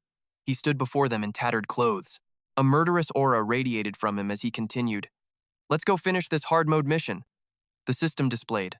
Level 9, Warrior Class. Equipment, Fox Beastman Set. Weapon, Heavenly Thunder. Skills, Sacrificial Duplication. Combat Power, 14,500. The moment they saw him, someone gasped. "He really beat them all by himself. He's unbelievably strong." Luke was equally stunned. "Captain Makoto, who are you really?" "I almost forgot he's only level 9, Victor added. "Honestly, I don't know much about him either." Have looked at the young man, his voice filled with resolve. "Once this mission is over, we have to recommend him for Guildmaster." Makoto's team advanced into the boss area. System, Swamp of Shadows mission. A blood-soaked humanoid monster, its face a human skull, radiated pure killing intent. This was the boss. Makoto's system instantly pulled up its full data. Boss, Swamp Guardian. Level 18. Elemental weaknesses, fire, lightning, and magic attacks are highly effective. A guardian of the swamp. Skill. Swamp Creation creates small patches of swamp for short durations to impede intruders. Additionally, its HP is extremely high, and it's doubled in hard mode. Analyzing weaknesses. Crouched in the undergrowth, Makoto's eyes were fixed on the boss. "Shouldn't there be a gate leading to it?" he murmured. "This is supposed to be hard mode." Luke, positioned next to him, immediately responded. "Hard mode doesn't always have a gate," he explained to Makoto, elaborating further. "The trigger for a portal appearing depends not just on the mission's difficulty, but also on the creature's power." It wasn't uncommon. Even on an easy mission, a powerful enough boss would spawn a gate. Hearing this, a thought clicked in Makoto's mind. So that's it. Their strength is the key factor. He shuddered, recalling the gate with the dark eye. "That one-eyed great gate I saw in the Catioli Guild's territory must have been a special case," he thought. "That eye gave me a horrible chill." Luke, however, was more enthusiastic than ever. He hoisted his sword onto his shoulder and declared, "Let's hit the trigger point. Victory is right in front of us." Suddenly, Makoto raised a hand, stopping the group in their tracks. "Wait." Luke immediately lowered his weapon and asked, "What is it, Captain?" Makoto didn't answer him directly, instead calling out, "Have, get the mages and a few of our most agile members over here." The man quickly replied, "Got it." A group of mages, Victor among them, soon arrived. "You have a plan?" Victor asked. Makoto gave a sharp nod. "Listen closely. Have and Luke, you command the main force as usual. Mages, I want you to focus and prepare your highest damage spells. Cast when I give the signal. Gather any debuff items that cause bleeding or poison, and distribute them evenly among the Swift members." Victor looked confused. "Debuff items?" Without turning his head, Makoto continued. "That's right. This boss has an abnormally high HP pool, and on this mode, it's doubled. Debuffs will make this fight easier. The agile fighters will surround the boss and continuously apply them. This will distract it and allow us to control its health. The mages stay with me, ready to interrupt its skills at a moment's notice, split into groups to cover for each other's cooldowns and casting times." Listening to the detailed plan, Have couldn't hide his shock. "How do you know all this? It's terrifying." Luke chimed in, puffing his chest. "See? I told you Makoto would make this mission a breeze. Just trust him." Makoto finally stood, cradling one of his arms.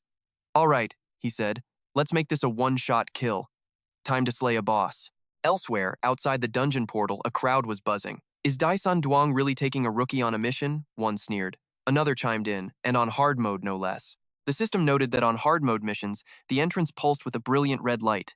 Activating it was a display of a player's power, but failure came at the cost of not just your life, but your honor as well. Anubis stood nearby, taunting loudly. Daison Duang's leader this time is a human. They just triggered hard mode. That human must have tricked them all. They can barely handle normal mode, and now they're trying something harder? Pathetic. They'll be using their town portal scrolls to flee any minute now. He sneered, his thoughts racing. Daison Duang, that strange group of humans under Kwai's Beastmen guild. A team of humans daring to set foot in Beastmen territory? What a bunch of clowns. Back inside the mission, Makoto's group began to close in on the boss. Victor, a hint of fear in his voice, asked, "Shouldn't we be helping?" Makoto, his eyes scanning every detail of their surroundings as he walked, answered decisively, "No. I know its attack patterns. Stay put and wait for my command." Suddenly, the monster swelled up like a giant airbag. Feeling its territory invaded, it roared at Have's group. Seeing the boss inflate to a critical point, Makoto gave the order, "Mage Group 2, attack." The mages immediately rushed forward, unleashing their spells directly at the monster. It didn't even flinch. Luke cried out in fear. It happened again. Did the captain predict this too? Makoto slowly began to approach the beast himself, a single thought on his lips. So this is hard mode. 15 minutes later, after a brutal, relentless battle, the boss's health bar finally hit 0. A system notification flashed. Swamp Guardian Vulture has been defeated. The entire team erupted in cheers. "We won! I can't believe it!" Have, shield still in hand, was stunned. "We cleared it on our first try. Who in the world is Makoto? I have to introduce him to the guildmaster. If he officially joins our guild, our rankings will skyrocket." Luke, standing beside him, eagerly agreed. "We have to get him to meet the guildmaster. Not only is he incredibly strong, but he can also predict the mission objectives. With him, no quest will be too difficult for us." The system then notified Makoto of his level up. Current level, 10. Combat power, 45. He beamed, muttering to himself. Absorbing all the boss's EXP was the perfect move. I finally hit level 10. He thought, 2 more steps, and I'll reach my goal. I can do this. Makoto looked up and saw another system message addressed to him. The owner of the Infinite Ring has reached level 10. Reward, black camouflage armor. Makoto's eyes lit up instantly. He excitedly read the system prompt aloud. Leveling up comes with rewards? Let's see. He immediately equipped the armor, and an incredible aura surrounded him as a system description appeared. Black camouflage armor. An extremely flexible and durable set of armor. Can only be worn by the owner of the Infinite Ring. Cannot be sold or traded. Feature. This armor changes according to the owner's imagination. This includes the cloak and can be used in conjunction with other battle armors when they are hidden. Players will see this armor. Level 10. Class. Warrior. Equipping the black camouflage armor requires the fox cloak. A weapon? Makoto thought, looking down at his hands as he wore the new armor. So when the fox cloak is hidden, this armor appears. It feels like my body has changed too. Is it adapting to my needs? I'll have to test it later. Victor saw his new gear and walked over, amazed. Who is this handsome fellow? Makoto grinned, his eyes crinkling. Just changed my equipment. Even Luke was in awe of Makoto's armor. If you'd shown up in that getup from the start, I never would have called you weak.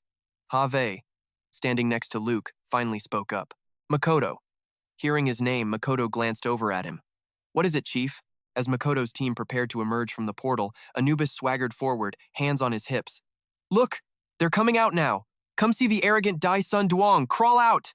But a system announcement flared to life, stunning everyone. Daison Duang has completed Shadow of the Swamp, hard mode, on their first attempt. Daison Duang has set a new record for hard mode with a completion time of 150 minutes and 36 seconds. Shadow of the Swamp, hard mode, first clear. Anubis's jaw dropped in disbelief as he read the announcement. A new top record? Daison Duang, 150 minutes and 36 seconds. Finally, Makoto's group stepped out, their presence radiating confidence and power. The surrounding crowd began to whisper excitedly.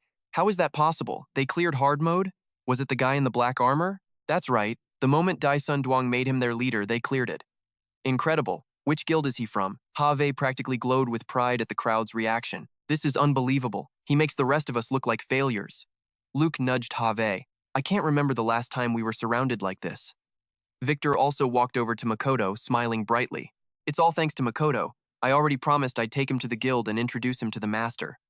Makoto felt a little embarrassed, speaking quietly to Victor. This is only the second time I've encountered a situation like this since coming to this world. It's a bit strange. Victor saw Anubis standing frozen in the crowd and teased. You're still here? Sorry, we lost phase 2. Stung by the jibe, Anubis retorted loudly. You only got them because you had a powerhouse on your side. Makoto strode up to him, his eyes filled with contempt. A powerhouse, huh? What was that you said about me before? Overwhelmed by Makoto's aura, Anubis could only bow his head. I apologize. I was wrong. Please forgive me. Would you be interested in joining our guild? Let's team up. Just name your conditions. What should we call you? He eyed Makoto, his mind calculating. This one was different. On high-level missions, if his power was real, he would be an invaluable asset. Hearing Anubis, the surrounding adventurers erupted in an instant. Give me your contact info. Our guild wants to negotiate with you too. Join our team. The rewards are great. Have you decided on a guild? How about the Benham Guild? Anubis saw the crowd trying to poach his prospect. He immediately stepped in to block them. Form a line. Makoto watched them argue over him but said nothing. He thought, talent is always in demand, even in my old world. The strong are always courted. Have, noticing the commotion, finally raised his voice to make a declaration. He has already agreed to join our guild, so make way. In the Beastmen city of No Than, tall buildings were packed so tightly they seemed to choke the sky. A crowd of Beastmen stopped in their tracks, staring as he passed. Makoto and the others walked with a commanding presence down the wide street. Excited whispers rippled through the onlookers. Isn't that Grandmaster Duong from the Oni Guild? I thought Hav was the captain. Why a human? Who is that? I've never seen him. I don't know, but he must be incredibly strong. Their levels aren't public, but they have to be at least 19. You're kidding. Even Ha-V is level 18, so that guy has to be level 20 or higher. Makoto stopped at the roadside and turned. Everyone, wait a moment. He pictured Sakura, recalling his promise to meet her at the Adventurers Guild. I don't know if she's here yet, but I'm going to the Oni Guild later. I hope we can go together. I want to see her. Elsewhere, Miko is being difficult. I'm on a diet, so I'm not eating. Give it to Lugo. How about a drink then? You came all this way, at least have a few with us. Skolmo chimed in. That's right, we've invited you plenty of times. Why do you always refuse? Suddenly, a stern voice came from behind them as a tall figure appeared. Make way. Skolmo whirled around angrily. Hey kid, we're talking here. You looking for a fistfight? Lugo added. Don't you know how to wait your turn? You look familiar. Miko frowned, studying him, and then remembered. It's that kid. You've changed. Lugo challenged him. You're the one who stole our quest, aren't you? Where did you steal the material fragment? Skulmo sneered. He probably spent a fortune to buy it. Makoto sat down and asked, Isn't Sakura with you? We were supposed to meet here. Miko crossed her arms. I haven't seen her today. Besides these two loudmouths, no one stays here for long. Skulmo piped up. You hear that? Besides two certain loudmouths, no one's here, Lugo echoed. That's right. It suddenly dawned on them, and they spoke in unison. Are we the two loudmouths you mentioned? Miko sighed as if it were obvious. Who else? Lugo shot up and slammed the table. This witch dares to mock us. In a flash, Makoto grabbed his hand. Can't you see she's uncomfortable? Lugo rubbed his wrist, thinking, this strength. Who is this guy? But he still cursed aloud, insolent brat. Skolmo patted his back. There are guards here, no fighting. We'll settle this outside. He issued a challenge. Hey, human, get outside, let's fight. He walked off, muttering, don't think buying one fragment makes you some big shot. I'll take you down in one punch. Makoto calmly followed him, glancing back at Miko. Sakura must still be busy. Sorry for the trouble. Miko rushed to stop him. Wait, if you go out there, they'll really fight you. He barely turned his head, replying nonchalantly, it's fine. Lugo continued his taunts. Get out here and face me unless you want a beating in here, Skulmo added, a human causing trouble on Beastman territory. You've got guts. Seeing the commotion, Have called out. Captain Makoto, is there a problem? Hearing the word captain, the two thugs froze instantly. Captain? Miko peeked from behind a door, watching him. Who is he, really? Makoto answered calmly. It's nothing. These guys were just looking for trouble. His comrades surged forward, provoking them. What did you say? You want to fight our captain? The two quickly tucked their tails and fled. Just a misunderstanding. Victor stepped up. What was that about? Makoto replied. Not important. My friend isn't here. Let's go to the guild. Makoto said modestly. Ah, the mission is over now, so you don't have to call me captain, Have replied. It's all the same. In the Oni Guild's conference room, Ove began. Congratulations, everyone, on clearing the mission on your first try and setting a new record. He continued. But you want a human warrior to join you on other missions? Have spoke up. Makoto is an exceptional talent. Thanks to him, we completed this new mission. That's why we want to invite him to our guild and ask for his help on other difficult tasks. It's worth it, even if we have to offer a high reward. Ridome interjected, unconvinced. Is there some mistake? Your whole team is human, but the guildmaster is a beastman. A beastman guild run by a human? It's absurd. This was Ridome, a level 23 swordsman and one of the Oni Guild's founders. Besides, You've only just met this human, correct? What if he's a spy from another guild? Makoto, stepping through the door, overheard this and frowned. A spy from another guild. Luke spoke up. Riddim is right. Captain Ha-V. The Master and these three were the guild's founders. Their choices were decisive. Victor grew angry. He always treats us like outsiders just because the Master is a Beastman and our captain is human. The Master probably ignores it because Riddim is his own kind. He continued. If Captain Hav didn't treat us so well, we probably would have been cast out long ago. Luke quickly lunged to cover his mouth. Hey, Victor! Have pressed on. With Makoto's help, other guilds are striving for higher reward missions. Our efficiency will increase dramatically. We can vouch for him. His observation and analysis skills are astounding. Riddim scoffed. Maybe your team needs a new leader, but we don't need his kind in our ranks. Aren't you the ones dragging the guild down? Of course you trust him, you're all human. Naturally, you understand each other. There's no question about it. Only humans can understand other humans, right, Have? Hava slammed the table in a rage. What are you saying? Are you questioning my loyalty to this guild? My team has worked tirelessly to achieve outstanding results for this guild. Our performance may not be as high as yours, but we have always fought for the guild's sake. Riddim turned to the guild master. Our Beastmen guild is already the subject of gossip because of Have's all-human team. If other guilds find out we've made a human a captain, we'll be a laughingstock. The guild will collapse. Guildmaster, you understand. Please, think about the future of the guild. Have stood up, trying to regain his dominant presence. Master, what do you think? Ove hesitated for a moment, then began to speak. Perhaps we should listen to Riddim. We appreciate Makoto's heart in this, but this is our problem to solve. The man cleared his throat. We will send our human friend off with the hospitality he is due. Makoto refused, still trying to argue and grasp at any remaining chance. The guildmaster's eyes fell, his voice sinking with reluctance. I understand. It was then Makoto spoke. Before leaving, he gave the old man's chest a light, reassuring pat. Don't worry. You have a team you can trust. And there they were, his trustworthy comrades, standing in a line right before him. Makoto stared at the line of people, stunned for a moment before a sense of relief washed over him. He turned his back and started to walk. I'm off. It was an honor to fight by your side. As he departed, Makoto said softly, If fate wills it, we'll meet again.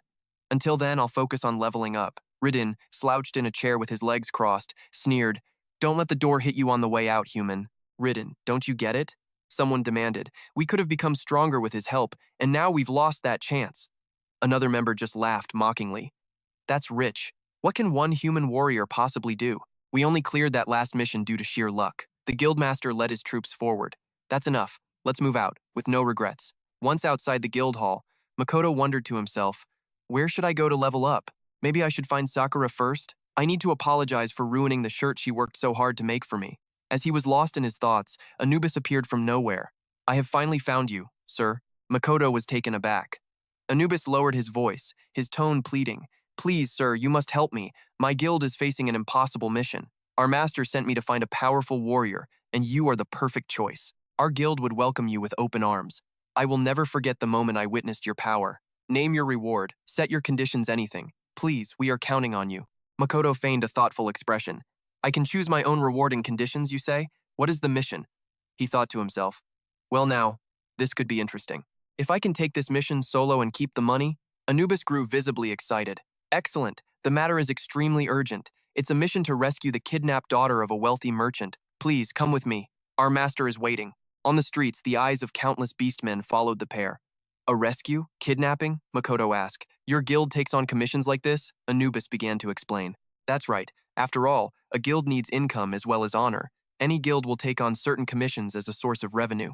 Often we even fight over high-paying jobs at the Adventurers Guild. Our guild, Pest, is actually quite well known in Noston City, and our leader managed to snag this particular rescue commission.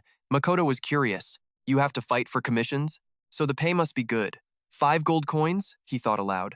A dark demon flesh-eating monster boss. The dark demon farm quest my brother and I took paid 3 gold coins, I remember. That's considered a good payout, but this job is more than just 5 gold coins. A commission's reward also depends on the client.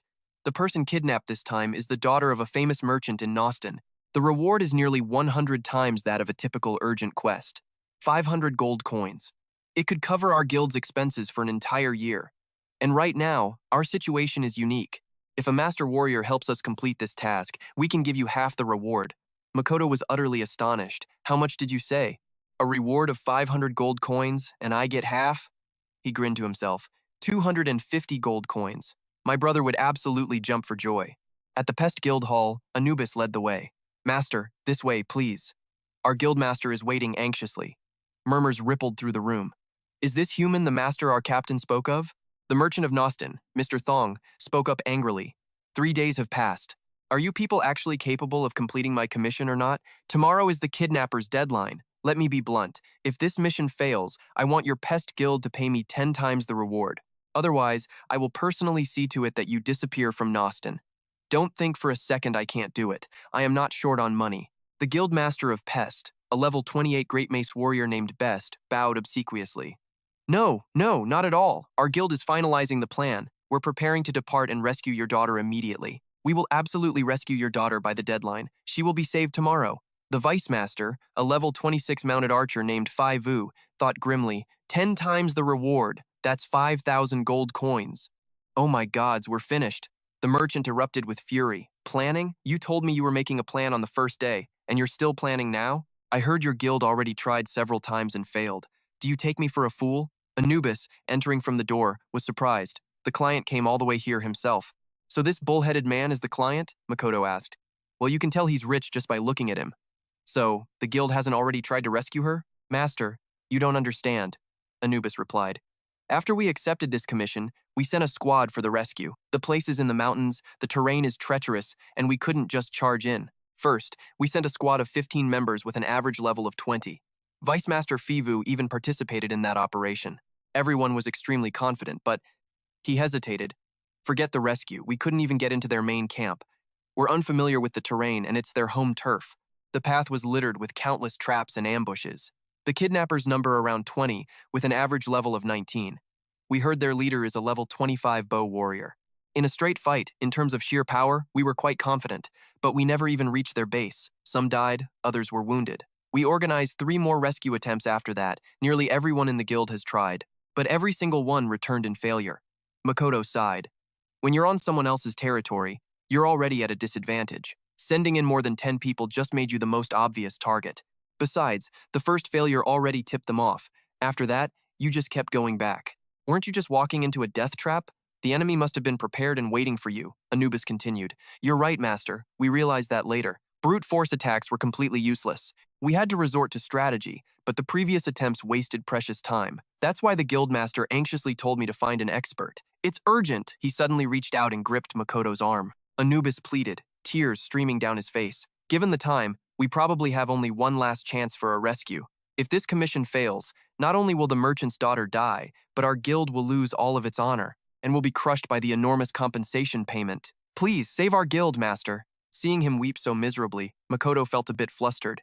Just calm down a little. He thought to himself, the target is in the mountains, the path is filled with traps, and the average enemy level is 19.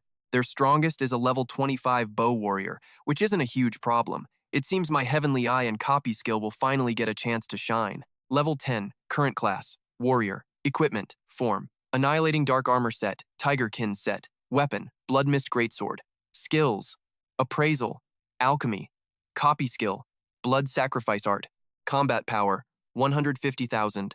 The blood sacrifice art is too damaging to my body. It's time to switch to something else. The merchant was still bellowing. I'll say it again. If this commission fails, I want you to pay 10 times the fee. Otherwise, this guild is finished, right here and now. 10 times the reward, do you hear me? 5,000 gold coins. Makoto observed the man's attitude and thought, interesting. From start to finish, he hasn't mentioned his daughter once. It's all about the money. The man roared furiously. Well, answer me now. Can you complete this commission or not? If you can't do it, you pay. Get 5,000 gold coins ready for me. Best hesitated. 5,000 gold? Just like that? Humph. Just try to calm down, Master Thong. We're formulating a plan. We will absolutely rescue your daughter. As everyone was still negotiating, a supremely confident voice cut in. She can be saved. Chuyoshi stepped forward and repeated himself. Your daughter can be rescued. I'll have her back by your side tomorrow, I promise. The old man spun around, pointing directly at his face and asking, Guildmaster Best, is this your man? This human brother has a lot of nerve. Anubis stepped in to explain, Guildmaster, this is the expert I mentioned to you. It seems he's agreed to help us with this commission. Best replied confidently, That's right, he's one of ours. Master Thong sneered, Your Beastmen guild. I never expected to see a human among you. He cleared his throat. Let's ignore the trivial details. If you claim you can save her, Then let's see if you can actually deliver tomorrow. Don't forget, if you fail the commission, you'll owe me 5,000 gold coins. Chu Yosi stepped forward and said, Master Thong, sir, if that's the case, let's make a wager. If we save your daughter, the reward is doubled to 10,000 gold coins. Hearing this, the old man became enraged. Huh? Are you an idiot? On what grounds are you making demands? Chu Yosi quickly replied, Don't be so quick to refuse. If we can't save her, the commission is a failure. Full of confidence, he declared. We'll pay you 50,000 gold coins, 10 times the amount you wanted. How about it? When they heard his words, everyone was so shocked they could have coughed up blood. Master Thong was equally astonished. 50,000. You said it yourself. All right, I agree. If you save her, I'll pay double the reward. If the commission fails, you pay me 50,000 gold coins. The old man quickly drafted the bet and handed it to Best. Then sign this wager. Now. Best gritted his teeth and forced himself to sign. Whether it's 5,000 or 50,000, we no longer have a choice. After speaking, the old man nonchalantly left with his men, not forgetting to leave a parting shot. Good. We'll see the results tomorrow. Hugh rushed over anxiously. Big brother, why did you sign that? He turned his anger on the young man. You human kid, you've just pushed our guild off a cliff. I personally led a squad in an assault attempt. This commission is not simple, so where do you get your confidence? Chu Yosi calmly replied, I don't know, but I'm certain of victory. Hugh was furious. You don't know? How can you be certain of victory if you don't know? That's 50,000 gold coins. From outside the door, a servant's announcement was heard. The president of the Shaman Guild has arrived. Best quickly said, show him in. Chu Yosi wondered, the president of the Shaman Association? I remember. Hugh seemed relieved. He's finally here. A shaman walked in from outside. Guild Master Best, Vice Master Fei Yu. It's been a while. Dak. Identity. Head of the Nostan City Shaman Association. Rank. Blue rank shaman.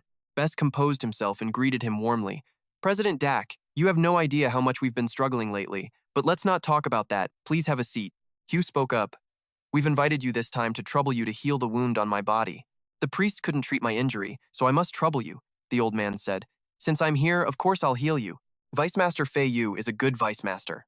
I heard you were seriously injured because you personally led a team to handle a commission. He gave a forced laugh. Not at all. You flatter me, President Dak. The old man asked.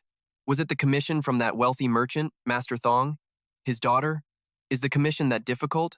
Restoration Field. Hugh replied. Yes, the difficulty is very high. Our guild has been pushed into a corner. I can feel the wound on my body healing rapidly.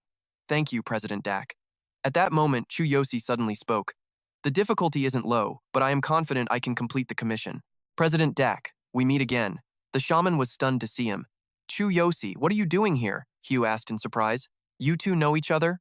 After a brief explanation, the shaman spoke. So that's how it is. Chu Yosi, you were invited here to help resolve the commission, the old man praised. I believe you will definitely complete the commission smoothly, the young man replied. Then I thank you for your kind words. Best pressed, they seem to be quite close. Dak the Shaman is the president of the Nostan City Shaman Association. Ordinary people don't have the qualifications to befriend him. Even inviting Dak the Shaman this time required pulling many strings.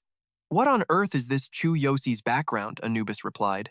I'm not sure, boss, but doesn't this just prove he's capable? Hugh spoke up. If that's the case, Chu Yosi, you and I will act together. At least I have some experience. Perhaps I can help you. Besides, I'm the vice master of the guild, so I also bear responsibility in this matter. Chu Yosi slowly set his teacup down on the table and replied, No problem. He stood up to leave. Your wound is almost fully recovered. Let's set out now.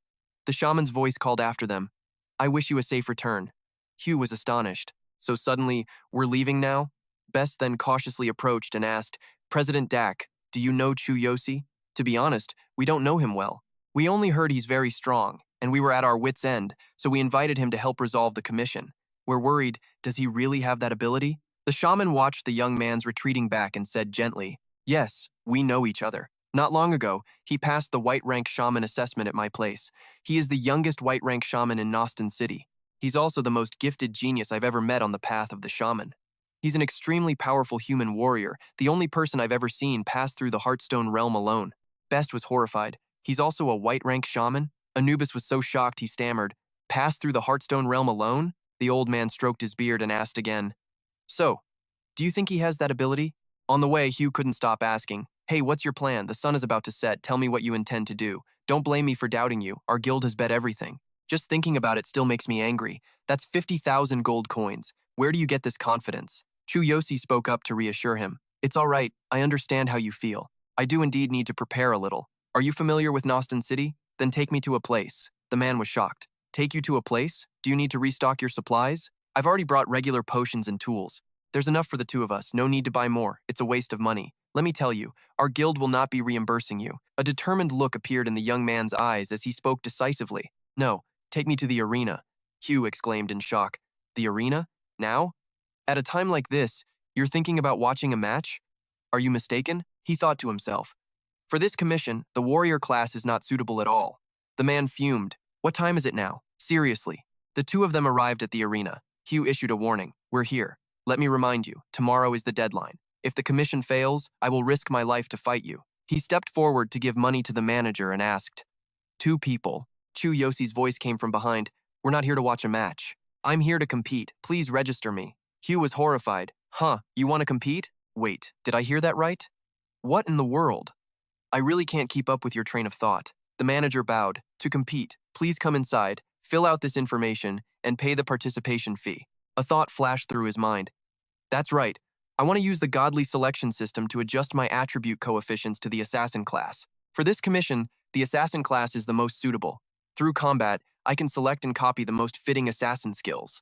In the vast arena, thousands of spectators filled every seat in the stands. The opponent was Naruto, a level 21 shadow assassin. Naruto stood in the middle of the arena, drawing a sharp, gleaming sword. Damn it! What a show-off! Zephyrap spat. He cursed under his breath. Even with one arm missing, the man was impossibly fast. This was a tough fight. The level 21 beastkin warrior let out a roar as Naruto turned, his voice dripping with arrogance. Come on, attack me. Zephyrap thundered forward, his roars shaking the very air. The sheer weight of his charge seemed to warp the space around him. Here it comes, he bellowed. Heroic roar! We warriors despise a sluggish battle. The heroic roar wasn't just noise. It was a battle cry that boosted the user's morale and combat power, along with that of any nearby allies. The attack pulsed with a powerful aura, designed to intimidate any opponent in its path. A murderous glint flashed from beneath Zephyrap's dark fur. But Naruto was already moving, deftly dodging the blow and creating distance in a blur of motion. Zephyrap watched his attack hit nothing but air. Night ambush! A series of blinding flashes erupted across the arena.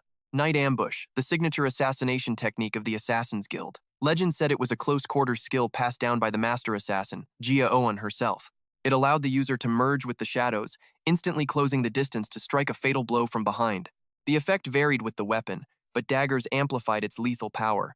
Naruto retracted his own blade, a hint of admiration in his voice. So you can strike from the shadows? The announcer's voice boomed. The match was over. Naruto was victorious once again, leaving the entire audience in stunned silence. Fireworks burst over the hall as the crowd erupted into a deafening roar. He used it. A spectator buzzed. Naruto's night ambush. Isn't he the one they say comes from the east? Yeah, that's what I heard, another replied. No wonder he's on another level. Watching the fight, Chuoyoshi murmured to himself, that assassination skill, it's just too strong. Hugh spoke up, a worried edge to his voice. You mentioned wanting to fight a rogue or an assassin. They wouldn't actually put you up against him, would they? That's Naruto, the shadow assassin from the east, Hugh continued. His recent arena record is 21 wins and 6 losses. He's held the lightweight championship for 3 straight months now. The man's a beast. Local guilds are scrambling to recruit him, Chuoyoshi asked. Shadow assassin from the east. Is that a big deal? Hugh frowned, exasperated. You don't get what from the east implies? How in the world have you managed to stay alive on this continent? Seriously, I'm starting to think you're a complete con artist, he went on. Think about it. How many truly powerful, mysterious guilds exist on this entire continent? The Assassin's Guild is one of the big ones, and Naruto is X-Guild. He lowered his voice. Word is, they kicked him out and severed one of his arms. No one knows the full story, but it proves one thing. The man is absolutely merciless. Chuoyoshi considered this. The Assassin's Guild. Sounds like some clandestine underground organization. Interesting. Exactly, Hugh confirmed. Information on them is shrouded in mystery. Unless you're on the inside, you'll only ever hear whispers of their existence. Just then, the announcer's voice echoed again. And for our next match, we have a new challenger. Let's see who it is. It's a human with 0 combat experience, Chuoyoshi. He specifically requested a match against an assassin, and it looks like he just happened to get Naruto. What a poor sap. How many rounds you think he'll last? A voice from the crowd sneered. Or will he be a one-hit kill? Let's watch. The stands filled with mocking laughter. A total greenhorn challenging Naruto? Tell him to go home and practice for a few more years. He's gotta be a jester, right? Another shouted. Even our own Beastkin warrior couldn't touch Naruto. Is this moron looking for a quick death? They'll let any piece of trash in these days just to collect the entry fee. Yeah, get him in the ring already. We need a good laugh. On the arena floor, Naruto looked genuinely surprised. Not a single fight to your name? Are you for real? Chuoyoshi squared his shoulders. I'm going in. Hugh looked at him with pity. Your luck is just rotten, drawing Naruto of all people. You could still forfeit, you know. You've never been in a real fight. Did you not see what he did to that Beastkin warrior? Sure, they've got healers on standby, so you probably won't die, but why would you willingly sign up for that kind of pain? Chuoyoshi just smiled. So what if I've never fought? It isn't over till it's over, right? Hugh was dumbfounded. A pretty face doesn't win fights. Where on earth was this kid getting his confidence from? The two men faced off in the center of the arena. So, Naruto began, you've really never even been in a skill duel? Look, kid, I feel for you, so here's some friendly advice. Surrender now. Save yourself a world of hurt. But if you insist on fighting, I won't show any mercy. A glint appeared in Chuoyoshi's eyes. He clasped his hands together respectfully. Thank you for the advice. Please, begin. The signal blared, signaling the start of the match. New challenger versus the one-armed veteran. Naruto, begin. Naruto surged forward. I don't like bullying rookies. Let's end this quick. The crowd roared its approval. Go, Naruto. Show him how brutal the arena really is. Finish him, Naruto. We want to see a real fight. Don't waste time on this guy. Another voice cried out. Take out the newbie. Streaks of light crisscrossed around Chuoyoshi. That speed is unreal, he thought. Better play it safe, just like always. A system notification chimed in his mind.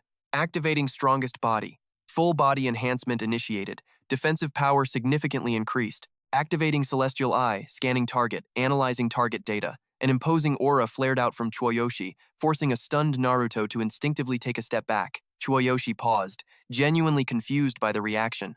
What's the matter? Murmurs rippled through the audience. Hey, what gives? Why'd he stop? Is he just toying with the new guy?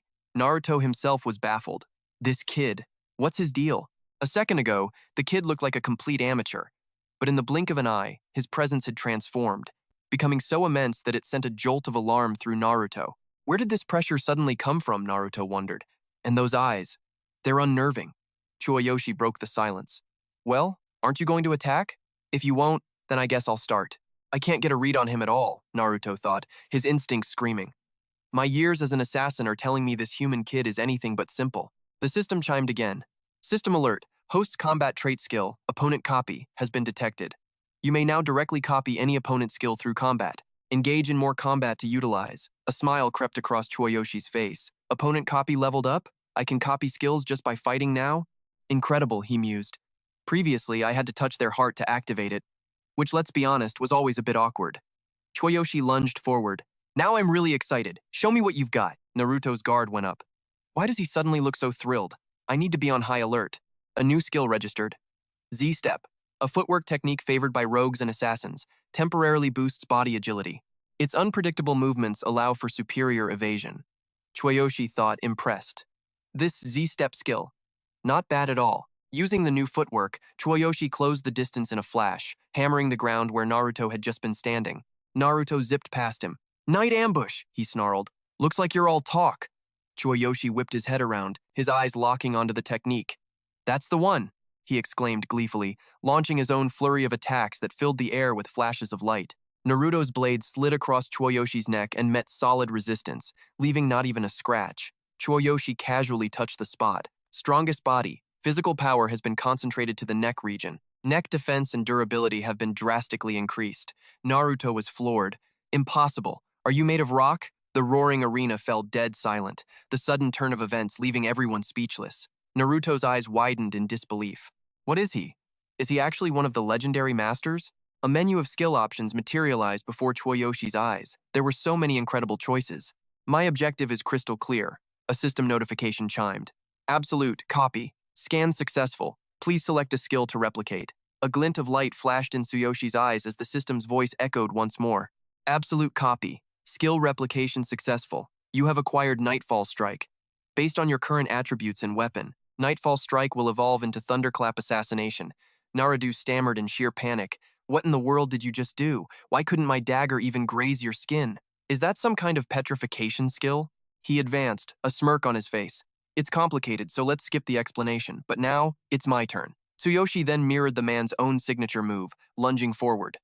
Let's see how you handle this. Naruto was utterly stunned, his eyes wide with disbelief as he stared at the boy. This technique, how is it even faster than mine?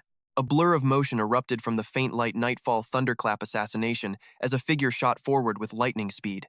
He had no time to defend against the very technique he prided himself on. Tsuyoshi emerged, a confident swagger in his step, having thoroughly put Naruto in his place.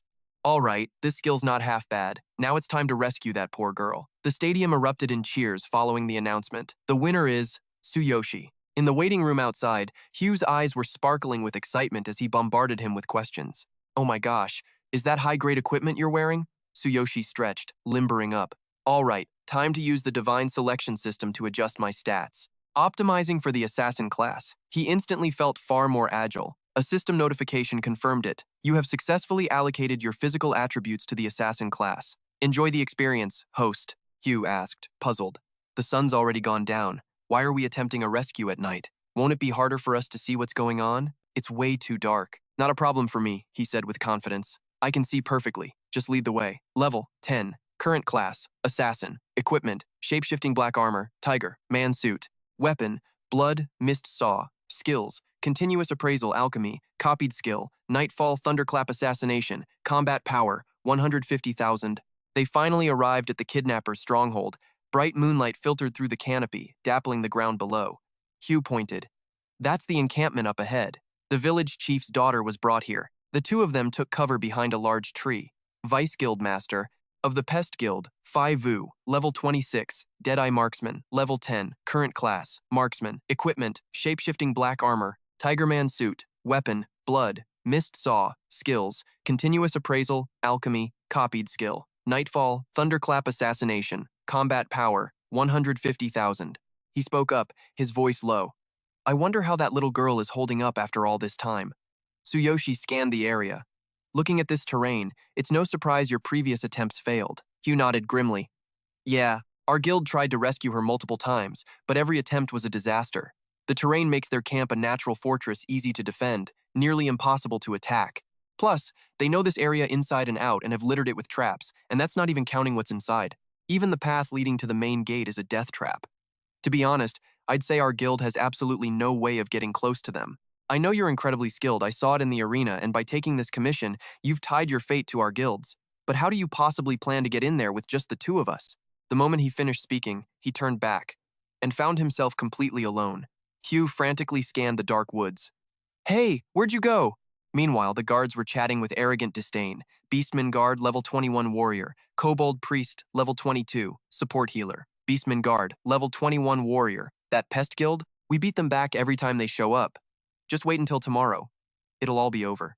Even we have a hard time remembering where all the traps are, and we set them.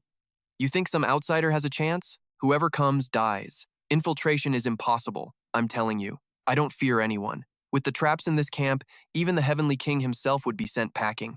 High above on a tree branch, Tsuyoshi calmly surveyed the camp's layout. Sky Eye, initiate scan. He observed their entire defensive setup. Scan activated. 9 large area proximity traps and 6 manually activated traps are currently armed on the path to the main gate. Hidden trigger points for all proximity traps have been marked on your display. Tsuyoshi couldn't help but be impressed. This Sky Eye skill just keeps getting better. It's like having a top-tier butler. The trigger points were marked with perfect clarity. The manual release switch is located inside the entrance, behind 3 guards. The system will provide the optimal approach vector as you get closer. He thought to himself for a moment before launching from the branch, a silent projectile dropping to the forest floor. Time to move! A glint flashed in Tsuyoshi's eyes as his entire form was instantly cloaked in shadows. A system notification chimed in his mind. Shapeshifting Black Armor. Stealth mode detected. The cloak will now retract and form a mask to enhance mobility. Please remove when no longer required. He landed without a sound, yet the sheer force of his presence sent a tremor through the nearby leaves, causing them to rustle. Much better, Tsuyoshi thought, appreciating the divine selection system. He moved like a ghost through the defensive perimeter. You have safely bypassed the hidden ground traps. The large area traps are located inside the tree hollows. Ducking behind a tree, Tsuyoshi laid out his plan. Next, I take them down one by one. He raised a hand to his lips and let out a soft whistle, a calculated sound to draw one of them out. Sure enough, a guard reacted. What was that? Go check it out. Don't tell me someone is trying to sneak in. Another warrior scoffed, stepping forward. Relax. It was probably just some small animal. We get a few critters wandering close sometimes. Better to kill them before they accidentally set off a trap. I'll go take a look. You guys chill. We'll talk when I get back, the warrior said to the others. There's no need to make a fuss, another guard chimed in. You don't have our experience on watch. Who would be stupid enough to attack this camp at night? That's just asking for a quick death. The priest nodded in agreement. He's right. The first guard insisted. It's probably one of those damn deer again. Last time, they ruined 3 of our traps. If it is, I'm not letting it get away this time. Tsuyoshi made a quick calculation. At this distance, I'll use one of the single-use assassination daggers I got from Faivu. A prompt appeared. Item equipped. Single-use assassination dagger. Quantity remaining 29. The guard crept along the tree line, completely oblivious to the shadow hiding on the other side. Timing it perfectly, Tsuyoshi shot a hand out and clamped it over the man's head, yanking him off his feet before he could even react. The warrior was dragged silently behind the massive tree. He clamped down on the man's neck. Activate peak physical state. Arm strength increased by 120%. Additional damage bonus applied. While in stealth, damage is increased by 30%. Critical strike initiated. Heart. Fatal blow delivered. After dispatching the first guard, he silently scanned for his next target. Tsuyoshi scaled a nearby rock face, expertly moving to a new vantage point. A system message pinged. You have safely bypassed the hidden deadfall trap. He touched down lightly on the ground again, melting into the shadows of a thick bush to watch his next target. The priest frowned, looking into the darkness. Where'd he go? The other guard grumbled. Don't tell me he's using this as an excuse to slack off. Probably found a spot to take a nap. The guard stomped forward irritably. I'll go drag him back. That lazy bum. The priest, meanwhile, rummaged through a pouch. Seriously, if the boss finds out he was sleeping on duty, he's going to be in for it. Through the hazy mist of the night, after several minutes passed with no sign of the other two, the priest started to feel a knot of dread in his stomach. He finally shouted out, Hey, where is everyone? Is this some kind of game? Of course, the second guard had already been silently eliminated by Tsuyoshi. Only one remained. The priest yelled angrily, Hey, you two, knock it off and get out here. Are you trying to mess with me? Growing impatient, the priest threatened. Answer me right now, or I'm triggering the alarm traps. Then, a terrifying pressure descended upon him, and his anger turned to ice-cold fear. What is this? This horrifying presence. Don't tell me someone actually got in? Tsuyoshi bolted from the shadows, desperate to stop the man from reaching the trigger. A priest screamed in terror. Don't let him activate it. We'll be in a world of hurt if he does. The priest never saw it coming. Before he could even react, a cold blade whispered across his throat. He went down in a single, fluid motion as a system voice declared. Activating ultimate physique. Left arm strength increased by 130%. Damage inflicted. Surprise attack successful. Damage bonus, 30%. Weak point strike. Rear weak point strike. Instant kill. After cutting down all who stood in his way, Tsuyoshi calmly straightened his sleeve. All right. Just like that, the entrance is secure. Still, I'm surprised by the number of manually triggered traps. The system's voice chimed in again. Heavenly Eye active. A total of 6 manually triggered traps have been identified along the 2 main entrance paths. Traps can be neutralized by destroying the guardrails. Hugh witnessed the entire spectacle, his jaw slack with disbelief. He's just too powerful. Only then did Tsuyoshi seem to remember his companion. Faivu, wait there, I'll come get you. The path is littered with hidden traps, so be careful not to trigger anything.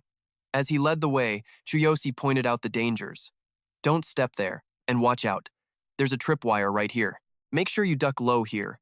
Hugh was in awe. How do you know the location of every single trap? You even took out all the sentries on the way. The system announced, Heavenly Eye has marked all trap activation points. As he scrambled up to follow, Hugh added, I've gone ahead and disarmed all these traps too. Tsuyoshi quickly grabbed his arm. No, don't. We need to leave them. They'll be useful later. Hugh winced in pain. All right. My hand. Your grip is insanely strong, my god. Tsuyoshi's towering figure led the way. Come on, stick with me, and we'll get the little girl out of here. Shaking, Hugh scurried to keep up. Right behind you, master. The two arrived at the edge of a chasm bristling with sharp, gleaming ice spikes. While Tsuyoshi forged ahead, Hugh was still loosing arrows into the cold corpse of a guard. A massive wall of muscle suddenly erupted from the ground, blocking his path. Hugh recoiled in shock. A power-type beast warrior. He identified it. Level 24. That's a heavily armored combatant. This must be the final chamber. Mr. Thong's daughter is probably in here. Hugh scanned the area. These guys all look like seasoned fighters. If we get surrounded, it's all over for us. He clasped his hands together gratefully. But this whole journey has been treacherous. Without you, I don't know how many times I would have died by now. Master, you've saved my life. No thanks necessary, Chuyoshi replied. It's just part of the job. In that case, you can help me by luring this group away. Hearing his assigned task, Hugh's expression soured, a flicker of disappointment in his eyes. Hugh rose to his feet, looking deflated. Master, we've been such a great team this whole way. I guess I'll take my leave now. Chuyoshi was baffled by his reaction. I'm not sending you to die. Do you remember where all the traps are laid out on the path?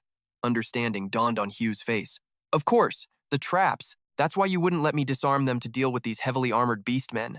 You're an absolute genius. Now that I think about it, you put special markers on all of them, didn't you? Chuyoshi confirmed. That's right. A camp like this has to have a significant fighting force, or it couldn't be this well fortified. The system chimed in. Heavenly Eye reports. Based on available tracks and clues, the current camp size is estimated at 24 individuals. Breakdown includes 4 archers, 5 mages, and 8 warriors. Further detailed information will be provided and archived as observation continues. Good enough, Chuyoshi thought.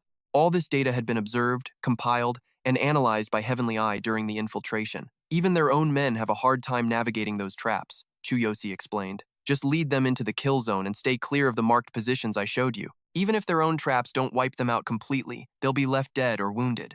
As for their leader, leave him to me. Dawn is breaking, and this approach will save us considerable time. Hugh bowed his head in admiration. So that was your plan all along. You can count on me, Master Chuyoshi. To think you'd put such careful planning into our guild's request. As Fai-Vu, vice president of the guild, I offer our deepest thanks. Meanwhile, the warriors grew suspicious. Why is it so quiet tonight? The lookouts aren't usually this still. The words had barely left his mouth when a volley of arrows sliced through the air. Caught completely off guard, the projectiles slammed into the warriors' thick-hided backs. Hugh emerged, shouting, Hey, you 6 lumbering idiots. Your old man here is going to flatten this entire camp today. You hear me? Come on and chase me. You 6 pathetic rookies. The warrior who had led the patrol a few days ago furiously snapped the arrows from his back. Rookies? He roared as they charged. Who the hell do you think you are, calling the 6 phantoms rookies? Battle armor, the warriors bellowed. You die by our hands today. All of you, attack. Tear him limb from limb. Bloodthirst. We'll drink your blood. Hugh, however, seemed to relish being so thoroughly outnumbered and outmatched in sheer ferocity. He immediately broke into a run. Come and get me, you 6 stags. If you can't even catch me, then you really are just rookies. Hidden behind a tree, Chuyoshi couldn't help but crack a smile. He's a dead man if they actually catch him, though. With the warriors lured away, Chuyoshi seized the opportunity to slip deep into their territory.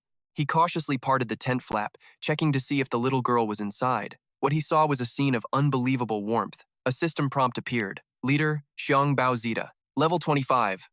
Berserker. Inside, a little girl named Niu Niu asked innocently, Uncle, did the princess eat the apple the mean old lady gave her? The beastman, Xiang Bao, answered gently. Well, little one, what do you think? Should you ever eat food that a stranger offers you? Chuyoshi stared at the scene, utterly speechless. This wasn't how things were supposed to go down in a dungeon. The little girl continued excitedly, but Xiang Bao had already sensed something was wrong. That's right, you can't eat things from strangers. You might get sick. He gently draped a blanket over Niu Niu. Be a good girl now, and don't peek. The child giggled with excitement.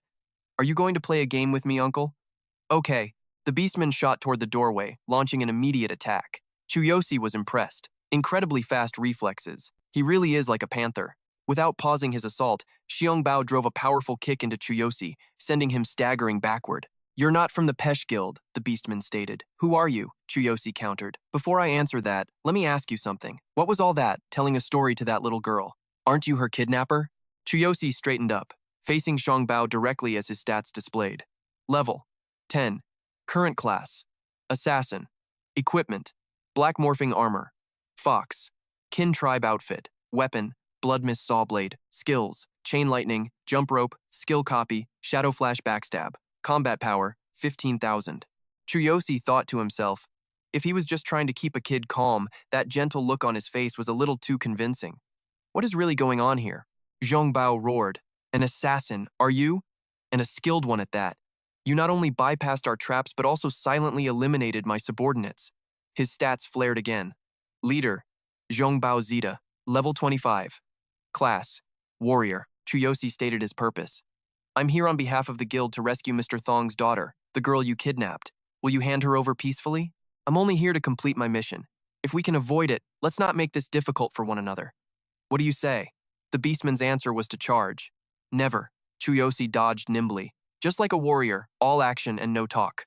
He quickly assessed the situation. I can't let this drag on. If his men return, it'll get complicated.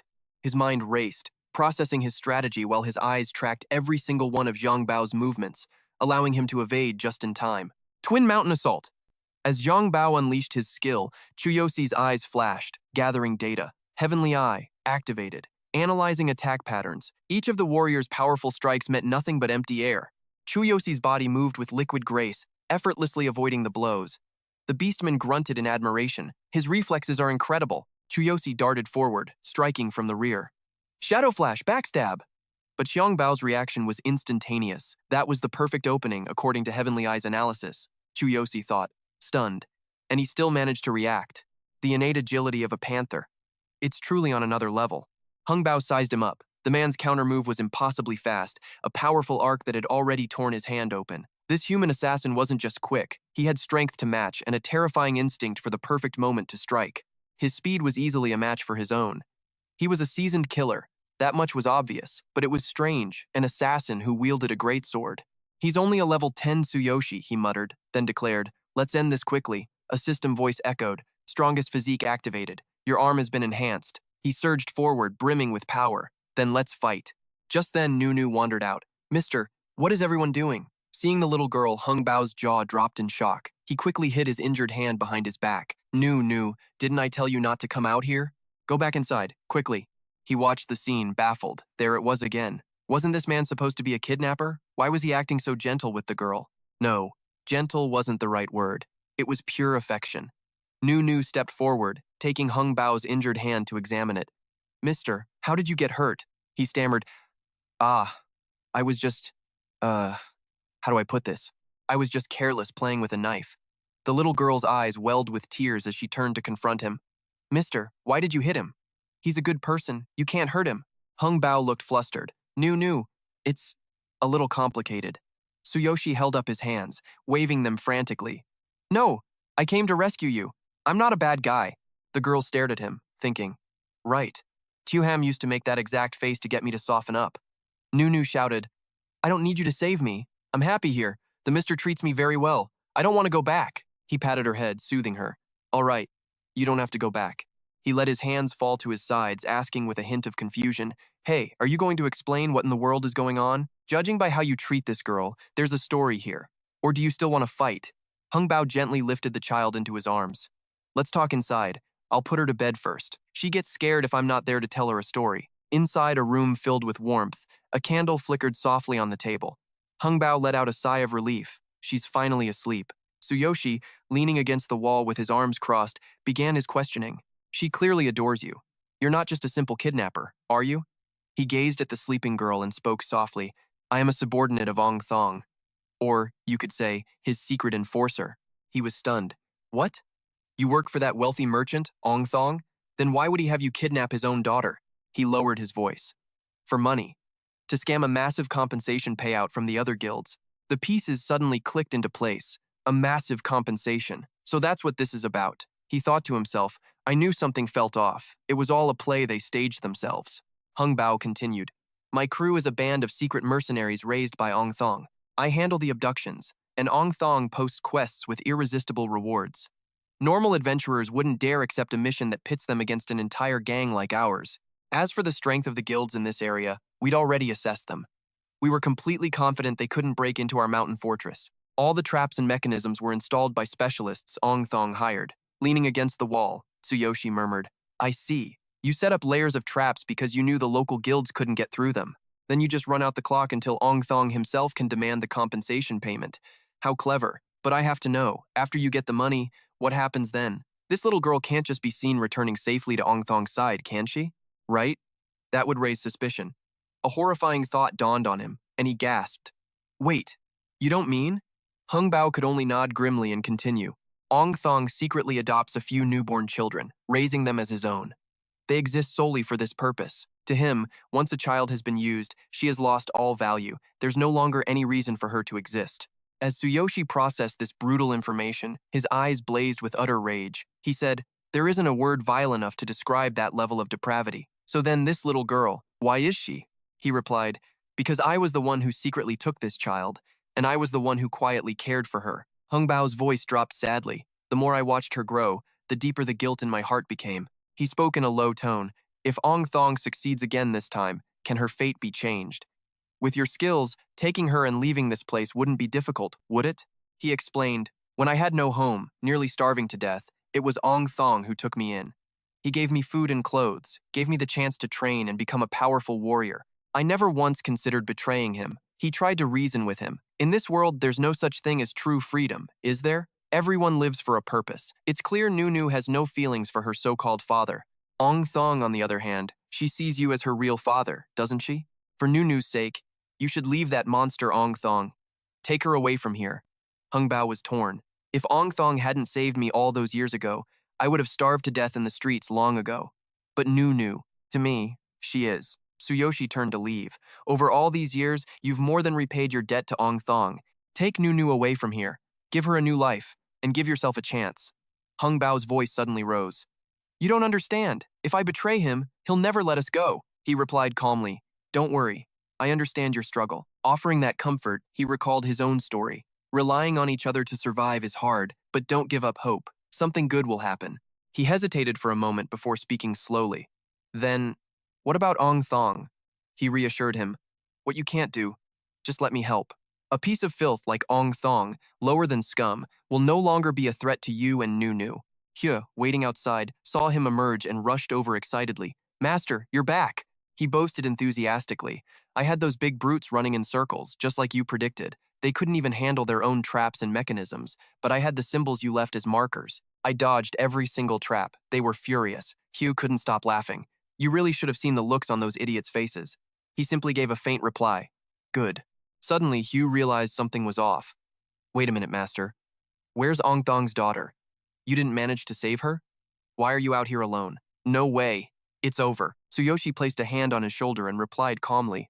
No, it was a success. I've arranged for someone to take her to safety. He instructed, Faivu, head back to the guild first. Give your president the good news. I'm going to find Ong Thong to collect the reward, then I'll meet you at your guild. Hugh jumped for joy. Really? You took care of everything? Oh my god, you're amazing, Master. He hurried off. The boss is going to be so happy he'll jump through the roof. He's been losing sleep for days over this. I have to report back immediately. At a lavish, magnificent palace, the light from a chandelier illuminated the entire room. Hugh beamed. Master, I'll give you a ride back to the guild hall then. Thank you so much. His eyes darkened. It's time to have a talk with Ong Thong. Ong Thong, sitting in his room, heard a strange noise and turned. Who is it? Tsuyoshi was already sitting in a chair, his hand resting on his sword, its tip on the floor. He spoke in a low voice. The one who has come to take your life. The old man scrambled back in terror, repeatedly calling for his men. Guards! Guards! Tsuyoshi advanced with an imposing aura. Don't bother shouting. While you were busy counting your money, I assassinated all of your men. At that moment, at Ong Thong's villa in the valley, the lights were still on, and the bodies of his slain soldiers lay strewn across the ground.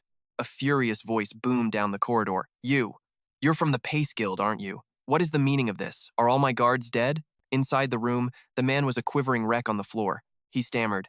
They were all skilled warriors, over level 15, and you managed to kill them all yourself? Tsuyoshi merely shrugged, his response chillingly calm. This mansion has been peaceful for far too long. They lost their sense of danger. His voice was flat. I just had to get close and slit their throats before they could even react. Tsuyoshi was a level 10 assassin. His loadout, black camouflage armor, synthetic beast set. His weapon, the Annihilator Great Axe. His skills, Flash, Lock Chain Strike, and the copied skill, Thunder Ambush.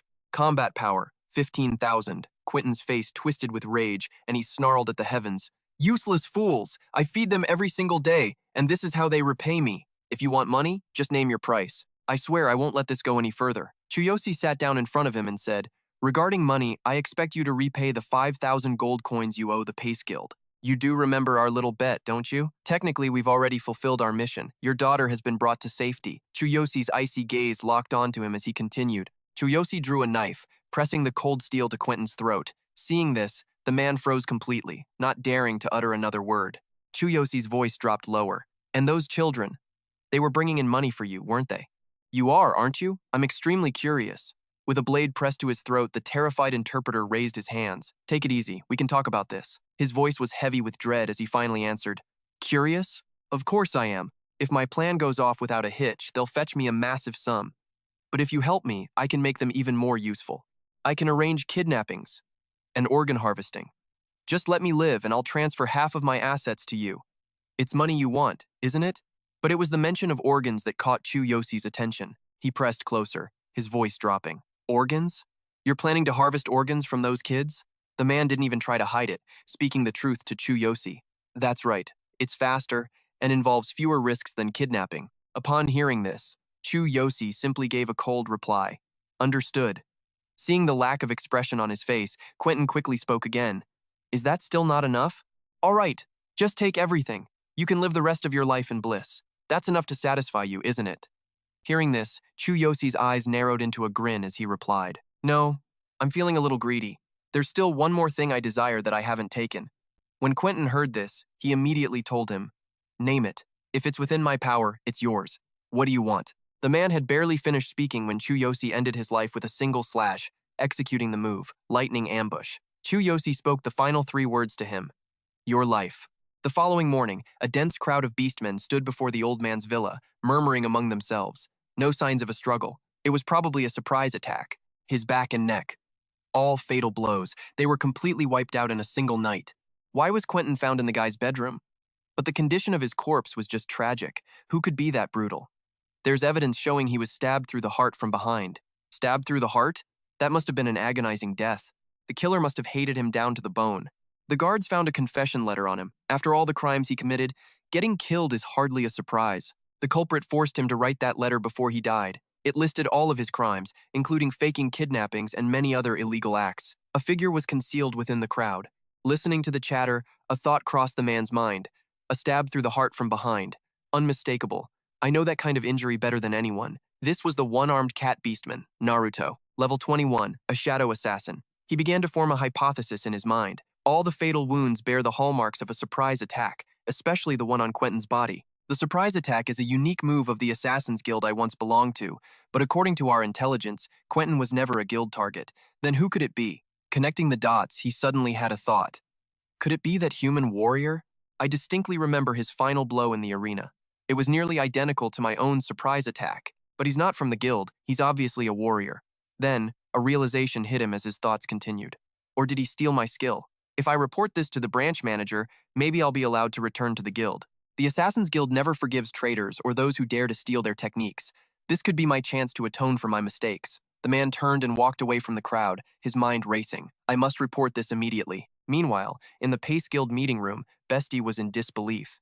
He said with delight, You actually recovered the 5,000 gold coins. Inside the room, Chu Yoshi placed a golden chest on the table and lifted the lid. A dazzling light spilled out. Both the Guildmaster and Vice Master of Base were present. Vice Master of Guild Base, Hill, level 26, Archer. Guildmaster of Base, Bestie, level 28, Warlord. A dog beastman in the room stared at the pile of gold and said, I knew it. From the moment I saw you, I knew you would succeed. Bestie, still unaware of the details, said casually, I just heard about Quentin's assassination. It happened right after you left. If you hadn't retrieved the gold in time, we would have lost that entire reward. Hill stood nearby, arms crossed over his chest, and remarked, Even so, considering all his crimes, death doesn't even begin to cover his sins. As he listened to the discussion, Chu Yoshi just said calmly, I don't really care. The mission is done, and I've leveled up. Chu Yoshi was thinking to himself. After dealing with Quentin and his cronies, the system awarded me bonus points. It seems killing an enemy generates more experience than simply defeating them. It also increases the chances of leveling up. When he killed Quentin in the house, the system had displayed Level 11, Profession, Warrior, Equipment, Black Camouflage Armor, Fox Beastman Set, Weapon, Blood Mist Scythe, Skills, Flash Chain Strike, Skill Copy, Lightning Ambush, Combat Power, 15,500. Hearing this, Bestie clapped his hands. You leveled up, did you? Congratulations. You've not only protected the guild's honor, but you've also helped us earn a huge sum. Let's split these 5,000 gold coins evenly. At that, Makoto removed his mask. He rubbed his head and said, I don't need 2,500 coins. I'll just take 250. Consider the rest my donation to the homeless children and families in hardship. The 3 people in the room widened their eyes and said in unison, A donation. Chu Yoshi held a small pouch of money in his hand. He tossed it up and said, Yes, I'll take the 250 coins as we agreed. After speaking, Chu Yoshi turned to leave. He waved to everyone. See you later. Hill watched his retreating back and commented, He's insane. Not just in skill, but in spirit too. Bestie quickly added, Truly. donating such a large sum of money without any hesitation. He announced to everyone, as he wishes, donate the rest of the money. The person below immediately followed the order. Chu Yosi left, wandering the streets, deep in thought as he walked. I'm level 11 now. Just a little more and I'll hit my target of level 12. Sakura must be around here somewhere, but where specifically? You'll definitely be surprised to see me now. Thanks to this black camouflage armor, I look completely different. Chu Yosi arrived in front of the Adventurers Guild, still thinking, perhaps I should just wait for her at the guild. Chu Yosi arrived to find a crowd gathered at the entrance, and his curiosity was piqued. He walked towards the group, thinking to himself, why are so many people gathered here? Did something happen? He looked inside and saw a large beast woman shouting loudly, do you have any idea who I am? I am the wife of the president of the Northern Beastmen Trading Company. A half-breed like you dares to touch my son? Apologize at once. It was Sakura. Hearing the woman, she tried to explain. Ma'am, I've already explained. Your son ran into me first. I was just standing here waiting for someone. The woman's name was Silith. Hearing Sakura's words, she grew furious and yelled, how dare a disgusting half-breed like you lie so blatantly? Are you suggesting that we're framing you? We wouldn't even deign to approach your kind. You half-breeds are truly a despicable bunch, aren't you? Her son, Raph, seeing his mother's tirade, also pointed at Sakura and nodded vigorously. That's right. There's no way I would run into someone like you. You liar. The guard standing nearby also pointed and said to Sakura, City guard here. Hey, if you really did run into the young master, just apologize. It's for your own good, Miss Half-Beast. Sakura bowed her head in silence for a moment, then raised it and spoke clearly. No. If even you are going to doubt me, then I won't endure this any longer. With so many people here, surely someone witnessed everything that happened. The crowd of onlookers behind her heard this and all looked away. No one wanted to step up and help her. Seeing this, Sakura could only sigh and say, so no one is willing to speak up for me. Seeing her chance, Silith grew bolder. She swung her hand, striking Sakura hard across the face as she spat. You filthy half-breed, move it, or I'll have you thrown in jail. The guard just put a hand to his head and groaned at the sight. What a headache. Stop being so stubborn. Just learn your place. Struck down. Sakura sat on the ground, but her voice remained firm. I will never apologize to you. Silith's rage intensified. What? You're defying me? I could make sure you never see daylight again, you stupid half-breed. Her arrogant son chimed in to back her up. That's right. My father is the president of this city's trading company. When the guard saw Sakura's hand move toward her sword, he shouted, Hey! Drop the weapon now. Even a high-ranking adventurer has to obey the law in here. Fury burned in Sakura's eyes, but she forced it down. Endure it, Sakura. You can't let the master's plan be ruined. Her hand clenched the hilt, but she didn't draw. She was holding back. Just bear it. You've endured so much already. Don't let this ruin everything. As the thought crossed her mind, Makoto burst through the crowd, storming toward them. Before Silith could react, Makoto's fist slammed into her face. Mom! Raph screamed as his mother was struck. Makoto loomed over the boy, his aura alone terrifying. Before the kid could utter another word, Makoto slapped him so hard he spun around and crumpled to the ground. The guard and Sakura could only watch, utterly stunned. Makoto flexed his wrist. You dared to humiliate Sakura. You dared to lay a hand on her. I don't care who you are, prepare to face the consequences. He stood protectively in front of Sakura. The system display materialized. Level 11, Warrior Class. Equipment, Black Camouflage Armor, Fox Beastman Set.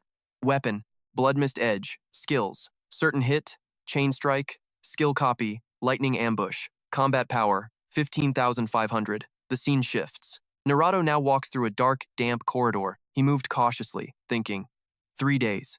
And this place is still just as dark and cold. Suddenly, several hands shot out, pressing blades against his neck. One more step and you're dead, a voice growled. Another man holding a knife under his chin asked, What do you want?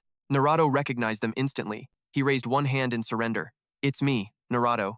I was once a member of the Assassin's Guild. I've come to provide information. The man in the hooded robe, Jinka, lowered his weapon. Naruto, you're no longer part of the guild. Unless you're here with a commission, you shouldn't have come. A system window appeared. Human, level 30, assassin, Northern Branch Chief of the Assassin's Guild. A long-haired man dropped down from above. This was Vizo. Human, level 27, assassin, Northern Branch Chief of the Assassin's Guild. He landed and sneered. So it's you. The one who skimmed from a client, got caught by the guild, and had his hand cut off before being kicked out. If you're looking for a reunion, you can forget it. Naruto immediately raised his hand in denial. It's not like that. I've discovered a warrior in this city who has stolen the guild's techniques. I thought you'd be interested in that. Jinka's interest was piqued. Stolen guild techniques? That's something we can't ignore. Are you certain? Explain yourself. Raizo spoke up, intrigued. How could there be someone like that in the north without us knowing? Naruto nodded with conviction. Trust me, I'm at least certain about his ambush skill. I've fought him before. I want to provide the information, but if it proves accurate and I help you two eliminate a thief, I want a chance to return to the guild. Jinka's voice held a hint of annoyance. Making demands? Still, your proposal is reasonable. If your information is correct, I'll submit your request to the higher-ups. Now, let's see what you have to say. The scene shifts back to Sakura calling out, "Master!" Sakura looked at the man before her. Level 11, Warrior Class. Equipment, Black Camouflage Armor, Fox Beastmen Set. Weapon, Blood Mist Edge. Skills, Certain Hit, Chain Strike, Skill Copy, Lightning Ambush, Combat Power, 15,500. The guard's face turned shades of purple and green as he trembled. Are you insane? Do you have any idea who they are? You just struck the wife and son of the trading company's president. You're not getting away with this. Sillet, meanwhile, clutched her son on the ground, playing the victim. She shrieked threats. I'll kill you both. No one has ever dared to hit us before. Prepare yourselves. Her son was also writhing on the ground, wailing. It hurts. Sillet roared with fury. Guards, assemble. Arrest them. The guard snapped to attention. Yes, ma'am. He ordered his subordinates. Seize them both. Surrender peacefully, and we'll show you mercy. Makoto was now kneeling beside Sakura. He stated calmly. They started it. Isn't this just self-defense? The guard could only stammer. Well, Sillet sat up, pointing at Sakura, completely twisting the story. When did I ever hit that filthy half-breed? Who's your witness? I would never touch a half-breed and dirty my hands. Makoto's patience evaporated. He shot her a glare and warned. Say one more word, and I'll break every tooth in your mouth. There are plenty of witnesses here. Sakura finally spoke. Master, no one will dare to be our witness. I'm sorry for causing you this trouble. Makoto simply told her. Don't give up, Sakura. She remembered how no one had stepped forward just moments before. But, just now, I hoped someone would come forward to testify for me. I'm a Beastman, and she's the wife of the trading company's president. No one would dare defy someone so powerful for a Beastman like me. Sillet crossed her arms, sneering smugly. Who would bother being a witness for a lowly Beastman and some human? Idiots. Just then, the Hav group passed by. Their leader recognized Makoto and approached with a greeting. Captain Makoto, is that you? Victor was delighted. It really is. What's going on? Another member standing beside him added enthusiastically. I heard he just completed a huge task for the Pace Guild. A true captain, indeed. Makoto saw they were acquaintances, scratching his head with a small smile. Hey guys, it was nothing really, I just did what I could. Sillet could only stare at the scene, frozen, muttering to herself, what is happening? Members of the Pace Guild then arrived. Hugh saw him and called out warmly, You're still here? We just finished the fundraising, just like you wanted. Makoto helped Sakura to her feet. I was about to leave, but my companion ran into some trouble. Sakura asked quietly, Master, you know them? It seems they hold you in very high regard. Hearing about the trouble, Victor's group asked, What's the problem? Hugh cracked his knuckles and stepped forward. Who's causing trouble here? Picking a fight with him is like taking a swing at the Pace Guild itself. The boy was still sobbing in Sillet's arms. Mommy, she finally asked, Who is that man? The guard, seeing how the situation had changed, stepped up to explain. Ma'am, these two are in a dispute with the president's wife and require a witness. If no one can prove that she struck first, we must arrest them pending a hearing. The crowd behind them roared to life. Arrest Captain Makoto? Are you kidding me? Do you know how much money he's donated to the poor in this city? If anything, you should be giving him an award, not putting him on trial. What trial? I'll be a witness. Me too, and I'll testify. Count me in. He folded his arms, staring down the guard. Is this enough for you? The entire guild is ready to testify. Just then, Miko stepped forward, her voice clear. I'll bear witness too. I saw the noblewoman attack first. Sakura is a gold-ranked adventurer, and I can personally vouch for her innocence. Realizing the tide had turned against her, Shirley collapsed to the ground, wailing. You ignorant fools! Do you have any idea who I am? I'm the wife of the trading company's president. I'll have your heads for this. A voice erupted from the crowd of beastmen, a hand shooting up. I saw it too. The noblewoman started it. Another quickly followed. If everyone's speaking up, then so am I. Me too. The guard, seeing the overwhelming scene before him, managed a strained smile and waved his hands dismissively. All right, that's more than enough. Ma'am, you'll have to come with us. Makoto's voice cut through the noise. Shouldn't you apologize to my friend first? Or do you really think you're walking away from this? The crowd behind him roared in agreement. Apologize! Don't you know how? We don't care if you're the president's wife. Our guild won't let this go. He rolled up his sleeves, his voice dropping low. Did you hear us? Apologize now. The pressure from the crowd was suffocating. Defeated, Shirley could only push herself to her feet and march up to Sakura. I'm sorry, she spat. All right, I was wrong. Please, forgive us. Her bratty son trailed right behind her. I'm sorry. the boy mumbled. The guard immediately stepped in. This way, ma'am. Makoto turned to the crowd. Thank you, everyone, for your help. Someone called back. Don't mention it! Your problems are our problems, guild leader Makoto. Hugh added his voice to the mix. If you ever have any more trouble around here, just drop the name of the base guild. After a final round of thanks, Makoto called over to Sakura, who was chatting with Miko. All right, let's go, Sakura. She turned instantly. Yes, master. Before they left, she gave a deep bow to the crowd.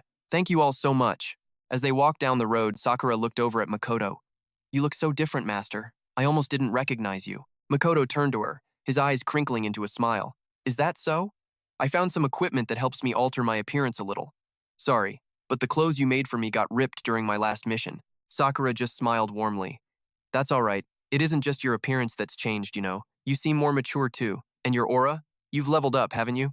Makoto nodded. I helped settle a dispute between a party and a guild, which is how I met everyone from before. It helped me level up and earn a bit of coin. He pulled out a heavy pouch of gold and handed it to Sakura. Here, this is 250 gold coins. Keep it safe for me. Sakura opened the pouch, her eyes widening at the sight of so much gold. 250 coins? She gasped. Amazing! We can buy some top-tier equipment at the auction, Makoto said, looking at her with a grin. I was planning on buying you some new gear anyway, but an auction? That sounds even better. Let's give it a try in the next town. Hearing him say that, Sakura gave a shy laugh. You don't have to spend your money on me, master. If you're really interested in the auction, then we'll go. The next town has a medium-sized auction house. It's also where the genius mage, Kevin, lives. The name jolted Makoto's memory. Damn, I almost forgot I needed to see him, he thought. I have to see him. After those last few battles, something's felt off. It's like my blood has turned to sludge, like there are stones weighing me down from the inside. This has to be a side effect from the sacrifice. I need Kevin to treat me. They continued on their way, laughing and talking, but the moment they stepped into the forest, Makoto knew something was wrong. A storm of leaves, sharp as throwing knives, shot towards them. What the leaves? Makoto exclaimed. Sakura's sword was already out, a silver blur batting them aside. Show yourself, she yelled. A voice echoed from the shadows. So, there's a second one. The figure that emerged before Makoto and Sakura radiated pure malice. At the same moment, a black crow swooped down, landing silently on a nearby branch. Dinka spoke again, his voice cold. Just as I suspected. You aren't a member of the Assassin's Guild. If what Naruto said was true, then you're the one who stole our guild's secret techniques, correct? His companion, Raizo, stuck out his tongue to lick a finger, his voice dripping with madness. And the girl you brought with you, she looks delicious, doesn't she? Hiding your levels, are we? But according to Naruto, the boy isn't anything special. The girl, on the other hand, seems a little tougher. Maybe around level 20. Ah, not that it matters. Raizo's eyes landed on Sakura, and he licked his lips with a low chuckle. Oh, a demi-human? How very interesting. Seeing the undisguised hostility, Makoto and Sakura tensed, ready for anything. Makoto remained silent, watching Sakura from behind. This is the first time I've ever seen her radiate such raw killing intent, he thought. Sakura glanced back at Makoto. Master, be careful. These two are far stronger than anyone we've faced before. I can sense an aura on them. The kind only people who have murdered countless times possess. If they're really from the Assassin's Guild, this will be an incredibly difficult fight, she added quietly. The Assassin's Guild is an underworld organization rooted in the Eastern lands. They're nothing but cold-blooded killers, notorious for taking the heads of their targets as trophies. Even the major guilds avoid them. Once they've marked you for death, Makoto moved to stand beside Sakura, his voice low. The Assassin's Guild. I think I met a Beastmen warrior once who said he'd been kicked out of it, but I have no relationship with their guild, and I've certainly never met these two. Then a sudden realization hit him. Wait a second, he thought, his mind racing. They said I stole a technique. I get it now. The ambush skill I copied. It must be a signature move of the Assassin's Guild. That's why they're after me. Noticing his sudden silence, Sakura shot him a questioning look. Dinka watched from his perch on the branch. Raizo, I know your tastes, he called down. You can have the demi-human, but be careful. She looks pretty strong. As he spoke, his hands began to weave intricate signs for a spell. I'll take care of the thief myself. Once I bring his head back, the guild will have no further questions. Raizo raised his own hands, preparing a jutsu. I like a woman with fight in her, he sneered. No matter how strong she is, she's no match for me. It's a deal. With that, both assassins began to cast a spell in perfect sync, their voices chanting as one. Now, taste the signature combination of the Assassin's Guild. Endless night combination. In an instant, countless lines of dark energy erupted around them. On the ground, Makoto activated his divine eye. A system window popped into his vision. Endless night combination. A signature capture technique of the Assassin's Guild. This skill traps enemies in darkness, restricting their vision to facilitate capture or assault. Sakura saw the unfolding technique, her eyes widening in recognition as she shouted a warning to Makoto. This is their signature. Sakura began, but Makoto was already a step ahead, realizing their intent. We're being separated. He quickly turned to Sakura. We should split up. It'll be more effective if we take them on one-on-one. Besides, he added, a grim smile on his face, I want to see for myself just how strong they really are. Suddenly, Dinka and Raizo dove from above, landing before them. Well, they sneered, not even trying to run. Sakura's hand tightened on the hilt of her sword. Be careful, she whispered. Dinka slowly circled Makoto. You're an arrogant one, he hissed. Did you really think you could steal a technique from our guild and just walk away to live a happy life? Naruto said you stole our ambush skill. Allow me to demonstrate what a real ambush feels like. As the words left his mouth, Dinka vanished and reappeared, striking from behind Makoto. But as the blade came down, Makoto's sword was already there to block it. He didn't even turn around. A level 30 assassin, he stated calmly. Makoto glanced over his shoulder at the stunned assassin. You'll need a lot more practice if you want to defeat me. Dinka couldn't believe it. He gritted his teeth, his mind reeling. He parried it? How could he have predicted my attack? And how does he know my precise level? Dinka touched down, his brow furrowing as he demanded, What's your level? Makoto, sword resting on his shoulder, answered coolly, 11. The system confirmed it. Level 11. Class, warrior. Equipment, black disguise fox, kin armor. Weapon, blood mist. Skills, lightning chain strike and ambush, locus replication. Combat power, 15,500. Hearing this, veins started to pulse on Dinka's forehead. Level 11? He repeated. Impossible. Are you messing with me? There's no way you could react like that at level 11, unless you're some kind of prodigy. Makoto just shrugged. Believe what you want. Seizing the moment, Dinka lunged forward, shouting, Let's see if you can block this. He slid, maneuvering between 3 giant roaches, each one armed with 2 sharp tusks. Makoto activated his divine eye, instantly identifying the skill, roach step. A disorienting movement technique, it mimics the evasive scuttling of a roach to attack from unexpected angles. Movement speed increased by 30%. Makoto thought to himself, his physical technique is incredible. Without my divine eye, I would have been finished. Note, physical technique includes reflexes, body movement, and combat tactics. Seeing Makoto dodge, Dinka leaped, thrusting his dagger downward as he yelled, Let's see how you handle this. Even my own teammates can't counter it. The system displayed continuous encirclement, an assassin guild technique that creates multiple shadow clones to surround and relentlessly attack an enemy. The clones vanish after the assault. Makoto immediately pointed his sword forward, activating his system. Activate ultimate physique. Focusing all his power into his upper body, he reinforced his defenses. As Dinka's dagger struck, it just scraped off his armor, sending sparks flying. Stunned by Makoto's defense, Dinka roared again. That defensive power is insane. Are you wearing multiple sets of gear? What is your real level? Who are you? Seeing Dinka's disbelief, Makoto had no choice but to display his status again. Display level. He stared at him with cold eyes and repeated, I told you. Level 11. Makoto swung his sword, forcing Dinka to dodge frantically. A fraction of a second slower, and the blade would have pierced his throat. Dinka's mind raced. How can he possibly be level 11? Dinka leaped back, clutching a fresh wound on his chest. Wait, he said. You're a strange one. If you really are level 11, then you're a natural-born genius every guild would kill to recruit. I'm the branch leader of the Northern Assassins Guild. I have a proposition for you. Do you want to join us? With my recommendation, the high-ranking members will take notice, focusing on your training. With your talent, you could stand among the guild's greatest prodigies. This is a rare opportunity to join the Assassins Guild. Hearing this, Makoto gave a calm reply. I'm not interested in that sort of thing. It doesn't suit me. Besides, why should I trust someone who came here to kill me one minute, then tries to recruit me the next? Seeing his refusal, Dinka began to cast some kind of spell. His entire body was suddenly engulfed in a sinister green flame. Is that so? Dinka continued. But I won't give up that easily. He raised a hand to his mouth, muttering an incantation as one eye began to glow with a crimson light. His dagger morphed into a double-bladed weapon. As he channeled power into it, he taunted, Behold, it's been a while since I've used this. Now, let's play. The sight gave Makoto pause. He thought, he's channeling his killing intent and Dinka slashed through the air. Take this, Aura Crystal. The system provided details, an assassin guild technique that condenses all killing intent and fighting spirit into a sharp weapon, a powerful attack that cannot be blocked or parried. Makoto reacted instantly, activating the system. Activate ultimate physique.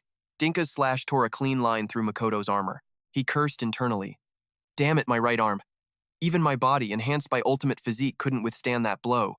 His power is immense. If that had hit my heart, I'd be dead. Dinka, having neatly tied up his hair, addressed Makoto. Don't underestimate me, kid. This is my ultimate skill. My level is 30. No matter how talented you are, you're still just level 11. Your skills can't compare to mine. Anyone below level 30 is no match for this technique. If you refuse to join the guild, then you die.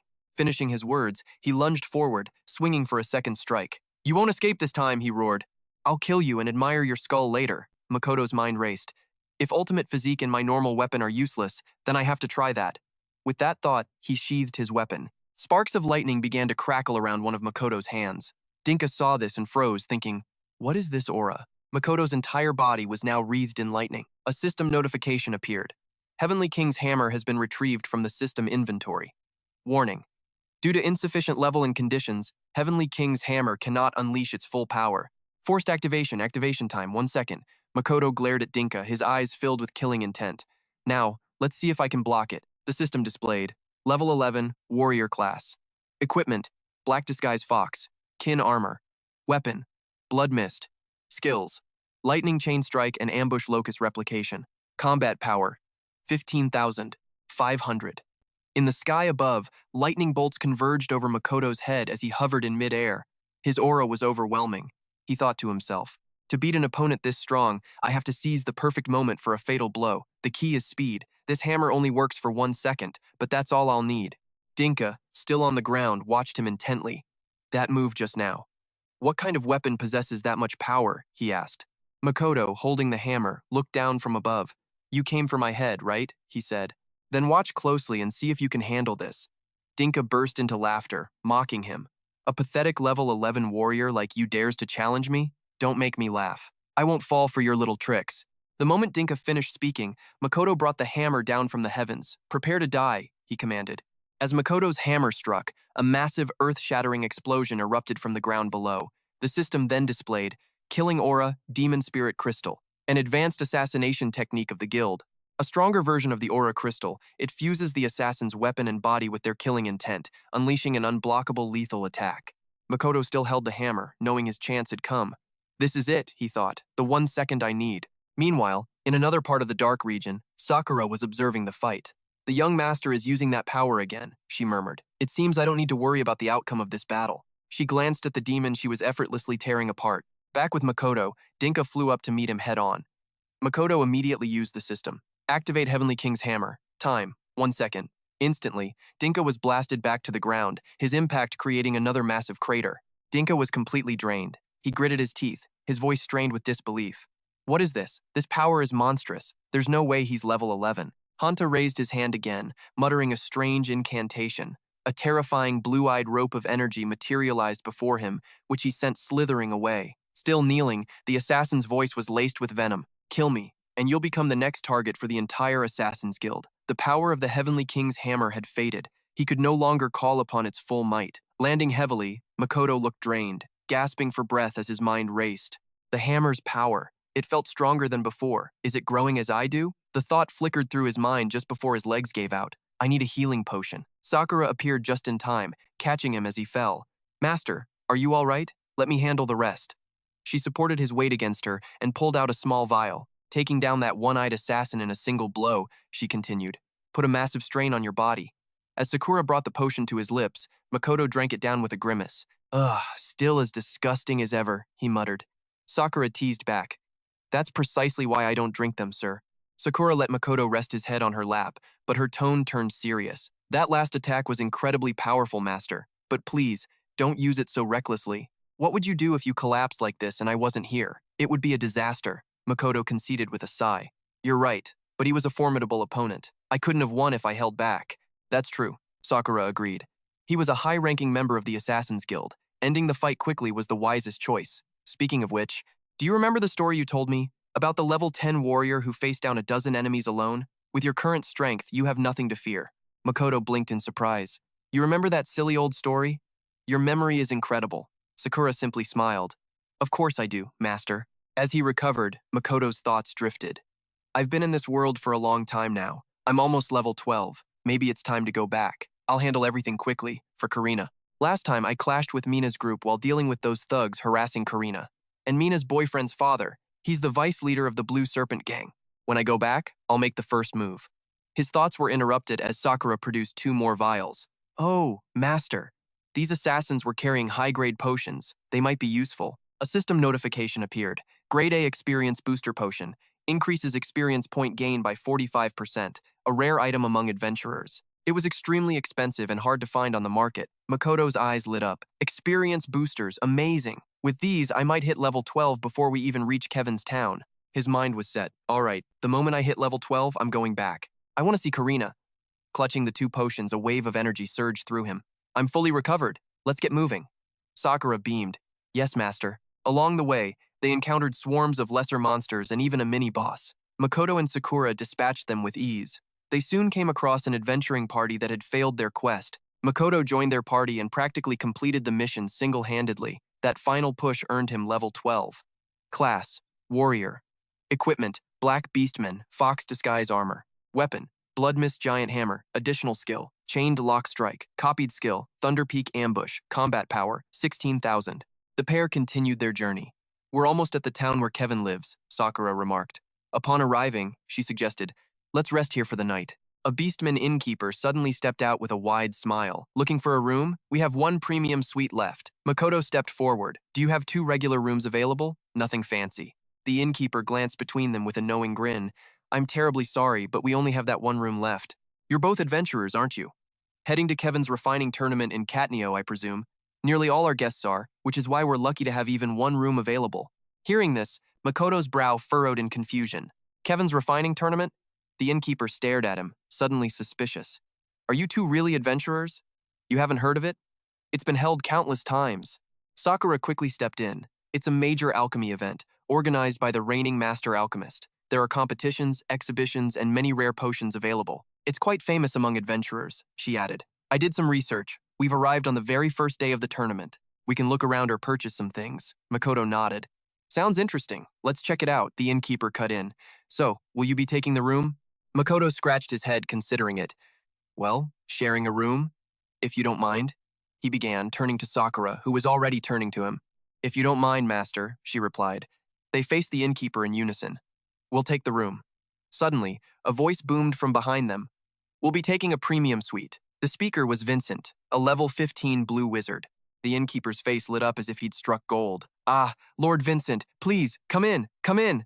We will prepare our finest premium room for you immediately. Vincent just nodded curtly. Lead the way. Makoto's expression darkened. Makoto stepped forward, placing a hand on Vincent's shoulder. Hey, if you came last, you wait in line. The man turned, a sneer twisting his lips. Wait in line? Do you have any idea who I am? Don't make me laugh. That last premium room is mine. Isn't that right, innkeeper? The innkeeper stammered, of course, sir.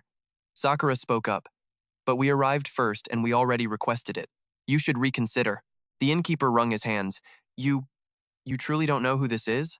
That's Lord Vincent, the disciple of the genius Kevin, the blue wizard Vincent. He is an incredibly influential figure. Not only is he a master refiner, but his master is the great alchemist Kevin. Even level 30 adventurers show him the utmost respect. It's best not to cause trouble. The woman on Vincent's arm, Mira, scoffed. They don't even know who Vincent is. Where did these bumpkins come from? Never mind. Once they hear his master's name, they'll know their place. Makoto cracked his knuckles. So, you're one of Kevin's disciples, huh? So what? That room is ours. He turned to the innkeeper. Lead the way. Both Vincent and the innkeeper stared, stunned by his audacity. Vincent's face flushed with anger, then broke into a harsh laugh. Interesting. You really don't know who I am, do you? Let me spell it out. I am Vincent, the blue wizard, disciple of the genius Kevin. Are you actually trying to steal a room from me? After this, don't even dream of setting foot in Katneo. In response, Makoto grabbed him by the collar and shoved him to the floor. He stated flatly, I already told you. So what? The innkeeper yelped in terror. Mira rushed to her lover's side. Vincent! Vincent scrambled to his feet, his face contorted with rage. You will regret this. I'll make absolutely sure you never set foot in Katneo. Makoto completely ignored him, turning his attention back to the innkeeper. Hey owner, show us to our room. Seeing no other choice, the man gestured down the hall. Yes, right this way. Meanwhile, Vincenta remained seated, seething as he muttered, To look down on me. You will pay for that. As Sakura followed Makoto upstairs, she spoke with a worried look. Master, are you absolutely sure about this? He's one of Kevin's disciples. Her master, however, just gave a calm reply. I treat people exactly how they treat me. I see no reason to respect someone who has shown me nothing but contempt. I don't care if he's Kevin's disciple or not. I'm not gonna just lie down and take it like I did before. The phrase like I did before echoed in Sakura's mind. Like before? As night descended, Sakura was already asleep while Makoto sat on his bed. He gazed at the faintly glowing ring on his hand and murmured, "Karina, I'll be home soon." He then opened his system and activated the endless passage. Makoto stepped through the portal, returning to his home world in an instant. The moment his feet touched the ground, he announced softly, "I'm back." Sitting on the bed, he turned to watch his sleeping sister and thought, "Thank God I didn't wake her."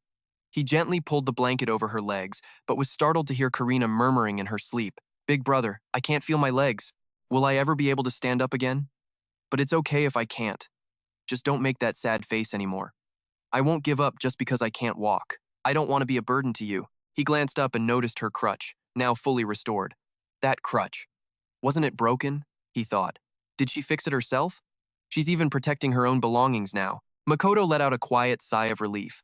As he tucked her in, he whispered, "You're so strong. I'm sorry I let you suffer so much. I've gotten stronger now. I won't let anyone bully you again. You won't have to live in misery like before." He placed a hand on her head, continuing to murmur, "I will absolutely heal your legs and bring back your smile."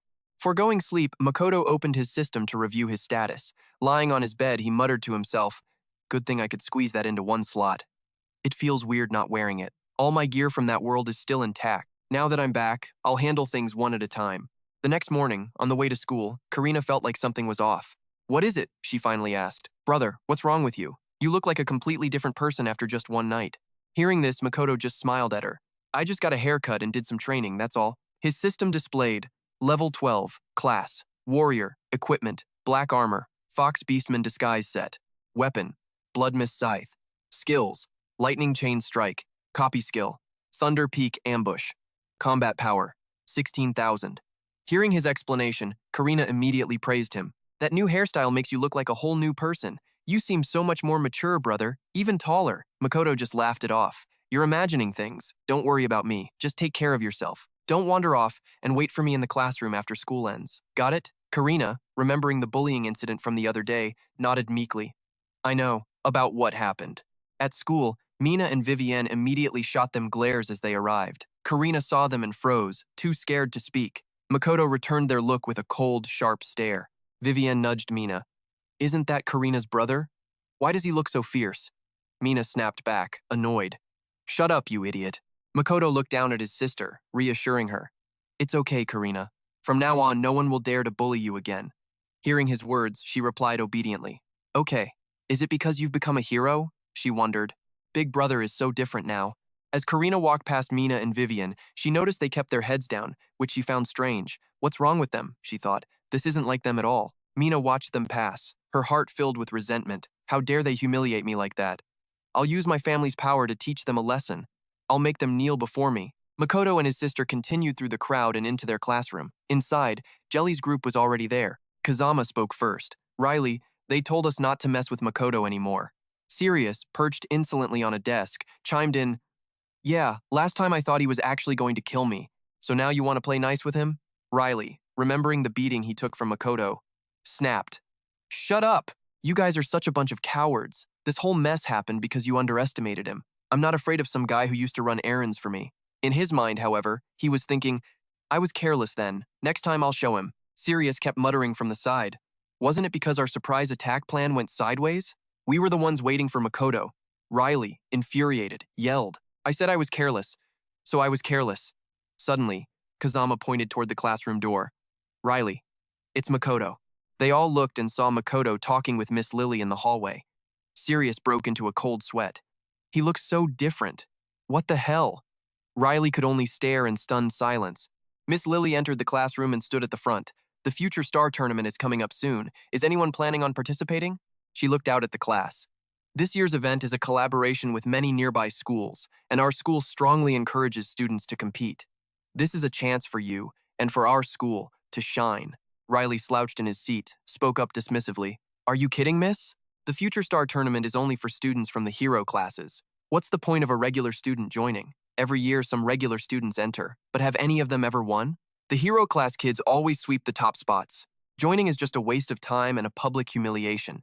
Sirius chimed in to support him. "She's right, miss. And with other schools participating, we don't stand a chance. Last year, Jelly ran in the marathon, and he didn't even make it halfway before the hero class students finished." A murmur spread through the class. "Do we really have to join? I don't want to go just to lose, miss." We'll only embarrass ourselves. Just let the hero class represent the school. The teacher, hearing this, tried again. Well, but the prize this year is huge. Even the teachers want to participate. The tournament is being hosted by the Hero Academy this time. That means famous hero guilds will be paying close attention. The leaders of the Hero Academy organization will also be attending, and the winner gets 10 million yen. At the mention of 10 million yen, the entire class erupted like a disturbed beehive. 10 million yen? And leaders from the Hero Academy organization too? That's amazing. The Hero Academy organization is part of the Hero Federation, focusing on recruiting and training young heroes. If you catch their eye, you might get recruited directly into the Hero Federation and have a bright future ahead of you. Sitting in his seat, Makoto heard the prize money and started calculating in his head. 10 million yen. I have that huge loan of 600,000 yen from the Lamsa gang. If I could win this, I could pay it off. And the Hero Academy organization, I don't know much about the hero-related systems, but if they notice me, I might get financial aid too. A determined smile touched Makoto's lips as he thought, the money here is worth way more than the gold coins in that other world. Karina and I need it to live a better life. I'll take that 10 million yen and the chance to be noticed by the Hero Academy organization. Riley leaned back with his hands behind his head, scoffing loudly. What's the use of getting all excited? That prize money isn't for the likes of us. The genius students from the hero class will win, just like always. Sirius echoed his sentiment. That's right, how could a normal student possibly beat them? The class's excitement deflated once again, and students began whispering, what's the point of getting our hopes up? We don't stand a chance. Hearing this, our homeroom teacher could only say that taking part was the most important thing. Another student spoke up. If the hero class students from other schools are competing, what chance do we have? But then, a hand rose. It was Makoto. He adjusted his tie and spoke. I'll participate. Hearing this, Veli slammed his hand on the desk and roared with laughter. You beat us once and now you're this arrogant? I actually thought you'd changed. Still as delusional as ever. You think you can fight a hero class student? The whole class erupted in scornful laughter. Makoto, are you kidding? Fight a hero class student? The ones from other schools are coming too, you know. Are you an idiot? Even the teacher on the podium had to ask Makoto, are you really going to participate? Without missing a beat, Makoto replied, yes, please sign me up. Veli, spinning a pen, continued to mock him. Look how serious he is. Don't come crying later. Makoto immediately turned back. His gaze sharpened as he said sternly, Veli, want to make a bet? If I lose, you can do whatever you want. But if I win, you'd better drop that superiority complex you have with me. Veli's whole crew froze, their jaws tight. Veli, enraged, shot up and slammed the desk. You're on. This whole class is our witness. You better do well, because we'll be watching to see how you crash and burn. Makoto simply replied, fine. Just watch. From the podium, the teacher spoke again. Silence. I will submit Makoto's registration. This afternoon, there's a preliminary assessment for all participants. Everyone who registered must attend. Hearing this, Makoto asked, a pre-tournament assessment? Understood. He was now standing outside Karina's classroom. When Karina learned her brother was entering the competition, she cheered. That's amazing, big brother. Good luck. Makoto ruffled her hair and gave her instructions. Yeah, I might be late tonight, so don't walk home alone. In the hallway, a few girls noticed Makoto and couldn't help but whisper, is that Karina's brother? I didn't get a good look before, but he's actually handsome. He was so scrawny in the old photos, but now he looks so cool. Let's ask Karina later. I bet he doesn't have a girlfriend. After their chat, Makoto turned to leave, not forgetting to wave goodbye to his sister. Inside the classroom, students started gathering around Karina's desk. Vivian and Mina sat to one side. Seeing the scene, Vivian said with some annoyance, look, everyone's flocking to that Karina girl again. Mina, scrolling on her phone, replied, I heard her brother is joining the tournament. What a fraud. I already told Billy about this. She was texting her boyfriend, who replied instantly, I know. My dad knows a hero class student from another school. We'll use this chance to teach that guy a lesson. She read the message and smirked triumphantly. Perfect. I can't wait for that day. She glared at Karina, surrounded by her new friends. After we deal with her brother, she seethed, we'll bully that Karina girl worse than ever before. She should enjoy these last few moments of happiness. In the principal's office, the man stood by the window, hands clasped behind him. This Future Star event is special. On paper, it fosters relations between students, but in reality, it's a power assessment set by the Hero Federation and the major guilds. Simply put, the strength of our hero class students represents the strength of our school. It determines how much support we receive. He turned his expression serious. Our goal is to get at least one student into the top 5. Only then can we secure our school's funding. The person across from him nodded in assent. I understand, just as you've instructed. The vice principal, standing before him, was sweating. As expected, almost no one from the regular classes has signed up. The principal sighed. That's no surprise. The regular students aren't fools. They know how vast the power gap is. He crossed his arms. All right, so all the hero class students will participate, and no one from the regular classes.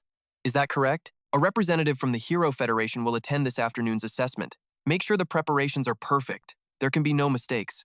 The vice principal wiped sweat from his brow, his face pale. The preparations for the assessment are fine, but there is something. One student from the regular class. The principal's head snapped back in shock. A regular class student? By afternoon, in the pre-tournament assessment area, all the contestants had gathered. As they warmed up, someone commented, "Looks like a regular class student is joining this time." And they registered voluntarily, too. A pink-haired girl named Keiko chimed in upon hearing her friend. "What an idiot. Does she really think she can compete with us? Is she trying to humiliate the entire school?" Tu-Sho, still warming up, replied, "Either way, there's no chance he'll pass this assessment. This is a trial for us demi-heroes, after all." A system note explained. A demi-hero is a young person with innate natural abilities. Typically, they are placed in a hero class in high school with special privileges, fighting for their school's honor. Tu-Shu looked up and said, "Look, there he is." Keiko's cheeks flushed. "Oh, he's actually kind of cute."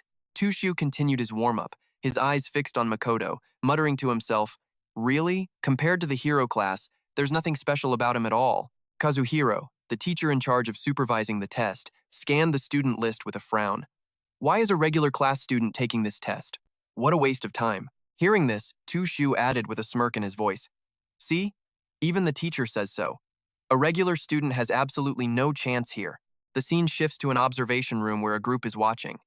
One of them speaks, "Thank you for taking the time to visit our school for this assessment, sir." The principal was speaking nervously. "Chairman Suzuki, down there are our school's hero class students. The test will begin shortly. We look forward to your guidance." Suzuki replied calmly, "The organization has high expectations for your school's hero class. I am merely here to observe." This man was Suzuki, chairman of the Hero School organization. The principal followed behind him, saying cheerfully, "We are greatly honored. It would be wonderful if the students could meet your expectations. The results will be displayed here. Please, feel free to watch from up here." With that, the principal glanced at the vice principal and urged, "Get it started." The vice principal, phone in hand, just nodded. "Yes, sir." Down below, Kazuhiro received a message on his phone, thinking, "The vice principal is contacting me." Putting his phone away, he raised his hand and shouted to the students, "All right, let's begin the assessment. The content is just as we discussed. Form teams and enter the simulators." Kazuhiro pointed to a glowing screen on a machine. These three are the basic machines, running grade D and E trial assessments. Dungeon 1 is grade F. With your skills, most will run the grade F program, so don't worry. Form teams in the designated order. Results will be displayed later. A score of 60 or higher is a pass. Makoto, standing below, raised his hand. "Excuse me, sir. I wasn't aware we had to form teams. I only knew we had an assessment this afternoon." Kazuhiro could only scratch his head and think, no one expected a contestant from the regular class. It doesn't really matter. He'll be up soon enough. After a moment's consideration, Kazuo spoke up. "Ah, in that case, you'll take the final test by yourself." Hearing this, Makoto's mind drifted. Alone. A familiar feeling. One he knew all too well from his old world. He simply replied, "Understood." Across the way, Toshio stared daggers at Makoto. "Looks like they're just writing him off," he sneered. "Not like this trial test can actually hurt anyone anyway. But the dark energy. The difficulty is insane," Keiko chimed in, hands on her hips. "Even a full team of semi-heroes would struggle, let alone a regular student solo. How long can he possibly last? It's a joke."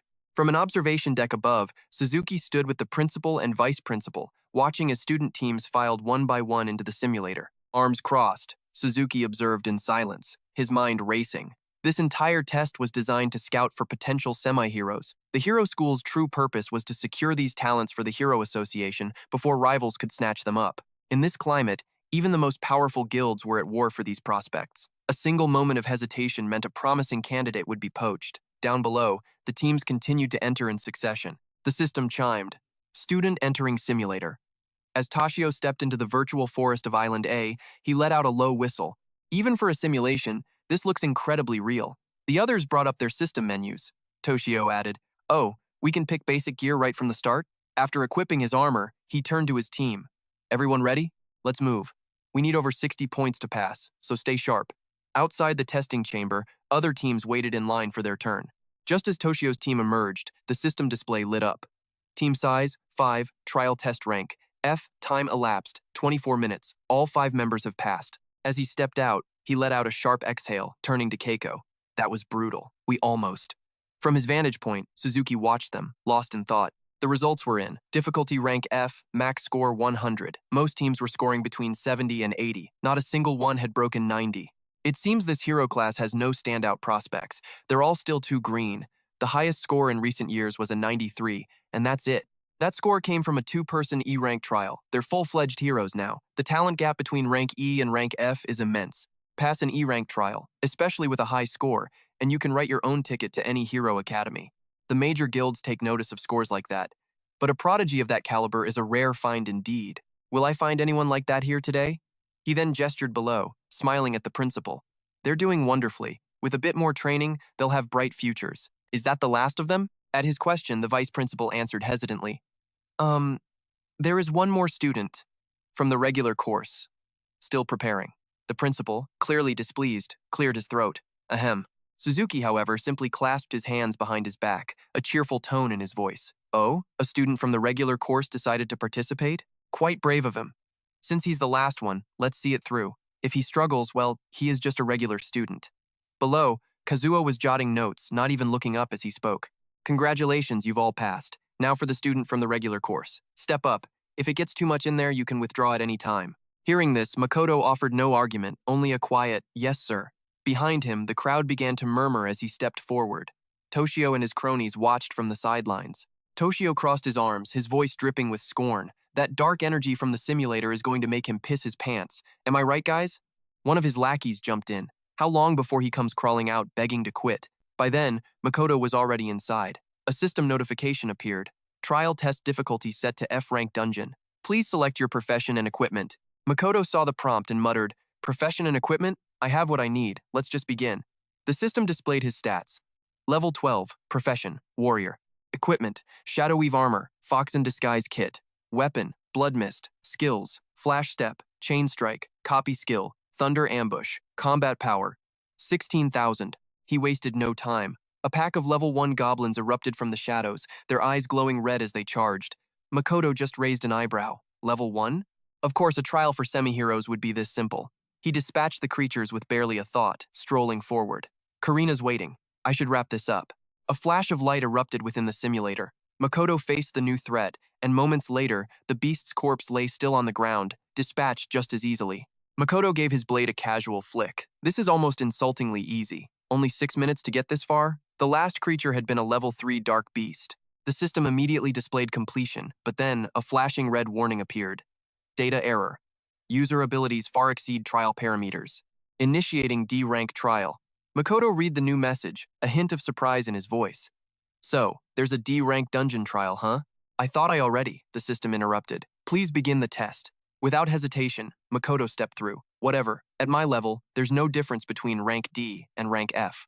Outside, the crowd noticed Makoto hadn't emerged yet, and the whispers started. Still in there? Maybe he's frozen in fear. Toshio added his own quiet jab. Sir, shouldn't you open it up and check on him? He's probably too ashamed to come out after soiling himself. Kazuo stared at the monitor, a flicker of worry on his face. 12 minutes. That's a long time for a regular student. Did something actually go wrong in there? What a headache. From his perch above, Suzuki remained calm. For a regular course, student to last this long is impressive. When he emerges, Principal, you should commend him for his bravery. The principal nodded eagerly. Of course, sir. Regardless of his final score, I will absolutely praise the boy for his courage.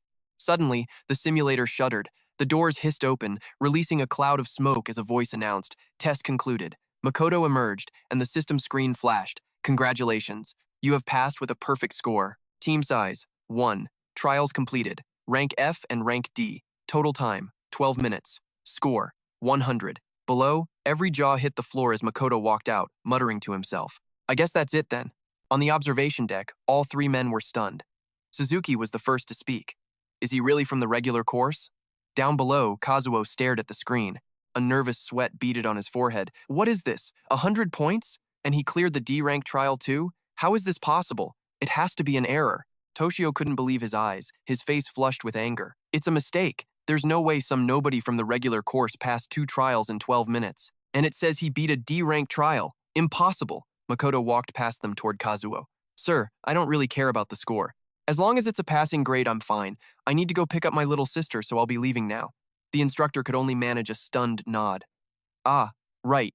But as Makoto turned to leave, a voice called out, "You, student, wait just a moment." Suzuki stepped directly in front of the boy, his gaze unwavering. "You just cleared both the F rank and D rank trials, didn't you?" Makoto just gave a flat, "Yes." The vice principal sputtered beside them. "Impossible, how could that be? The default setting is always for the lower tier dungeon. There's no way a D rank test could even appear, let alone be cleared by you in 12 minutes. And you're a regular course student." Suzuki ignored the vice principal's rambling, his focus locked on the boy. "Your name is Suzuki Zero Makoto, correct? Tell me, what was the final boss of the D-rank trial?" Turning to leave, Makoto gave a casual shrug. "A level 6 black wolf. It was fast, but pathetically weak. Died after just a few slashes. If that's all, I'm going to get my sister. Good day, sirs." Suzuki was silent. Unexpectedly, the principal spoke up. "Suzuki Shiro isn't lying, is he?" Suzuki immediately cut him off. "Go on, go get your sister." Makoto glanced back at him. "Thank you, sir." The principal then tried desperately to explain to the chairman, "Sir, there must be some mistake with Suzuki Shiro's results." Suzuki cut the principal off sharply. "Let Suzuki Shiro participate in the upcoming tournament, and keep his score and everything that happened today strictly confidential." Though he didn't understand why, the principal simply nodded. "Yes, of course." Suzuki remained, lost in thought. There was no mistake. The D-rank trial's final boss was, in fact, a level 6 black wolf. Based on the boy's words, fast but weak, you wouldn't know that unless you fought it. The score was real. A hidden genius? No, this was something more. A monster. A regular course student had just passed both F and D rank trials in 1 minute with a perfect score. He shattered the record. "I have to keep an eye on him. If my instincts are right, I must recruit this prodigy for the Hero Association." As Makoto strode down the hall, bathed in the afternoon sun, his system status flickered into view. Level 12, Class, Warrior. Equipment, Shadow Veil Armor, Feral Gauntlets, and Blood Mist Blade. Skills, Lightning Chain and Thunder Ambush, Copy. Combat Power, 16,000. In the blink of an eye, the day of the Future Stars tournament arrived. Crimson banners hung before the school as students swarmed toward the competition area. One student, holding his bag, confidently wove through the crowd. It was Kuruzu and Sawahira, the two top-ranked schools. "They're participating too?" someone murmured. Another voice chimed in. "I heard many of their hero class students are already skilled enough to be pro-heroes. We don't stand a chance against them. The top 5 spots will probably all go to those two schools. Our school will never make it to the top." A voice boomed from a loudspeaker, cutting through the chatter. "Attention, all contestants. Please ensure you have registered here before assembling at the arena." Makoto walked his bag over to the registration desk, where an instructor saw him approach. "You're in the hero class, right? What's your name?" the man asked. Makoto replied, "I'm Suzuki Shiro Makoto, from the regular course at Cicina." His system status updated. Level 12. Class, Warrior. Equipment, Shadow Veil Armor, Feral Gauntlets. Weapon, Blood Mist Blade. Skills, Lightning Chain, Thunder Ambush. Copy. Combat Power, 160,000. Heidorki, the man at the desk, watched him go. "Huh, regular course? You've got guts of steel, kid. Don't push yourself too hard. Those hero class students are on a whole other level." Inside the stadium, the opening ceremony was about to begin. The vice principal approached. "Principal, Chairman Suzuki has arrived." Both men immediately went to greet him. The moment he saw Suzuki, the principal bowed his head. "My apologies for not having a proper reception for you." Suzuki waved it off, his hands clasped behind his back. "There's no need for that. Have all the regular course students arrived?" The vice principal quickly stepped forward to answer. "Yes, sir, they've all been registered. They should be in the arena by now." A flicker of satisfaction crossed Suzuki's face. Excellent. In the arena, students were busy warming up, and Suzuki's mind was racing. So, Suzuki Zero registered. That means he's serious about this tournament. If his power is what I think it is, there's no doubt he's an unparalleled genius. If the major guilds catch wind of this, they'll try to poach him. I cannot let that happen.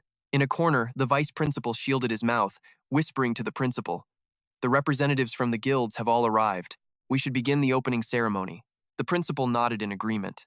"Right. Make sure everyone is well taken care of and there are no displays of disrespect." The vice principal continued whispering. Chairman Suzuki is probably already aware, but this year, both Kuruzu and Sawahira have sent their most exceptional students. The principal's eyes narrowed. Wait, they sent students even better than usual? The vice principal's brow furrowed with worry. It seems both schools are aiming for an overwhelming victory this year. Meanwhile, our school falls further behind every year. I doubt we'll achieve any notable results this time either. The principal could only lean on his hand and sigh. "I know, it's the same old story. We'll just have to do the best we can." Just then, in a room packed with competitors, a chime echoed. The The practical ability assessment will begin in a few minutes. Please gather at the testing area. Everyone in the room began their final warm-ups, Suzuki Shiro included. An ability test? He thought. Shouldn't the tournament just be starting? Screens flickered to life, displaying the rules. Minimize all movements while unleashing maximum power. Physique and power scores will be displayed on screen, with a maximum of 100 points for each category. Suzuki Shiro instantly understood. So, the trial begins now. The smaller the motion, the greater the power. The force displayed would be a direct reflection of each contestant's true ability. The crowd behind him began to whisper as a student from Sawahira stepped forward. I wonder what score he'll get.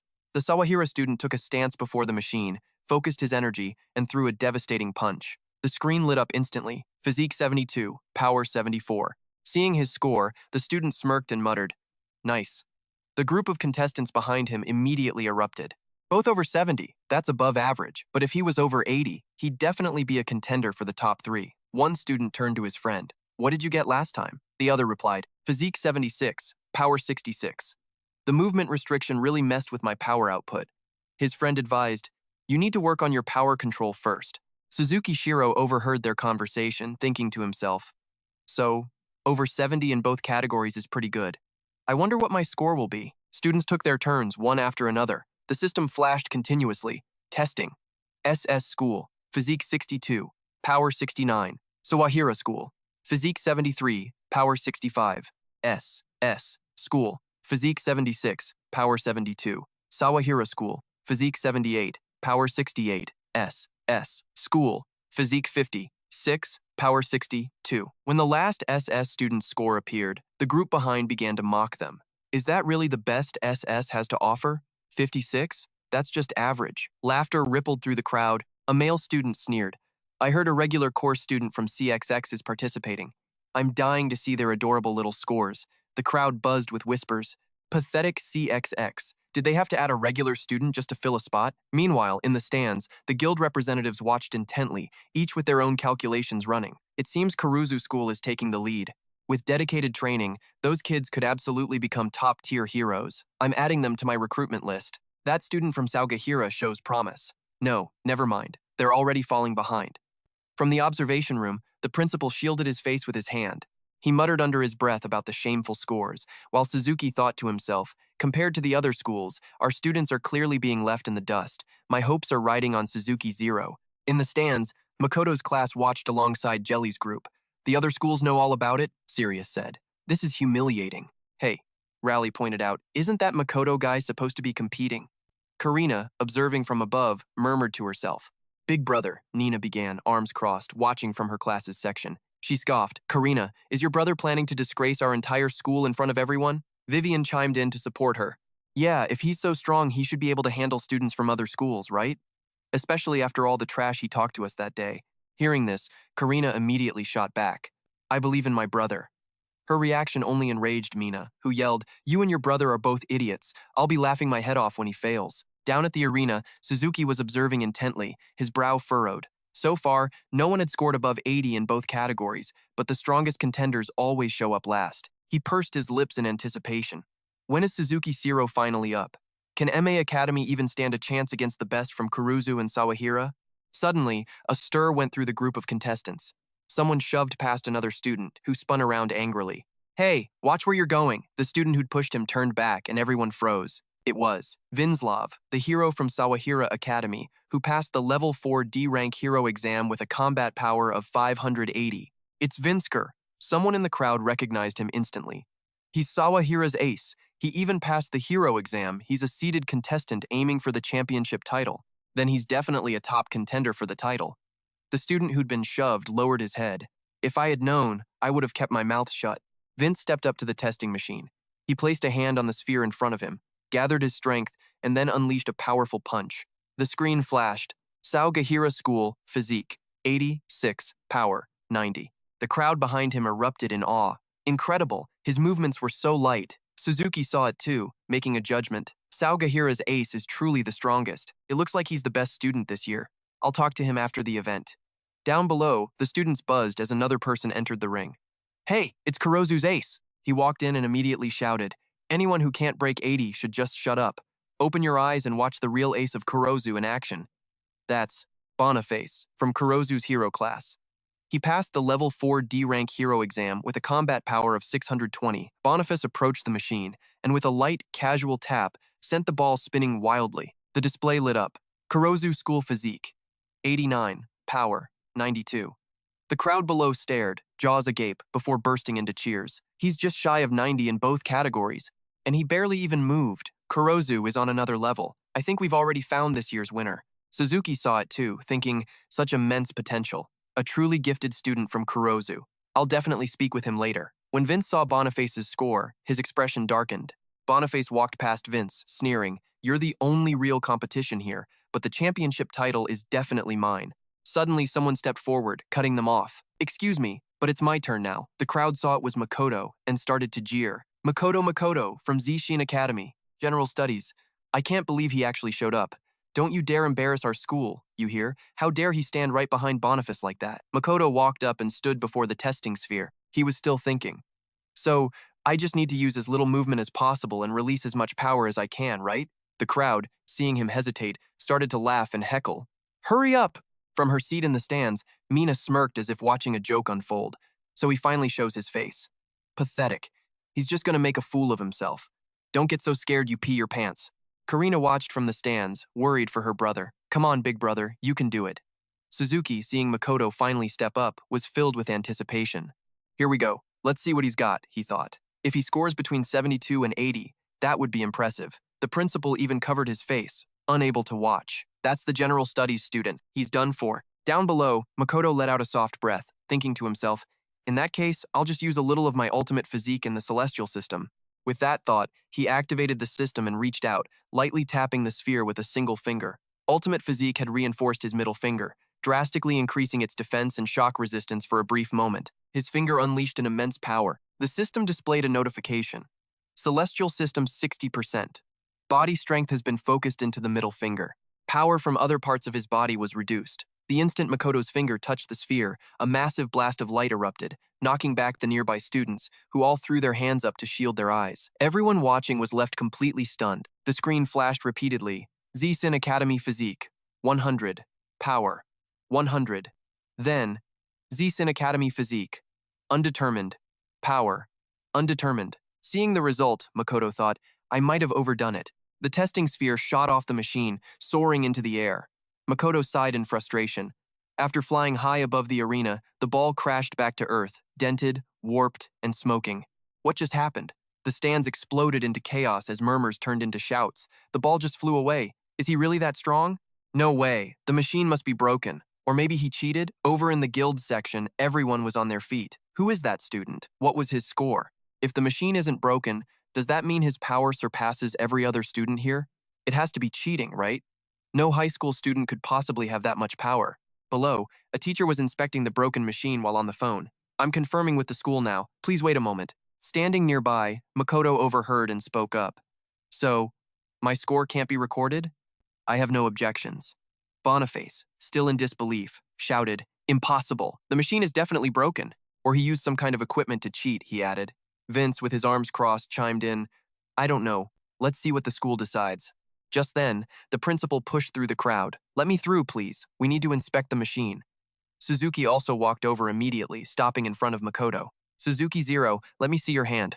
Makoto complied, holding out his hand for inspection. Suzuki looked at it, thinking, At first, I thought he must have used equipment to enhance his power.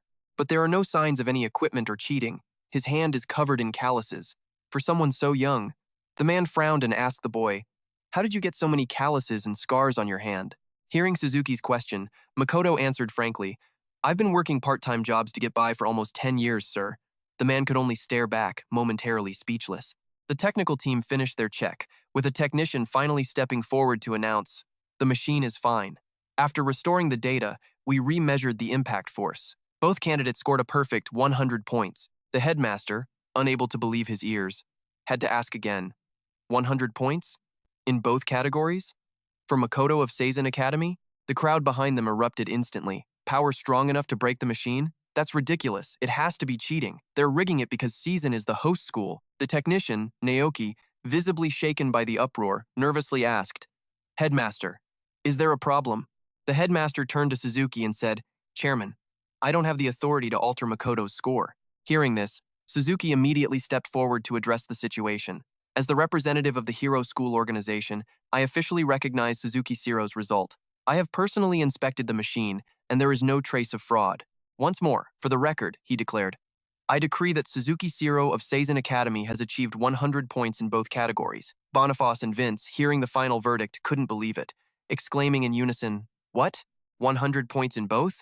A surge of jealousy coursed through Boniface. He clenched his teeth, thinking, I never even gave that Suzuki Siro guy a second thought. Is this why Billy begged me to deal with him? He was aiming for this? Billy's father is the vice chief of the Lamsa gang, one of our partners. I have to fulfill Billy's request, no matter the cost. Don't worry, I'll handle him. The other semi-hero students nearby began to whisper amongst themselves. One of them spoke up. I can't believe the chairman of the Hero School organization would say that himself. Another added, well, if the chairman confirmed it, then the score must be legitimate. And so the truth settled in. So, Makoto of Seizen Academy, a regular class student, is now #1 in the trials with a perfect score in both categories. The test results were now undeniable. The announcer's voice boomed as Suki's photo flashed onto the giant screen. Makoto of Seizen Academy, 100 points in 2 categories. Rank 1. The stadium buzzed with shock. In the stands, Jelly was sweating bullets, yelling, Rank 1? This is insane! Sirius, beside him, was just as stunned. 100? In both categories? The person next to them chimed in, equally shocked. 100 points in both? That's a new historical record. What kind of monster is he? From her seat in the crowd, Karina cheered with delight. Brother, you're amazing! Vivian's jaw hung open as the crowd's chatter intensified. See? What a terrifying score. Karina then turned and stuck her tongue out playfully. My brother is just that good. Mina, unable to contain her rage, bit down hard on her lip. How could they let him win like that? What the hell is going on? She whipped out her phone and began furiously texting her boyfriend Billy to complain. Down below, Suzuki stood with his hands clasped behind his back, addressing everyone. Suzuki Siro is the only student from Seizen Academy to place in the top 10. The top 3 will receive 10, 5, and 3 points respectively, while the rest will each earn 1 point. He thought to himself, if Seizen Academy is relying on Makoto to get them into the top 3, the next round will be a brutal challenge. Kuruzu and Sawahira are not opponents to be underestimated. After a moment, the arena announcer's voice echoed once more. For the next round, schools are free to form their own teams. The second trial will be a team competition. The voice continued. The second trial is the Annihilation Race. Teams will enter a simulated dungeon. The objective is to see which team can eliminate the most dark creatures. The students on the field began to murmur, with one speaking up. If it's a team battle, then we still have a shot. We'll give it our all to get our team the highest rank we can. A teacher on the field, holding a clipboard, approached Tsuyoshi. Makoto, according to the rules, you need at least 3 members to form a team. Therefore, you will be sitting this one out. Suki simply nodded in agreement. Yes, sir. He glanced at the scoreboard. Seizen Academy was leading with 10 points. That was good enough for now. Elsewhere, Boniface was seething. Damn it, I can't do anything to him in this round. I was going to teach him his place. But there will be other opportunities. Right now, I have to focus on winning this second match. Boniface began to warm up, addressing his teammates.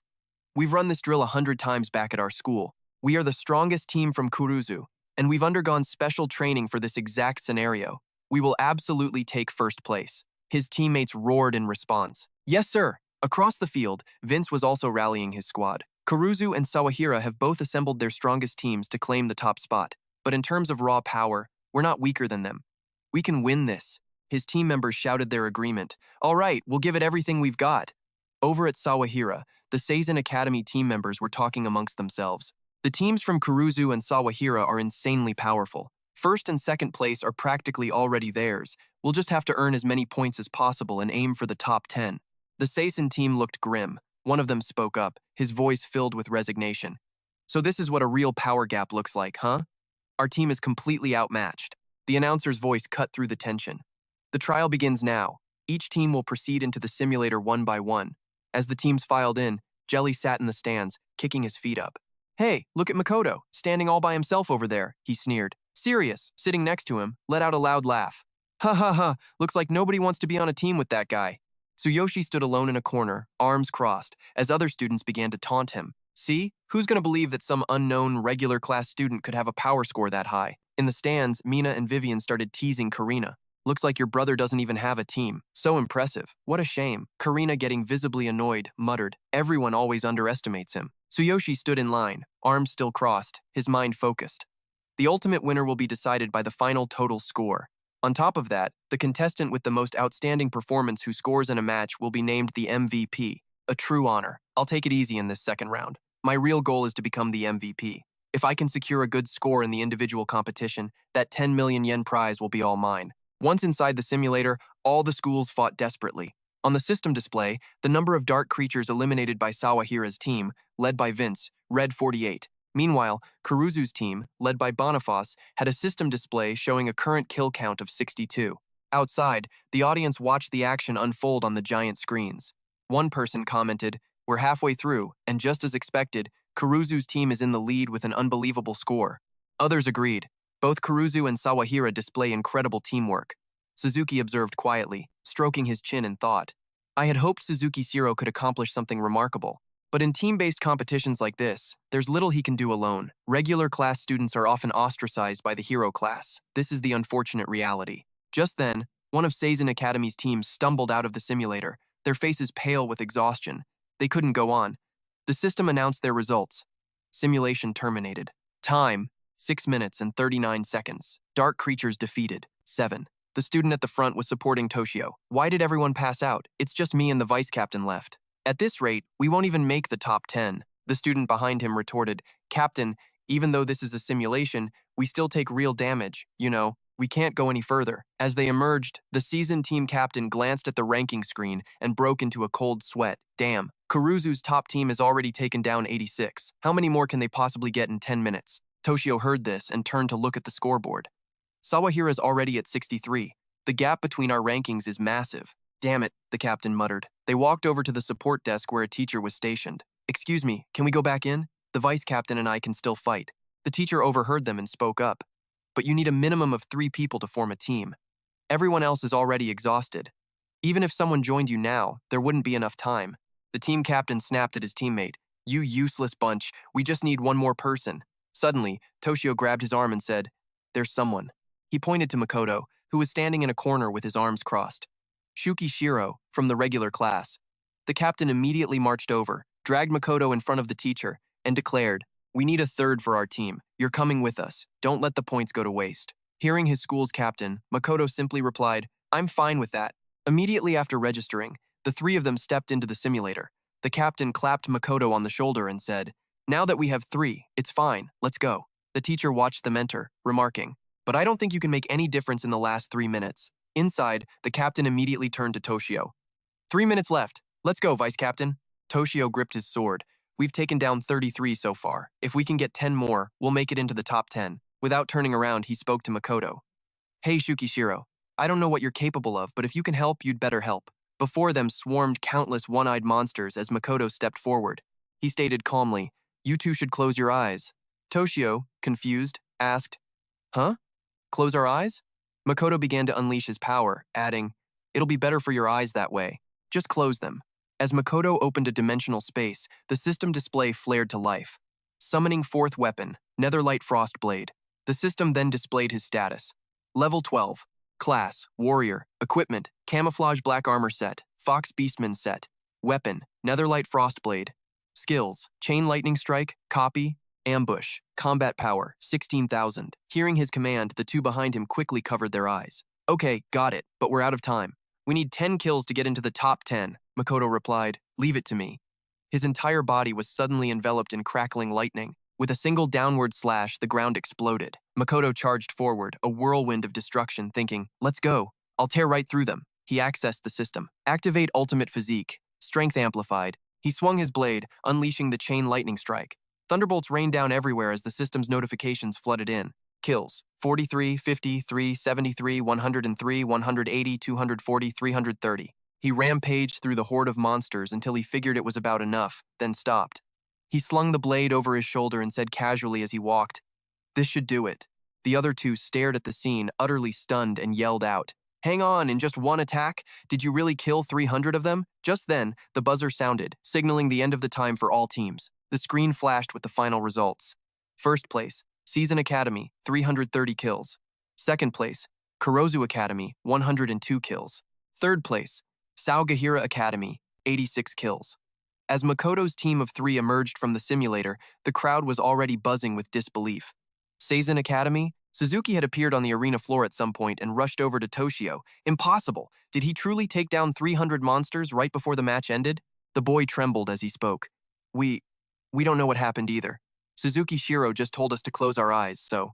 The team captain scratched his head and continued. After that, all we saw were these intense flashes of light, and we felt thunder and tremors. Then, Suzuki Shiro wiped out every single monster in front of us with just one attack.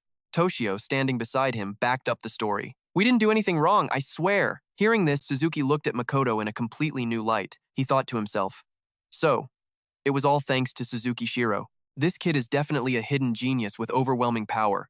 No, not just a genius, a monster. The kind who could shake the entire hero community. Once this tournament is over, I have to talk to him. I can't let someone like him get snatched away. The entire stadium erupted like a kicked beehive when they saw the final score. A 3-person team did that? It has to be cheating. That's several times stronger than Kurozu's top team. And it's that Shuki Shiro again. Season is hosting, so they'd do anything to manipulate the data to avoid humiliation. Using such a cheap trick is even more pathetic. If they dare to publicly manipulate data like this, it'll be exposed sooner or later. Just then, Okada walked onto the arena floor. He approached the principal and said, "Principal, we're from the External Judges Association. We find this result to be extremely questionable. We'd like to inspect the data." Hearing this, the principal rubbed his head with a worried expression. "We're just as confused by this situation, but of course, you can check. I assure you there's nothing suspicious." From the stands, Jelly watched with her arms crossed, laughing smugly. "The external judges are checking the data now. This is getting interesting," she mused. Sirius, sitting next to her, added his own take. "He definitely cheated. There's no way that guy is that strong." A student in front of them covered their eyes and said, "If this really is cheating, it's going to be a massive scandal." Over in Mina's section, she couldn't sit still for a second, continuing to taunt Karina. "Karina, your brother cheated, didn't he?" Karina's face tightened as she shot back. "My brother would never do something like that." Down below, Suzuki approached Yukata's group, calling out from a distance, "Okada, what's the verdict?" After a thorough inspection, Okada's group could only scratch their heads. "Well, after checking the data from right before the match ended, we saw a massive, sudden spike in value. It's incredibly hard to believe, but we found absolutely no signs of external editing or manipulation. So, it doesn't appear to be cheating." The principal beamed with joy and exclaimed, "So Shukishiro is completely innocent. Seisen Academy has always played fair and square." But another person chimed in, "But I've never heard of a 3-person team achieving that kind of score." At that moment, Makoto, along with Toshio and the captain, walked over. He made a proposal. "How about this? If we don't take first place in the following matches, you can consider us cheaters. But if we maintain the #1 rank, then there will be no more room for doubt."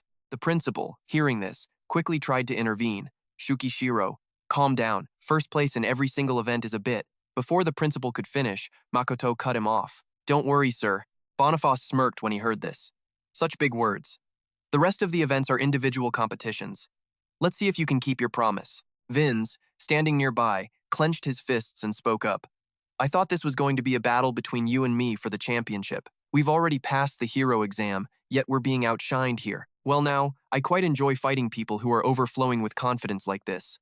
Okada, thinking it wasn't a bad idea, announced, "All right, let's do it that way. But don't say we forced you into this. If you fail to get first place in any of the following events, we will assume you cheated." Makoto gave a nod of agreement and replied, "Understood." They immediately moved on to the individual tests. First event, the long jump. Boniface was up first. He skillfully executed the jump with ease as the system displayed his results. Boniface, Kurozu Academy Hero Class. Passed D-Rank Hero Exam, Level 4, Combat Power, 622 model. Next up was Makoto. He instantly activated the ultimate physique system, feeling power surge through his enhanced legs, dramatically increasing his strength. With just a slight crouch, he effortlessly completed the jump. Boniface watched, stunned by what he saw. The system immediately flashed. Long jump, first place, CX high, Makoto Suzuki 0. The second event was the short sprint. The moment it began, Makoto left Boniface and Vince in the dust. The system flashed to life. First place, CX school short run, Tsuyoshi Suzuki 0. Now for the third event, discus throw. Tsuyoshi quickly engaged the system. With ultimate matter reinforcing both arms, his strength surged. He launched the discus with all his might, and it simply vanished. The system pinged again. First place, discus throw, Tsuyoshi Suzuki 0. Even the judges watching from the sidelines stared with their mouths agape, exclaiming in shock. "What? He broke the record!" From her seat in the stands, Karina cheered relentlessly. Go, big brother, go. Nearby, Mina and Vivian wore expressions that were anything but pleased. Mina couldn't stop grumbling. Is Karina's guy really that powerful? Vivian quickly added. He's taken first in every single match. He must have broken all the records by now. Over with Jelly and Sirius, the mood wasn't any better. A bead of sweat dripped down Sirius's forehead as he stammered, Rayleigh, what the hell is with that guy? Rayleigh could only force out a reply. This is insane. Meanwhile, in a nearby hallway, a lone figure watched from the shadows. It was Billy. His face was pale, his eyes shot with blood-red veins, filled with pure hatred as he thought, what is this? I don't care anymore if he's cheating or not, he thought furiously. This can't be allowed to happen. What the hell is Boniface doing? He furiously typed a message on his phone, demanding Boniface do something. On the field, both Boniface and Vince were drenched in sweat and gasping for air. Boniface gritted his teeth, cursing under his breath. Damn it, when did CX High start producing monsters like this? Vince, beside him, was already giving up. He's just too hard to beat. Just then, Boniface pulled out his phone and saw the message from Billy. He read the text and thought to himself, I know, Billy. I want to do something too, but I can't beat him. As he stared at his phone, Vince spoke to him again. Boniface, it's the last round. I'm going to do something. Just you watch. We've trained for so long for this. I'm confident I can have a fair fight with Suzuki Zero. Hearing Vince's words sparked a memory in Boniface's mind. He recalled something. That's right. Billy's father had secretly given him the P2P Mind Invader. It was an expensive black market item he had intended to save for later. But he realized if he didn't use it now, he would never get another chance to defeat Suzuki Zero. The Mind Invader had been tuned down to just 10% of its power, so using it shouldn't cause any serious harm. Just then, the stadium loudspeaker crackled to life. Next up is the final event of the day, the rope lift. This was a traditional and much-loved closing event. The system explained, in the rope lift, a participant uses a rope, their own strength, and sheer will to hoist a chosen female student from their school into the air. When the bell at the top of the pulley rings, the lift is complete. The female student must then pull down their school's nameplate to claim victory. The announcer's voice boomed again. Each school will have 3 students participating. Let's begin the final match. Just then, a man in a suit approached Makoto. Suzuki Shirokun, the principal wants you to participate. Please secure another first-place finish for us. Makoto raised a hand to scratch his head. But there are no female partners available. He thought to himself, Karina's leg isn't healed. Hearing this, the teacher immediately reassured him, don't you worry about that, I'll find someone for you. He immediately went to the announcer's booth and made a broadcast. Makoto Suzuki Zero from CX High will be participating in the rope lift. However, we currently do not have a female student paired with him. If anyone would like to volunteer, please make your way down to the competition area. The announcement ended, and a murmur went through the female students in the stands. I'd like to help, but I'm not sure if all those first-place wins were clean. Another girl immediately spoke up. Suzuki Zero seems way more impressive than the hero class students, even though he's from a regular class. I want to help, but it's too embarrassing. Yeah, I don't want to be the center of attention. Just then, in the stands, Karina shot her hand into the air and yelled, I'll do it. Haru, sitting next to her, panicked and grabbed her friend's arm, trying to stop her. You can't. Your leg isn't okay. Vivian, who was sucking on a lollipop, chimed in. It's fine if no one goes. The school will just randomly pick someone to participate anyway. Suddenly, Mina spoke up. I have an idea. A wicked smile spread across her face. I'll participate. I'll intentionally cause a scene. That way, even if we don't get first place, it'll be because that Suzuki Zero guy wasn't good enough. It won't be my fault. Vivian looked at her friend, surprised. Wait, you're really going? Mina stood and started walking toward the field, sneering. I can't just rely on Billy anymore. I can't stand this. Vivian, seeing she couldn't stop her, could only advise her friend. All right then, just be careful and do your best. Down on the field, Makoto was warming up. Just then, the teacher walked over. We have a volunteer. You two, go ahead and say hello. Makoto stood, turned around to greet his partner. Makoto Suzuki Zero. It's a pleasure to meet you. He stopped short when he saw who stood before him. Mina stepped forward with a practiced smile and said, Let me help you out. The teacher left the two of them there and turned to leave, but not before adding, You two discuss your strategy. I'm going to do one last check before the match begins. Makoto responded, Yes, sir.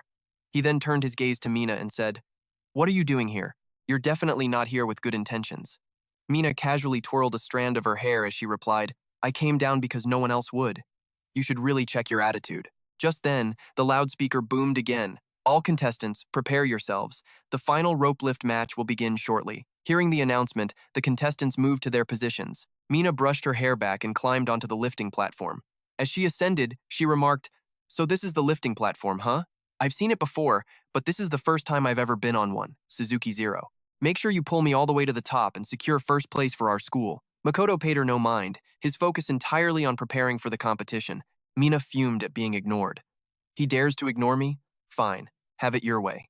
Over at Vince's station, he was flexing his arms, showing off his strength to his teammate as he spoke. All right, let's go. I'll pull you to the top. After that, you ring the bell and grab the nameplate. His teammate responded, I'm counting on you.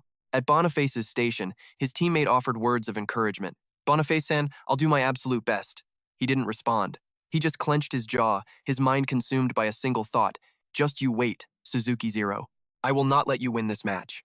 The loudspeaker boomed once more. All players to your positions. Assistants, check the ropes. The technicians completed their inspection and gave a thumbs up. All clear. The system provided a note. Assistants. Each player has a pair of assistants to help pull the rope. They are responsible for securing the line if a player loses strength or in case of an emergency, such as the lifting platform suddenly dropping. Everyone was in position and ready. The loudspeaker rang out. And now, all players. Ready. Pull. The moment the command was given, every player heaved on the ropes with all their might. Makoto gripped the rope, thinking, this is too light. The ultimate physique in my legs makes this easy. But if I go up too fast, it'll look suspicious. I'll slowly increase my speed and aim for first place. In the stands, the crowd roared, cheering for their schools. Go, Kurozu High, take first place. Salgahira High, Vince, you can do it. Boniface yanks the rope, his eyes bloodshot, burning with pure hatred. First place? He couldn't care less. His only goal now is to crush Makoto. Almost there. Once I use this, he thought, no one, no matter how strong, can withstand that sudden splitting headache. He lets go with one hand, reaching for his pocket, a vicious smile playing on his lips as he imagines his rival's downfall. In the stands, the students roar, come on, pull, you're halfway there, keep going, you're almost there. On the field, two of the competing climbers are already hitting their limits, sweat pouring down their faces. One of them gasps out, it's getting heavier. His partner, straining with all his might, curses, damn it, I can't hold on, go. Over on Vince's team, he sees their struggle and laughs, watch and learn, you chickens. With a single powerful heave, he pulls his teammate up the line. The girl on his platform waves, cheering, Vince, we're in the lead, let's go. Meanwhile, Makoto finally decides to make his move. He accesses his system. Activate ultimate physique. Reinforce arms. He begins pulling the rope with a slow, deliberate rhythm. I'll maintain a steady pace, he thinks, pulling gradually until I'm near the top. Then I'll increase my power with every pull. Mina, standing inside her own platform, glares down with a venomous look. Gripping the railing, she thinks, he's completely emotionless. That bastard. No, I can't just give up. Suddenly, she spins around and starts jumping wildly inside the platform, screaming, Makoto, pull faster! While thinking, maybe I should add a little more force. She continues her chaotic jumping, yelling, pull with all your might. Below, Makoto feels the rope shaking violently. He quickly regains his composure, his hands tightening on the rope. So, you really have no intention of helping, he thought, his jaw clenched. The event assistant sees Mina's antics and shouts a warning. Hey you, stop moving, it's dangerous. Up in the stands, Billy, Mina's boyfriend, has arrived. He watches the scene unfold with a wicked grin. That's my girl, he thinks to himself. That's right, you volunteered for this, didn't you? Go ahead, jump your heart out. No matter how dangerous it gets, we can't let that guy win. Just then, Mina stops jumping. She grips the railing again, staring down, thinking, that's enough, he must be struggling now. But her confidence evaporates when she sees Makoto, standing calmly below. A cold sweat breaks out on her skin. At that moment, Makoto looks up, his eyes delivering a chilling warning. A cold aura emanates from him as he says through gritted teeth, you're done causing trouble. Mina flinches at his gaze, her knees turning to jelly. True fear finally hits her. That look, he's actually going to kill me. The announcer's voice booms again. The competition is nearing its final moments. All contestants, give it your all for yourselves and for the honor of your school. Hearing the words final moments, Boniface breaks into a malevolent smile. The end, huh? It's almost time. He glares at Makoto's back, his thoughts festering. If I don't get first place in even a single event, everyone will think I cheated to beat this idiot. He remembered right before the match began, secretly setting his target, Makoto. Just one press of a button. I can't wait to see the look of agony on your face. You're not getting first place, not while I'm here. He reaches into his pocket, pulls out the activation chip, and presses the button. Device activated. A system notification appears, B2P Mind Invasion, a high-level psionic item. When used, it transmits a powerful neural shockwave to the target's brain, causing a moment of excruciating headache, extremely dangerous and banned from the open market. The moment he pressed the button, a frequency wave ripples through the contestant's area. Instantly, students collapse. Even Boniface is hit by the feedback, clutching his head, his eyes bloodshot. He roars in agony. Ah, why is there a splash effect? My head, it feels like it's going to explode. A horrifying realization dawns on him. No, there's something wrong with the item that bastard Billy gave me. Makoto sees the chaos erupting around him and thinks, what's wrong with everyone? Suddenly, the searing pain hits him. Makoto feels it, and his system immediately reacts. Warning, neural shock detected. Activating neural protection mode. By now, most of the other students have been knocked unconscious by the psychic wave. With no one holding the ropes, their teammates begin to plummet. Panic and screams fill the air. The audience finally realizes something is terribly wrong. Chaos erupts in the stands. What's happening? Why did they all collapse? Even the assistants, the girls are in danger. They won't survive a fall from that height. Somebody help them. The principal sees the unfolding disaster and springs into action, shouting at the staff, everyone, go help! We have to save at least one of them. We're too far away. We'll never make it in time, someone shouts while running. A girl screams as she falls, but suddenly a hand grabs her rope, stopping her descent. Mina opens her eyes, stunned. Huh? It stopped.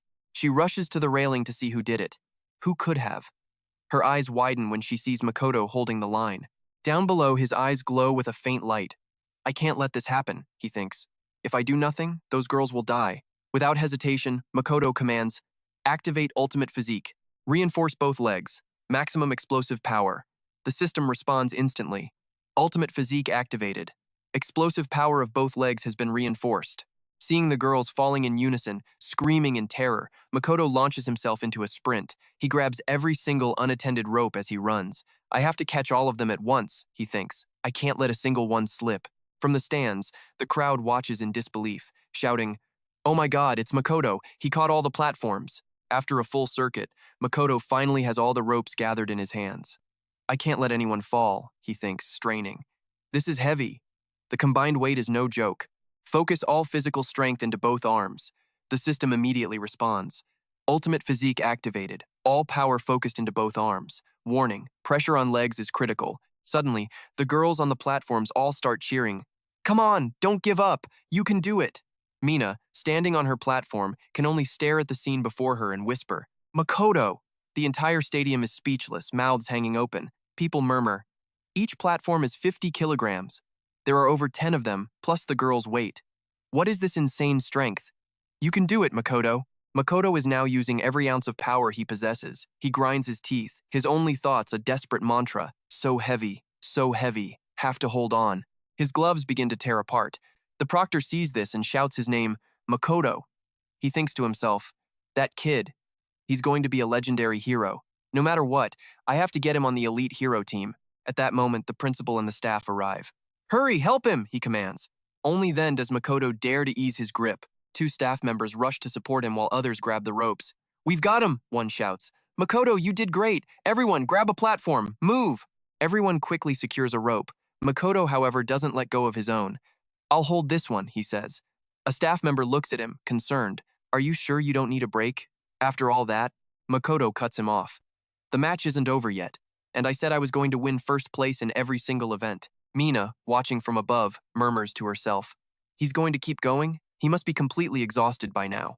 A blush creeps onto her cheeks as she thinks, that was incredible. Makoto forces himself back to his feet. The boy was pulling with every last ounce of strength, his mind screaming, my arms are about to rip off. If I slip, it's over. I have to hold on. I have to win first place. Just then, the system flashed a message, a warning. Muscle capacity has reached its limit. From the stands, everyone held their breath, waiting. Come on, you can do this. He's still pulling. Karina clasped her hands together, whispering to herself, brother, hang on.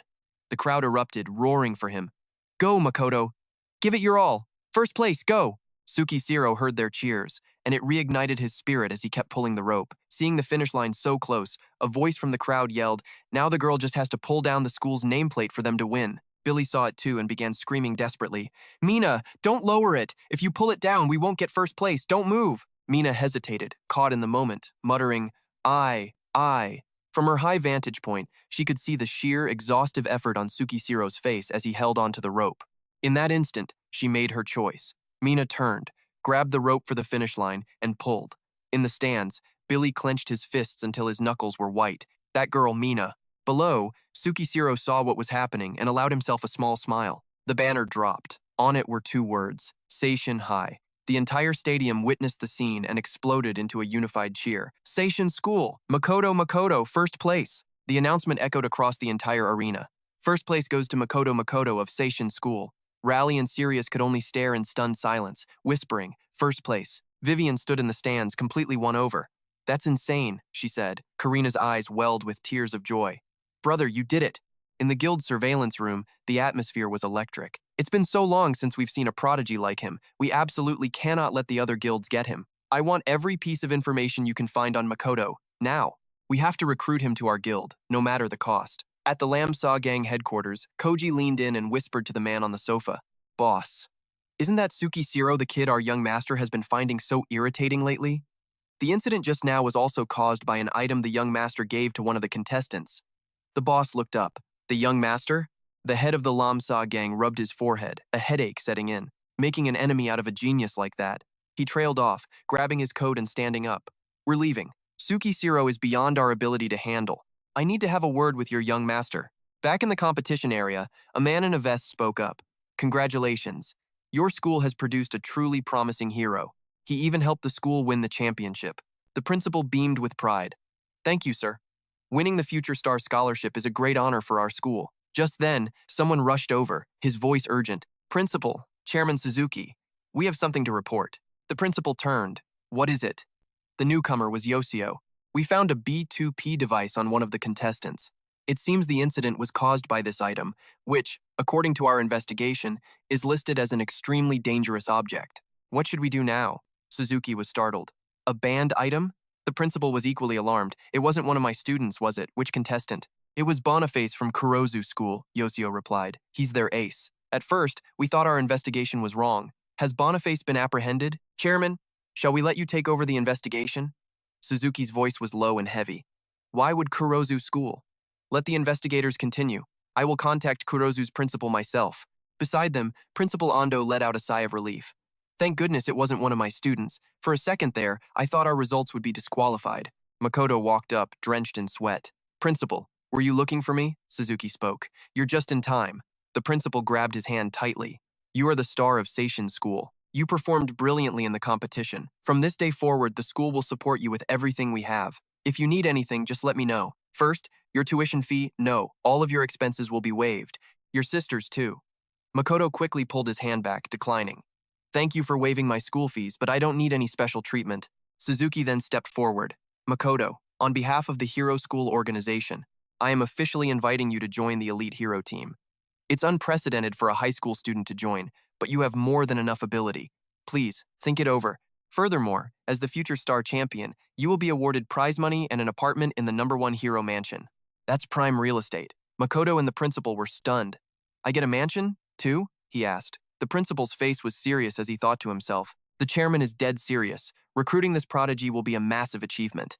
Meanwhile, in the upper stands, a girl was quietly walking up the stairs, saying nothing. A hand suddenly grabbed her collar. Get over here, an angry voice snarled. The girl struggled. Billy, that hurts. Billy tightened his grip, dragging her along while yelling, Why did you pull down the nameplate? Why did you let that Makoto win? Are you kidding me? He shoved her against a wall, enraged. Have you forgotten how he humiliated us? You promised you'd help me beat him. You and Boniface are both completely useless. Mina, sweating and bruised, shot back. He saved my life. He saved everyone else too. If it wasn't for him, I'd be dead by now. Billy didn't care, his eyes glaring. So what? That guy stole all the glory and attention. You're just a worthless piece of trash. Mina was silent for a long moment, her eyes filled with disappointment as she looked at Billy. She shoved his hand away, pushing him back. Billy, we're through. Don't ever speak to me again. The guy's face turned crimson, a vein throbbing on his forehead as he stared in disbelief, speechless. You! Like a wild animal, his hand flew up as he screamed, You miserable witch, you've got some nerve. Mina flinched, instinctively raising a hand to shield herself, but her voice was firm. Go on, hit me, but if you do, you will never see me again. At the critical moment, an arm in a black sleeve shot out and clamped down on his wrist. Veins popped on the hand like steel cords, freezing his motion mid-air. It was Makoto. He looked at Billy calmly and said, So it was you. The guy flinched, his face paling instantly. Makoto, let go of me. What do you think you're doing? Mina's face flushed as she stared in surprise. Makoto's eyes were sharp as knives. I wasn't going to interfere, but if you're the one behind this whole mess, I can't just stand by and watch. With that, he effortlessly slammed the guy to the ground as if squashing an ant. Crouching down, his eyes were as cold as ice. Do you have any idea how many people would have been hurt if I hadn't acted in time? This isn't some petty student rivalry anymore. This is about people's lives. A cold sweat broke out on Billy's face as he stammered a threat. I'm the young master of the Lamb Saw gang. If you don't let me go, I'll. Makoto cut him off with a single devastating punch. So you really are hopelessly stupid, aren't you? He said plainly. The guy flew backward like a stone, blood spraying from his nose and mouth onto his shirt.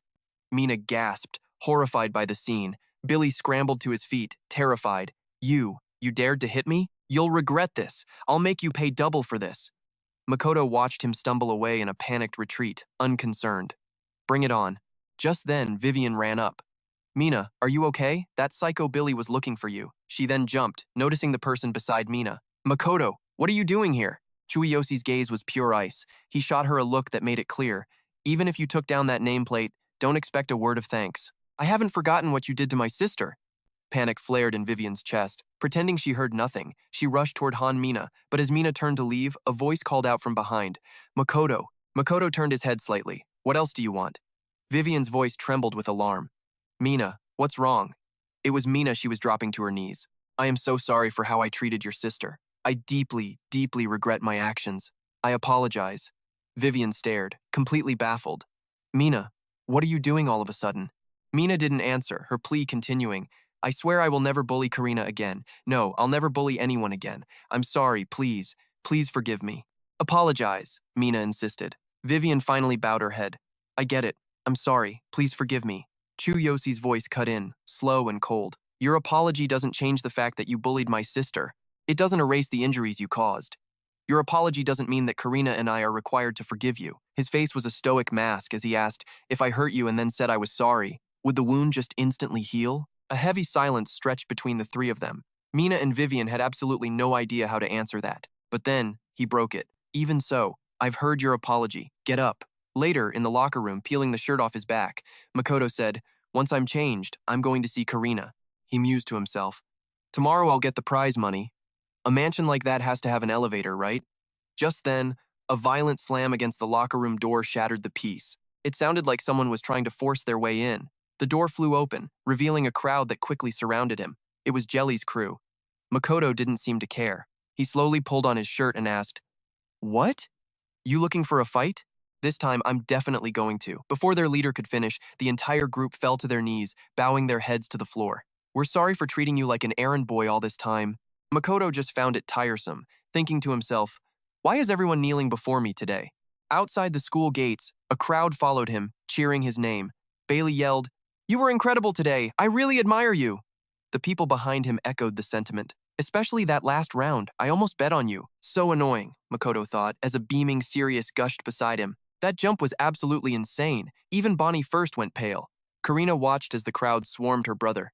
He's so famous now, she murmured. As Makoto got closer, Karina's friend spoke up.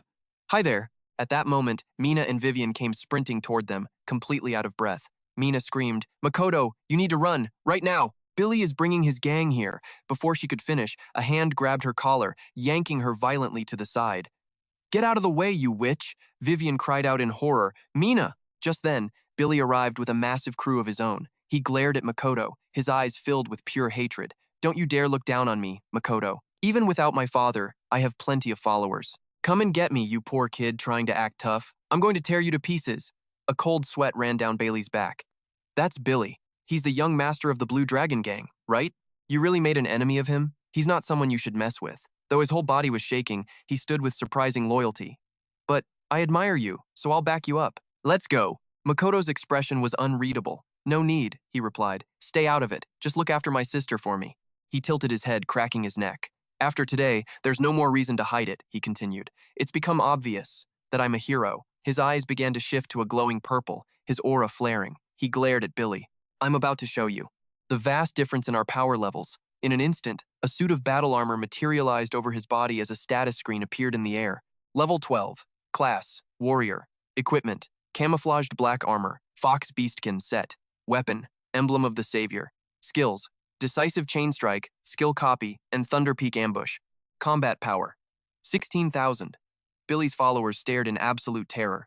Billy was no better, but he forced himself to yell, Don't be scared. I'll pay you all double. There are way more of us, one of them shouted, but another muttered fearfully, he's a hero. Across from them, Makoto stomped his foot and the ground cracked under the immense force. Let's go, he said. A burly thug didn't even have time to react before a single punch sent him down for the count. Makoto moved through them as if they were standing still, a blur of demonic speed. No one he passed was left standing. Billy, like a cornered dog, shrieked at his remaining lackeys. Don't just stand there, attack him together. Waizow mustered his courage and charged Makoto. Don't you look down on us, you bastard. Without turning his head, Makoto merely glanced to the side.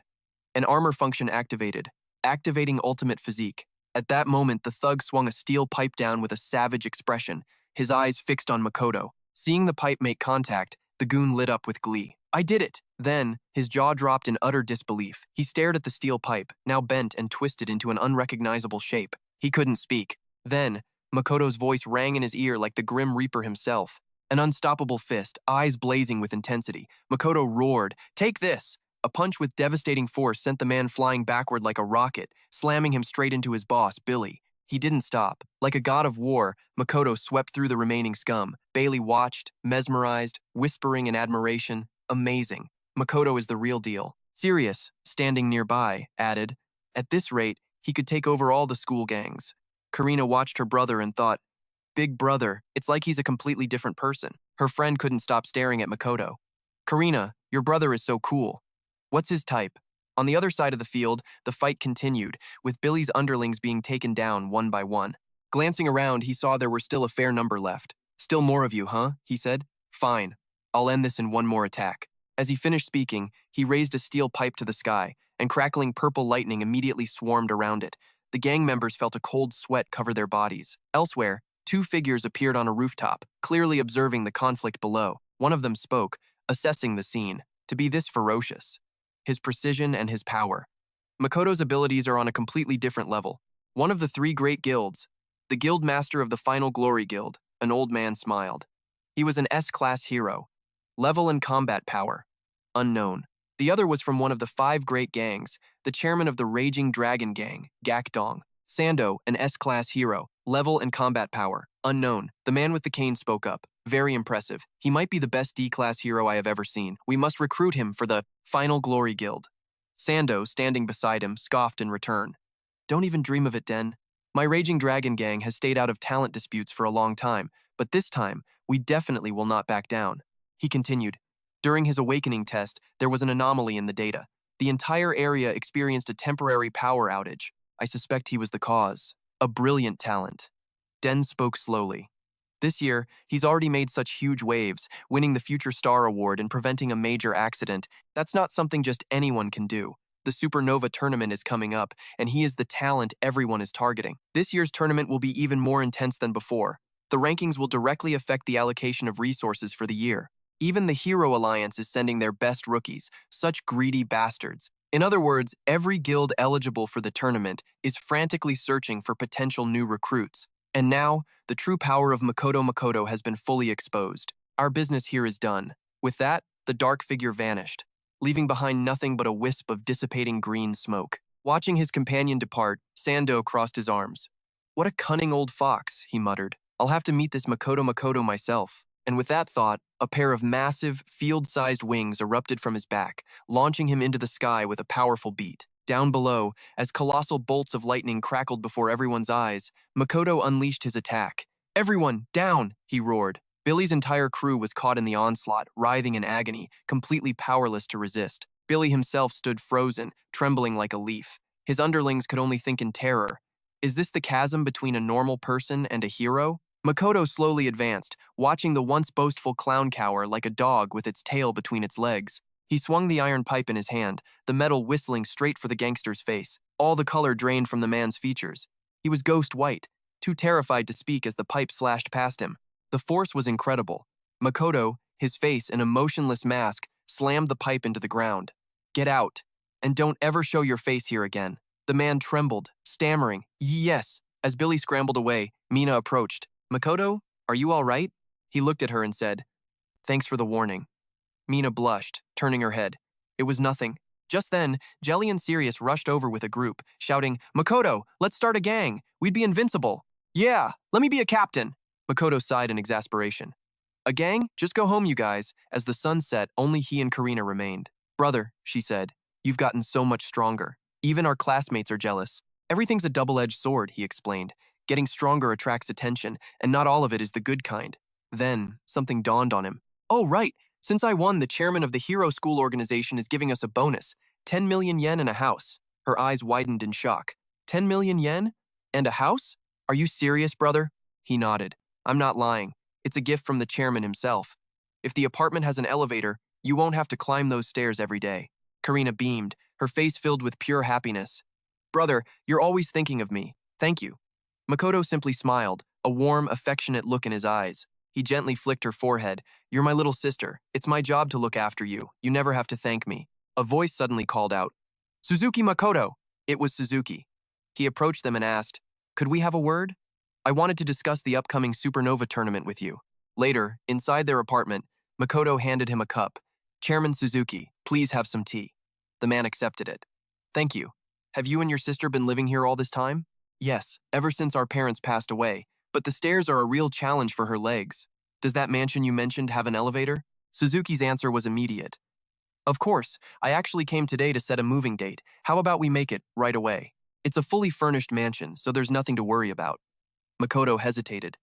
I appreciate the offer, sir, but perhaps we should wait until things are properly prepared. Suzuki didn't press him, turning instead to Karina. What happened to your sister's legs? He asked quietly. Makoto explained. She was injured by the darkness a long time ago. We lost our parents in the same incident. Both of her legs were crushed, with 98% of the nerve cells damaged. They said her chances of walking again were almost zero. That was the diagnosis then. But Karina is a fighter. She battles every day to live her life to the fullest.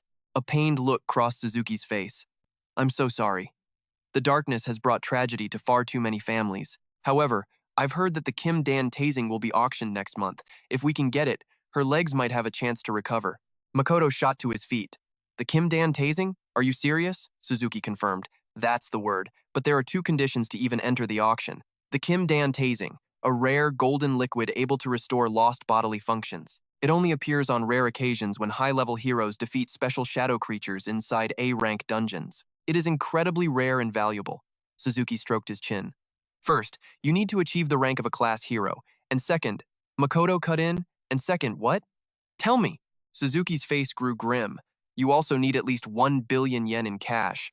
The words hit Makoto like a ton of bricks. The world fell silent as he stammered, Oh, 1 billion? The chairman nodded. Yes. Every auction has strict requirements for rank and power.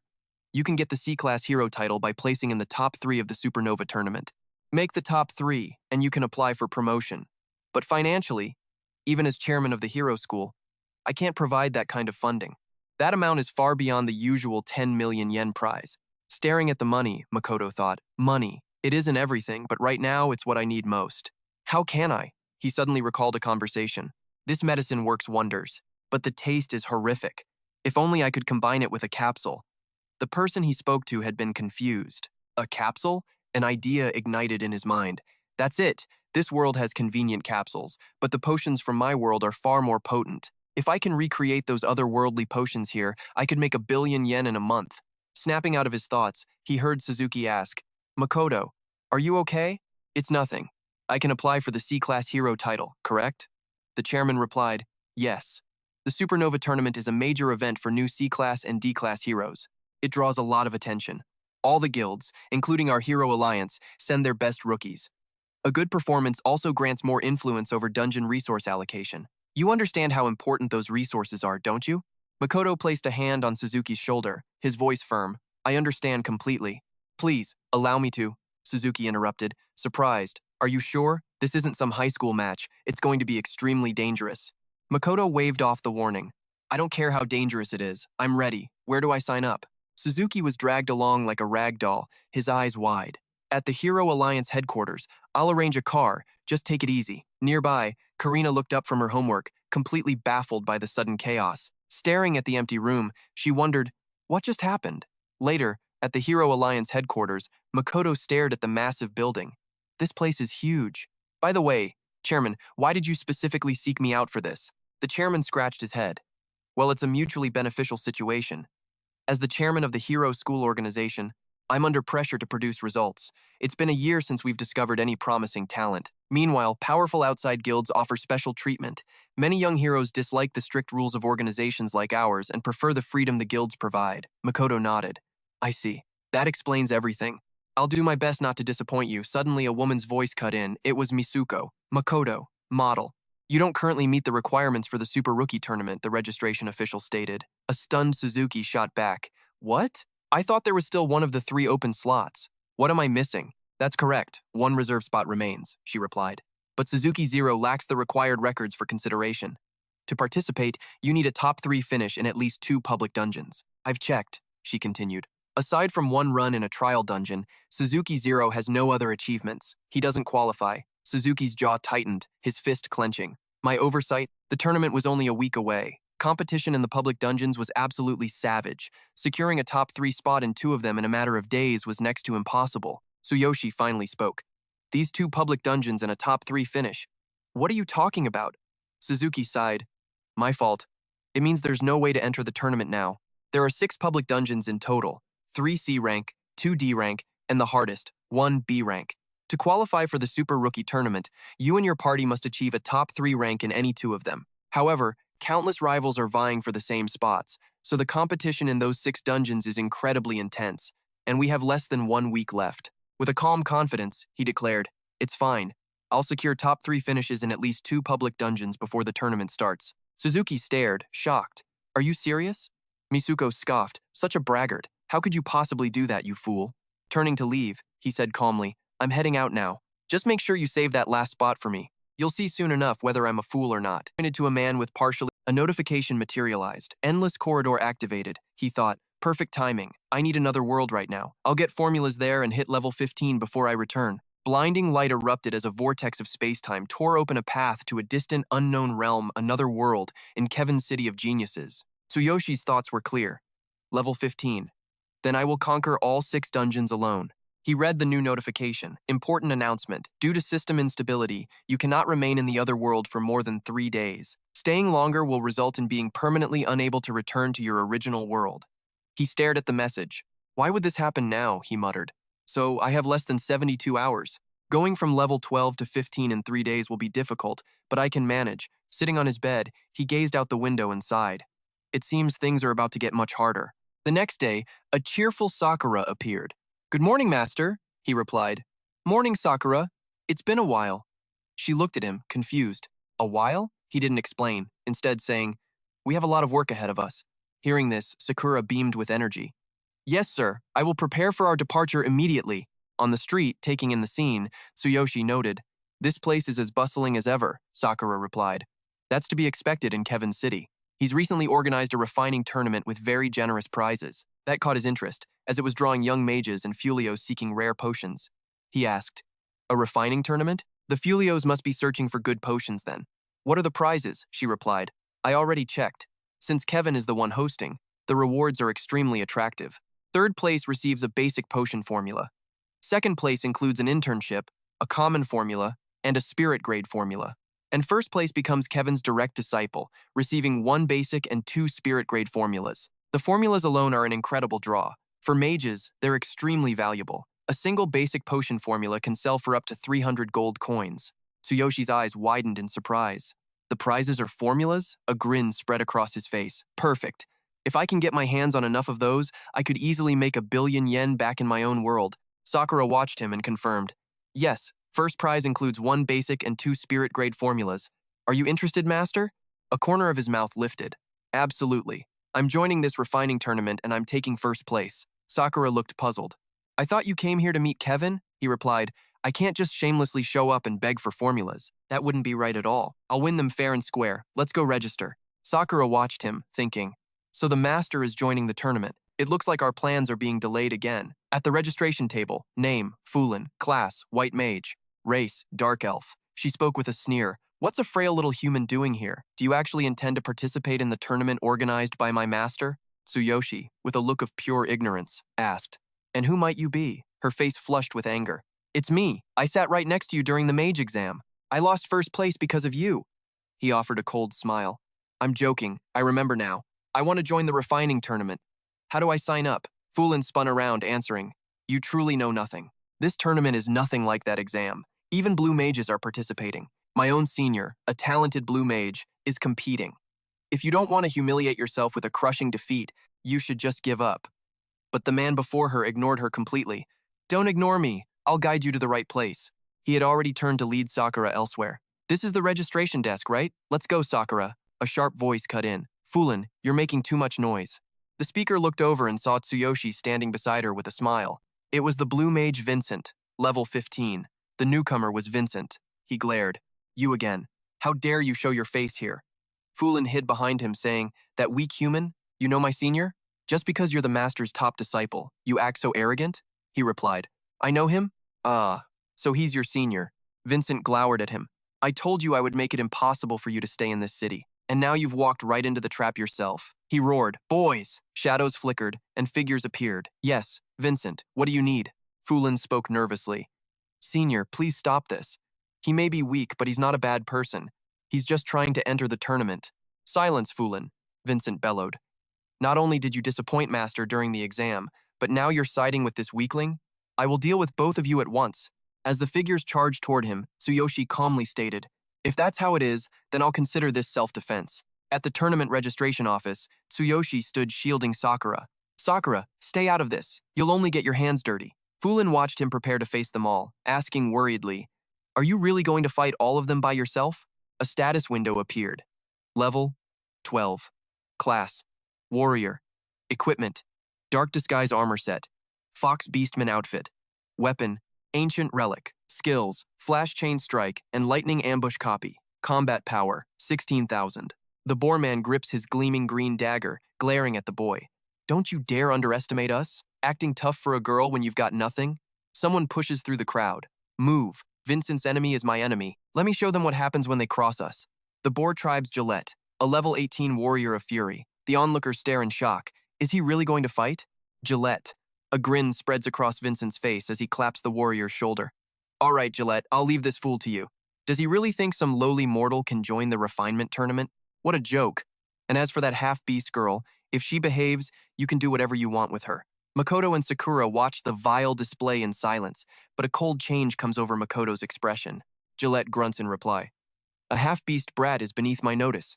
But that other girl, Fulin, she looks like she'd be fun to play with. Fulin flushes with anger. You're disgusting. I'm telling my master about this. Vincent steps between them, looking at her. Don't worry, Gillette.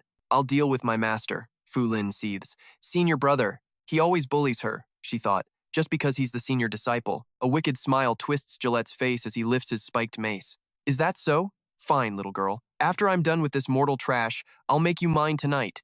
Makoto stands like a stone wall in front of her, his voice calm. Don't worry. But his eyes now glow with a crimson light. That pig-headed brute and your pathetic senior brother. Neither of them is getting away. With those words, he shoots forward like a bullet. Gillette stares, stunned. He's charging us all alone? Before he can process it, a powerful explosion of energy erupts. The brilliant light from the clash of Makoto's blade and Gillette's mace blasts outwards. Gillette breaks a sweat. Such overwhelming power. Makoto glares at him. Back off, you animal. A notification screen flashes. Supreme Physique activated. Arm enhancement engaged. An immense wave of power bursts from Makoto's body, relentlessly forcing Gillette backward. Gillette's cronies gasp in terror. Impossible! Fulin is just as shocked. He's so strong. Sakura nods beside her. The master's strength is beyond imagination. Vincent is sweating, stumbling back with wide, fearful eyes. Even Gillette, with his level and strength, can't even touch that mortal. Who in the world is this man? Gillette struggles to hold his ground, his pride wounded. I can't let myself be humiliated. I have to turn this around, even if it costs me my life. He roars, his eyes turning bloodshot as he stares down Makoto. The air crackles with lightning, an intimidating aura surging from him as he unleashes a thunderous counterattack. Seeing this, Vincent shouts with glee. Now, Gillette, attack him, kill him, I'll make sure you're safe, don't be afraid. Hearing this, Gillette charges forward with a renewed frenzy. Fine. If you say so, Vincent. Makoto's expression remains unreadable as he steps back, watching his opponent. Suddenly, a dark purple energy, like a living creature, erupts from his body and engulfs Gillette. The warrior recognizes it with pure horror. This is an isolation zone that can only be created with high-level skills. The area around him is sealed tight. The oppressive silence makes Gillette freeze as a cold sweat drips down his back. A bolt of lightning flashes, signaling the beginning of Makoto's true assault.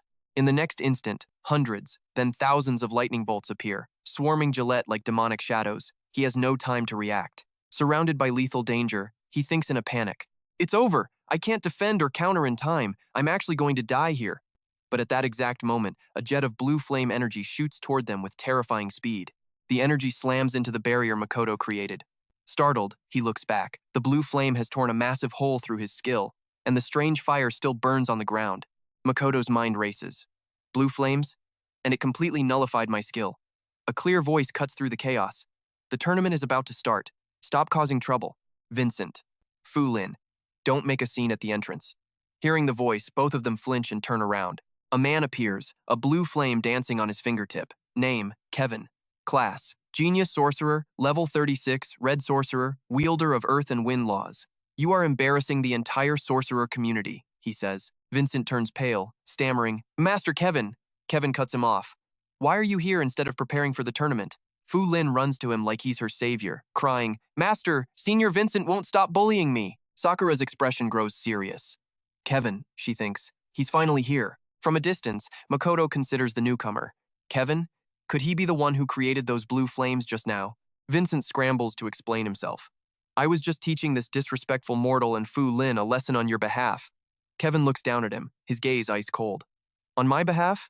You certainly think highly of yourself. Vincent's fear deepens as he begs. No, Master, I wouldn't dare. Please, forgive me. Kevin ignores him and turns to the others. And you two, leave. Now, Gillette and his man, drenched in sweat, bow their heads. We are sorry for the disturbance. We'll leave immediately. Yes. Kevin then focuses on Fu Lin. And you? What are you still doing here after you failed the junior sorcerer exam?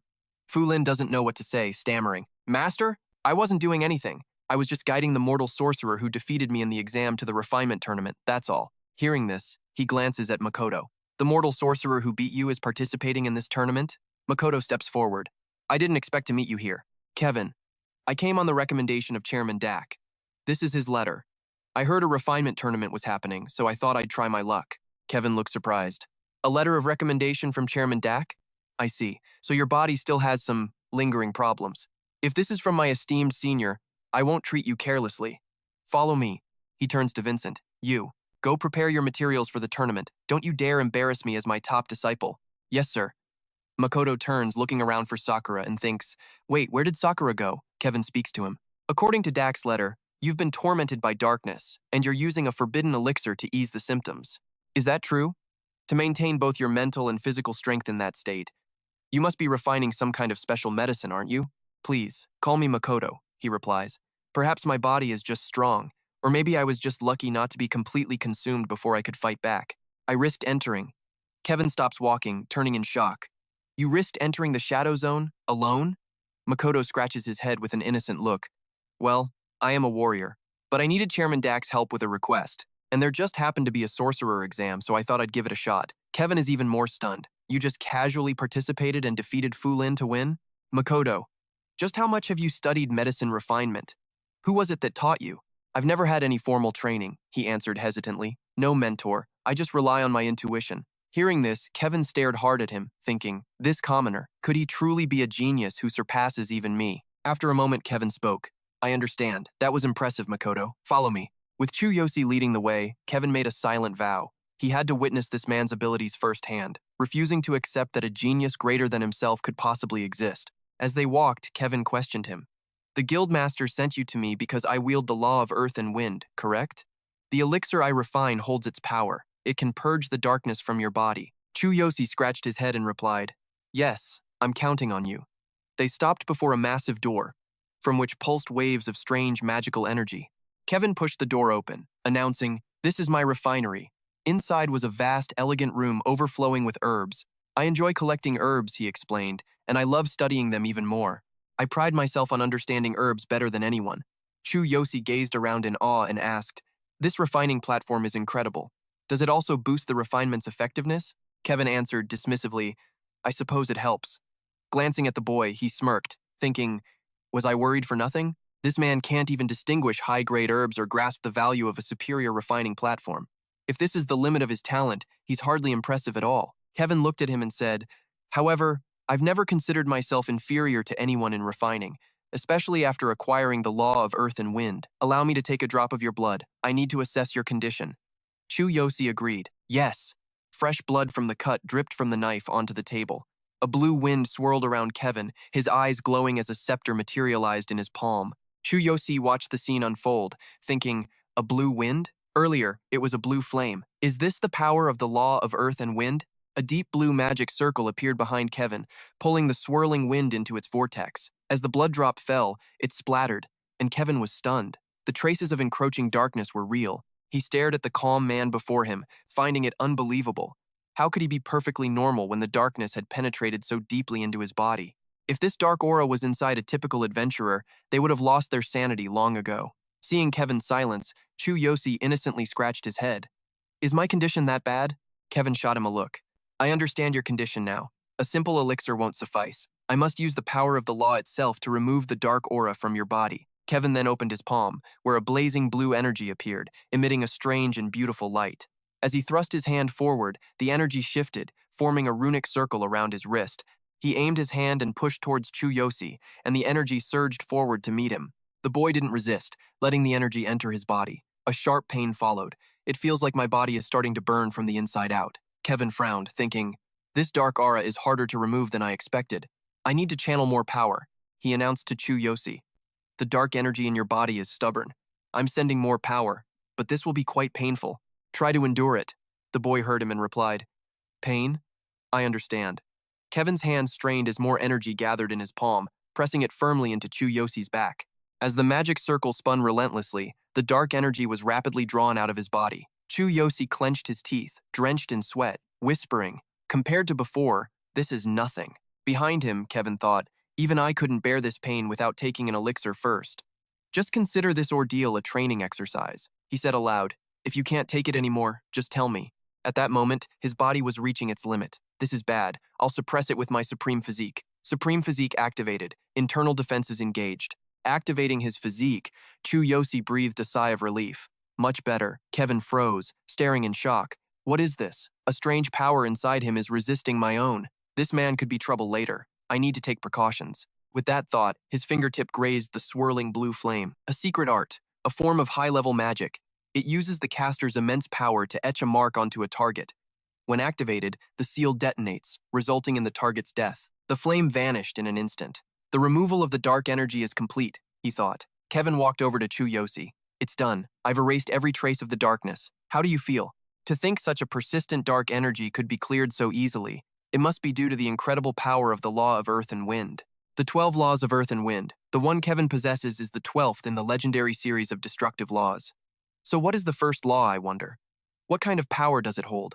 I'm genuinely curious. He looked at Kevin and replied, yes, I feel much better. Thank you so much. If you don't mind, I'd like to offer you a few gold coins as a reward. Kevin immediately refused. That's not necessary. Since the guildmaster introduced you, it's the least I could do. I heard from Fu Lin that you have an interest in the refining tournament. Do you still wish to participate?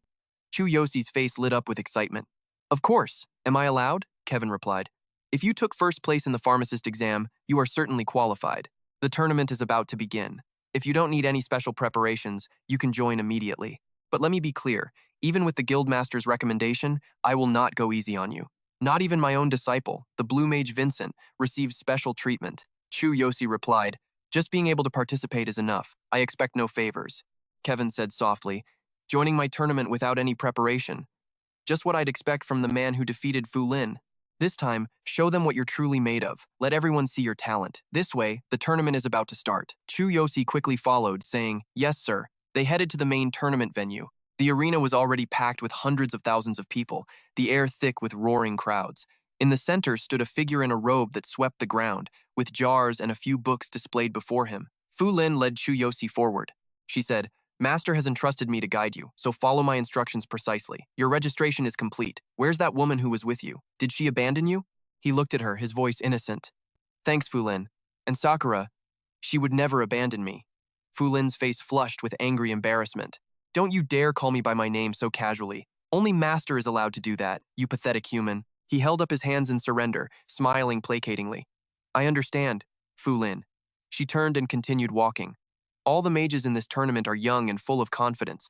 This won't be as simple as the basic assessments before. Even my own senior apprentices, mages far more talented, are competing. You don't stand a chance, but it will be a good learning experience. Chu Yosi asked, "Are you participating?" Fu Lin, "You're Kevin's disciple too, aren't you? And a white mage at that?" Fu Lin explained, "Master said that if I didn't take first place in the exam, my eligibility would be revoked. Besides, my senior is participating. It wouldn't look good if people started saying Kevin's own disciples are dominating the top spots, but it's fine. I'll have other chances." Hearing this, he scratched his head. "Sorry, I didn't mean to." Fu Lin maintained a calm demeanor. "It doesn't matter," she said. "No need to apologize. The loser is the loser, and you were genuinely impressive." Chu Yosi said no more, watching her quietly as the corner of his mouth curved into a faint smile. The arena is set. 5 colossal stone pillars and 5 tables are now in place, with 3 figures already at their stations. Elsewhere, Fu Lin rests a hand on the alchemy station before him. "This is the platform I prepared for you. It's mine, so don't break it, don't be wasteful, and see that it's spotless after the tournament." Chu Yosi nods. "Got it, I'll be careful." Fu Lin then explains the rules. "This tournament is a brutal knockout round. Half the contestants will be eliminated right from the start. You're a weakling," she says, "but you're using my platform, so don't embarrass me."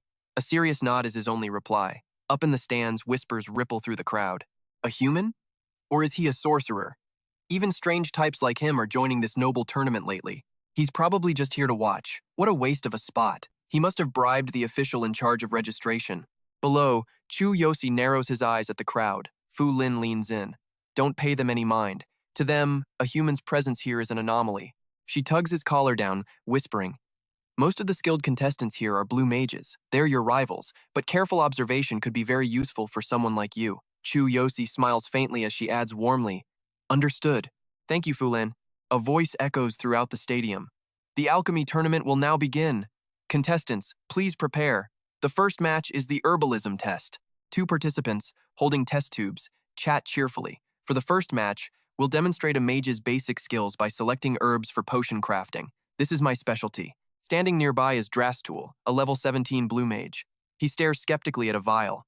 "Is there anyone in this tournament who can't even select potion ingredients?" He muses deeply. "No way, this is just a simple ingredient selection test. This must be about assessment skills. A great mage must have the ability to evaluate." Drast scans the other contestants, sizing them up. Among these participants, only one blue mage is a worthy opponent. His eyes land on the image of Vincent.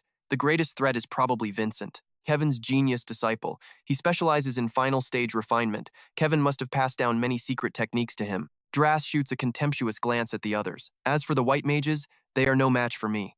Suddenly, a powerful force slams into his back from behind. A voice quickly apologizes. "My apologies, sir." Drast spins around, shouting, "Bumping into me in a place this wide? Where are you looking?" Chu Yosi waves his hands awkwardly. "I'm sorry, I was trying to find my spot and lost focus." On the screen, his details flash. Level 12 warrior, equipped with shadow camo armor, a high-grade Beastman suit, and the blood mist weapon. Skills: lightning chain strike and thunder replication ambush. Combat power: 16,000. Drast crosses his arms, looking down with disdain. "So you're the rumored human contestant? That physique. You're a warrior, not a mage. Interesting. Maybe you'll get a consolation prize." Vincent appears, cutting into the conversation. "He's only here because he knows my master. He should be quietly focusing on killing monsters instead of making a fool of himself for the world to see." He glares at Drast. "Vincent." Drast stares back at Chu Yosi with hostility. "So you got in through connections? How shameful." Vincent adds, "Potion refinement isn't something achieved through brute strength." Chu Yosi glares, his voice dropping to a frigid tone. "If we weren't in an arena, I would have put you on the ground by now." The man recoils, pointing a finger at him. "Quiet down. Don't cause trouble here." Drast sneers, "Hey, watch your attitude or you'll be disqualified." Chu Yosi walks away coolly, clenching his fists with confidence. "Then you should be grateful for these rules. Just you wait. Don't come crying to me at the end." The announcer's voice rings out. "The first contest," Venti winks. "The herbalism test will begin now. I will now explain the rules of the competition." She holds up a wooden plaque with a gold seal in the center. "We will announce the name of a potion. Participants must identify and gather the necessary ingredients within the time limit. Failure to collect enough ingredients results in disqualification. Contestants will be scored based on the quality of their chosen ingredients. Rows of beautiful hostesses walk onto the field, each carrying a basket of materials. In the stands, the crowd buzzes. I heard Kevin himself devise the question. This is going to be intense. They need to identify ingredients quickly and assess their quality. I wonder who will dominate this first match. Fu Lin crosses her arms, leaning against a wall, thinking, Will that weakling be all right? His performance on the entrance exam was impressive, but competing against these experienced opponents, these blue mages are truly formidable. Conte turns to the man beside him, the young genius Kevin. This tournament is something special. I'm glad my disciple Draws could participate. Kevin refutes the praise. No, I just wanted to create an opportunity for talented young mages to showcase their skills. His gaze deepens as he strokes his chin. Say, Kevin, who have you got your eye on? Your best disciple, Vincent, is considered quite outstanding. The Beastman, Conte, a level 33 red mage, sips his wine, his eyes glinting. Vincent certainly has talent, but what matters is whether he can perform in the tournament. Draws, on the other hand, is a promising newcomer among the blue mages. A pop-up displays name, Kevin, title, genius mage, holder of the laws of earth and wind. Level 36 red mage. Conte replies, thank you. By the way, I heard a human contestant is participating this time. I've never seen a human mage before. Kevin instantly knows who he's talking about. You must mean Chu Yosi, recommended by Guildmaster Dak. His face lights up, a smirk playing on his lips. He's a warrior, but I've never treated him like a mage. Yet he not only entered the mage exam as a human, but also defeated my own disciple to take first place. I'm actually quite curious about him. The man asks with great skepticism. Someone with no mage training still took first place in the exam? Conte rests his chin on his hand, a look of intrigue on his face. If that's true, then even I'll be paying close attention to him. Down below, Chu Yosi stands stoically at his station. He stares pensively at the baskets filled with herbs. So these are the prepared potion ingredients? No wonder half the participants are eliminated in the first round. These baskets only have enough ingredients for half the contestants. In other words, the other half won't be able to get what they need. Chu Yosi strokes his chin, imagining the ensuing scramble. Besides, potions require a variety of ingredients, so contestants must pick the correct ones from these baskets. If they rush and grab random items, or waste time searching, they'll be eliminated. He clenches his fists, his spirit soaring. Interesting. This tournament is much harder than the mage exam. The challenge is to select ingredients quickly and accurately. It's time to use my divine eye. Venti's voice booms. Right now, I will announce the potion's name. She tears the golden seal from the board. The first potion is a primary fever-reducing elixir. The participants charge forward. Chu Yosi watches with a smirk as the crowd surges like a tidal wave. They're moving fast. True mages, indeed. They've already committed the basic potion ingredients to memory. As he began to activate his skill, the golden system voice spoke. But I'll be relying on you, God's Eye. God's Eye analyzing, the voice confirmed. Results. Tier. 3 fever. Reducing potion requires Linhoa, Tammuk, and dried Gialeo. Makoto shot forward to compete. All right, only 3 ingredients. He watched the crowd descend into a frenzy, scrambling for the herbs. Vincent, having snagged his ingredients with ease, gloated. I could do this with my eyes closed. Behind him, Drax was still fighting his way through. Move it. This is beyond easy. Makoto glanced at the herb in the man's hand, a flicker of surprise in his eyes. Not bad. I guess these mages aren't just for show. Makoto's hands tightened into fists, his resolve hardening. There's no way I'm losing here. His eyes narrowed to sharp slits. It was time to show them the power of a warrior. Makoto unleashed his skill, Thunder Ambush. He locked his eyes on his target, the first ingredient, held by a mage at the front of the pack. One of the contestants recoiled in shock. That's a skill wave. Another sneered. Is that foolish human causing a scene because he knows he's about to lose? From the observation deck, Conte watched equally stunned. What is he planning? Using a warrior skill? Kevin scowled in frustration. What is the meaning of this? A contestant, drenched in sweat, stared at the sky. Why did it suddenly go dark? Like a phantom, Makoto materialized behind another contestant, who shrieked in terror. What are you doing?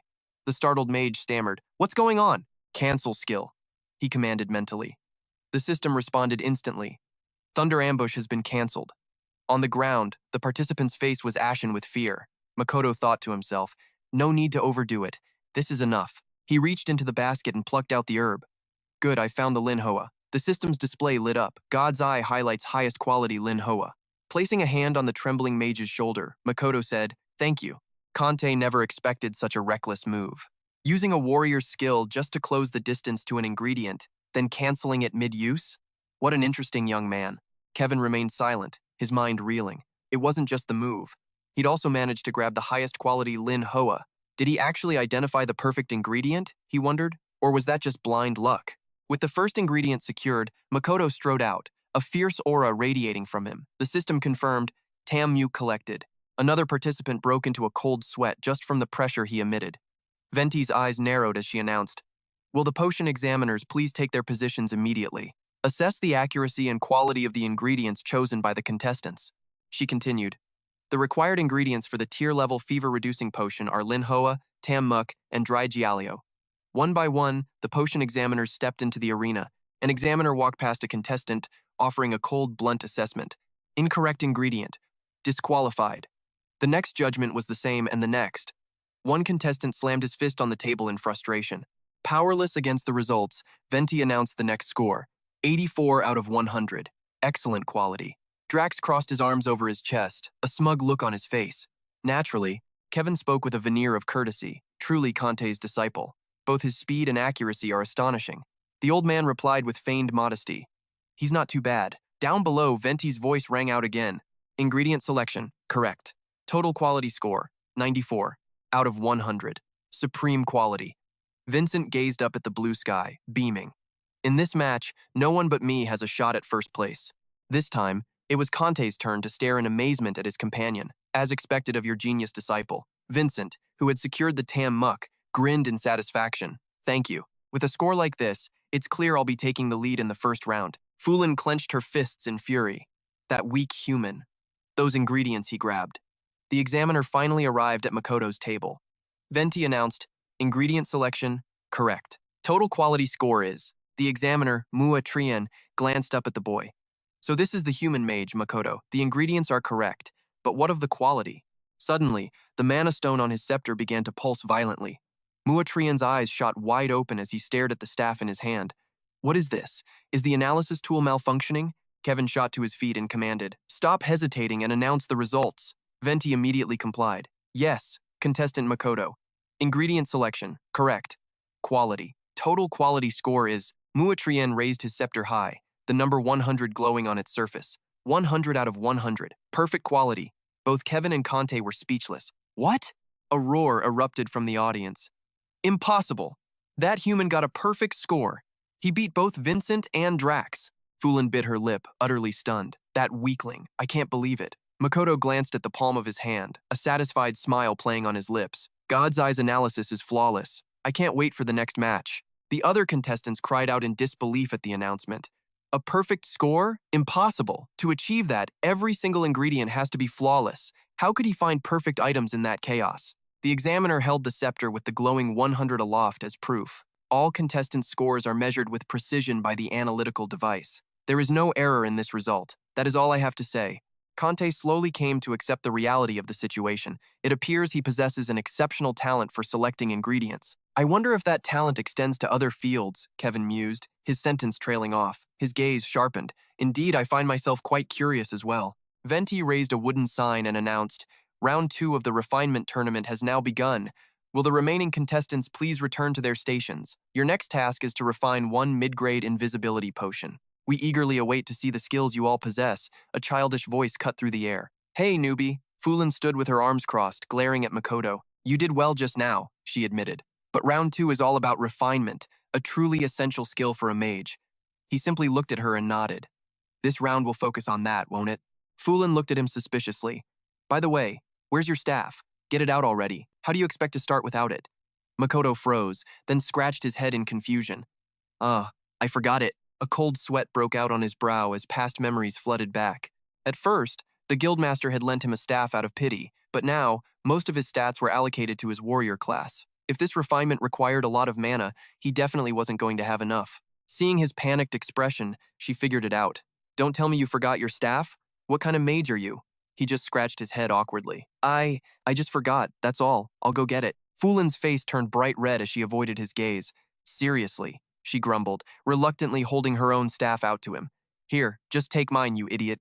You're lucky I was here." He reached out and took the staff from her. "Thank you, Fulin." With a newfound confidence, Makoto declared, "With your staff and my refining skills, I can definitely win this." She feigned indifference and turned her back to walk away. "You'd better." Venti's voice boomed across the arena. "Grind your ingredients and begin the refinement process. You have only one attempt. The time limit is 30 minutes. A wave of murmurs swept through the crowd at her words. Only a single attempt, and just 30 minutes to do it? That's so tough. Mid-grade invisibility potions are notoriously difficult. Only blue mages can usually craft them, which explains why they only get one shot. Kante stroked his chin, his expression grave. One chance, specific ingredients, a tight time limit. These are harsh conditions indeed. Kevin, however, wasn't surprised. If one hopes to win a refinement tournament, this is the bare minimum they should be capable of. His face was a mask of concentration as he calculated the odds. They have to succeed on the first attempt. Let's see what Makoto can do. We'll find out if he possesses true innate talent, or if that first round was just a fluke. Attendants carrying herbs approached the competitors' tables. All right, contestants. First, we have contestant Drax, a level 17 Blue Mage Beastman. Next up is Vincent Foss, a level 15 Blue Mage. Makoto accepted the herbs, offering a polite, "Thank you." Alive blushed, flustered. "It's nothing, really. I'm just doing my job." Venti's voice boomed. 30 minutes. Begin refining. Now." An impatient contestant snapped, "Hurry it up, you slowpoke." A shadow fell across Kevin's face, his expression unreadable. This test reveals everything, whether you can stay calm and execute flawlessly under extreme pressure. Those lacking skill or mental fortitude will crack instantly. One contestant went pale, his body trembling. "Damn it," he thought. "I panicked and poured in too much mana. The ingredients are ruined." Another, seething with rage, hurled his tools at a girl nearby. "You ruined them on the way here, didn't you?" she cried, terrified. "No, I swear I didn't." Drax held the vial in his palm. For mages, refining is a sacred act, and an incredibly thrilling one. Across the room, Vincent was already manipulating the potion's flow. Makoto watched them both, thinking to himself, "So, it begins." He studied Drax's method. You had to grind the ingredients into a fine powder using your own mana. The greater the control and precision, the higher the quality of the powder. Makoto then glanced at the other man. The final, most critical step was combination. The system screen flickered to life. Vincent Foss, Blue Mage level, 15, mana capacity, 1,960. It all comes down to mana capacity, he concluded. He glanced sideways, a thought striking him. Just as expected of Kevin's disciple. That mana wave, his capacity must easily clear 1,000. Conti murmured in awe, "That wave. So your disciple was holding back this whole time." His face twisted into a sly grin. "His mana capacity is over 1,000, isn't it? With numbers and skills like that, he'll reach the rank of Red Mage in just a few years." A corner of Kevin's mouth lifted in a smirk. Vincent's talent is a gift from nature, but his mental fortitude still needs work. Conti's brow furrowed. "Speaking of which, where is Makoto?" The other man looked just as confused. "I don't see him anywhere. Come to think of it, I can't sense his presence at all." Finally spotting Makoto's figure, Conti squinted. If he doesn't start now, he'll never finish in time. Kevin grew suspicious of Makoto's actions. Is he stalling? I'm not sensing any mana waves from him. Looks like this round belongs to those two, he mused internally. Makoto activated his special perception. Divine Eye Analysis. Drax, Blue Mage, mana capacity, 880. Current refinement. Mid-grade invisibility potion. Quality analysis, 96% C. Rank. Refinement process, 36.3% C. Rank. Vincent Foss, Blue Mage, mana capacity, 1,060. Current refinement, mid-grade invisibility potion. Quality analysis, 72% C. Rank, 28% B. Rank. Refinement process, 42.6%. His eyes narrowed. He ran the numbers in his head. Their mana capacities were 880 and 1,060. But his was only 510. It looked like Drax was creating a C-rank potion, while Vincent aimed for B rank. Just as expected of Kevin's disciple, a mid-grade potion was nothing to him. Fulin's face flushed with anger. "Hey, rookie, you only have 20 minutes left. Stop spacing out." Venti, sweating, tried to calm her down. "You shouldn't be distracting him like that." Makoto gripped his staff and finally began. "Right," he thought. "I've already started. As a warrior, my mana capacity is naturally lacking." Drax and Vincent both shot him a surprised look as he began to move. Vincent scoffed. Is that the limit of his mana wave? He's no better than a mid-rank white mage. A smug grin spread across the other's face. He was impressive in the first round, but I guess his luck just ran out. From his seat above, Conti frowned, stroking his chin. "Ah, so that's all the mana Makoto has? Then his mana capacity must be under 600, he mused. What a waste for someone with a talent for selecting ingredients. A faint smile touched Kevin's lips. A flicker of contempt crossed his features. Did I think too highly of him? If this is all he's got, he's not even worth paying attention to. But he spoke aloud. Still, you have to admire his courage for even entering this competition. Fulin stared at Makoto in disbelief. What? Is that really all the mana he has? No way. He wasn't like this during the mage exam. What in the world are you playing at? Drax's mana flared. Right, it's time I used the skills Master taught me for this very tournament. A A stream of red energy erupted from his mouth. High-grade mana enhancement. Mana capacity increased by 300. Current mana capacity, 1,180. High-grade mana enhancement temporarily boosts mana capacity significantly, but at the cost of half the user's HP. HP, minus 50%. Mana capacity, plus 300. Drax shot a triumphant smirk at his rival. My mana now surpasses yours. You probably thought I could only manage a C-rank potion, Vincent sneered, but this time is different. He raised his staff high and commanded, "Combine!" A spectator gasped, covering his mouth. For real? Could that be a B-rank mid-grade invisibility potion? A brilliant golden light erupted from the vial. Drax gazed at his creation, ecstatic. A nearly perfect B-rank potion. Everyone, come and see. Conti laughed as if he'd already won. Nearly perfect. Even your disciple could only manage a passable C-rank potion. This tournament's champion will be my disciple. If he takes first place here, his overall score will be untouchable. Kevin, I won't let you have the upper hand forever. Kevin remained stone-faced, lost in thought. High-grade mana enhancement is a dangerous skill, trading life force for mana. It's not something an ordinary mage or even a sorcerer can use. It seems Conti truly invested in his disciple. Still, high-grade magic is high-grade magic. In the shadows, the corner of his mouth curved upward. But does he really think he can win with a mere B-rank potion? How foolish. Kevin's brow furrowed. Did you really think I wasn't prepared for this? The old man was practically vibrating with anticipation for his student's performance. Vincent, show them what you can do. The youth held the vial in his palm. Suddenly, Vincent's eyes flashed with a cryptic smile. The green potion vanished from his hand, replaced by a roaring blue flame, the Earth Phoenix fire. Conti shot to his feet, stunned. That's... He broke into a cold sweat, staring at Kevin. A flame extracted from earth and wind? That's incredibly rare. A cunning smile spread across the man's face.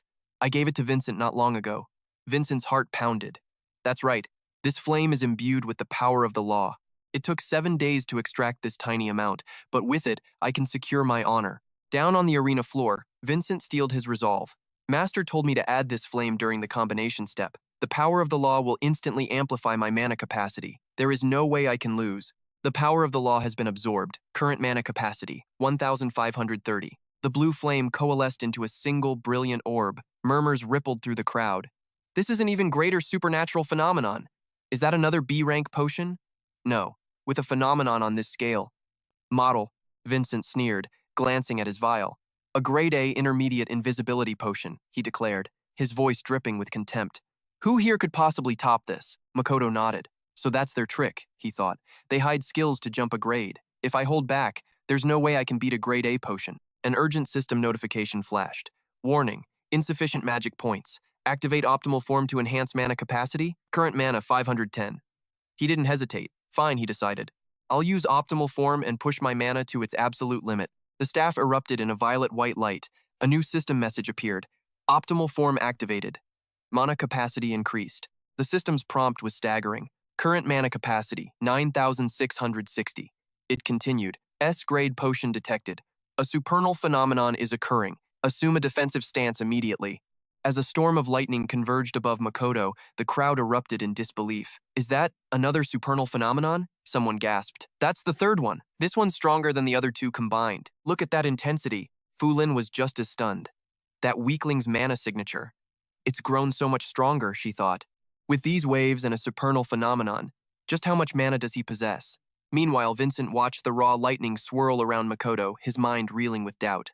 His mana capacity was average at best, Vincent thought frantically. How could it surge like this? Is it some secret skill? A mana enhancement technique of this magnitude shouldn't even exist. Sweat beaded on Vincent's brow, his jaw clenched tight. Even the laws of nature can't explain this effect. I've never heard of anything like it.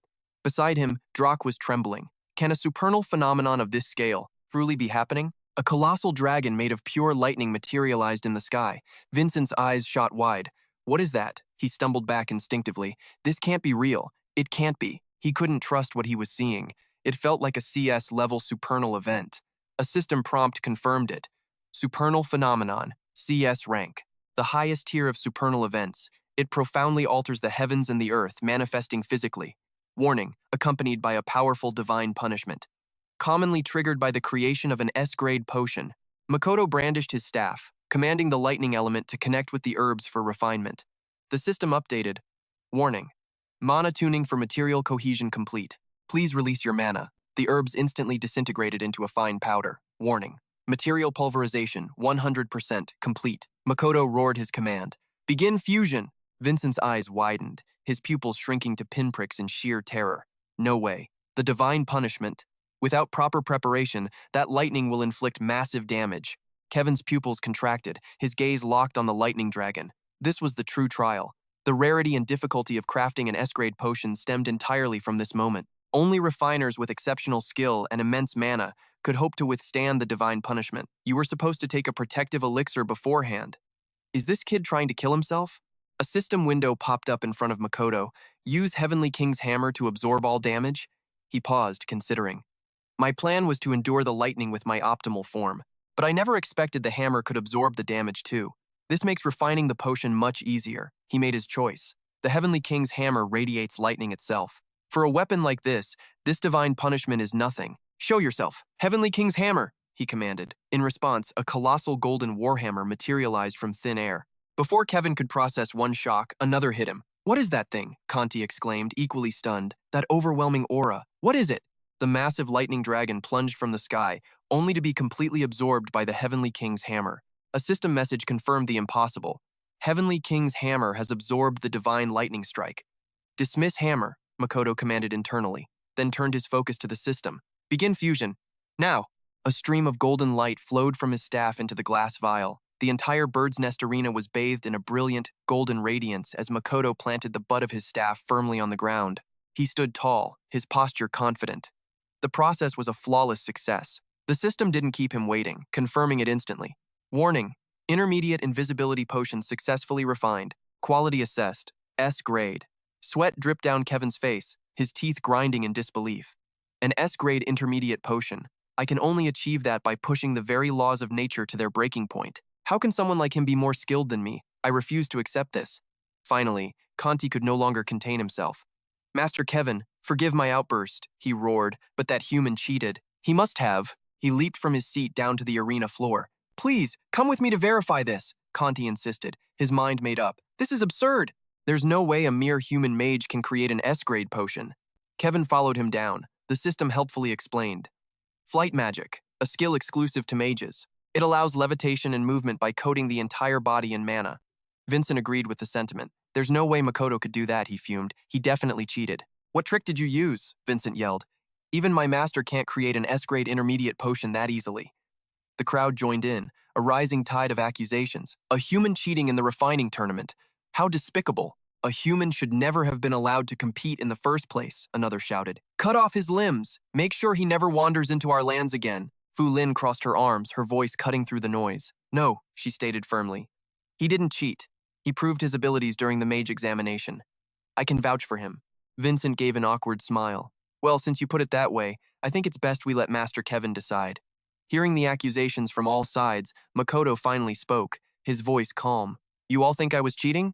I was only using my own power, the same as everyone else here, he sighed. Fine, interrogate me if you must. I'm used to this. Conti stepped before him. Mage Makoto, you used some illicit method to cheat, didn't you? Master Kevin and I were observing your mana signature. At its peak, your capacity was no more than 600. With a mana level like that, creating an S-grade intermediate potion is impossible. Conti raised his staff, issuing a challenge. Will you consent to a mana inspection? If you claim this is your own power, then prove it. Conti's voice was stern. Answer me, now. A system note appeared. Mana measurement. A spell used to gauge the mana capacity of others. The greater the capacity, the more brilliant the light. Makoto remained silent, his mind racing. A mana measurement, huh? If I can't control this enhanced capacity, they'll assume I cheated. My base mana capacity is, admittedly, quite low. A slow smirk spread across his face. But then again, I have no reason to hide it. Makoto slammed the butt of his staff on the ground.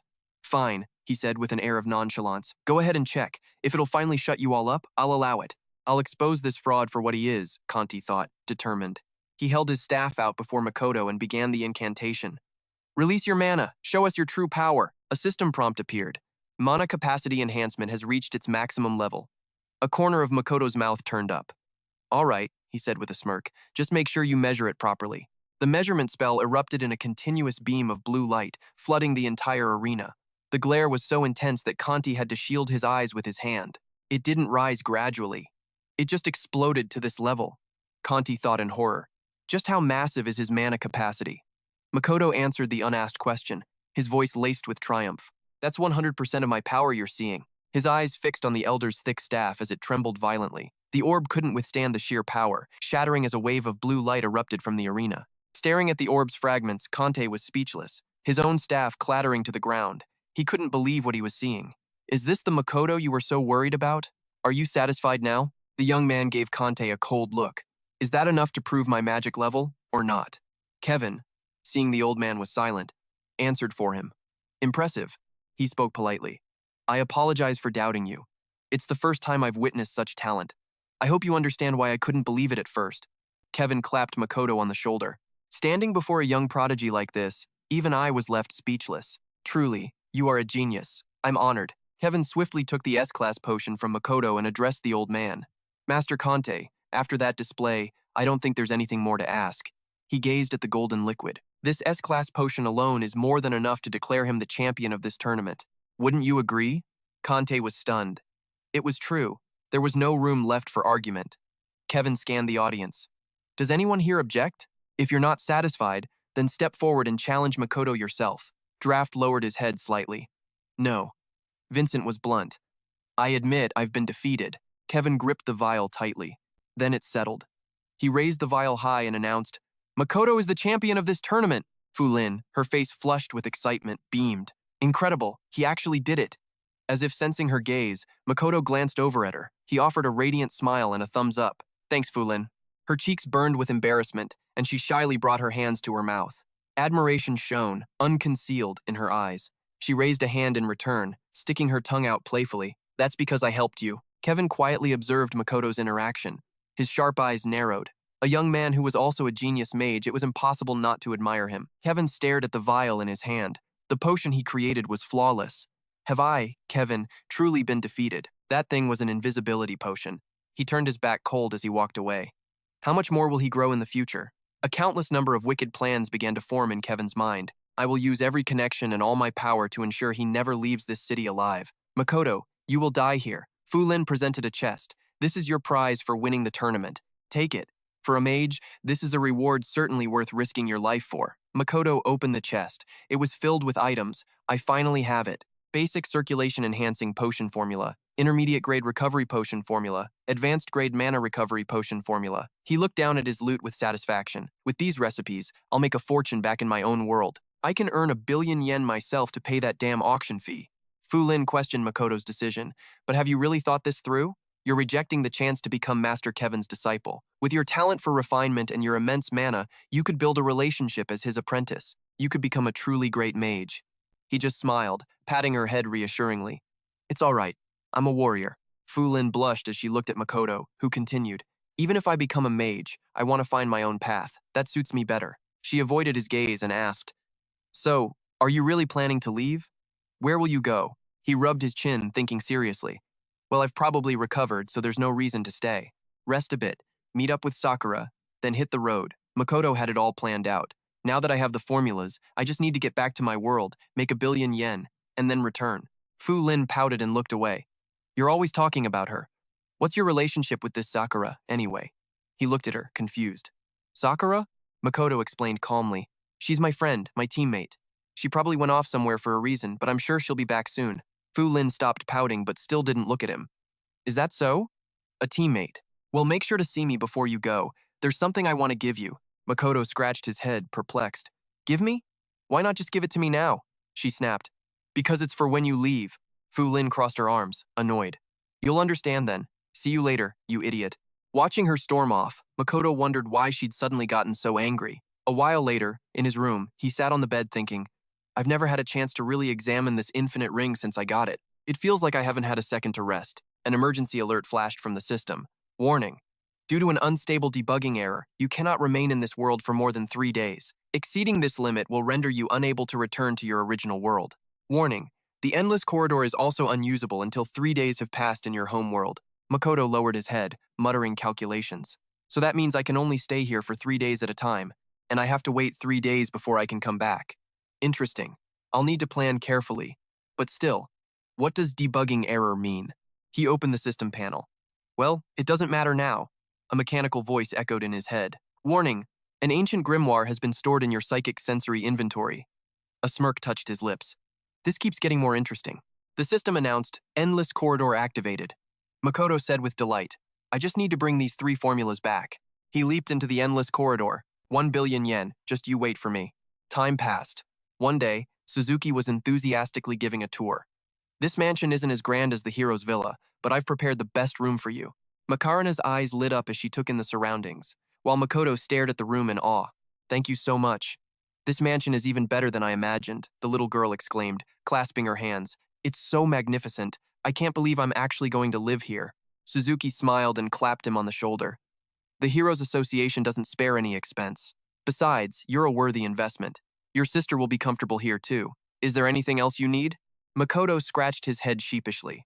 Actually, if it's possible, I'd like to turn one of the rooms into a small laboratory. I want to try making potions, the man asked in surprise. Potions? That requires specialized knowledge and skill. Are you sure you want to do that? Suzuki readily agreed to the request. If that's what you want, then, of course, we have plenty of rooms. I'll have one converted and get the necessary equipment ready. It'll be done by this afternoon, Makoto replied cheerfully. That's amazing. Thank you so much. You've been a huge help. His eyes, full of hope, were fixed on the future. This means I can start tonight. A line of ants carried food back to their nest, their column broken by a foot and a sneaker. A sign overhead read Blue Snake Gang. Yukio's voice was arrogant. Hey, kid, do you have any idea where you are? Toru sounded annoyed. Don't come crying to us if you get beat up for wandering in here. Makoto replied calmly. I know exactly where I am. I'm here to see the Blue Snake Gang. Is your boss in? I want to talk about paying off a debt. The thug laughed contemptuously. Playing it cool, huh? Acting all high and mighty when you're here to pay up. If you've got the guts, take a step inside. What's your name? Without a hint of fear, he introduced himself. Makoto, Makoto. The sound of hurried footsteps approached. A hand shoved Yukio aside. Mr. Makoto is here. Get out of the way. Takashi and his men appeared, the air thick with tension. Makoto-san, we've been waiting. The boss sent me to greet you. He recognized the face one he'd personally punched before and was baffled by the man's respectful demeanor. Makoto couldn't figure it out. The man led the way, gesturing. This way, please. Takashi announced to the person inside. Sir, Makoto-san is here. The Lamza leader gave a subtle signal. Makoto, glad you could make it. The man was the head of the Lamza gang, a level 24 warrior with a combat power of 14,000.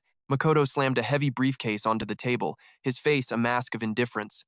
This place is livelier than I expected. He snapped open the case, revealing stacks of cash. Here is the 600,000 yen, principal and interest. Check it. The Lamza leader approached with a practiced smile. No need to be so formal. You could have sent someone else. I truly appreciate this. Allow me to make some introductions. He gestured to a man with a reluctant expression. This is the vice leader of the Lamza. A notification flashed in Makoto's vision. Lamza gang vice leader, level 10. Tank class warrior, combat power, 2,300. He then pointed to a man with partially blonde hair, and this is the chief of the Mad Wolves. As the system analyzed the level 21 warrior, Makoto's eyes had already processed the numbers. 2,300, 11,200, and 14,100. Not bad. Makoto's gaze settled on the Lamza leader. So, what is this about? The leaders of Lamangan and Mad Wolves flinched. The Lamza chief broke into a cold sweat. He realized. He read all 3 of our power levels in a single glance. Does he have some kind of special item? Things like that are impossibly rare and ridiculously expensive. Who could get one so easily? This kid is an enigma. He turned to the other 2 men. I'll be blunt. The Lamza leader placed a hand on a stack of ledgers. Both the Lamza and the Dalang gangs owe you a debt. He steepled his fingers, his gaze turning grim. We want to put the past behind us and join your side. What do you say? Makoto's expression was utterly blank. Huh? The Lamangan leader stood up abruptly. First, I apologize for the insolence of my son. His voice was laced with a desperate attempt to please. I've sent him to another city for re-education. He will not cause any more trouble. I beg for your forgiveness. The Mad Wolves chief also rose, his face a mask of regret. My men also acted without respect, though it was not on my orders. But as leader, I accept full responsibility. That spatial ring had a tracking spell on it. It has since been removed, so you can use it without worry.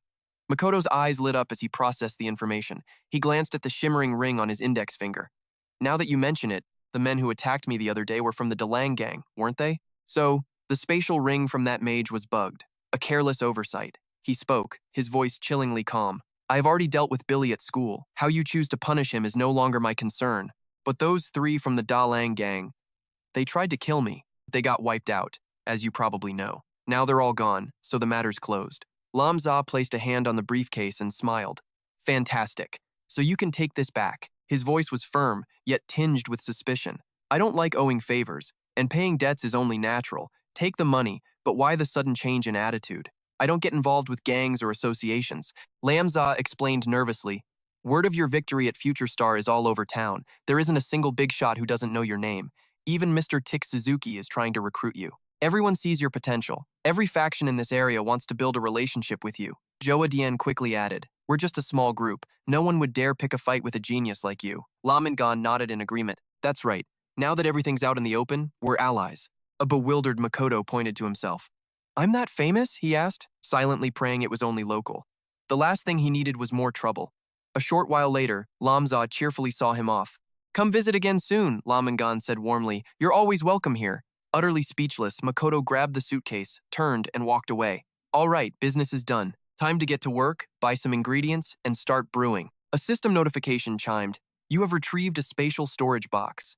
At a shop with no sign, Sadao was taking inventory. These herbs are getting so hard to find lately. I'd better stock up while I still can, plus these other items. Makoto approached the counter. Hello, I'd like to purchase some potion ingredients. The man waved a dismissive hand. Help yourself from the stockroom. What a troublesome kid, he thought. Not enough, Makoto replied. I heard this is the largest ingredient shop in the district. Makoto slid a list across the counter. I'll take all 15 types on this list. Sadao picked up the paper, his eyes widening. What the? He pushed his glasses up, staring at the order. 15 types? The whole stock? Are you serious? I'm completely serious, Makoto affirmed, placing the briefcase squarely on the counter. Makoto unlatched the case. Will this be enough? 9 million yen in cash. And I want a long-term supply contract. 15 types? The whole stock? Sadao practically drooled at the sight of the money. If this is for real, this kid is one hell of a client. Buying out all 15 types would cost at least 6 million yen. Makoto smirked to himself as he closed the lid. After paying off the Lam Za gang, interest included, I still have about 9 million yen. According to Tianyan's calculations, this is more than enough for the basic ingredients. And for my other plans. The shopkeeper clapped him on the arm, beaming. Please, have a seat. I'll prepare your ingredients right away.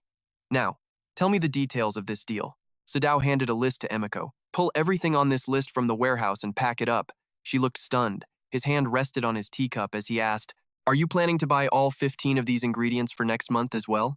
Sadao sat humbly. Our warehouse is restocked weekly, and how do you intend to pay? Makoto asked. What's the total for today's ingredients? Sadao pointed to the paper on the table. At current prices, it's about 6.6 million yen, but for such a large quantity, I'll round it down. Call it 6.6 million. Makoto pushed the briefcase forward. Here's 9 million yen. The remaining 2.4 million is this month's deposit. Keep it safe. I'll settle the rest at the end of the month. We can sign a contract if you'd like. I have one prepared. But for this entire month, you must supply these ingredients at this exact price and sell them to no one else. It's all stipulated in the agreement. Sounds good to me, Sadao replied with a relaxed smile. This deposit is more than enough. Besides, the price for these 15 ingredients has always been stable. Our shop has a reputation to uphold. We don't just raise prices. Makoto nodded. Understood. I look forward to working with you. Excellent, Makoto thought. With these ingredients, I can start my experiments tonight. Potion material prices are bound to skyrocket soon, but with this contract, I have nothing to worry about. The sky outside was shifting into a late afternoon gold. Makoto opened the door to a brand new laboratory. Not bad at all, he murmured, genuinely impressed. Karina spoke up. I heard Chairman Suzuki paid for a large part of this out of his own pocket. We should really thank him. I never knew you could make potions. What are you planning to do in this lab? Makoto knelt in front of the little girl. Of course, I plan to repay the chairman, but the real reason for this lab, his eyes drifted downward. It's to fulfill a promise I made a long time ago. His gaze rested on her injured leg. I promised I would make you smile again, remember? A memory of a younger Karina surfaced, asking, What are you talking about? Makoto smiled gently. It's nothing, just wait and see. I'm about to start, so could you move over there? The little girl looked completely lost. Karina reached out. Wait, don't. But he firmly closed the lab door. There, I need to concentrate. Makoto grinned. All right. With a snap of his fingers, his excitement grew. Let's begin. System notifications flashed one after another. You have retrieved a core from spatial storage. You have retrieved pre-packaged potion ingredients from spatial storage. A test tube of yellow liquid bubbled over a small flame. I need 3 main ingredients for the basic circulation booster, he murmured, and 6 different ingredients for each of the other 2 potions. Makoto focused, his concentration absolute. Tianyan is incredible. It automatically analyzed the optimal ingredients in this world and even gave me the refining process. A notification appeared. Tianyan analysis complete. He squinted. Let's see. He read the instructions intently. Final step. Combine antgrass extract and green ivy at a 1:3 ratio. Licking his lips in anticipation, he poured the green and yellow liquids together, 1:3. Makoto placed the beaker on the heating element. This equipment is pretty basic. A flicker of disappointment crossed his face. In this world, the normal refining process ends here. Once it's heated, you just test the results. But the chemical reaction can fail at any point. The success rate is completely unstable. His brow furrowed sharply. However, Makoto's mind raced. I can use a mage technique to force the fusion, infusing it with my own mana. That should dramatically increase the success rate and boost the potion's potency. You have retrieved the basic staff from storage. Finally, a chance to use the staff I bought before I returned. I left the God King's scepter at the inn in the other world, but time is frozen over there, so it should be perfectly safe. Makoto raised the staff and began the incantation. Fusion, begin. This was a refining technique known only to him in this entire world. The system began issuing rapid alerts. Fusion progress, 30%, 40%, 60%, 90%, even he was surprised. Science and magic, perfectly intertwined. The fusion speed is incredible. A final chime from the system. Fusion complete. Makoto let out a triumphant shout. Excellent. The first batch is done. Now, let's test its effects. He picked up the test tube and swirled its contents. A circulation booster, huh? Doesn't look half bad. He tilted his head back and drank the entire potion. A brilliant golden light erupted from his body. The system displayed the results. Refinement rate, 100%. Circulation booster. Increases health and stamina recovery by 45%. Reduces damage taken by 12%. Duration. 10 minutes. He gasped. These effects are completely overpowered. Makoto clenched his fist. There isn't a single potion in this world that can do this. This is the power of a recipe from another realm. The local brews can't even compare. Makoto stared at the test tube, a flicker of disappointment in his eyes. The taste was just unbearable. He'd have to compress it into a pill. But as that idea took hold, his eyes began to glitter with a brilliant spark. A few small pills rested on the lab bench, representing 2 worlds and countless new paths waiting to be explored. Fired up, he deftly manipulated nearly 10 test tubes. All right, he thought. Time to mass-produce the basic circulation-boosting pills. The next day, a group of weary adventurers gathered at the mouth of a cave, their voices laced with frustration. This is exhausting. This C-rank cave has great loot, but the place is just massive. Besides, another added, we can only afford the cheap potions. We've got to play it safe. We're still too weak. Just then, Makoto appeared, his features obscured by an invisibility cloak, a common tool for concealing one's identity. His face was completely hidden. He pushed a small rectangular cart into position. This should work, he mused, surveying the area. This cave draws the biggest crowds of adventurers. Look at that, one of them muttered, spotting Makoto. A traveling merchant. Is he seriously trying to sell potions out here? What a fool. The others snickered, mocking his attempt. The potion market is locked down by the 3 big corporations. It's safer to buy from a real shop. That stuff is probably counterfeit.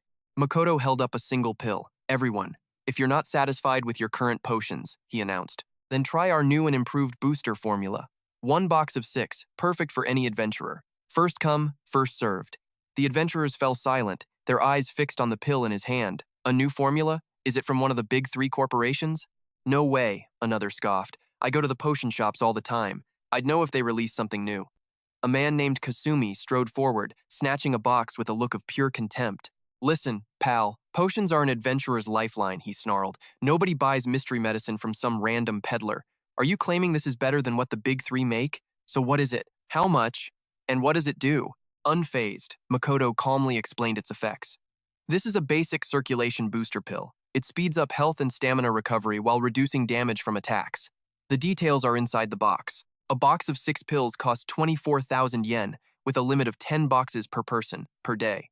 A vein bulged on Kasumi's forehead as he roared, 24,000 yen for 6 pills? With a purchase limit, are you out of your mind? The circulation potions from the big 3 cost 20,000 yen for 10. Kasumi slammed his hands on the cart. What a complete joke. Get out of here. This is obviously worthless. The crowd of adventurers began cracking their knuckles, looking ready to pounce on Makoto. A blatant scam, one shouted. That shady junk costs more than the real stuff from the big corporations. It's a total ripoff. Some hothead is going to flip your card any second now. Makoto simply pointed to a few loose pills. I have free samples. If you're not satisfied with the results, feel free to wreck my stall. He held up one pill, his voice taking on a dangerous edge. But if you're impressed, you're buying a full box. Kasumi's face flushed with anger. That's cocky of you. Fine, I'll try it. But if this stuff is junk, don't even think about running. Kasumi snatched the pill from Makoto's fingertips, handed over. The other adventurers jeered at his actions. He's actually falling for this? How ridiculous. Let's see how humiliated he looks, one whispered. Kasumi placed the pill in his mouth to test its effects, and then he swallowed. In an instant, the pill's power coursed through him. A system notification flashed. Health and stamina recovery speed increased by 45%. Damage received reduced by 12%. Duration, 10 minutes. Kasumi was utterly stunned. What was that? Makoto asked, a knowing smirk on his lips.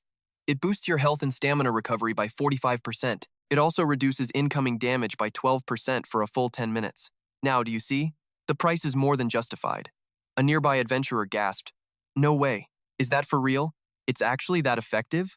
The buzzing of the crowd reached Kasumi's ears. If that's true, it's several times more powerful than the potions from the big three. The ones on the market only boost health recovery by 10% and stamina by 12%.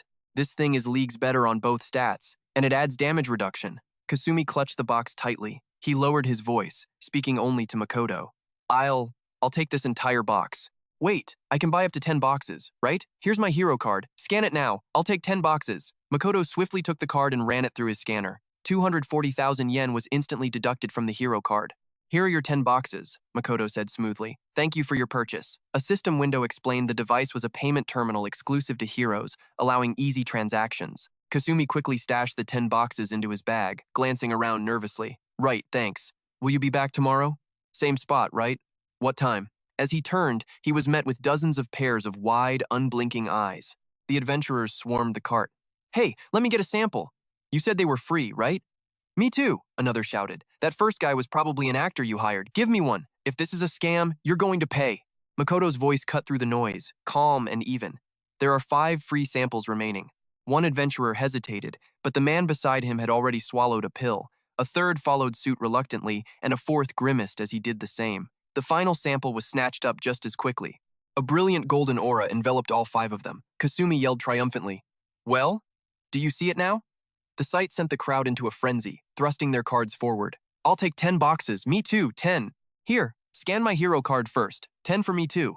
The crowd surged forward, desperate to get their hands on what was left. Are they really that effective? I'll buy 1 box. Quick! Give me a box! No, wait, give me 10. Me too. A wicked smile spread across Makoto's face. Please form a line. The limit is 10 boxes per person. Adventurers were already on their communicators. With effects like these, they'd sell out at twice the price. Get over here now. Stock is limited. Anyone who gets these can make a fortune. Send the signal. Get the whole team here. Buy up as much as you can and we'll resell it. I don't care. Makoto's eyes gleamed as he watched the chaos. Everything is going exactly as planned, he thought. Of course, this alone won't earn the 1 billion yen entry fee. But this potion is the perfect catalyst for the first stage of my plan. With its insane effectiveness and limited supply, the hype will be enormous. Makoto watched the massive line of customers, a thrill running through him. And when that happens, the 3 major corporations will have no choice but to come find me. Days later, inside the headquarters of Red Tier Pharmaceuticals, one of the top 3 drug corporations, a tense market report was underway. A man named Fumio pointed to a screen. This week, the prices for 3 major products, including our own, have plummeted to less than half their previous value. Sweat beaded on his forehead as he adjusted his glasses, but as you know, this is due to the emergence. Another executive, Noboru, cut in. It has been confirmed these new products do not originate from our 2 main competitors. He opened a briefcase, revealing 3 containers of pills. The products in question are a new circulation-boosting pill and a new mana recovery pill. We invested a fortune to develop our own versions, Noboru continued. It's unbelievable that these 3 new pills have become the preferred choice for heroes. He tensely slid a lab report across the table. Moreover, after conducting rigorous pharmacological tests, we've discovered these potions could only be made by a group with incredibly advanced technology. Given their superior quality, I fail to understand why they're being called black market drugs. A system window explained. Black market drugs are potions produced by small-scale facilities or individuals, rather than by specialized corporations or major conglomerates. Exactly, a shareholder chimed in. It's obvious all 3 types were made by the same entity. The production methods are similar, and the efficacy is off the charts. We're just lucky they aren't from our competitors. If they were, the room filled with whispers. Even with our best equipment, we can't determine the exact ingredients. We have no idea who is behind this or why we've never heard of them before now. Just then, the meeting room doors swung open. A woman's firm voice cut through the chatter. If all of these potions are black market drugs, then the products made by the three major corporations must be considered complete failures. Everyone shot to their feet in shock. Bowing a sharp 45 degrees, the president swept past them. Have we identified the group producing these pills yet? The other two companies must have already made their move. That woman was Misa, president of Red Tier Pharmaceuticals, her butler Tommy shadowing her every step. With her arms crossed, Misa declared, "We cannot afford to fall behind." Fumio heaved a heavy sigh. No one knows who's making these things, and they move their sales point daily. It makes tracking them nearly impossible. Just as the mood soured, Noboru stepped in. "However, we have launched a full-scale investigation and will report our findings immediately." Her shrewd eyes narrowed to slits. "That's too slow. The company is on the brink of a crisis." Misa rose and strode from the room. Elsewhere, at a dungeon entrance, a frantic bidding war erupted among adventurers. "I'll pay 10 times the usual price. Give me the last 3 boxes. I'll pay 20 times. I'll give you 30. Please!" Ichiro watched, stunned. This is insane. The bidding has exploded. Someone's now offering 30 times the base price. Who on earth is this mysterious seller? Osamu gazed intently at a pill. "Whoever made this," he answered, "has a masterful grasp of pharmaceutical formulation. The potency of this stuff is in a league of its own." Watching the chaotic scene, Makoto thought, 1 week, everything is going exactly to plan. A ghost of a smile touched his lips. The bait had been cast. Now he only had to wait for his prey. A calm, determined voice sliced through the chaos. "I'll pay 100 times the base price. Sell them to me." The adventurers stared, stunned. 100 times? Misa casually slipped a hand into her pocket. "If you agree, I'll pay that 100-fold price just for 10 minutes of your time." "What do you say?" A triumphant thought flashed through Makoto's mind. "I've hooked a big one." The door of a supercar swung shut, flanked by guards. Misa swirled the wine in her glass. "Thank you for sparing me 10 minutes. Let's introduce ourselves. I'm Misa, president of Red Tier Pharmaceuticals." "A pleasure to meet you," he replied politely. Makoto was taken aback. So the president of a top 3 pharmaceutical company is a young woman like her? But Misa was just as surprised by his voice. His voice sounded incredibly young despite his hidden identity. He must be middle-aged at least. Who is he really? She wondered before speaking directly. "I'll cut to the chase. I want to purchase the formulas for the 3 pills you're selling." Makoto held up his hand. 10 billion yen. Misa was visibly startled by the demand. She set her wineglass aside, her demeanor all business. 10 billion yen is crude excessive. That's far beyond our budget. Aren't you going to discuss this with your partners? Every word from Misa was laced with a sharp edge. Red Tier came here in good faith. The most we can offer is 3 billion yen. Even for formulas as exceptional as these, that is a very substantial sum. Her eyes narrowed as she ran the numbers. He's deliberately inflating the price. For 10 billion yen, I could buy 50 average formulas. Is he the leader of the group? No, Makoto answered calmly. 10 billion yen. No more, no less. And I have no partners. I created all 3 formulas myself. He straightened up, his eyes locking onto Misa's. "You understand, don't you? These pills will give your company an overwhelming competitive edge. Isn't Red Tier currently facing its greatest crisis?" She was stunned. "No partners? If that's true, this man is a frighteningly brilliant pharmacist." Misa asked with skepticism. "Greatest crisis? What do you mean?" Makoto pulled out a phone displaying a graph. The big 3 pharmaceutical firms, Red Tier and Masui, control almost the entire pill market. But according to the data I've gathered, Red Tier's market share has plummeted from a peak of 26% down to just 12% over the last 23 years. The reason is your products have lost their edge. They're inefficient and can't compete with Ozama and Tatsumi, whose brands are constantly improving in both quality and cost. Misa was floored by his solid analysis. He prepared this thoroughly? Was my appearance here also part of his calculations? He was right. Red Tier was in a critical state, and its market share was still falling. "What else?" she asked, a tight smile on her face, but her voice was pure ice. "Tommy, stop the car." She stepped gracefully into the supercar. "We have the formulas. It's time for a counterattack. Return to the company and assemble the executive board.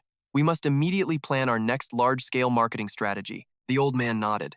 "Yes, President." Later, in a coffee shop, a bewildered voice cried out, "How did you do it?"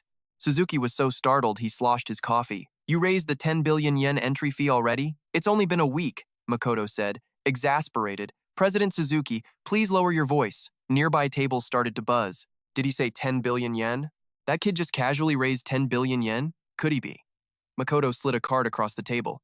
I happen to have a valuable formula, so I cut a small deal. This card holds the 10 billion yen. Can you secure my spot in the auction? Suzuki leaned in. Next time, can I join you for one of these small deals? You're becoming more mysterious by the day. Makoto recalled the end of the negotiation, his voice like steel.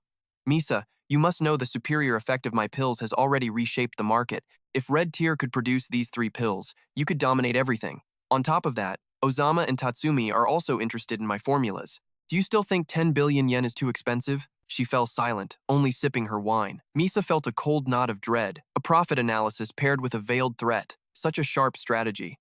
If he's really as young as he sounds, then he's a monstrous genius. In the end, she had to accept Makoto's terms. All right, 10 billion it is. However, as this is a transparent transaction, I at least want to know your name. He thought to himself, I'm only hiding my identity to avoid early complications, but if only she knows, it shouldn't be a problem. Of course, Makoto told Misa, but please keep it a secret. He pulled down his hood, politely extending a hand. My name is Makoto. I look forward to working with you, Miss Misa. She gasped when she saw his face. He really is that young. Misa shook his hand in return. The pleasure is all mine. He pulled his hood back on and stepped out of the car. Tommy presented a card with both hands. Here is the card with 10 billion yen. Your information is linked to it. Please accept it. Makoto took the bank card. Thank you. Tommy watched him leave with a skeptical look. Is it really okay to give him 10 billion yen? Misa crossed her arms and replied firmly. It's a huge sum of money, a massive investment. But the moment I saw his face, I was certain. This 10 billion yen is the most worthwhile investment we could possibly make. He has extraordinary pharmaceutical skills despite his youth. Who knows how far he'll go? A genius like that must be secured at any cost. If this succeeds, he could be Red Tier's savior.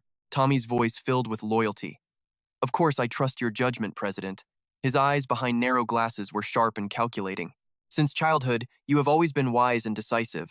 That's why your father could confidently entrust the company to you. Back in the present, Suzuki tucked the 10 billion yen card into his jacket. Makoto held up 2 fingers. That fulfills one of the conditions for the auction. Now for the second, I need to achieve the rank of C-Class Hero by placing in the top 3 of the Super Rookie Tournament. Then I can register for a promotion to C-Class, correct? The old man nodded. Ah, so you haven't given up on that after all. To even qualify for the Supernova Tournament, you need 2 top 3 finishes in public dungeons. But don't sweat it, the registration deadline is tomorrow. Getting into the top 3 means grinding the leaderboards. Makoto's expression was unreadable as he lifted his coffee. No, 1 day is all I need. Can you take me to a public dungeon tomorrow morning? Night fell over the Makoto estate. Karina, clutching a pillow, beamed. Good night, big brother. I'm heading to bed early. I'm completely exhausted. He watched her through the crack in the door before gently pulling it shut. Good night, Karina. Inside his own room, his resolve hardened. Tomorrow, Chudy Suzuki takes me to the public dungeon. I have to be stronger by then. Makoto glared at the golden ring on his finger. I've been stuck at level 11 for far too long. It's time to level up. A system alert chimed. Warning. Endless corridor has been activated. His voice was laced with iron resolve. When I get back, I'm bidding on that rebirth elixir for you, Karina. The system chimed again. Endless corridor is now open. Due to an unstable debug, you cannot remain in the other world for more than 3 days. Stepping into the endless corridor, his eyes blazed with purpose. I swear I will help you walk again. He was back in a familiar world, in his usual warrior gear. Sakura still isn't back. I'll use these next 3 days to grind levels until she returns. Makoto's status window materialized before him. Level, 12, class, warrior, equipment, black camouflage armor, fox beastman set, weapon, blood mist, skills, chain, critical strike, copy skill, ambush lightning, combat power, 16,000. A shadow crossed his face. In this world, I'm useless without her. He flung the window open. Sakura must have heard I won the tournament. She'll be back by morning for sure. But as he stared outside, doubt crept in. Then again, where could she have gone? Does she even have friends here? A flock of dark crows cawed overhead. Suddenly, the leader twisted its head, locking eyes with Makoto. It dove straight for him, and he froze, completely caught off guard by the abrupt attack. A massive explosion ripped through the air, the blast radius devastatingly wide. A magic ambush? Makoto thought, bewildered. A disembodied voice echoed, and here I thought one shot would be enough to take you down. An elf appeared from the shadows. Nurio, mage, level 32. Combat power, 50, 1,000. To think you actually dodged it, I underestimated you. Nurio sneered. Looks like taking you in will be more annoying than I thought. Makoto summoned his weapon, his mind racing. What the hell is happening? Makoto's eyes narrowed, sizing them up. Why are they after me? Is this about the Assassin's Guild? Nurio watched him, a smirk playing on his lips. Oh, I like that look in your eyes. Damn it. He glanced warily behind him. The one who had ambushed him was Seiji. Human, assassin, level 30. Combat power, 30,000. 500. Another one? He thought, shocked as he parried the assassin's strike. A system prompt flared to life, supreme physique activated. Muscle flexibility and reaction speed temporarily enhanced. Makoto processed the numbers. 30,500 combat power for a level 30 assassin. His brow furrowed. Without supreme physique, that last attack would have landed. The eyes behind the assassin's mask locked onto him. The force of the blow sent Makoto flying from the room. This is bad. Fighting two high-level enemies in a cramped space is a huge disadvantage. He managed to stick the landing, absorbing the impact. A new alert flashed. Supreme physique activated. Leg strength enhanced. High above, Norio and Seiji stood on the rooftop, looking down on him like prey. Makoto tightened his grip on his sword, his mind racing. They want to kill me. Hired assassins? Either way, there's no running from this. He leveled his blade at them. I don't recall ever crossing you. Norio explained nonchalantly. Don't take it personally. It's just a job. You're simply unlucky, kid. Seiji then interjected. Now, you. Answer me. Seiji's eyes narrowed into dangerous slits. How did you dodge my blindside assault? An attack with a 100% success rate, Seiji hissed. You're only a level 12 warrior, yet your reflexes are out of sync. Norio shrugged, amused. True, and you dodged my magic. We just need to bring you in to complete the mission. In an instant, they both vanished without a trace. Norio struck at Makoto's right flank as Seiji lunged for his left. Yet Makoto effortlessly evaded both attacks. Norio's eyes widened in disbelief. Blocked again? Seiji was equally stunned. How did he dodge that? His gaze turned cold, his grip on his sword like steel. Did you really think I'd go down quietly? Makoto thrust his sword skyward, and a bolt of lightning crashed down. Seiji reappeared beside Norio, both of them staring in shock. The lightning bolt slammed into a magical shield. Norio threw up at the last second. Seiji scoffed. Lightning, is it? If you were even a few levels higher, that might have actually hurt. Seiji unleashed his aura and charged, dagger first. But you're just level 12. Resisting will only make this more painful for you. Fiery sparks shot from Seiji's blade, but Makoto batted them away. From the opposite side, Norio appeared. Forgetting someone? The feint worked. Seiji's real attack connected, and Makoto's face twisted in pain. Makoto gritted his teeth in fury. Is it really impossible to fight two high-level enemies at once? Seiji sounded genuinely impressed. It's a miracle you've survived this long at level 12. Norio advised, just put down your weapon and surrender. He shot back without a trace of fear. And why would I ever listen to you? Should I use the Heavenly King's armor and risk it all? He wondered. The system responded instantly. Warning. Summoning Heavenly King's armor. A blinding light erupted, and Seiji shielded his eyes. What is this energy? Norio stared in utter confusion. Makoto advanced, the phantom of the Heavenly King at his back. Then, a familiar voice cut through the air. Makoto, you're hiding something, aren't you? He looked up, stunned. That voice? Kevin pointed a finger at Makoto and unleashed his technique. Secret, explode! The killing blow slammed through his chest. Makoto choked on blood, his face sprayed crimson. He gritted his teeth, his mind refusing to accept what just happened. Clenching his fists, Makoto looked up and roared in pure anguish. Master Kevin! High above the swirling dust of battle, the moon watched impassively as Kevin descended. When I purged the darkness from your body, I knew that engraving that secret within you was the correct choice. A hidden energy pulsed from the wound. So, Makoto, Kevin mused, is that the source of your incredible talent? Makoto clutched the gaping hole in his chest, his body racked with tremors. Why? Was everything you did for me just a lie? Kevin looked down at him, his eyes filled with contempt. Everything for you? You're a fool. So hopelessly naive for someone on this ruthless continent. I actually thought you were just pretending to be harmless, but it turns out you're just an idiot. Seeing Kevin, Norio's face lit up. I never expected Master Kevin to appear in person, Seiji added smugly, looking at Makoto. With wounds like those, you aren't going anywhere. Kevin then turned to the other two, bowing his head slightly. Thank you both for your assistance. I'll have the boundary-breaking potions you requested ready by tomorrow. Typically, you would be responsible for supplying the ingredients, Kevin added. At this, both assassins became immediately deferential. Of course, the ingredients are ready. We'll have them sent over immediately. A system window popped up with an explanation. Boundary-breaking potion, an exceedingly rare elixir with ingredients that are incredibly difficult to obtain. A priceless treasure, it allows the user to easily surpass their level limitations. Kevin allowed himself a quiet, triumphant smile. He loomed over the boy, brimming with confidence. Chuyoshi, don't struggle, he commanded. The secret is already carved into your chest. I let you live when you were utterly helpless. Chuyoshi's voice cracked, thick with anguish. Why are you doing this to me? I've never done a single thing to you. Kevin crouched down, forcing their eyes to meet. He wasn't just seeing a boy anymore. A sinister sneer twisted his face as he enunciated every word. Your talent for refinement. It's a threat to me. That is why you must die. He added, if you want to blame someone, blame yourself for being too weak to protect what's yours. A smile formed on Chuyosi's lips, uglier and more painful than any sob. So that's it, Chuyosi said, a true smile finally breaking through, dripping with defiance. The great master Kevin, hailed as a genius, is actually afraid of me? How utterly pathetic. Those words ignited Kevin's rage. Fury twisted his features, and his eyes became a web of bloodshot veins. A spear of light formed in his hand. Just die! I'll smash your head to pieces! Chuyosi clenched his jaw, one hand clamped tightly over his wound. Fu Lin scrambled to intervene. Master, please, she begged. Just let him go. Kevin shot her a venomous look.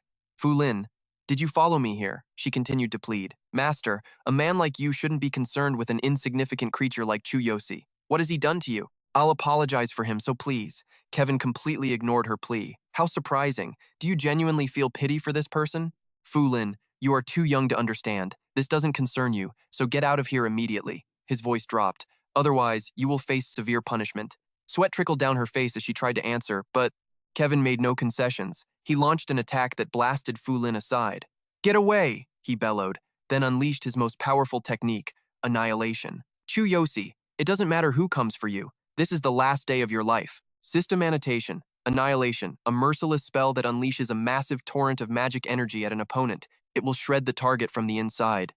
Tears streamed from Fu Lin's eyes as she watched him, utterly powerless. No, Chuyosi. From the sidelines, Seiji stood with his arms crossed. Annihilation. I can't imagine what he did to make Master Kevin that furious. The boy's brain will be shredded and he'll be torn to pieces before dying in agony, Norio said with chilling calm. This doesn't concern us. Any fool who dares provoke someone as powerful as Master Kevin is simply courting death. Yet Chuyosi remained completely unafraid, standing his ground. Is that so? He murmured. Kevin lowered himself into a stance, preparing to deliver the final blow. At that exact moment, the system interface flared to life. Warning. Divine Choice System update initiated. 10% complete, absorbing ambient energy to repair user's body. A violet light erupted around him. A violent gale force wind exploded from the light, kicking up dust and rubble. Kevin threw up an arm to shield his face, staring in utter shock. What is happening? Was my magic power just siphoned away in an instant? Norio flew to his side to provide support. He's still alive? But how? Fu Lin was just as speechless. Chuyosi? Chuyosi knew what had happened. When the secret in my chest detonated, the Divine Choice System must have triggered an emergency alert. The system screen was now a glaring crimson. Divine Choice System warning. Life-threatening situation detected. Commencing new version update to repair all damage. He let out a sigh of relief. It's the only reason my body is recovering. But Chuyosi recalled how close he'd come to death. While updating, the system has to continuously absorb energy. If it gets interrupted, a vision of lightning tearing through his body flashed through his mind, leaving a blackened corpse where he stood. He spoke coldly. In other words, I have no choice. System notification, summoning the Sky King's hammer. Chuyosi snarled. It's either you or me. The colossal thunder dragon appeared over his head once more. No matter how much pain I have to suffer, even if my body is destroyed. Golden light flared from Chuyosi's palm. I will kill every single one of you on this very spot. The Sky King's hammer was summoned into his grasp. He gripped its handle, ignoring the system's frantic alerts. Warning. Due to insufficient level and conditions, the true power of the Sky King's hammer cannot be fully unleashed. Forced activation will consume an immense amount of energy and cause critical damage. Warning. System update is still ongoing. The Sky King's hammer will continuously repair the user's body. All muscles will be constantly destroyed and regenerated, inducing extreme pain. Kevin stared wide-eyed at the boy, whose mind and body were being shredded by the colossal energy. And yet he keeps regenerating? This aura. It's unstable, but it's horrifyingly powerful. How is he doing this? And that hammer? It's impossible. Seiji rushed to his side. Master Kevin, that kid isn't normal. We should combine our strength to eliminate him. My magic wave patterns are being scrambled by him, Norio said, a hint of panic in his voice. I can't wait any longer. System notification. Warning. 10% of the Sky King's hammer's energy has been unleashed. Damage calculations on the body are shifting. Chuyosi now looked like a demon wielding a warhammer. A curse becomes a blessing, he thought. The hammer will tear my body apart, and at the same time, the system will constantly repair it during the update. Another system warning flashed. Release duration, indeterminate. He lunged forward like a rabid dog. Then I'll just destroy everything. Sensing the danger, Kevin immediately activated his magic shield. Thankfully, the energy barrier materialized and blocked the attack. Standing safely inside it, Seiji scoffed. You idiot. It doesn't matter how strong you are, there's no way you can break through a double energy shield. The words were barely out of his mouth before Chuyoshi smashed through Kevin's shield. The three men inside stared in stunned disbelief as their solid defense was easily shattered. Chuyoshi gazed down at them as if they were ants.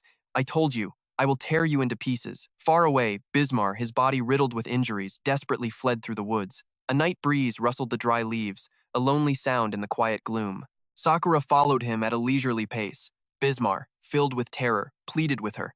Please, spare me. I am so sorry. Please, just let me go. Sakura lowered her hood, her voice chilling. Let you go? You didn't spare my father then, did you? The man denied it in a panic. I wasn't the mastermind, I swear. Suddenly, spirits flickered into existence behind her, their eyes blazing red, a silent reminder of the one who had passed from this world with the old Beast King. Sakura's face darkened, but her eyes remained piercingly sharp. You may not have been the mastermind, but you were still an accomplice. She clutched a list. Every one of your names is recorded here. I will take revenge on all who humiliated and conspired against my father. Bismar immediately waved his hands, pleading his case. My lady, I was threatened. I didn't have a choice. Your father's enemy was the father of the current Beast King. He would have killed me if I didn't obey his orders. She scoffed, her hand falling to the hilt of her sword. Don't worry. I'll make sure your companions follow you soon enough. Instinctively, the man drew his sword in self-defense. If you're truly set on killing me, then be prepared to be killed. Bismar clutched an old wound, a sharp pain shooting through him. I took a deep magic wound to my chest in that battle. Damn it, I have no other choice. Sakura readied her weapon. You keep calling me my lady, she said, and then charged like the wind, unleashing her move. Flower Storm. She looked at the man before her with contempt, her voice dripping with disgust, and it makes my skin crawl. He was completely overwhelmed by Sakura, the life draining from his eyes. You've truly mastered. Flower Storm. She took out a notebook and noted something down. The rest of you just need to sit still and wait. Sakura drew closer, examining Bismar's body. I didn't expect to run into him while I was planning to kill Kevin. He was the gatekeeper back then. He was the one who secretly opened the gate for them to invade.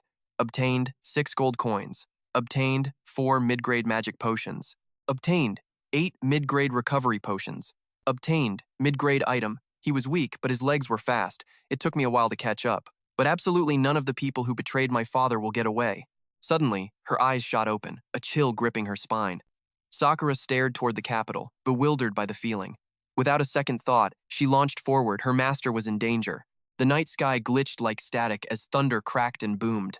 Elsewhere, Makoto writhed, groaning in sheer agony. The pain, it was absolutely unbearable. His body convulsed violently, bones feeling like they were being crushed to dust while his very soul was set ablaze. How powerful was the Heavenly King's hammer? Could the divine system even handle damage this severe? A warning flashed. Body damage approaching 60% collapse threshold. At 100%, physical destruction would be absolute. Norio and Seiji stared, horrified. Master Kevin. Who in the world is that kid? That pressure? There was no way he was only level 12. What was his true power level? Kevin scoffed at them. You fools. It's just a special skill. Can't you see the heavy toll it's taking on him? It's likely some life-sacrificing secret art. This is hardly surprising. Now, both of you, move in. At his command, they charged. Seiji snarled, Kid, I'll shatter your throat in one blow. No hard feelings. Makoto's only response was a wicked grin.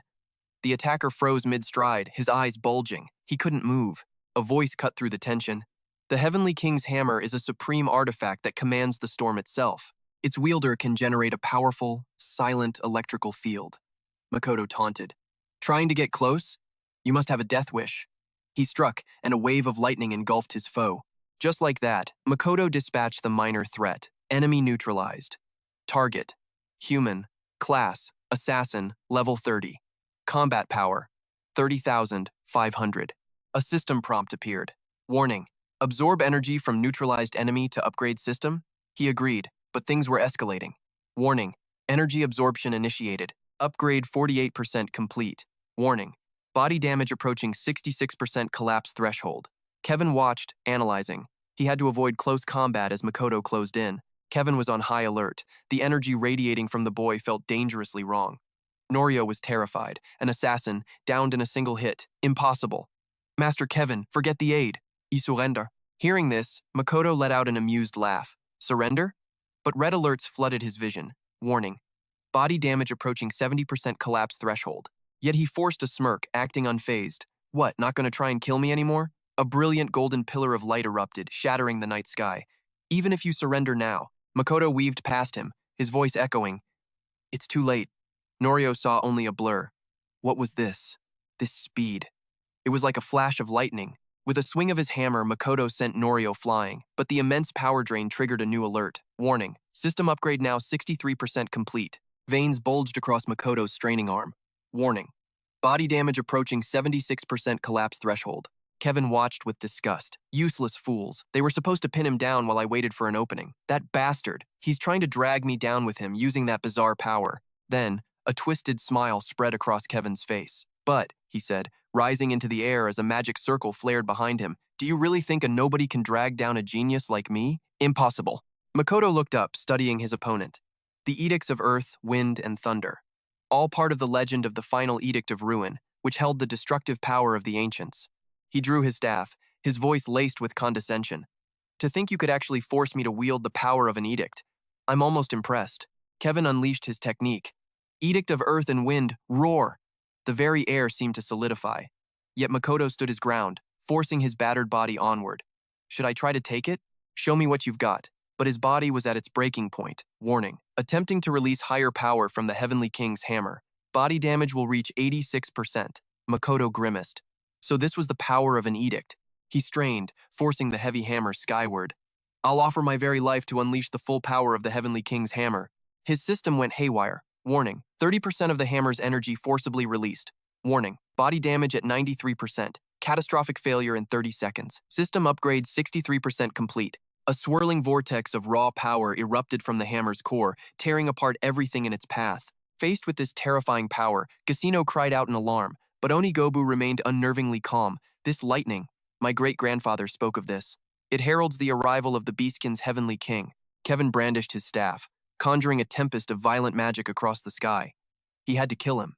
That fighting spirit. To challenge me at level 12. I must claim the secret art within his body. Kevin's face twisted with contempt. You think a mere secret art can overcome the might of the Edict of Ruin? Pathetic. Look at your shattered body. It's hopeless. Foolish human, consider it an honor to die by my edict. But Makoto ignored him, focusing only on drawing more power. A new warning flashed, releasing 30% of the hammer's stored power. Warning. Bodily harm about to exceed the 93% safety limit. 100% in 30 seconds. The system flashed again. Warning. Bodily harm now at 94%. Catastrophic failure in 26 seconds. But Kevin had not abandoned his goal. Fulin, this is your fault for showing up. I have to kill that human, but with you here, I can't even use my transformation spell. His fury mounting, Kevin poured even more power into his spell, determined to completely annihilate Makoto. A mysterious magic enveloped Makoto as his power flared. He moved in a blur, grabbing Fulin just as she, stunned by the tremor, cried out a warning.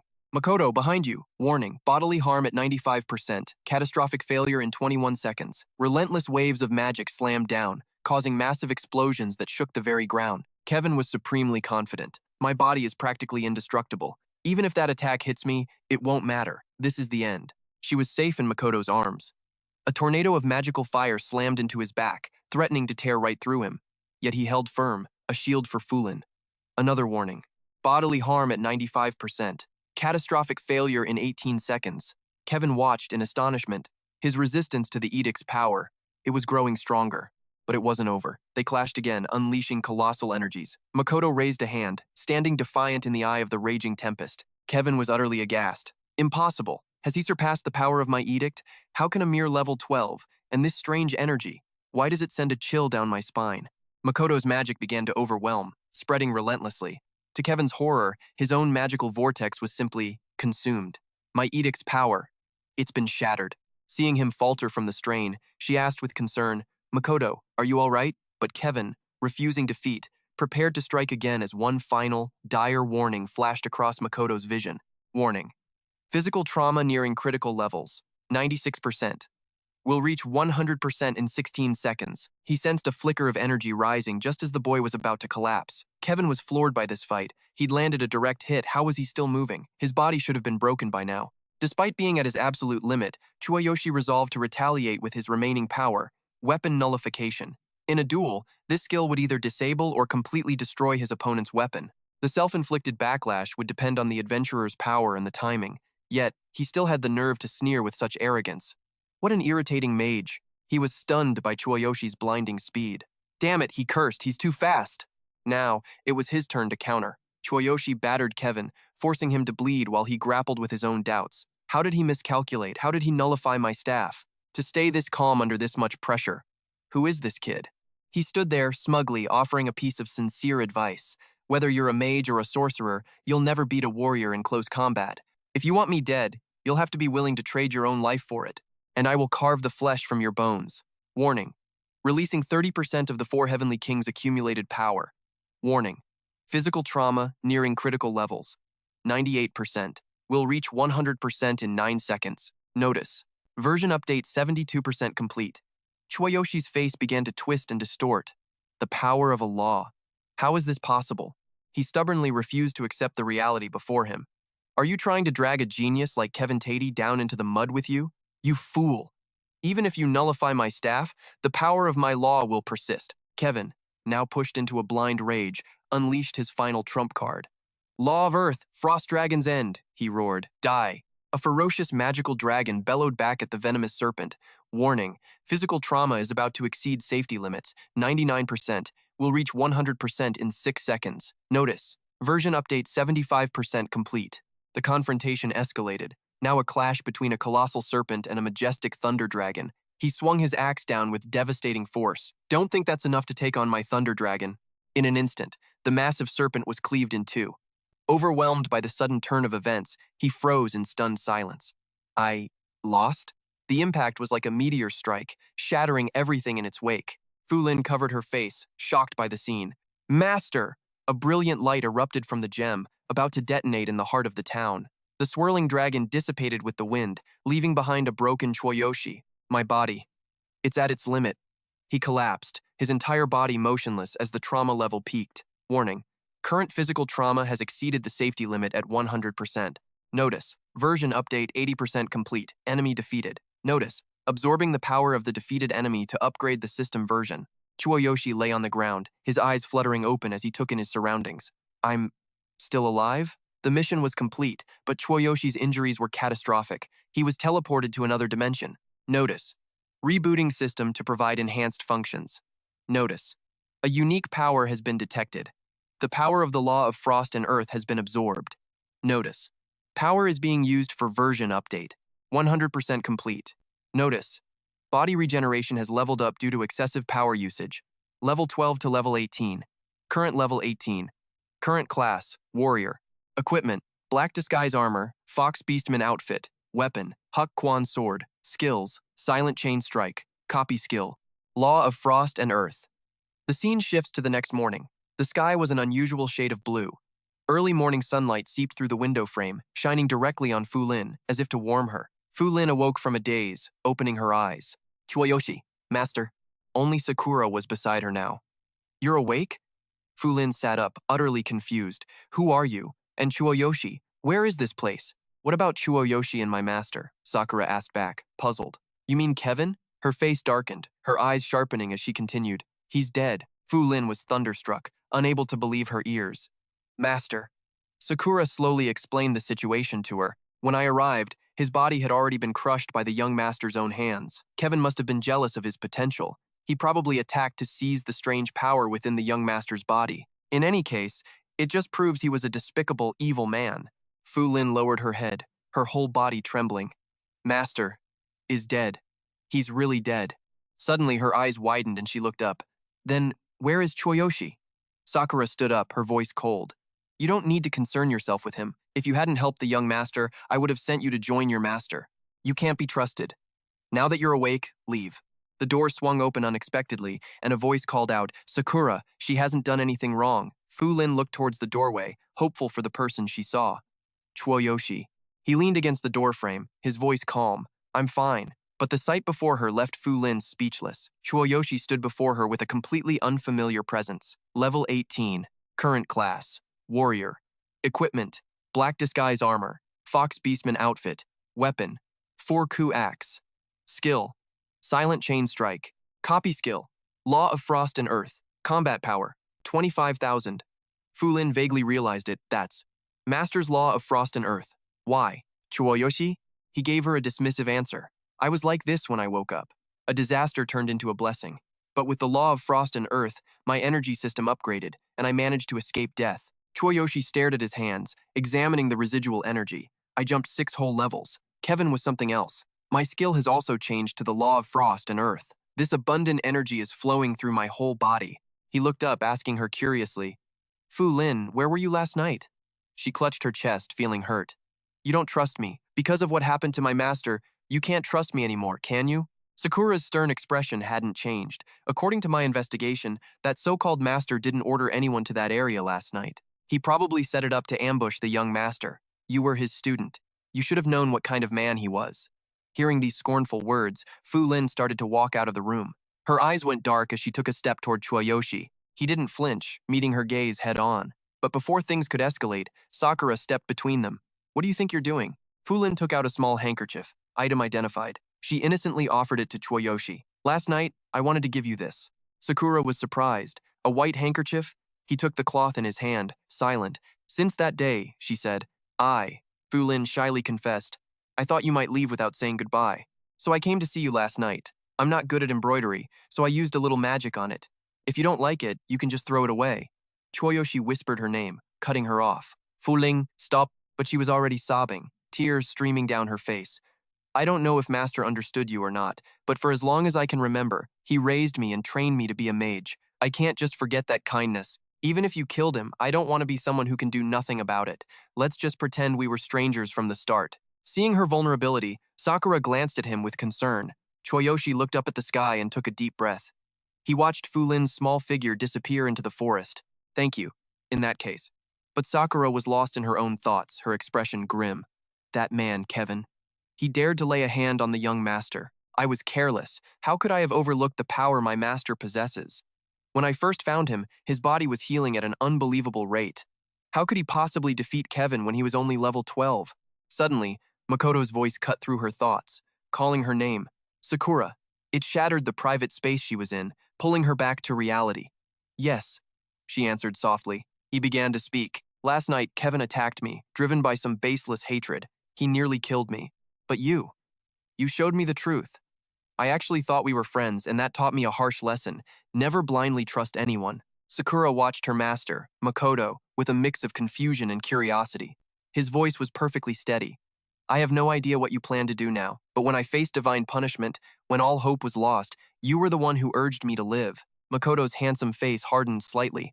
Perhaps you still can't reveal your past, but when that time comes, I will be ready to listen to your story. Sakura's entire body tensed up, her hands twisting together nervously. A blush crept across her face as she slowly agreed. Makoto turned, giving her an order. Good, let's go. He held the scarf in his hands as if it were a precious treasure. Makoto could already picture the delighted, adoring look on Fu Lin's face when he finished it for her.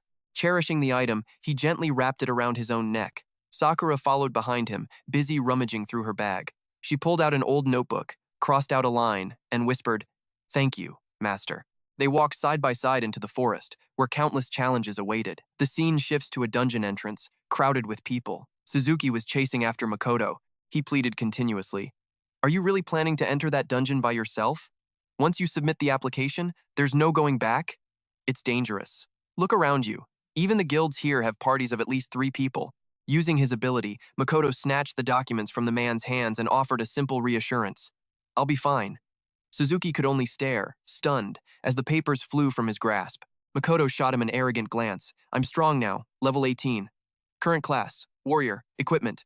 Black disguise armor set, Fox Beastman outfit. Skills, flash chain strike, copy, law of ice, earth seal. Combat power, 25,000. Sandor's voice was low as he spoke into his phone. Was it Chairman Suzuki who recruited Suzuki Zero Makoto that day? He calmly stepped out of a teleportation circle. He was one of the 5 major guild leaders, chairman of the Raging Dragon, the gatekeeper Sandor, an S-rank hero. Level, unknown. Combat power, unknown. It seems we underestimated the Hero League's move. On the other end of the line was the head of another of the 3 great guilds, the ever-smiling, dark old man, the chairman of the Final Glory Guild, an S-rank hero. Level, unknown. Combat power, unknown. From the other side of the phone, a cold laugh answered. Everyone's scrambling for young talent these days. Sander, what has you so busy? I can barely hear you. Amidst a fierce battlefield littered with twisted steel, Sandor stood in a corner, a faint protective barrier around him.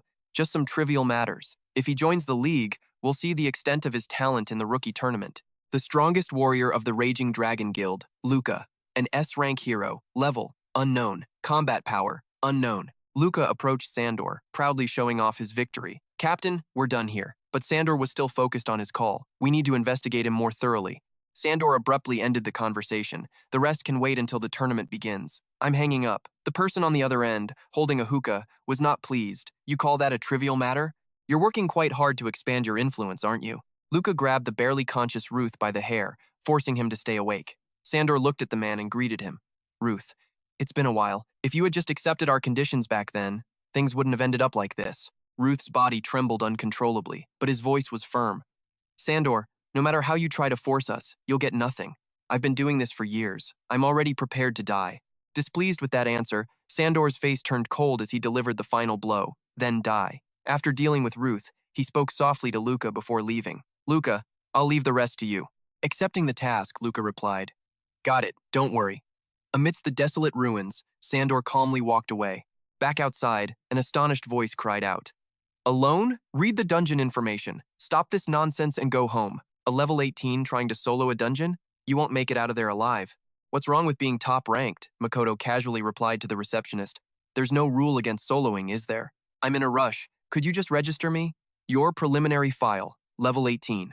Class. Warrior. Skills. Flash. Chain strike. Copy. Law of Ice. Earth Seal. Combat power. 25,000. Mamoru screamed furiously in Makoto's face. Are you that desperate to die? The commotion drew Hikari over, who spoke softly. If he wants to go, you can't stop him. She took Makoto's file. She pressed her seductive figure against his arm, her eyes scanning each page.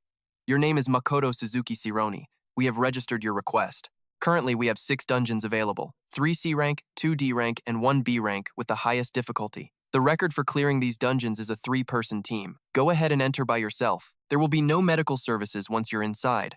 Makoto was completely unfazed by Hikari's charms. He simply took the file. Mamoru was a bit surprised by his indifference to her advances. This beautiful woman, admired by so many heroes, was completely ignored by him.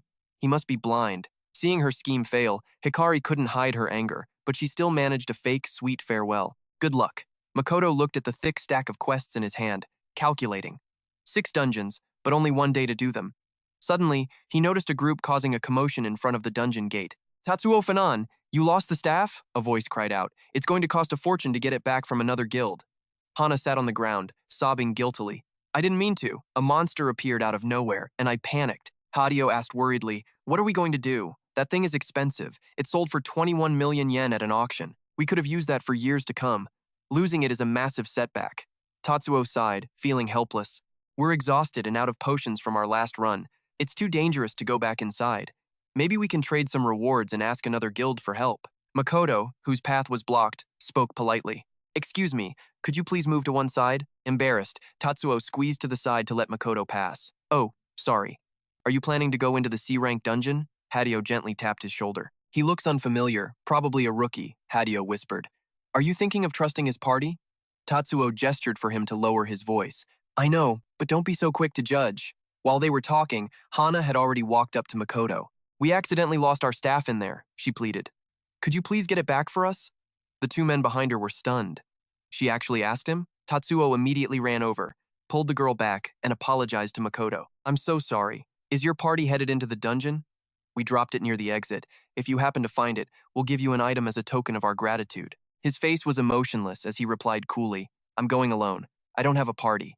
His words, though spoken softly, sent a shockwave through their group. Tatsuo stammered, alone into the dungeon? Haidu also questioned him urgently. What's your level? Are you a B-rank hero? But you look so young. Just before stepping through the portal, Makoto calmly answered him. Level 18. D-rank hero. Suguru spoke up, his voice filled with concern. Level 18. D-rank? Going in there alone? That's no different from running headfirst into your own grave. Tatsuo quickly added, this isn't a dungeon to be underestimated. Iyasu warned him further. With that level, you'll be swallowed whole before you know it. Tatsuo awkwardly made the introductions.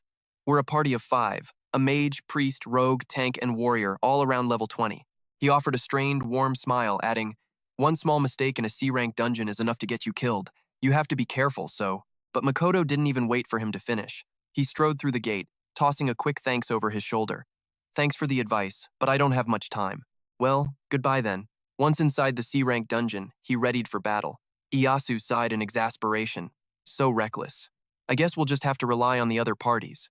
Hideo watched him go with a slight smirk. He's just a rookie who scored high on the dungeon assessment. Nothing but overconfidence. Only Tatsuo sensed something was off, he thought to himself. But he seemed so calm. Not like a novice at all. Current status. Entered Dungeon CC. On the other side of the gate, Makoto found himself standing in a vast, dark cavern. He swapped into his combat gear while scanning his surroundings. I've never seen a stalactite dungeon like this before. A notification panel materialized, activating his skills one by one. Activating Divine Eye Analysis. Terrain. Limestone Cave. Related attributes. Shadow, Limestone, Water. Monster level. 20 to 25. Shadow emergence rate. 30%. Recommended skills. Fire, Light, Divine, Analysis complete. Makoto, now clad in his battle attire, was ready to begin. The Divine selection system has been upgraded, but it feels underwhelming. He summoned his Thunderblade. Level 18. Curant Profession. Warrior. Equipment. Black Disguise Armor Set. Fox Beastman Suit. Weapon. Blood Mist Edge. Skills. Certain Annihilation Strike. Skill Copy. Law of the Frozen Earth. Combat Power. 25,000. An update appeared on the system panel. Compatible items would be more convenient. Compatible items. Items from all worlds can be used without limitation. Before long, Makoto encountered a monstrous beast. Its form was a grotesque mass of limbs lurking in the shadows, its head crowned with glowing, hell-red eyes. More beasts began to stir. Tsuchigumo, level 22. Makoto glanced at the pathetic creatures and let out a cold smirk. This dungeon seems more peaceful than those in other worlds. Perfect for testing the power of the Law of the Frozen Earth. He raised his sword. The Law of the Frozen Earth flowed into the weapon, the Blood Mist Edge, which immediately took on an aberrant wind attribute. With the power of the law, the strength of an abnormal law can be unleashed through a weapon. A wild Tsuchigumo lunged toward Makoto. Law release, Storm Leopard. He swung his sword in a single arc, a motion that exploded into a ferocious tempest. The creature's body instantly vanished. Makoto stared at his blade, a chill running down his spine. So this is the power of a law. Incredible, he mused. At this rate, I might even break into the top 3 of the 6 ranks at once. Though in the end, I can only acquire the legendary Law of Destruction. If I can obtain more laws, I can challenge even higher-level opponents. 15 minutes later, outside the dungeon, 2 figures fidgeted. This is bad. Looks like no other parties are going into this dungeon today. Tatsuo clicked his tongue. If someone else finds it, we're finished. Hana could only look down in shame. I'm sorry. Suguru glanced toward the dungeon gate, mentioning Makoto. It's been 15 minutes. He's probably dead by now. Iyasu agreed. Probably. I've been an adventurer long enough to get used to this sort of thing. Just as he finished speaking, the gate flared back to life. The whole group stared. Stunned, an announcer's voice boomed. New record! Mamoru read the document in disbelief. A C-rank dungeon? It only took 3 months for a new record to be set? Hiraki eagerly asked, which party was it? He handed her the file. It wasn't a party, it was the first solo player, and that kid from before. The system announcements kept flashing. Hiro Sukihiro Makoto has cleared the dungeon, completed in 15 minutes and 33 seconds. The previous record for this cave, 19 minutes and 54 seconds, has been updated. This is the first solo clear. The current shortest completion time is 15 minutes and 33 seconds. To the utter amazement of the crowd, Makoto stepped out without a single scratch.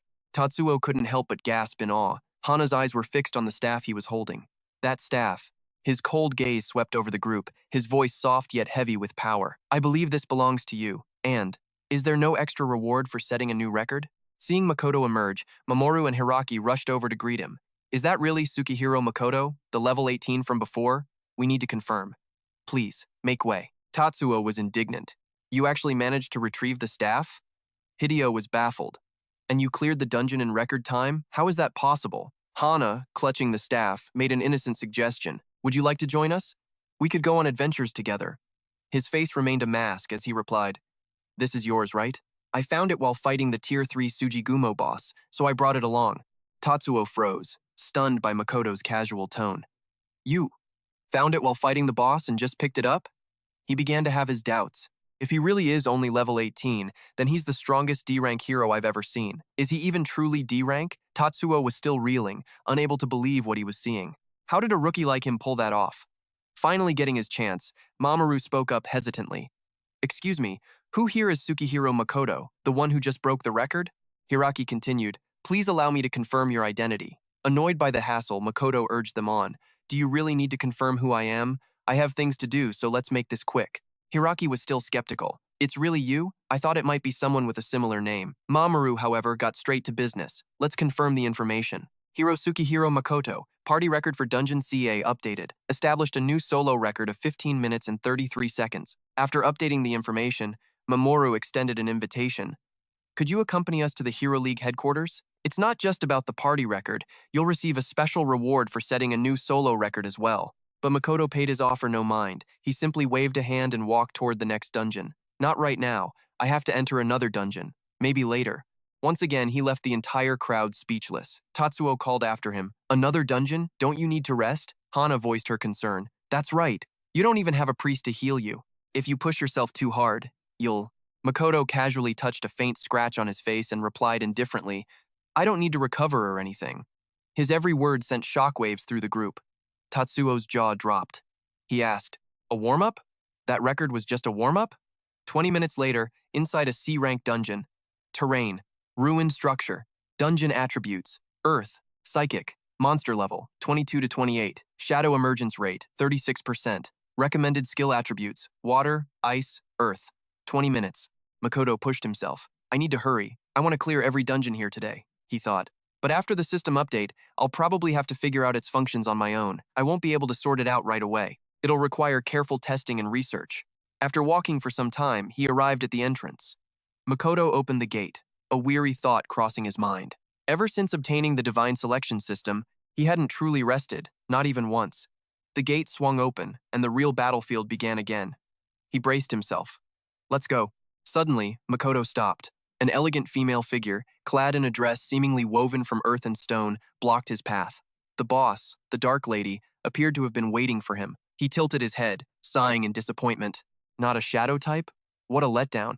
So they have humanoid monsters here too. He recalled, I read there are 30 types of cavern monsters and 60 types of shadow monsters here, and new types appear every year. The lady gracefully raised an arm, and overwhelming magic flooded the air. She spoke with a sympathetic tone. Brave hero, you have endured much. Makoto stared in surprise as the lady's magic shot towards him. That wave of power, it's... Makoto instantly activates his ocular power, his divine sight analyzing the foe. He unleashes a psychic assault, trapping his enemy in a fleeting illusion, its strength and duration dictated by the power gap between them. The woman calmly analyzes his move. There's no mistake, she thinks. I felt the psychic wave of his attack. It feels just like the magic surges from that other world. This must be a creature specializing in mental assaults, one that baits heroes with illusions before killing them.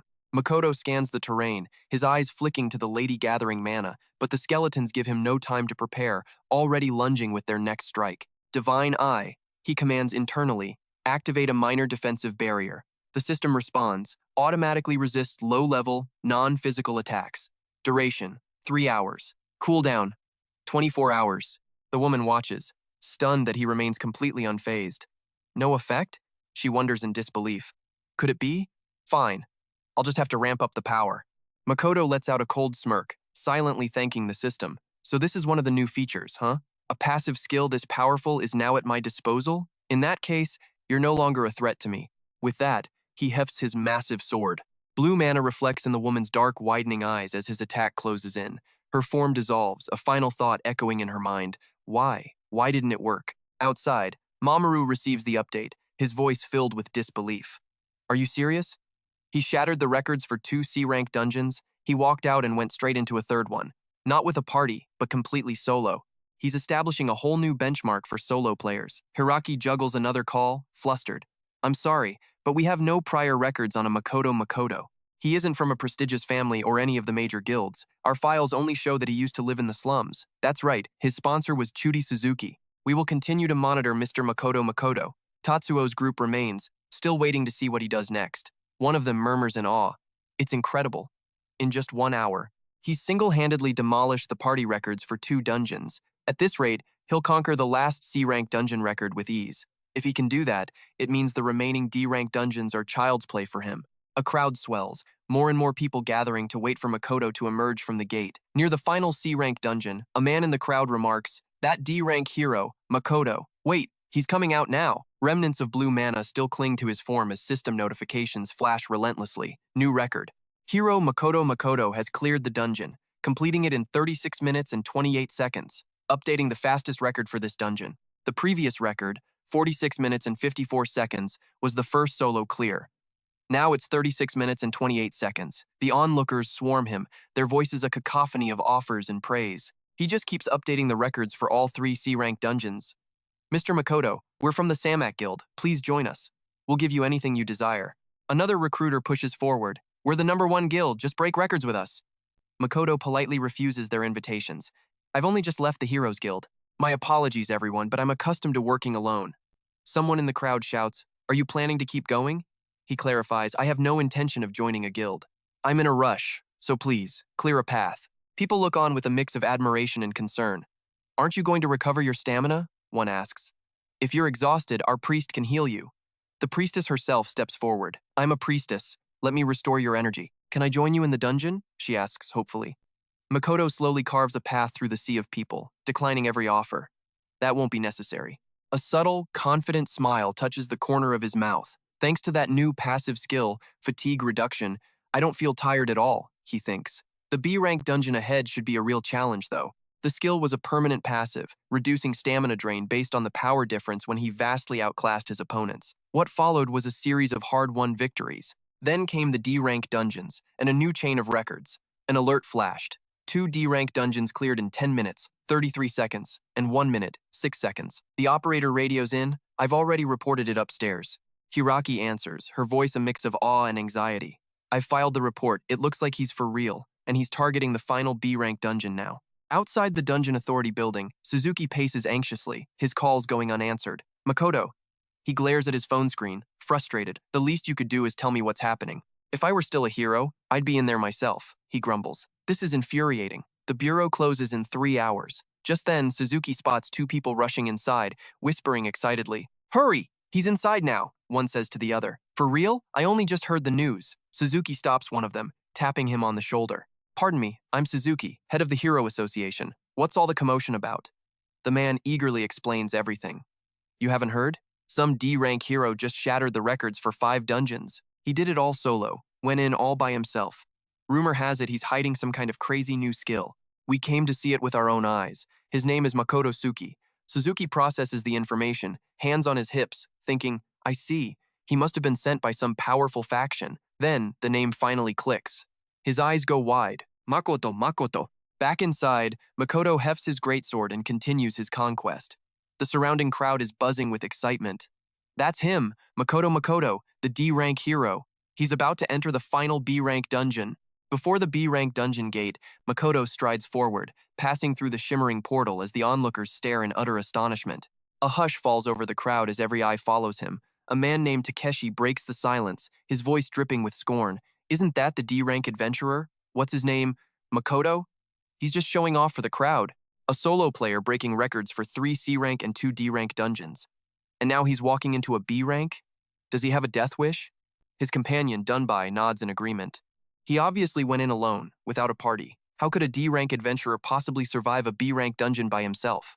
If he really had that kind of power, the major guilds would have scouted him ages ago. He wouldn't just pop up here out of nowhere. Takeshi offers another theory. Maybe some guild or a wealthy fan paid him to break the records. He must have used illegal items or banned substances to temporarily boost his stats. There's no other way he could pull this off. Takeshi chimes in, that's what I'm saying. D-rank adventurers like us know exactly how tough a B-rank dungeon is. He's definitely hiding something. A smirk plays on Sunji's lips as he makes a venomous prediction. If you ask me, he's not coming out of there alive. Kiyoshi timidly speaks up in Makoto's defense. Don't say things like that. I saw him walk out of a C-rank dungeon without a scratch. I don't think he's just some ordinary guy. The man whirls on him, shouting, Be quiet, what do you know? If he was so powerful, why would he still be a D-rank adventurer? Ketsuke, agreeing with Sunji, adds his own 2 cents. Exactly. He's either lying about his level or has a powerful backer pulling the strings. For a normal adventurer, even a C-rank dungeon is terrifying. Kiyoshi wants to argue back, but he's trembling. But the system already confirmed his results. If he didn't have the skill, how could it be possible? Suddenly, the sound of synchronized footsteps cuts through the chatter, drawing the attention of the gossiping crowd. Someone recognizes the newcomers and cries out, It's the Wild Rose Guild. That's Edric, the vice captain, a level 38 C-rank adventurer, and the captain of the Wild Rose Guild, Lauren, a level 35 C-rank adventurer. It looks like they've just finished clearing a dungeon themselves. They approach slowly, merging with the growing sea of onlookers. Hajim's kid froze, his eyes wide with disbelief. Hey, isn't that Wild Rose? The most powerful C-rank guild in the entire region? Their leader was a fearsome level 38 female warrior. Her eyes sparkling, she eagerly added, "That's them. They set the record in the last B-rank dungeon. 47 minutes and 15 seconds. Smashing records wasn't just for show. It was how they earned their reputation as the best. What's more, they were an independent guild, not tied to any faction or clan. Impressive, someone murmured, but Takeshi just scoffed. Putting on a big show, but what are they doing here? Don't tell me they fell for that rumor about Suzuki Tsuyoshi." Lauren stepped forward, waving her hand to silence the crowd. She turned, her expression cold. "I heard a D-rank adventurer, Suzuki Tsuyoshi, is soloing this B-rank dungeon." Tatsuo pushed through the throng to confirm. "Yes, that's right. He shattered records in 3 consecutive C-rank dungeons." Everyone here felt something strange was going on. Edric found it bizarre, his voice dripping with contempt. Strange? A D-rank adventurer, challenging a B-rank dungeon all by himself? "Doesn't matter," he sneered. "He's either using forbidden enhancers or has a hidden backer." Lauren, however, was intrigued. To solo and break a record. If it's true, he's no ordinary man. Still, for a D-rank to do that is odd. Seeing her lost in thought, the man shrugged dismissively. Why overthink it? He's obviously cheating. He'll either die in there or come out with his lifespan shredded by enhancers. We, Wild Rose, set the record for this dungeon. No low-level D-ranker is going to break it. The crowd, swayed by his words, erupted. If he used stimulants, he should be stripped of his adventurer status. Yeah, test him as soon as he comes out. Amid the uproar, one adventurer whispered to his friend, "A D-rank. I don't know." When he exited the C-rank dungeons, he looked perfectly calm, with no signs of using illegal substances. Edric overheard and bristled. How dare someone like that challenge him? A weak D-rank trying to compete with C-ranks like us? But Lauren stepped in to defend Tsuyoshi. Cheating or not, entering a B-rank dungeon alone is impressive. If he comes out of there alive, we'll have to seriously reevaluate him. The man shot back. "Captain, he definitely won't." Lauren cut him off. "Edric, I'm only talking about our assessment of him. If he really has the skills, I want to meet him and show him what Wild Rose can offer." The argument died down, replaced by a low murmur of speculation before the dungeon gate. Inside, it was a different world. The B-rank dungeon was a bleak landscape of smoke and smoldering ash. The system displayed Tsuyoshi's current stats. Level, 18. Class, Warrior. Equipment, Black Disguise Armor, Beastman's Garb, Weapon, Phantom Sword. Skills, Chain Strike, Copy, Law of Earth, Wind Equilibrium. Combat Power, 25,000. He surveyed his surroundings and clicked his tongue. Bigger than I thought, so this is a B-rank dungeon. B ranks and above are on a completely different scale of size and difficulty. Tsuyoshi started his journey, thinking aloud. Those other records are enough for the rookie tournament, but I wanted to test my limits in a B-rank dungeon. This should be fun. Suddenly, a notification from his Divine Eye popped up. Divine Eye Analysis, B-rank dungeon, terrain, grassland, area, approximately 12 square meters. Monster level, 30 to 35. Dark attribute monster appearance rate, 45%. Recommended skills, wind, lightning, and earth attributes. Tsuyoshi was unfazed, letting out a cold snort. Level 30. Impressive for weak monsters. But it'll be even better if the boss is a dark attribute. He stopped, scanning his surroundings. Let's see which world's darkness is tougher, my original world's, or this one's. I'm looking forward to it. His battle lust ignited. He charged forward. Come at me, you pack of monsters.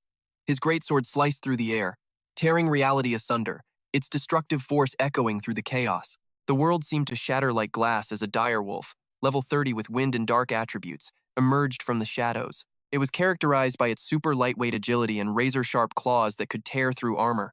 Its weak point was its abdomen. Recommended attacks, lightning and earth. Tsuyoshi smiled. Perfect. Another swing of his sword sent a bolt of lightning through the pack. The wolves convulsed, their bodies freezing mid-pounce. One desperately swiped at Tsuyoshi while another lunged, jaws wide in a rabid frenzy. He offered a word of praise for its strength. With a downward slash, one beast was crushed instantly, its form dissolving into embers. The remaining monster surged forward, only to be stopped by a magic shield. How about this? Undeterred, it lunged again, intent on tearing Tsuyoshi apart. Earthwind. With a single counter, the beast was flung into the distance, its body smashing lifelessly against the rocks. After dealing with them, Tsuyoshi still wasn't satisfied. He clicked his tongue. He sighed, deep in thought. I'll need to replace my gear from the other world. They're definitely stronger than the low-level mobs, but that's what makes it interesting. Is that all you've got? Come on, send out some more of your weak B-rank dungeon fodder. As if answering his call, the ground shook violently. A tidal wave of monsters erupted from the smoke, charging him like an army. His blade slick with monster blood, Tsuyoshi looked down at the piles of corpses. Finally, he felt a flicker of satisfaction. It's been a while since I had a proper fight. A sudden roar drew his attention. A Tezak, level 32. An elite monster with earth and dark attributes. Its main feature was a powerful defense, a layer of rock covering its entire body, making it nearly impenetrable. It was also skilled at changing its attack patterns. Its weakness was its eyes. Recommended attacks included lightning, elemental magic, and poison. The Tezak stomped forward, shaking the ground. Tsuyoshi was wary, but then swung his sword down on its head, only for it to be deflected by a golden helm, nullifying the attack. Now, Tsuyoshi felt a real challenge. Tough one, he muttered. The moment it landed, the Tezak targeted him and charged. He quickly deployed a magic barrier to block the massive attack. The shield held, but it cost him a significant amount of mana. A small smirk played on his lips. Fast for something so big. Still coming at me? The Tezak wasn't about to pause. It gathered its strength, its murky eyes filled with rage as it launched itself forward again. This time, he smoothly parried the blow. I'm not in the mood to play with you, big guy. Tsuyoshi quickly identified its weakness. He prepared a decisive strike. Your weak spot is your eye, isn't it? The blow landed true, and a system notification appeared. The powerful defense has been breached by an attack on its weak point. Tsuyoshi's emerald eyes glowed as he gave the command. You're finished. Lightning strike. Tear its body to shreds. Struck in its vital spot, the Tezak let out an earth-shattering roar of agony. The lightning coursed through every cell, forcing it to its knees. He had finally defeated it, but not without taking some damage himself. Fighting an elite monster.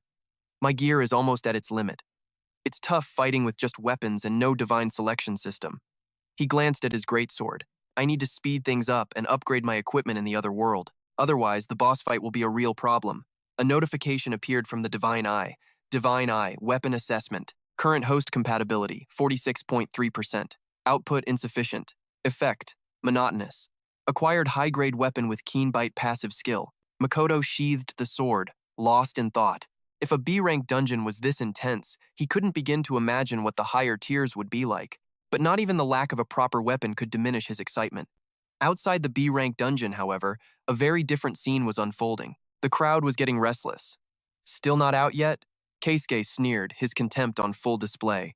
It's been 20 minutes. He's definitely met his maker. A D-rank trying to solo a B-rank dungeon is just suicide. Dunpei let out a massive yawn, chiming in with his own mockery of Makoto. What an arrogant fool. He was probably swarmed by a horde of level 30 monsters. They might not even find a body. The dungeon supervisor should be broadcasting the challenger's death any second now, right? Edric silently agreed, certain of the boy's failure. He recalled his own first run in a B-rank dungeon with the Wild Roses. It was a legendary tale, a whole pack of level 30 Tzags, followed by the final boss. They had barely cleared it in 1 hour, 5 minutes, and 15 seconds. No one in this region could ever hope to break that record. But amid the admiring gazes on the Wild Roses, someone spoke up. That Tsukishiro Makoto is no joke, though. Maybe this B-rank dungeon is. Edric immediately cut him off, his brow furrowed as he growled, What are you implying? That we're not as good as him? A puny D-rank who hasn't emerged after 20 minutes is obviously dead. If he does come out, I'll demand a stimulant test from the Adventurers Guild. If he used illegal substances, he'll pay a fitting price. Takeshi pushed his glasses up his nose, concurring with Edric. Exactly. Even with forbidden enhancers, he wouldn't have lasted long. No matter what he used, one person can't clear all the monsters in a B-rank dungeon. Forget about any records. His life is most likely in danger. The crowd was convinced, their voices rising in agreement. A B-rank dungeon was completely different from a C or D. If a D-rank adventurer hadn't come out after 20 minutes, wasn't the outcome obvious? Lauren paid them no mind, her gaze fixed steadfastly on the system information display panel. Current challenger, Tsukishiro Makoto. D-rank adventurer. Status, in combat. Time, 20 minutes, 17 seconds. Shortest record, Wild Roses Guild, 1 hour, 5 minutes, 15 seconds. Mission log, shortest solo clear, C-rank Dungeon 1, 15 minutes 33 seconds by Tsukishiro Makoto. Shortest solo clear C-rank Dungeon 2, 26 minutes 12 seconds by Tsukishiro Makoto. Shortest solo clear C-rank Dungeon 3, 36 minutes 28 seconds by Tsukishiro Makoto. Shortest solo clear D-rank dungeon 1. 10 minutes, 33 seconds by Shiro Makoto. Shortest solo clear D-rank dungeon 2. 1 minute, 6 seconds by Shiro Makoto. After reading the system board, Lauren fell into a contemplative silence. A D-rank adventurer, Shiro Makoto, clearing C and D-rank dungeons all by himself in such a short amount of time. She considered a possibility she didn't want to believe. It had been 20 minutes. A normal D-rank adventurer would be dead. But perhaps. Edric saw right through Lauren's thoughts and called out, "Captain, what are you looking at?" She replied softly, "It's nothing." Lauren carefully read the notice again, wondering to herself, with such strange power, could he still be alive and fighting? Current challenger, Shiro Makoto, D-rank adventurer, status, in combat. She couldn't accept it, clenching her fist to steady herself. Impossible. A D-rank adventurer could never. Meanwhile, deep within the B-rank dungeon's swamp, filled with aquatic plants, Makoto had finally arrived before the boss's domain. This was it. A colossal stone door loomed before him, radiating a heavy aura and covered in countless ancient runes. The pressure alone was enough to intimidate Makoto, making him hesitate for a moment. The surrounding petrified statues reminded Makoto of the darkness's presence, but then he steeled his resolve and reached out to open the door. "Let's go. Sorry to keep you waiting." The instant he pushed it open, a dense wave of energy surged out like a tide, pulling Makoto inside. In a flash, he had set foot in the final boss's domain. Boss area. Abyssal darkness. Venomous sword demon, level 45. Upon seeing Makoto, it spoke with a hint of surprise. "You came alone? That's a first." Divine Eye analysis activated. Venomous sword demon, level 45, dark boss. Attributes: intelligence, dark, ice. Traits: high intelligence and formidable defense. Its weapon can inflict mental attacks and expand a frost domain. Weakness, heart. Recommended attacks: lightning, light, fire. The venomous sword demon sneered, observing him intently. "A tiny adventurer dares to face me alone." Makoto stood silently, his body trembling. The demon saw this and began to taunt him. "You're shaking. Are you scared? It must be terrifying. If you're afraid, just give up. That would save me the effort." Before the demon finished, Makoto retorted, "Not a chance. I'm not scared." The venomous sword demon looked at him, confused. Makoto raised his head to meet its gaze. His fighting spirit blazed as he declared, "I'm not scared of you. I'm shaking with excitement. The chance to kill a dark attribute monster. I can't wait any longer. Besides, I could really use a new weapon. I just lost my last one." The venomous sword demon was momentarily taken aback. No one had ever spoken to it like that, especially not a solo challenger. The venomous sword demon stood up, its eyes glowing with fascination as it looked at him. Interesting. Such a small human with so much courage. It didn't hold back its praise, but also didn't forget to warn Makoto, "Your courage is truly commendable, but to take this weapon." Before it finished, a frigid aura instantly erupted, freezing the space around them. Makoto lowered his stance, his greatsword crackling with lightning and rage as he declared, "Vikarina, Mom, Dad, I will cut them all down with my own 2 hands." In the B-rank dungeon's boss area, the venomous sword demon stood before Makoto and asked directly, "Abyssal darkness. You want my weapon, don't you?" "So, you want my weapon?" Without a moment's hesitation, he confirmed it. "I'll take it right after I shatter you into 100 pieces." The demon toxin sword seethed. How dare a lone human challenge me? Enraged, he slashed toward the boy, screaming, "You foolish mortal!" As the demon toxin sword's single strike descended, Makoto instantly activated his divine eye to analyze it. Psychic shockwave, an area of effect attack with a 15-meter radius, inflicting psychological corrosion. A 10% chance to cause dizziness for 3 seconds. Recommended counter, evade the attack. His eyes lit up, and the corner of Makoto's mouth curled into an excited grin. An area attack, huh? He threw all his strength into a backward leap, avoiding the shockwave from the demon's blade. He calculated his next move. "So, I should use an attribute with territorial dominance, like ice." Seeing his attack miss the boy entirely, the venomous sword demon was slightly surprised. Its gaze toward him grew warier. "You dodged it? Interesting." But that was just the warm-up. It slammed its sword into the ground, then activated its skill. Domain expansion. Frost! The skill cast instantly. The icy ground beneath Makoto's feet quickly cracked and shattered. He calmly used his divine eye to analyze it, the information appearing in his vision immediately. Domain expansion. Frost. Fixed area of effect attack. 30-meter radius. Effect. Reduces target's movement speed by 30%. 5% chance to freeze for 5 seconds. Recommended counter. Use lightning to break the ice or escape the domain quickly. Makoto mused. "So it reduces my movement speed, huh?" Then, his expression darkened as he retorted, "Don't think you can win that easily." Countless bolts of lightning immediately struck down around him. Summon. Lightning strike. A notification appeared. Domain expansion. Frost has been destroyed. System report. Skill has been cancelled. Flash step chain lightning cooldown, 30 seconds. Makoto rushed forward, thinking to himself, I've destroyed the domain and disabled the skill. This is my chance. His massive sword swung directly at the venomous sword demon, but the blade slid right through him. Tsuyoshi stared in shock as the demon sword's health bar barely budged. The demon scoffed, swinging its blade dismissively. An attack like that is nothing but a gnat's bite. Makoto threw himself backward, dodging the sudden counterstrike. He activated Divine Eye Analysis. A system prompt appeared. Target possesses incredibly high defense, physical resistance, 75%, dark attribute resistance, 90%. Recommendation: target the heart. Use lightning or light attributes, Makoto muttered, dodging aside. Physical resistance that high?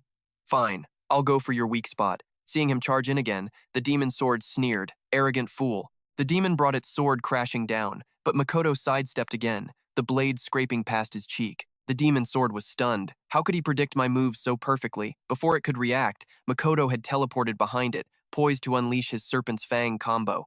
Makoto's grip tightened on his sword, veins bulging on his skin as he unleashed the skill with a challenging cry.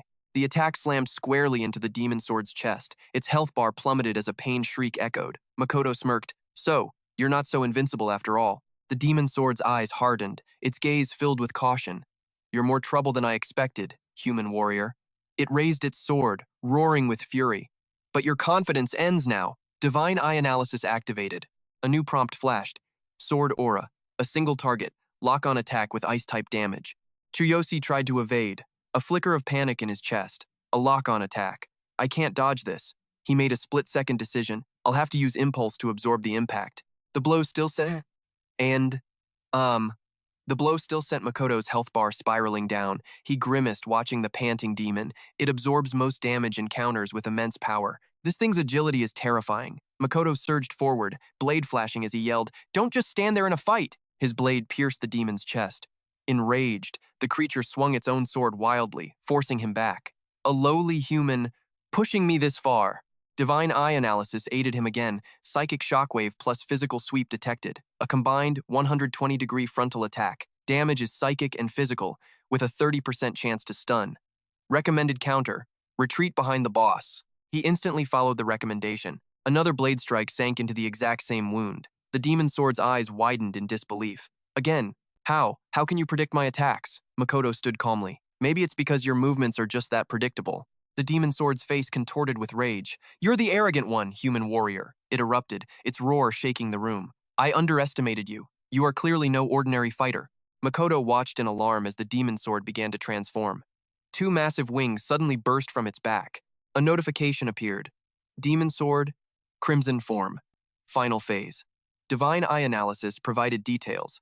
Now, in its final form, the Crimson Demon Sword's combat power has increased by 50%.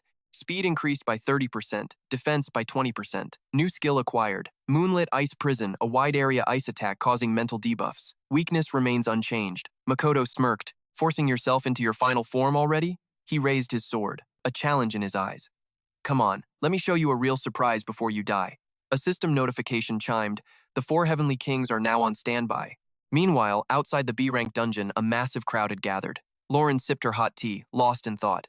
If Makoto actually breaks the record, she began to feel anxious. Our guild's record would be shattered. That could impact our prestige and even our resource allocation. It would trigger a massive shift for the guild's future. Just then, Ig walked over and refilled her cup. Captain, something on your mind?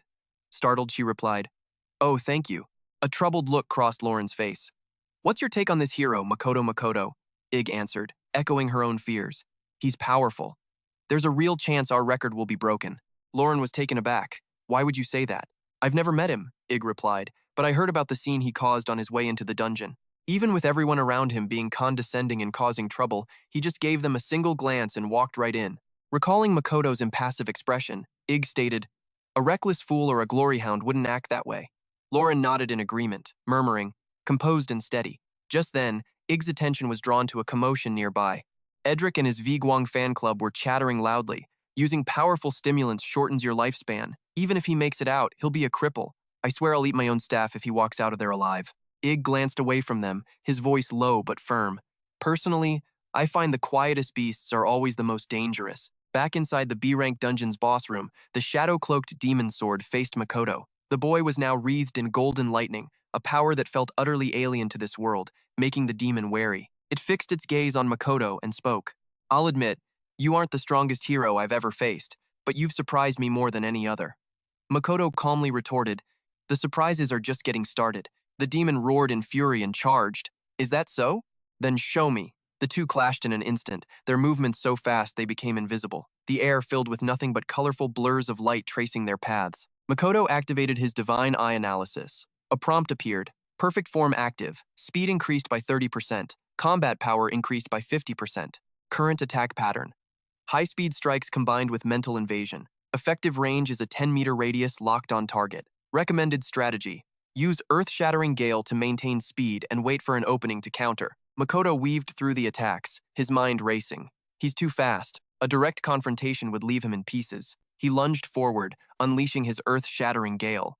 Makoto tried to parry the demon's counter, but its blade's force was overwhelming. The demon's attack scraped past his face as he recoiled, his health bar dropping to half. Makoto let out a wry grin. Not bad. He instantly leaped into the air, teleporting behind the demon sword and attacking again. But the slash glanced off its hide without leaving a scratch. The demon sword laughed triumphantly, raising one of its enormous clawed hands. Let's see how much longer that tough talk lasts. Despite its taunts, the demon was inwardly amazed. He was completely outmatched, his health draining away. Yet he showed no fear, just a strange, unnerving calm as he dodged every single blow. The demon's sword attacked with frenzied rage. How much more can you take? Countless ice spikes erupted, closing in. Divine eye analysis flashed.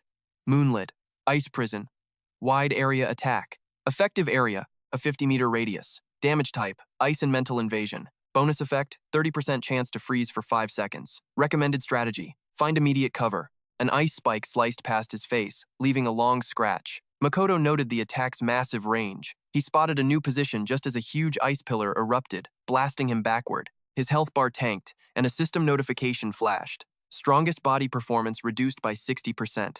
The Venom Sword user sneered. Still alive after that? With that little HP left, how could you possibly win? With that, he charged, sword raised, determined to end it. I'll cut you in two. You can blame your own recklessness for this.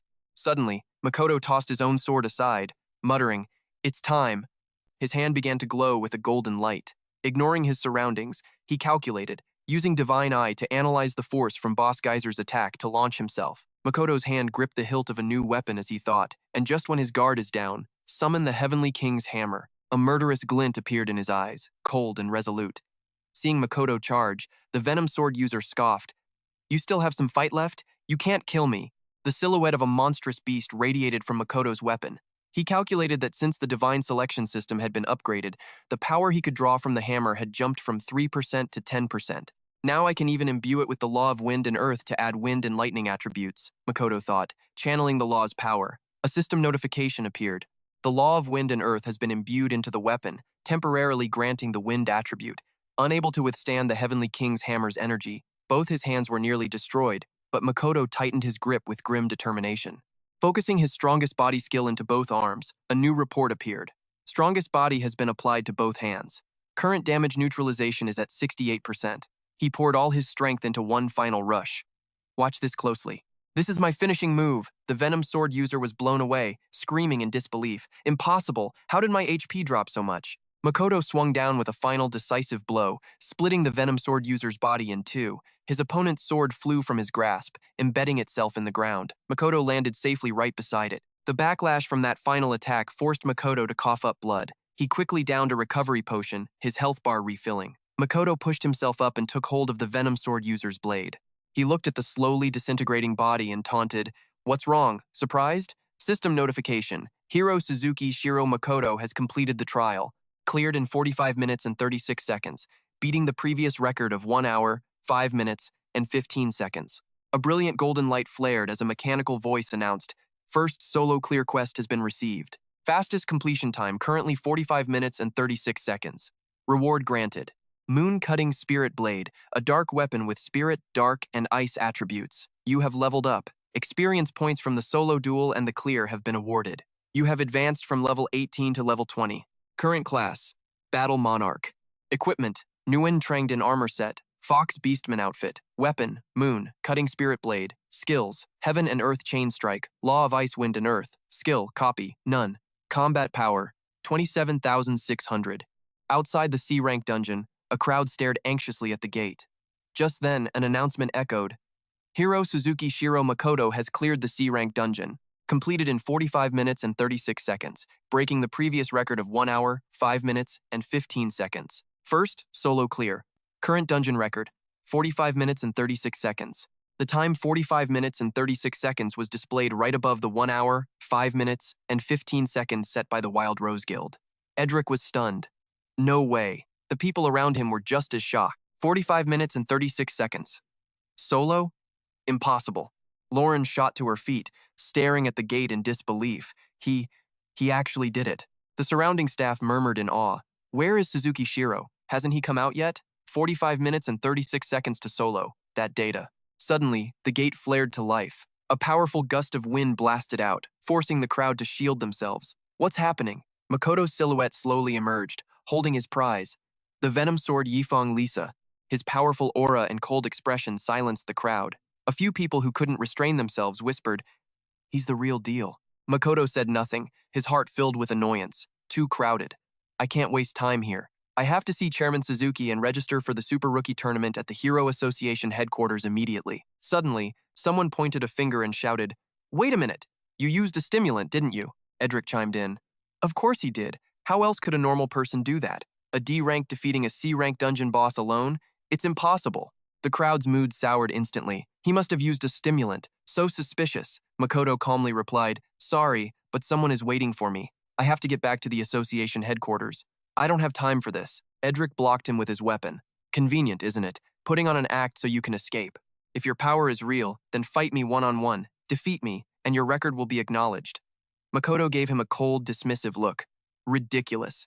Edric seized the opportunity to accuse him. Ridiculous? Everyone, look, he's panicking and trying to run away, Makoto thought to himself. Vice captain of the Wild Rose Guild, you'll regret speaking to me like that. Just then, a figure appeared, stepping directly in front of Makoto. Lorena announced sternly, "Wait. Hero Suzuki Shiro Makoto, if you achieved this result through your own strength, then I sincerely respect you. But it's hard for anyone to believe a D-rank hero could do such a thing. Even I find it hard to believe," he asked coolly. "So," Lorena proposed, "I want you to prove your strength. What you've just done is extremely suspicious and requires an explanation for the other heroes who have fought here. I hope you understand. For everyone here, the results are what matter." Makoto asked a nearby staff member, "What time is it?" The man quickly answered, "About 5 p.m. He nodded, then looked at them with a cold gaze. "In that case, I still have a little time. A one-on-one duel is fine." The crowd gasped. "For real? You just beat a C-rank dungeon boss, and you still want to fight? Are you insane? That's the vice captain of the Wild Rose Guild." Edric thought smugly. Fool. Fighting a duel right after a boss battle is suicide. Besides, I just mastered a powerful new skill. Elemental Burst. He thought confidently, a magic spell our guild won at a high-stakes auction. It immobilizes the enemy, channels elemental power, and then creates a massive, high-damage explosion. Even if he's lying and is actually C-rank, same as me, I'm confident this move can take him down in an instant. At equal levels, a mage's burst is invincible. The morning light shimmered on the lake's surface as an announcer's voice declared, "The rule is no killing. Both sides, please be ready." They faced each other, awaiting the signal. A quick note, the no-kill rule is one of the official regulations for a hero duel. Its purpose is to decide a winner without causing bodily harm or death. Edric, weapon in hand, introduced himself. Wild Rose Guild, Vice Captain Edric, C-rank mage, level 35, combat power, 18,000. Makoto gave a curt introduction. Suzuki Shiro Makoto, Battle Monarch, level 20. He silently added, "My combat power is already 27,600, but if I reveal it here..." Edric sneered. "Not going to announce your combat power? Is it so low you're worried we'll know you use drugs? What kind of drug has such few side effects, I wonder?" "Impressive," Makoto said quietly. "You'll be stunned when I reveal my true power." A Drake swung his weapon, all bravado. "Let's see you talk big after I flatten you." Lauren watched intently, but then her eyes widened in shock. It was Chuyoshi, calm as ever, a giant sword resting on his shoulder. Lauren's mind flashed back to IG's words. No fool or spider could ever possess that kind of unshakable composure. The 10th staff member raised his hand and yelled, "Begin!" Edric hoisted his axe with a sneer and arrogantly declared, "I'll end this quickly." Light flared from the head of his axe as he roared. Witness the massive gap between us, Edric thought with glee. This technique will shatter that idiot. The blast will leave him unable to fight. Lauren was confused. An elemental blast? He's using that move right away? But Chuyoshi remained unfazed, his outstretched sword beginning to glow. In a blur, his entire body shifted, vanishing on the spot. The crowd, still fixated on Edric's technique, hadn't even noticed him. An elemental blast. He used it right off the bat. How does he have that much stamina? After fighting all day, he's not even tired? Edric was gathering his power when Chuyoshi materialized right before his eyes, freezing him in place. A system notification flared. Strongest body, 36% energy concentrated in right fist. As Chuyoshi swung, he sneered, I'm only a D-rank hero because I haven't had the time to advance. Edric's eyes widened in terror, a word forming on his lips, but it was silenced by Chuyoshi's fist smashing into his face. He flew backward before the stunned crowd, his body crashing hard against the ground before falling still. The system instantly broadcasted the result. Vice Captain of the Rose Guild, Edric, C-rank mage, level 35, combat power 18,000, has been defeated in an instant with just one punch. Lauren was horrified. One blow? It's over? The muscles on Chuyoshi's arm were still coiled tight, his eyes radiating killing intent as he swept his cold gaze over the crowd. Does anyone else want to turn? Fear rippled through the onlookers as they quickly averted their eyes. That was Edric, with 18,000 combat power, sent flying with a single punch. Lauren felt a chill run down her spine, a deep sense of unease creeping in. That wasn't normal strength. If he was truly only level 20 now, what would he become in the future? Just then, IG calmly walked over. See? I told you he was strong, he said, though I admit not this strong. Now, get Edric some medical attention. A few people rushed to carry Edric away as Lauren composed herself. She stood calmly before him and stated his full name, Hiro Suzuki Shiro Makoto. Your power is the real deal, she declared. On behalf of the Rose Guild, I officially recognize you. Makoto's reply was flat. Thanks. Suddenly, an announcer's voice boomed. Attention, everyone. Suzuki Shiro Makoto's comprehensive data has been system verified and his results are valid. Combat power. Level. Records. Everything is confirmed as legitimate. No further objections will be considered. The crowd erupted in whispers. He's a complete monster, soloed a B-rank dungeon and then flattened Edric in a single blow. He has to be at least C-rank in terms of power, and I was just mocking him. How embarrassing. Makoto ignored the chatter, turning to leave without a word. Lauren watched him go, a sense of admiration blooming within her. He might even become an S-rank hero someday. I wish I could recruit him. Outside the dungeon bureau, a sleek black car was already waiting. The moment Makoto stepped outside, a man named Matsuzuki beamed with delight, nearly in tears. Excellent work. A solo clear of a B-rank dungeon in 45 minutes and 30 seconds. I was the very first person to be notified of your result, he gushed. I've really found a prodigy this time. Matsuzuki clapped him on the shoulder, his eyes filled with expectation. The Super Rookie Tournament begins tomorrow, and today's the final day to register. I was terrified something had happened to you. Now I can finally relax. You didn't just survive, you set an incredible record. Let's head to the Hero Association headquarters. Makoto nodded. Understood. The car sped them away. Later that evening, at the Hero Association headquarters, a stunned voice cried out, You updated all this in one day? The staff member couldn't hide her awe. A solo B-rank dungeon clear in 45 minutes and 35 seconds. Simply incredible. Matsuzuki urged her, Please confirm his information and complete the registration quickly. He'll be entering this year's Super Rookie Tournament as an alternate. The employee bowed hurriedly. Of course, please wait just a moment. A short while later, she confirmed everything was finalized. The application for Suzuki Shiro Makoto to participate as an alternate in the tournament has been approved. Please arrive at the venue on time tomorrow. She's speaking to me with such respect, Makoto thought. It doesn't matter which world I'm in, power is the most important factor. Outwardly, he simply said, Got it. Matsuzuki's eyes gleamed as he clapped Makoto's shoulder with a grin. You made it in, kid, even as an alternate. But the competition is fierce. The rest is up to you. The future of our Hero Association is riding on you now. Makoto let out a small, quiet smile. The Super Rookie Tournament, he murmured to himself. Yes, I have to win this and apply for my C-rank hero license. It's probably the fastest path to becoming a C-rank hero, he mused. Once I'm C-rank, I'll have access to the auctions, a chance to get the rebirth elixir. For Karina, maybe. The scene shifts to Makoto's modest apartment that night, moonlight pouring through the window. He gently tucked the blanket around Karina, who was deep in a peaceful sleep. Makoto's gaze softened as he watched her. Karina, he whispered to himself, I promise I'll get you back on your feet soon. He quietly closed her door and returned to his own room. Exhausted, Makoto flopped onto his bed, still in his clothes. He pulled up his system interface. A new reward had appeared when he hit level 20. I was too busy with the duel to check it earlier. Just as he expected, the screen displayed a message. Reached level 20. A substantial reward is available. There it is, Makoto said with a grin, immediately tapping on the compatibility system. A notification popped up. Level 20 reached. You may now claim your reward from the compatibility system. He wondered, do I get a bonus reward every 10 levels? 2 new prompts immediately appeared. Reward 1. Apply a Divine Selection version update to one of your current skills. This will drastically amplify the skill's effects. Reward 2. Update the strongest body skill. Automatically increases the defense of your entire body, multiplying defensive power by 60 times, while also allowing you to adjust where strongest body is focused.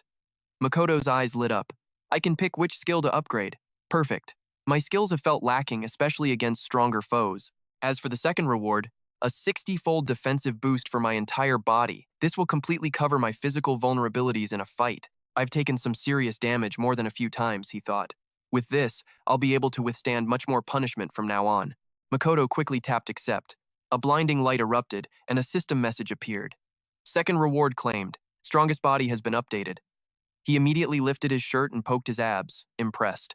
Hey, this is insane! A 60-fold defense boost! I always get injured when I unleash my full power, he noted. This should make things a lot easier. Just then, another system notification displayed. First reward claimed. Please select the skill you wish to update. 1000 Chain Strike, he decided instantly.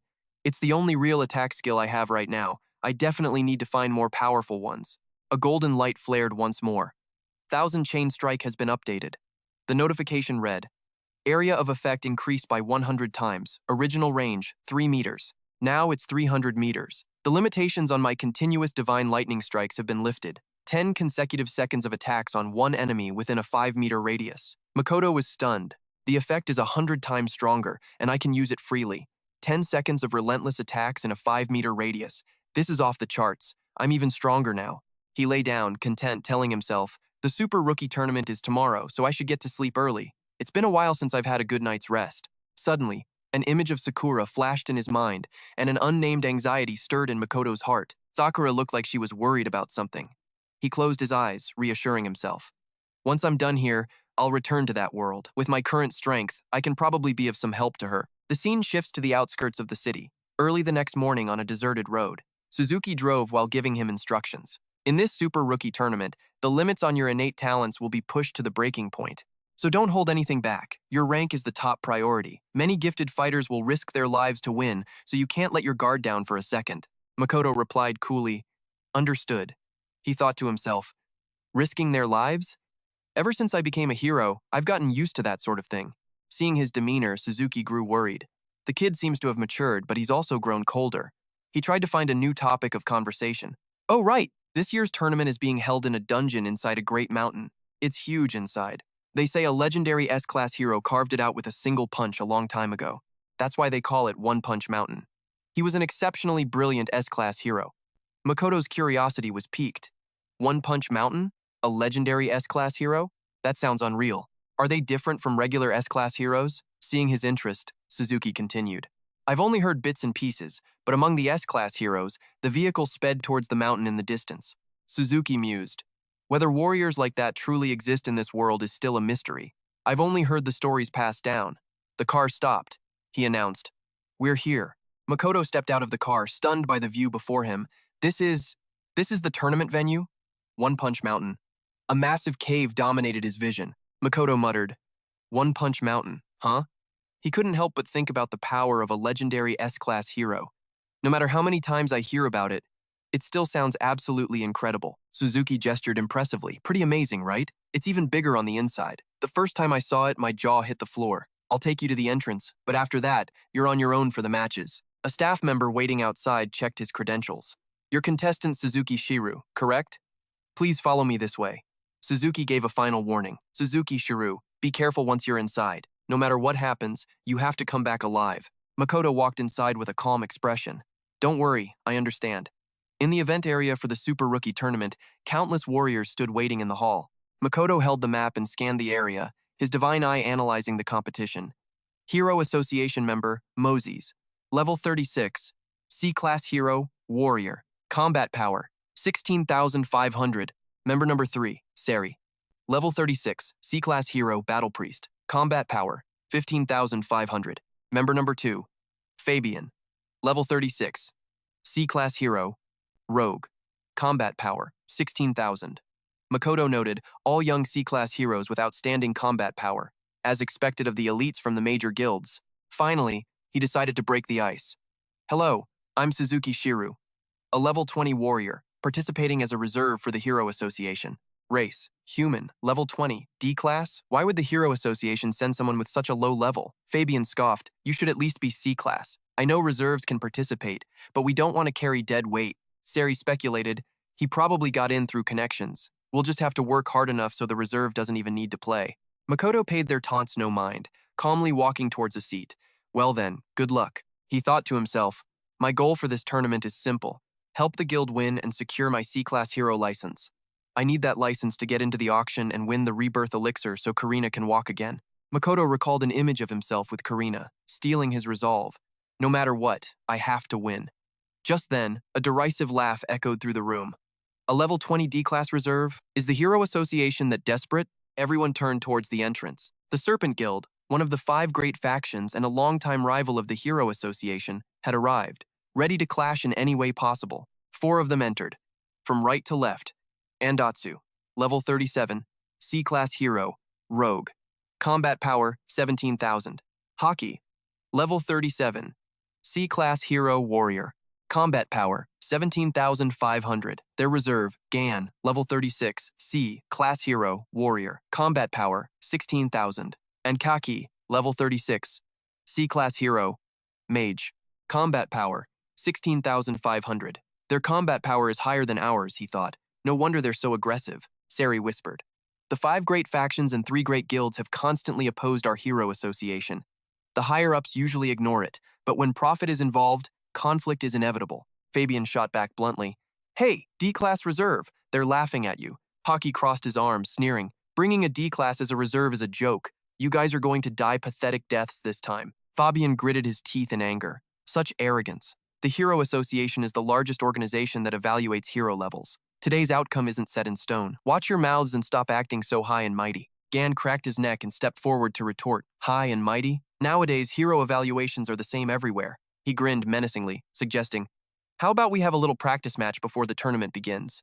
Don't worry, it's just some friendly competition, officially recognized by the tournament organizers. There's only one rule. Gontetsu glanced at Makoto and taunted. Of course, if you're scared, you can just run.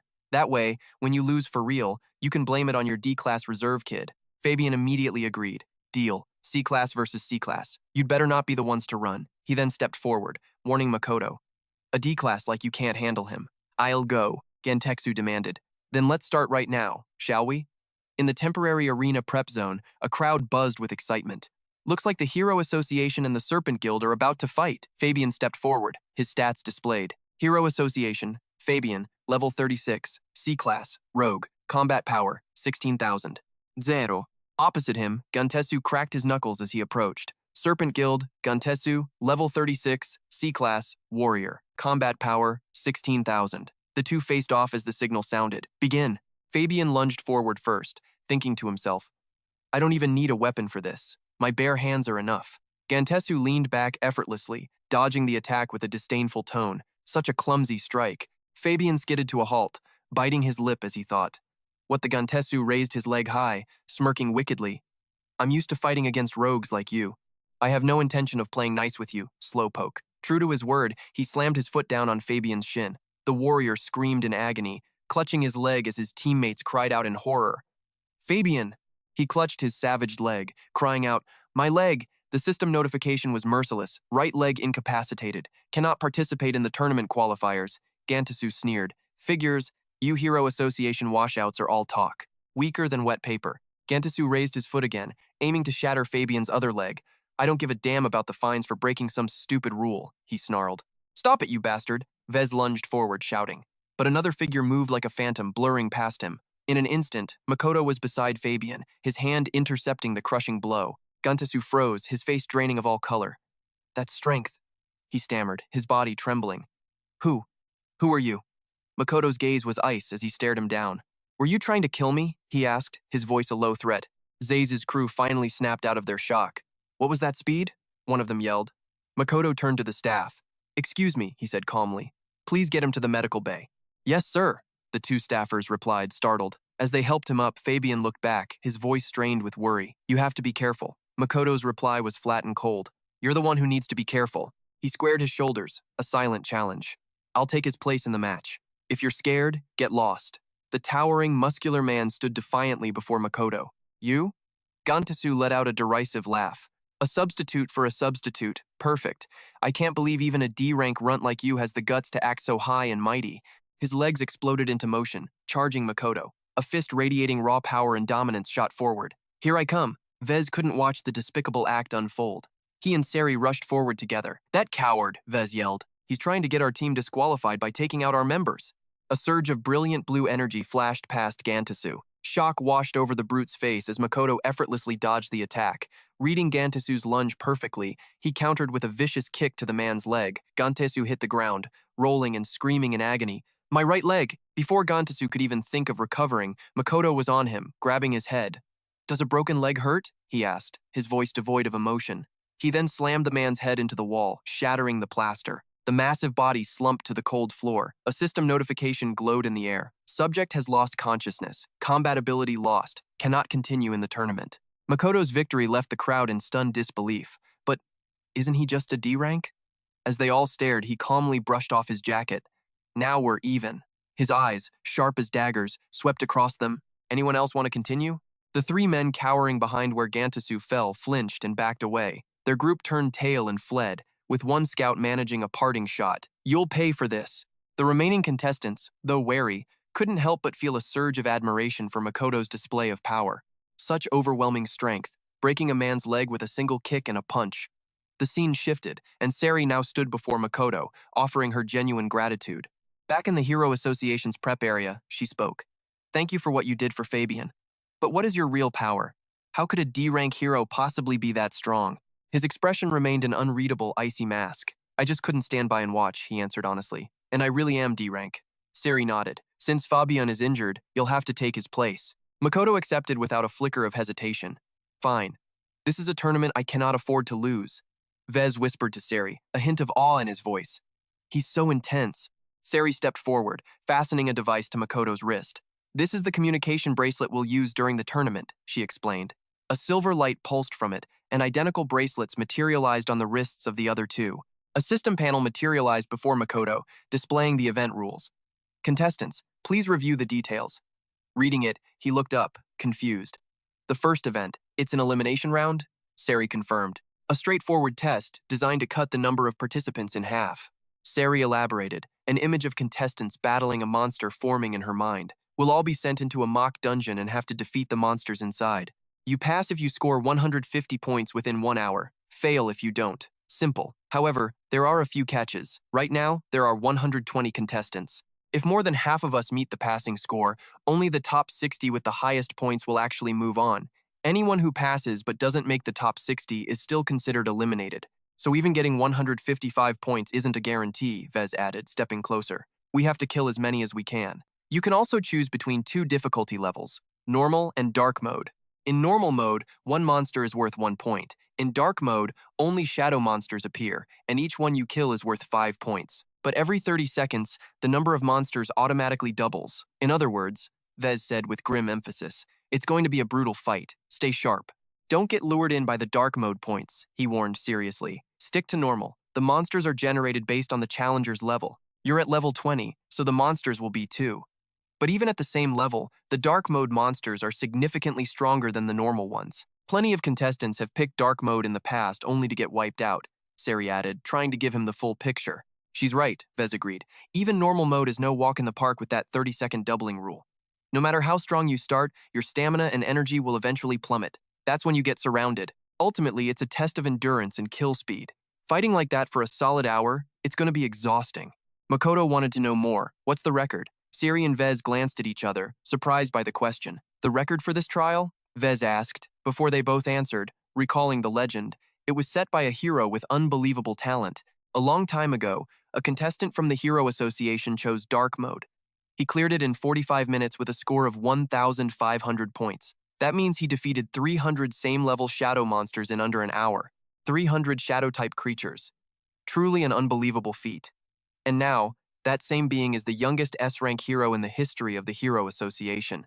There's our pride and joy, Vez and Sari said, breaking into a cold sweat just recalling the incredible achievement, choosing that mode, facing double the shadow monsters alone every 30 seconds. It would have been an absolute nightmare. I agree, Sari added. I'm a frontline fighter, and I doubt I'd last 5 minutes. Those shadow monsters are incredibly powerful. Once they start doubling, there's just no chance of winning. A faint, almost imperceptible smile touched Makoto's lips. 45 minutes, 300 monsters, 1,500 points. Interesting. They now stood in a colossal, circular chamber, bathed in an ethereal purple light, the Super Rookie Tournament arena. Makoto looked around, a flicker of surprise in his eyes. So it's a real dungeon, not a simulation. Sari nodded, continuing her role as guide.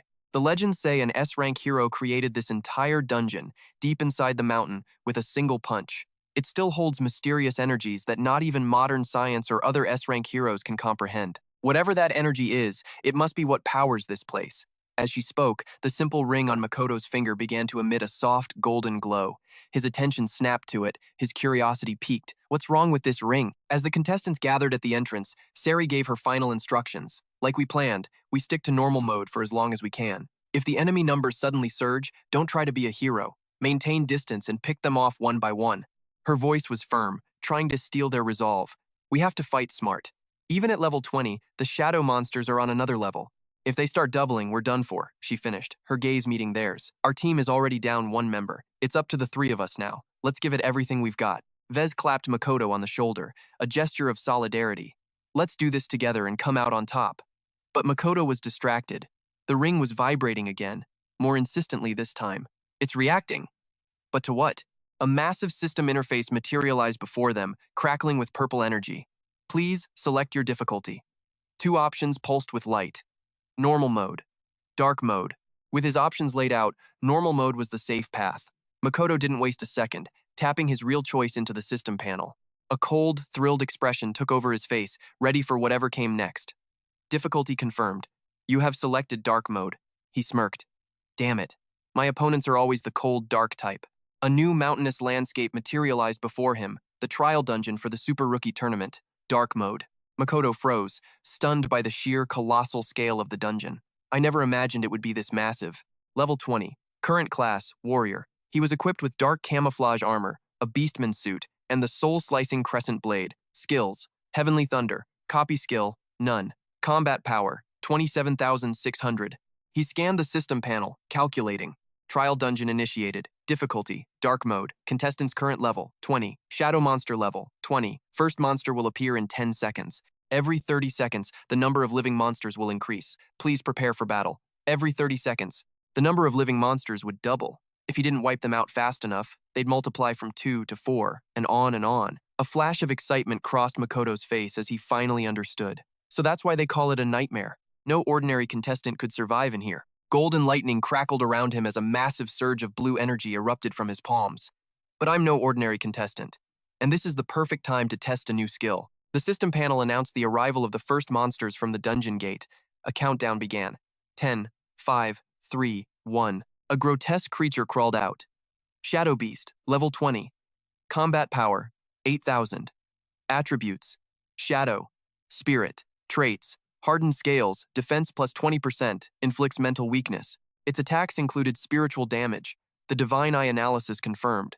Shadow Beast, level 20. Combat power, 8,000. Defense plus 20%. Attacks include spiritual damage. The strategy was clear. Maintain distance to avoid their spiritual attacks and prioritize eliminating them quickly. Makoto watched it with intense focus, absorbing every last detail from the data panel. Well now, this is perfect, he thought, reviewing his skill. Thunder Peak Strike. Skill details. Range of 300 meters. For 10 seconds, continuously attack one enemy within a 5-meter radius. Unlimited uses. 300 meters and 10 seconds, huh? He expertly began to plot his next move. Using the new skill was feasible, but if he got too close, just a few meters, the enemy would target him and move out of the skill's effective range. Building his grand plan step by step, Makoto began to act. I'll try attacking it on the periphery, see how it reacts. His eyes marked a target on a distant mountaintop as the system continued to update. Divine Eye analysis. Target is on the peak. 283 meters from the flat ground below. Terrain is suitable for skill deployment. Makoto braced himself to jump. 283 meters. He launched forward, a black blur streaking across the terrain. The monsters were already multiplying. 30 seconds had passed. Now facing two of them, Makoto felt a surge of power. Two of them, I'll obliterate them both at once. A current of lightning enveloped his blade as Makoto advanced, his killing intent so potent it seemed to scorch the air around the hideous creatures. Law of sealing. Heavenly thunder. I'll wipe them all out in one go. A clap of thunder roared across the sky. He raised his sword, unleashing a mighty strike. Take my new skill! The monsters flinched, looking around in confusion just as a ferocious storm of lightning crashed down from above. The monsters were hit and immediately disoriented. Makoto continued to analyze the situation. I'm outside their attack range. At this distance, I'm safe, and they won't even notice me. The system announced the results as the powerful lightning faded. 10 seconds of Thunder Peak strike used. 2 level 20 shadow beasts defeated. Points awarded, 10. The creatures crumbled, dissolving into the earth. Makoto always fell into deep thought, meticulously analyzing everything he did. By maintaining distance and infusing the attack with the law's power for 10 seconds, I can defeat shadow beasts of the same level. Elsewhere, in a different space, the discussion was just getting started. The judges of the Super Rookie Tournament, all prominent figures, watched the events unfold. The judges were selected from various factions, all A-rank heroes. According to the rules, they were chosen by lottery from each faction to ensure fairness and allow every group to scout young talent. Gathered around a large data cube, Keiji was the first to speak. The preliminary round has begun, and all contestants have now entered the trial dungeons. Tadahiro, true to form, responded calmly, ready to discuss the matter. If everything goes smoothly, it should be over in about 30 minutes. Current statistics show only 18 out of 100 contestants chose dark mode. Misako, sitting beside him, chimed in. Makes sense. Assessing their potential is what matters. It'd be great if half of them chose dark mode just to get wiped out. Aishiro saw her point and agreed. She's right. Most of these arrogant young heroes underestimate dark mode. The enemies double every 30 seconds, and their power is far beyond normal monsters. It's common for contestants in dark mode to not even last 10 minutes. The data cube refreshed, showing the contestant lists as the elimination process began. Fumiko watched intently. 10 minutes have passed, and we're starting to see those with insufficient scores. At this rate, many more will be eliminated soon. Keiji suddenly shot up from his seat, completely stunned. The man next to him asked sarcastically, "What's wrong? Did a contestant from your faction get eliminated? Take them back for more training." Keiji frantically pointed at the data cube. "No, not that. Look at the data for this contestant, Makoto. This has to be a mistake, right?" The system displayed Makoto's profile information. Contestant, Makoto, affiliation, Hero Association, level, 20, hero rank, D class, difficulty selected, dark mode, current results, 98, shadow beasts defeated, score, 490. Keiji was still in shock. It's only been 10 minutes, and he's already at 490 points, in dark mode. The entire room gasped, the other judges exclaiming in unison, "What?" Soji and Asahi couldn't believe it. Impossible. A D-class hero? What kind of trick is he using? Hero Association representative, explain this. Is that contestant using a secret weapon? A cold sweat formed on Shizuka's brow as she desperately searched her data tablet. As the Hero Association's representative, I've never heard of any official member with that. She stopped, her eyes fixed on his portrait, still shaken by his unbelievable achievement. He was a last-minute registration, a provisional member of the Hero Association. The room erupted. Provisional? That's absurd. A provisional D-class member scoring 490 points in 10 minutes on dark mode? Yoichi stated his own theory with absolute certainty. He must be using a high-grade item. The room was still buzzing with theories about Makoto. This data was simply staggering. They finally settled on the most likely explanation. This means Makoto is on track to break the record of the youngest S-class hero, isn't he? Makoto stood silently in the grim expanse, gripping his blade. Thunder rumbled as lightning streaked across the sky. The horde of shadow beasts looked up as one when he raised his sword, tiny sparks of electricity dancing from the tip. A moment later, the lightning in the sky descended with a deafening roar, crashing down upon the shadow beasts below. A massive sphere of energy exploded. The system flashed an update. Defeated 12 level 20 shadow beasts. Points awarded, 60. Current total, 98. Shadow beasts defeated. Score, 490 points. 48 minutes remain. Exhaustion etched on his face. He recalled this was his third consecutive sweep. Defeating 32 of them with Heavenly Thunder was his absolute limit. After unleashing it 3 times and tapping into the law's power, his energy was gone. Time to recover.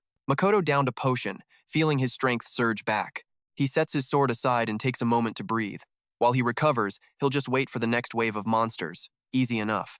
The record to beat belongs to the association's youngest ever S-class hero, 1,500 points in 345 minutes. Chuyoshi closes his eyes, his resolve hardening. I'm going to shatter it.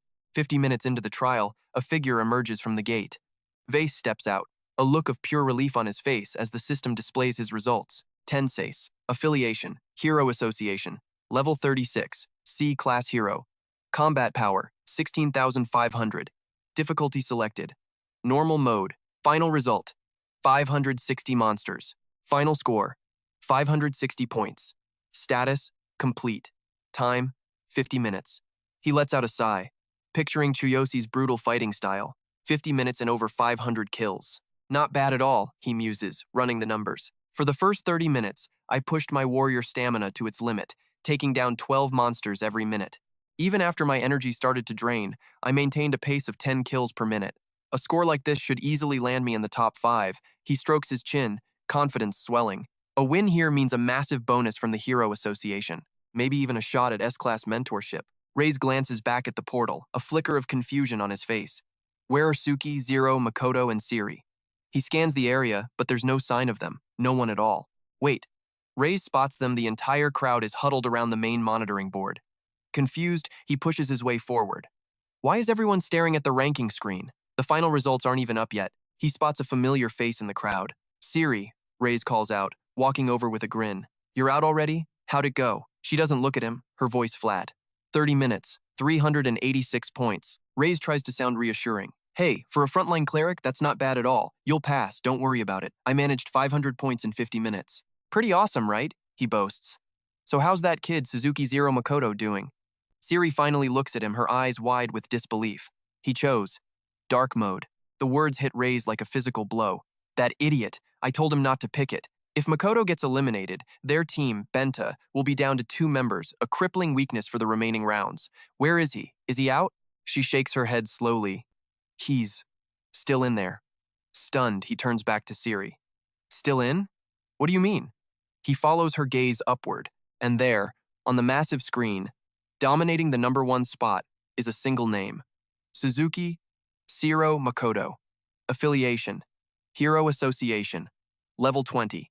D-Class Hero. Difficulty, Dark Mode. Current kills, 588 dark monsters. Score, 2040. Status, in progress. Time elapsed, 50. 3 minutes.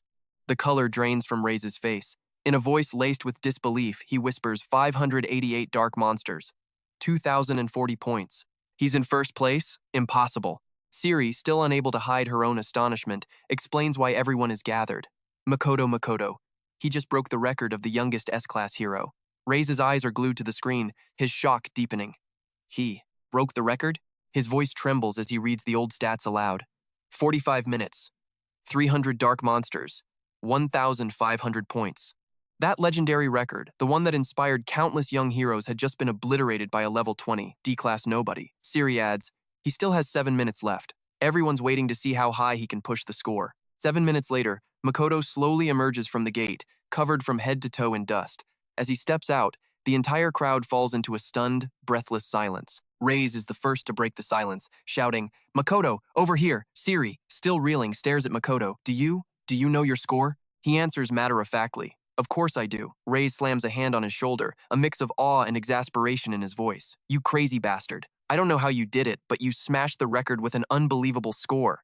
His final stats blaze across the evaluation screen, impossible to ignore. Contestant, Suzuki Zero Chiyoji. Affiliation, Hero Association. Level 20. D-Class Hero. Difficulty, Dark Mode. Final kills, 648 dark monsters. Final score, 3,240. Status, completed in 60 minutes. Ray's beams when he sees the final number. 3,240 points. That's insane, Siri says in a trembling voice. A record like that, it might never be broken. Chuyoshi glances at the screen and sighs. If I'd had more time, I could have killed more. Just then, the examiner's voice booms through the arena. The basic round is complete. 75 eliminated. 45 have passed. The highest record holder for this tournament is Suki Shiru Makoto from the Hero Association. In Dark Mode, he defeated 648 monsters for a total of 3,240 points, a brand new record. As one, every head in the arena turns to face him, their eyes burning with resentment. Siri leans in, her voice low and worried. You're the pride of the Hero Association now. But be careful. You just became everyone's #1 target. Makoto just turns away, completely unfazed. He saw this coming. He won't back down. Reyes leans down to whisper to Siri, is he really some hidden ace the association sent in? She shakes her head. I have no idea. To get a result like this, I've never even heard of him before today. Suddenly, a notification pings on everyone's wrist device, displaying the details for the second event. Event 2. All contestants must enter the designated dungeons with members of their own guild. A sole surviving member will be considered a full guild for the purpose of completing the mission. Meanwhile, at the Hero Association's private training grounds, S-Class hero, Hakumiya Kenji, lets out a long breath. A holographic panel materializes before him, displaying his training results. Sparring session with level 60 Dark Monster. Duration, 12 seconds. Complete. A figure steps onto the training grounds. Even a level 60 Dark Monster can't last 12 seconds against you. An S-Class hero truly is on another level. The speaker is Sesko, one of the 4 great elders of the Hero Association. He asks, this year's Super Rookie Tournament has begun. Are you not participating? Kenji wraps a bandage around his wrist, his voice dripping with boredom. It's the same thing every year. I'll just show up for the final awards ceremony. But Sesko's next sentence stops him cold. Your basic round record has been broken. Kenji's expression remains impassive. I'm not surprised. Records are meant to be broken by the next generation. With a faint smirk, he asks, so, what are the new numbers? Score and time? Sesko replies calmly. Dark mode. 3,240 points. 60 minutes. The smirk vanishes. Kenji's face darkens instantly. Unbelievable, he growls. How many points did you say? Sesko hands him a datapad. See for yourself. The record was just shattered. He's the talk of the tournament. Staring at the data on the screen, he still struggles to process it. 3,240 points, in dark mode, in 60 minutes. And it was done by a D-class hero from our own association, Suki Zero Makoto. I've never heard that name. Who's his direct S-class supervisor? The elder speaks slowly. Interestingly enough, this D-class youngster has no S-class supervisor. He's merely a reserve candidate, recommended by Chairman Suzuki himself. Kenji is stunned. A reserve? That's confirmed? Could he be a plant from another organization? It's happened before. Sesko shakes his head. We've already investigated. There's nothing on him. Kenji hands the datapad back. Kenji's eyes narrow. Can you continue to keep an eye on this Suzuki Zero? If he's the real deal, he might be the one who can finally open that gate. The tournament document vanished in his hand. That gate, he mused. We can't miss this moment. I'll be watching his every move. He continued wrapping his hands. I want to save him for the award ceremony, he said. Who's stronger? Him or my past self? In the Super Rookie Tournament arena, the judge's voice boomed with anticipation. The tournament will begin now. Will all parties please enter the prepared dungeons? Without hesitation, the participants surged through the massive gates. This determines our ranking, Sari reminded them as they ran. We'll be randomly teleported and get our mission instantly. That means we have to fight for a good starting point. A bad spot with a tough mission could get us defeated or even eliminated. Makoto suddenly surged forward, activating a speed skill to burst through the gateway ahead of the others. Inside the observation room, a few judges gazed down. Masayuki spoke slowly. This is the true start of the tournament. I hope everyone is ready. After the 3 entered the gate, they materialized in the middle of a dense forest. Sari cautiously scanned their surroundings, complex terrain and powerful shadow monsters. This forest is huge. We need to get our bearings fast. Suddenly, a mission screen materialized before them. Collect 6 dark crystals from the bodies of specific shadow monsters within 3 hours. Failure within the time limit means elimination. Reese explained. Dark crystals. They're a special type that forms inside certain high-level shadow monsters. They're valuable for smithing. They can drastically sharpen a weapon. They also reinforce defensive gear, Sari added, looking around anxiously. Rare shadow monsters. Collecting 6 of those in 3 hours will be tough. We're in a massive forest. Who knows where they could be? Makoto stared silently at the mission details. Abruptly, she motioned for the other 2 to be quiet. Just as Reese was about to ask why, Sari whispered, the spiritual domain I set up earlier is vibrating. Not far off, excited voices echoed through the trees. We just got here and we're already scoring a haul. All our hard work is paying off. Another team was happily looting the backpack of someone lying on the ground. As long as we don't die, ranking doesn't matter. This is way more profitable. Leaving the unconscious victim behind, they vanished into the woods. Let's go find some more small fry teams. Reese and Makoto watched the scene in silence. Sari quickly urged them, let's get out of this area first. As the 3 moved through the forest, they remained on high alert. Reese recounted with disgust, I heard some of the contestants were only here for this. Just to prey on others for their items, she said, clearly uncomfortable. No hero should be dying in here. The rules of this tournament are all wrong. Makoto finally spoke up. No, it's designed for us to turn on each other. Sari and Reese looked back at her, confused. Designed? Makoto touched her chin and began to elaborate. The mission isn't the point. It's about how to stay alive. The real intention of putting all the parties in the same dungeon is to eliminate contestants by having them kill each other. I don't know the specific goal, but this tournament is a test of survival. Rice was stunned. A survival competition? Sari quickly grasped the implication. So the mission is just one part of it. Quiet, Makoto sensed danger. There are more people reacting. In the next instant, razor-sharp shards of rock ripped through the air toward them. Rice reacted immediately, drawing his weapon to shield the other two. As the rocks flew in, he met them with a precise swing of his sword, cleaving them in two. Reese roared in anger, a cowardly sneak attack. Do you even call yourselves heroes? Show yourselves! A team quickly emerged before them. Information panels appeared. Fire Demon, level 36, Mage Combat Power 17,500. Nang Dok, level 37, Rogue, Combat Power 17,000. Dark Sword, level 37, Warrior, Combat Power 17,500. The warrior stepped forward, sneering. I told you we'd meet again, rookie. Makoto remained silent, a faint smile playing on her lips. So they came for me. The dark sword user's eyes glinted with killing intent. Hero Association, we've been looking for you ever since we got in here. Let's settle this right now. What kind of item did the record-breaking reserve member use? As he spoke, his greed was palpable. How could a D-class hero achieve a record like that? You must be hiding some kind of treasure, right? I want it. I bet it'll sell for a high price. Gripping his sword tightly, Reese quickly planned their strategy. All three of us are fighters. When the fight starts, Sari, stay close behind me. I don't know Tsukiyoshi's true strength, but can you handle one of them? Don't take your eyes off that rogue. His main target will be Sari, the frontline priest. He then took a defiant step forward. Fine. We of the Hero Association don't fear anyone. Let's see who breaks first. The enemy leader just laughed and snapped his fingers. You think it's just the three of us? A 3-on-3 would be suicide for you. We're not stupid. Instantly, several more figures emerged from the bushes, their info panels glowing. Level 36, Warrior, Combat Power 15,200. Level 35, Mage, Combat Power 15,000. The Dark Sword user declared confidently, My two guildmates here also want to teach you dogs from the Hero Association a lesson. Reese's face fell. They had allies. Sari said worriedly, Another rogue and a mage. We have to retreat. Just then, Makoto placed a hand on his back. You two, please go find the dark crystals as requested. I'll handle things here. Reese snapped in disbelief.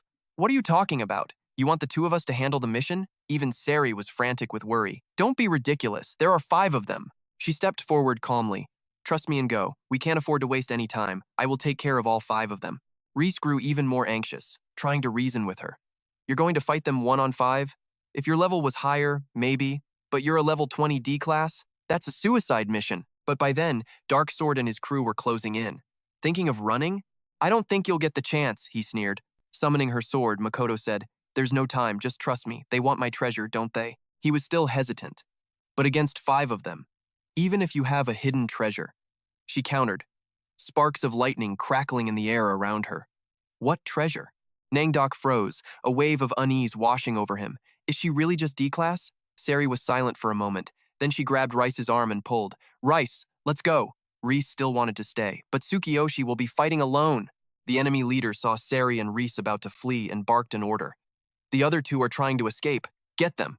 Makoto activated a skill, instantly appearing before them, Law of the Sealed Land. Before Darksword could even react, she was right in front of him, the power of her maximized physique channeled into her arm. With a single sword strike, she attacked all 4 at once. One of them failed to block and was cut clean across the torso.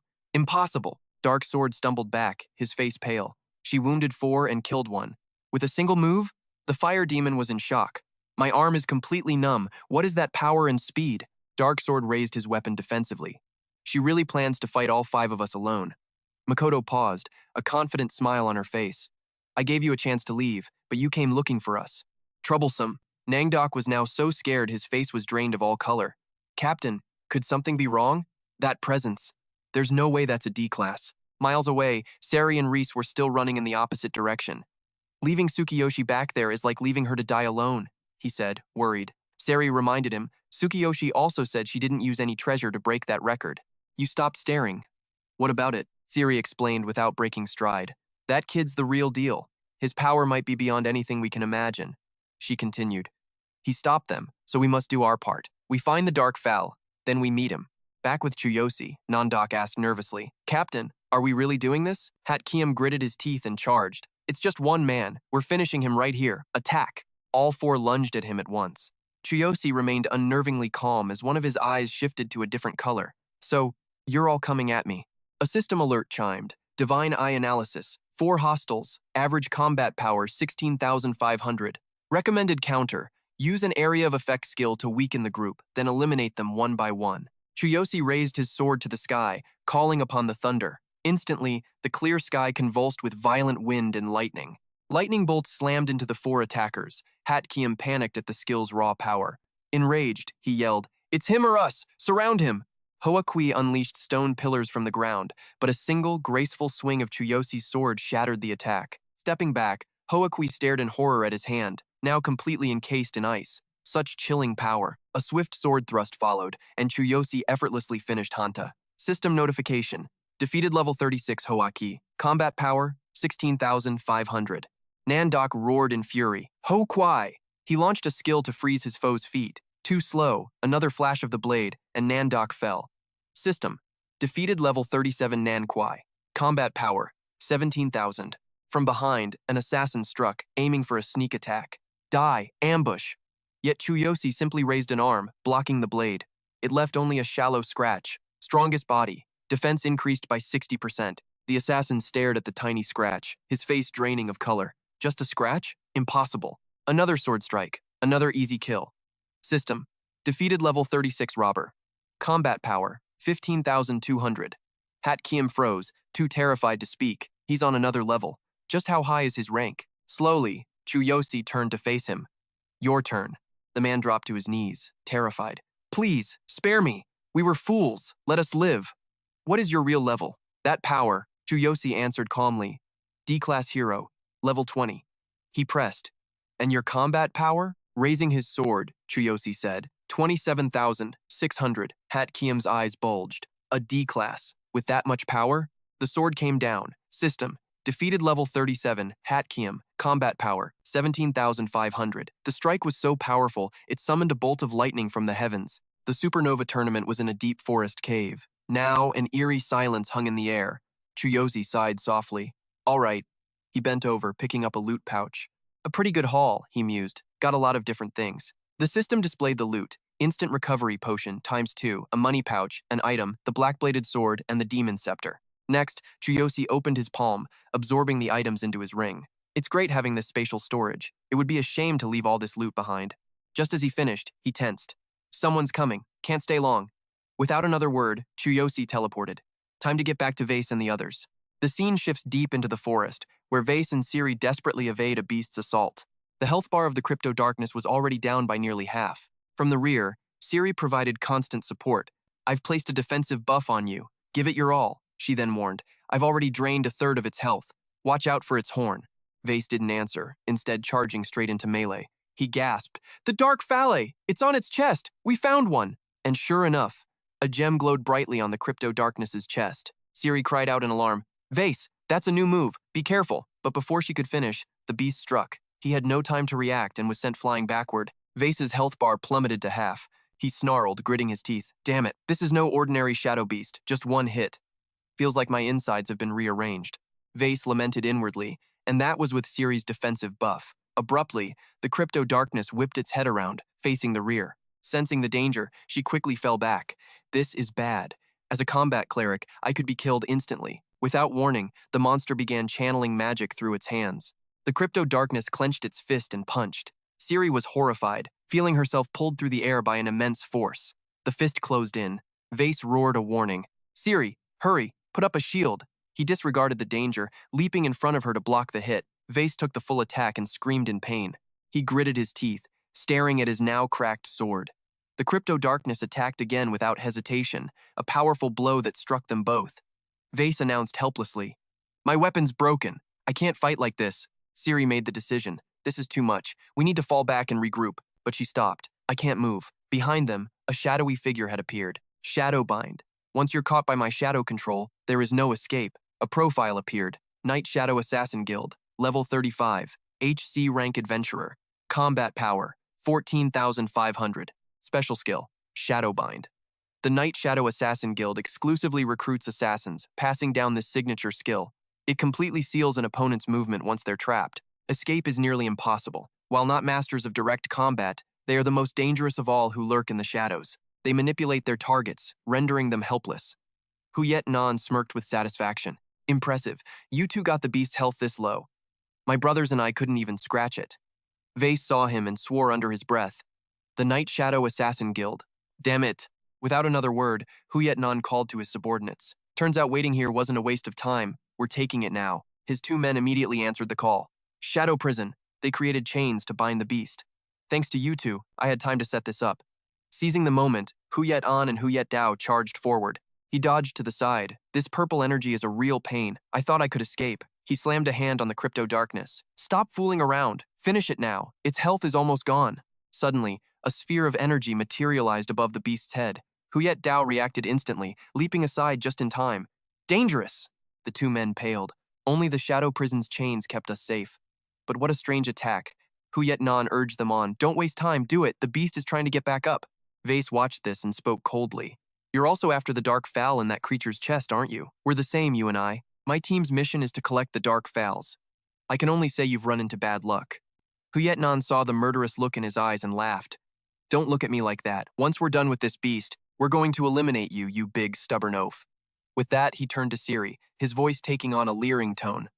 Model, as for this beautiful girl, perhaps we three brothers will have a little fun before we end it. Huyet Nan offered with a twisted kindness. You can't move anyway, so don't even think about resisting. Suddenly a bolt of lightning seared the sky. Huyet Dao glanced up, confused. What is that? A thundercloud? The words barely left his mouth when the bolt crashed down. Seeing Crydodacnus fall, the man screamed in panic. Captain, this is bad! Huyet Nan's eyes widened in horror. What is happening? From the distance, Makoto's sword was hurtling towards them. It plunged straight through Huyet Dao's chest, leaving Huyet An gaping. An ambush. Before Hanta could even process it, Makoto materialized behind him with a finger to his lips. Makoto slammed a devastating punch into Hanta, enhanced by strongest body and reinforced fist. The blow was too much. Hanta was instantly obliterated. With two down, Makoto turned his cold glare on Huyet Nan. Huyet Nan flinched, his voice laced with fear. Stay back. Don't you care what happens to your friends? In response, Makoto slowly summoned a battle axe. That was your worst mistake. Makoto stared down at Huyet Nan, his gaze piercing. So now, you and me. Let's see who's faster. The ground around them still crackled with stray lightning as Makoto's stats appeared. Level 20. Current class. Warrior. Equipment. Black armor. Disguise set. Tenacious Tiger Beastman set. Weapon. Soul-slicing Moonblade. Skills. Heavenly Thunder. Copy. None. Combat power. 27. 600. He gripped the battle axe, his aura blazing. Huyet Nan recoiled in terror. What kind of skill is this? He couldn't comprehend this level of power. Even Vase had to pull back.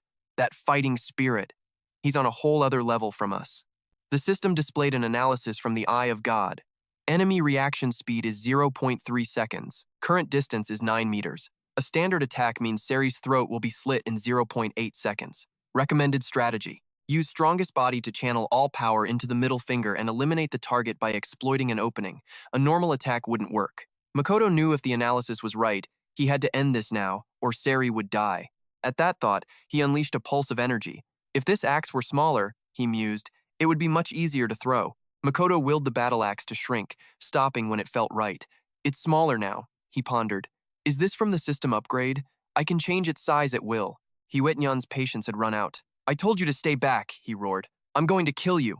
Makoto said nothing, simply releasing the axe and focusing his power into his middle finger. With a single flick, Makoto sent the axe flying. The weapon shot like a bullet straight for its target.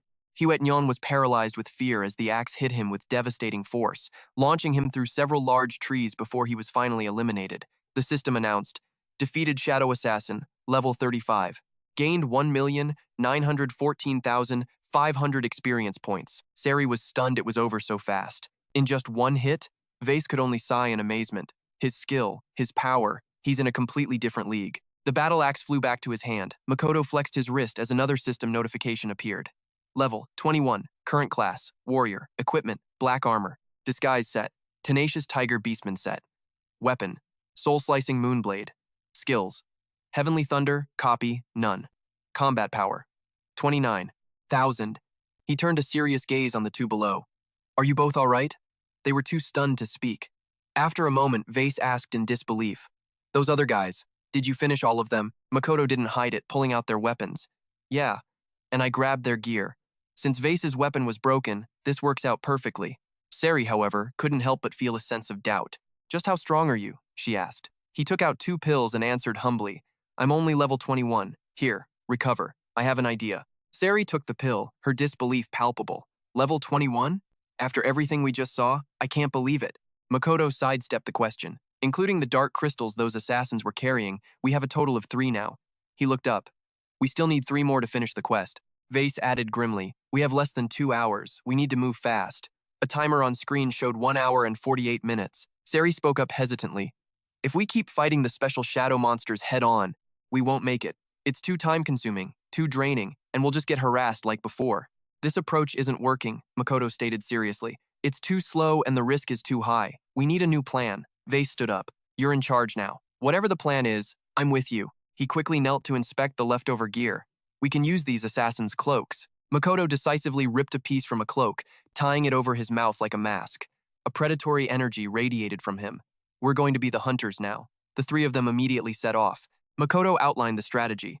We'll target teams of 3. We have the advantage in numbers, and they're more likely to have dark crystals. But we're not aiming for kills. Just grab their crystals and take them out of the fight. They'll fail automatically when the timer runs out. Vase asked urgently, Okay, so what's the specific play? He turned to her. Sari, can you use binding magic? She answered confidently. Yes, I can use a silence spell to shut down other mages. Makoto nodded. Perfect. In the next fight, if they have a mage, silence them. Vase, I need you to use a warrior stun skill to lock down one of them. I'll eliminate the 3rd one, then we'll handle the other 2. Vase and Sari accepted without hesitation. Got it. Makoto's lips curved into a cold smile. Then let's go find our prey. Deep in another part of the forest, a clash echoed. Man, that one was tough. It took some real effort. A team of 3 was catching their breath. Let's rest a minute, one said, holding up a potion, a high-grade energy potion. These guys were loaded. Yeah, if we make it out of here, we're set. That's when Makoto dropped from the branches above. On his signal, Sari and Vase appeared. The trio leaped down. She brandished her staff and charged.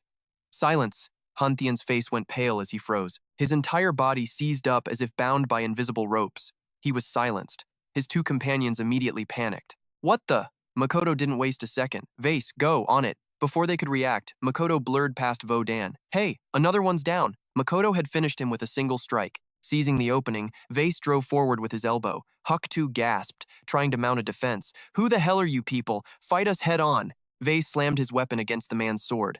Just then, Makoto appeared from behind, making Huck-2 break out in a cold sweat. A single blow, and he was gone. Hantian stared in disbelief. 2 down in less than 10 seconds? I have to run. But he barely took 2 steps before Sari's voice stopped him. Leaving your teammate behind? Hantian struggled with all his might, but it was completely useless. My feet. What is this effect?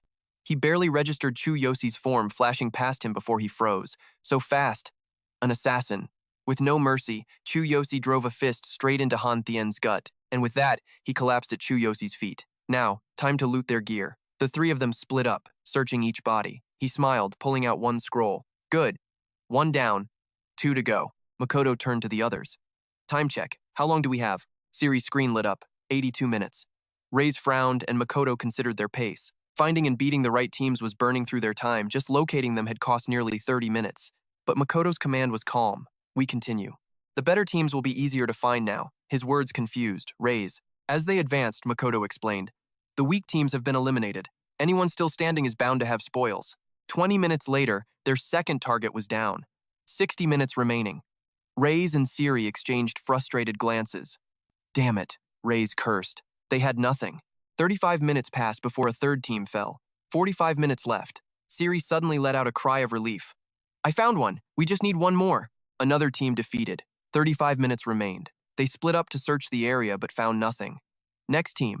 After downing a 5th group, only 20 minutes were left. Makoto signaled to the others. Start searching. Ray shut his eyes, muttering desperately.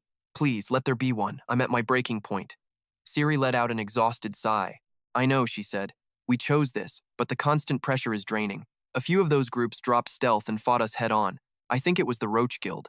After finishing his search, Makoto turned to his teammates. No matter how well we plan, the unexpected always happens. At least we defeated them. He paused. They have nothing. What about you two? Reyes asked, pulling down his face covering for air. Same here. We have less than 20 minutes. While searching, Siri suddenly stumbled, her foot hitting something hard. Siri's face lit up as she held a dark crystal high. I found it, the last one. A grin spread across Makoto's face. Incredible luck. Great work, Siri. You got us what we needed. A system notification appeared. All 6 dark crystals collected. Mission complete. You may exit through the entrance or wait for the time limit to expire. Reyes began to celebrate. We did it! Let's get out and rest. We need sleep for the next match. I'm exhausted. But his joy was cut short as something flashed past his arm. Siri spun around in alarm. Reyes! At the same time, another silent attack came for her. Makoto reacted instantly, pulling Siri aside. Danger! He yelled, then looked back. Reyes, are you okay? Reyes' eyes were wide with shock and pain. My arm. He seethed, then roared. You coward! Show yourself. A figure emerged from the shadows. So you're the ones who have been taking down so many teams, are you? Siri stared in horror. Fali HAM. The system display shifted cruelly. Crystal lost. Fali HAM has acquired 5 of 6. Mission incomplete. The man, flanked by 2 teammates, spoke with pure arrogance. The Fury team, playing the hero in a place like this? How naive. You must be that infamous dark adventurer. Suki Shiruchu, Shima Chu-Tixin, Du Kwang Tam. Siri recognized them with a shudder. That's City of Long Hoi. He's dangerous. Not a normal adventurer. Annoying for a C-rank adventurer, Makoto muttered, his eyes narrowing. That's just it, Siri replied. He's no ordinary C-rank. Siri explained quickly. He's a second awakener. It's someone who awakens a second time after already becoming an adventurer through their first awakening. They possess superior abilities and are special talents that all organizations focus on developing. City raised his sword, issuing a challenge. My boss ordered me to join and test your abilities. Normally, I wouldn't bother with a boring tournament like this, he said. I'm just curious what my boss sees in you. City prepared to attack. Makoto's face turned to stone as he commanded, Siri, heal Reyes, now. She nodded. Understood. At that moment, the system's voice echoed, unable to gather new information. Anti-scouting item in use. Makoto quietly gathered his energy, his expression grim. An anti-scouting item? I've only seen those in catalogs. An extremely expensive artifact that protects information. Can it really block my divine eye? Reyes clutched his bleeding arm, his voice hoarse. Makoto, find an opening and run. Second awakeners are too strong for tournaments like this. A cold sweat formed on Reyes' brow. Even in the Adventurers Guild, there are only a few second awakeners this young. They all get special assignments or mentorship from S-rank adventurers. It's an unwritten rule that they don't participate in these events. Did Longhoi really break the rules to force him in? Siri turned to Makoto. We can't fight him.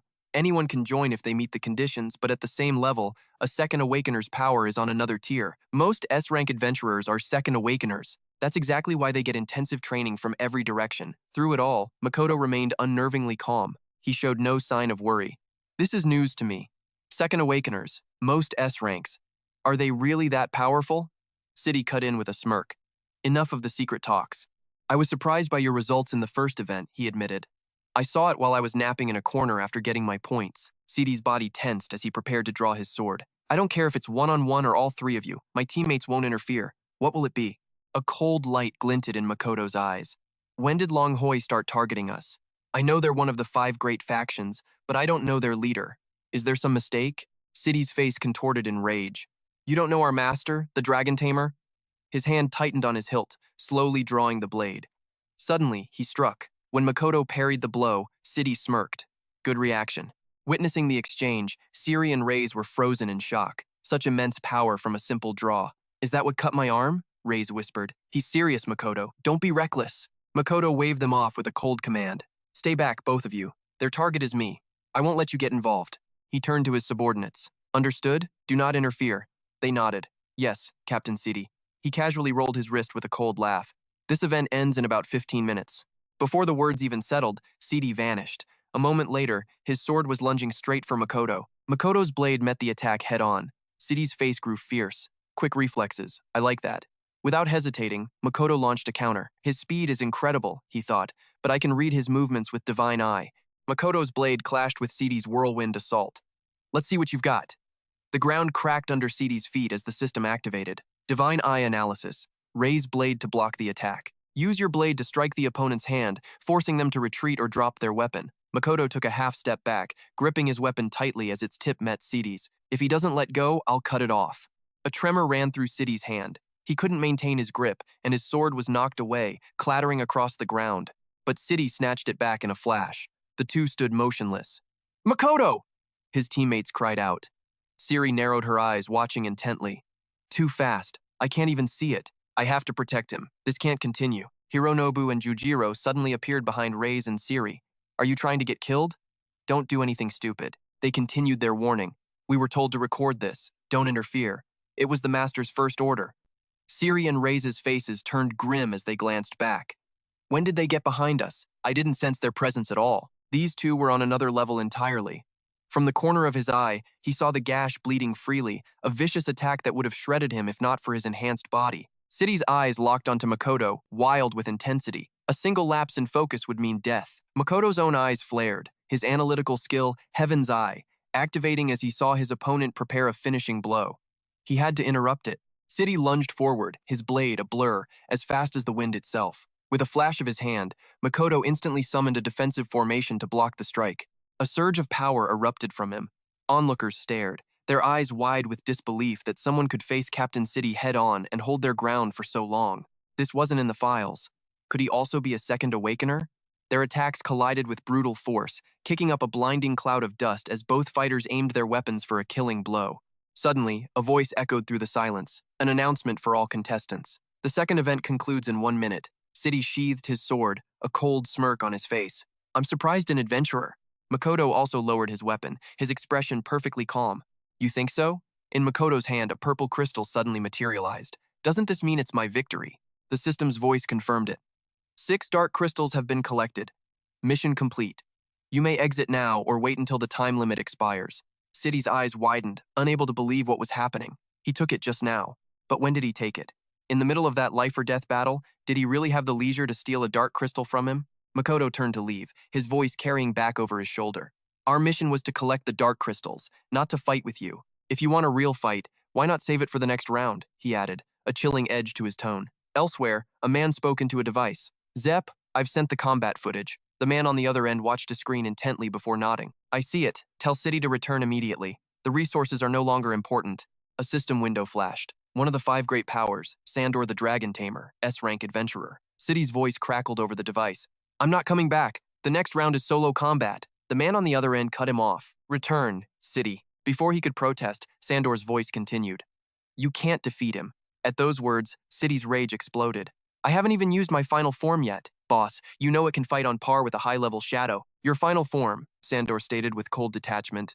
The ultimate state that can defeat even a high-level shadow. After a pause, Sandor spoke again, his voice low. Seeing his commander's fury, Kenshiro EZ spoke up. Commander, we'll return after this is over. Sidi's face darkened as he growled. I will kill you if you mention returning again. He stared ahead, his eyes like ice.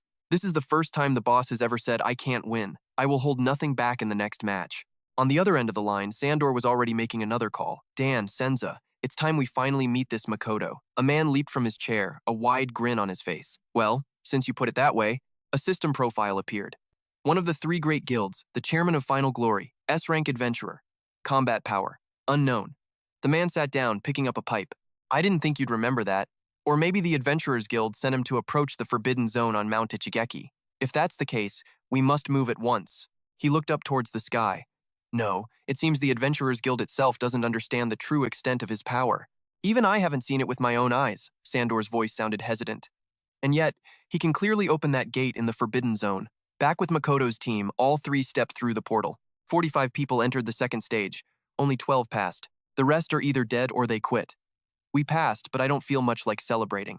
Stepping into the next area, Makoto scanned his surroundings, including us. Only 3 teams made it through with all members intact. Besides them, there's a 2-person team and a solo player. A solo player? What a monster. He stared intently at the display. We barely gathered the required number of dark crystals. The other teams collected more than they needed and finished early.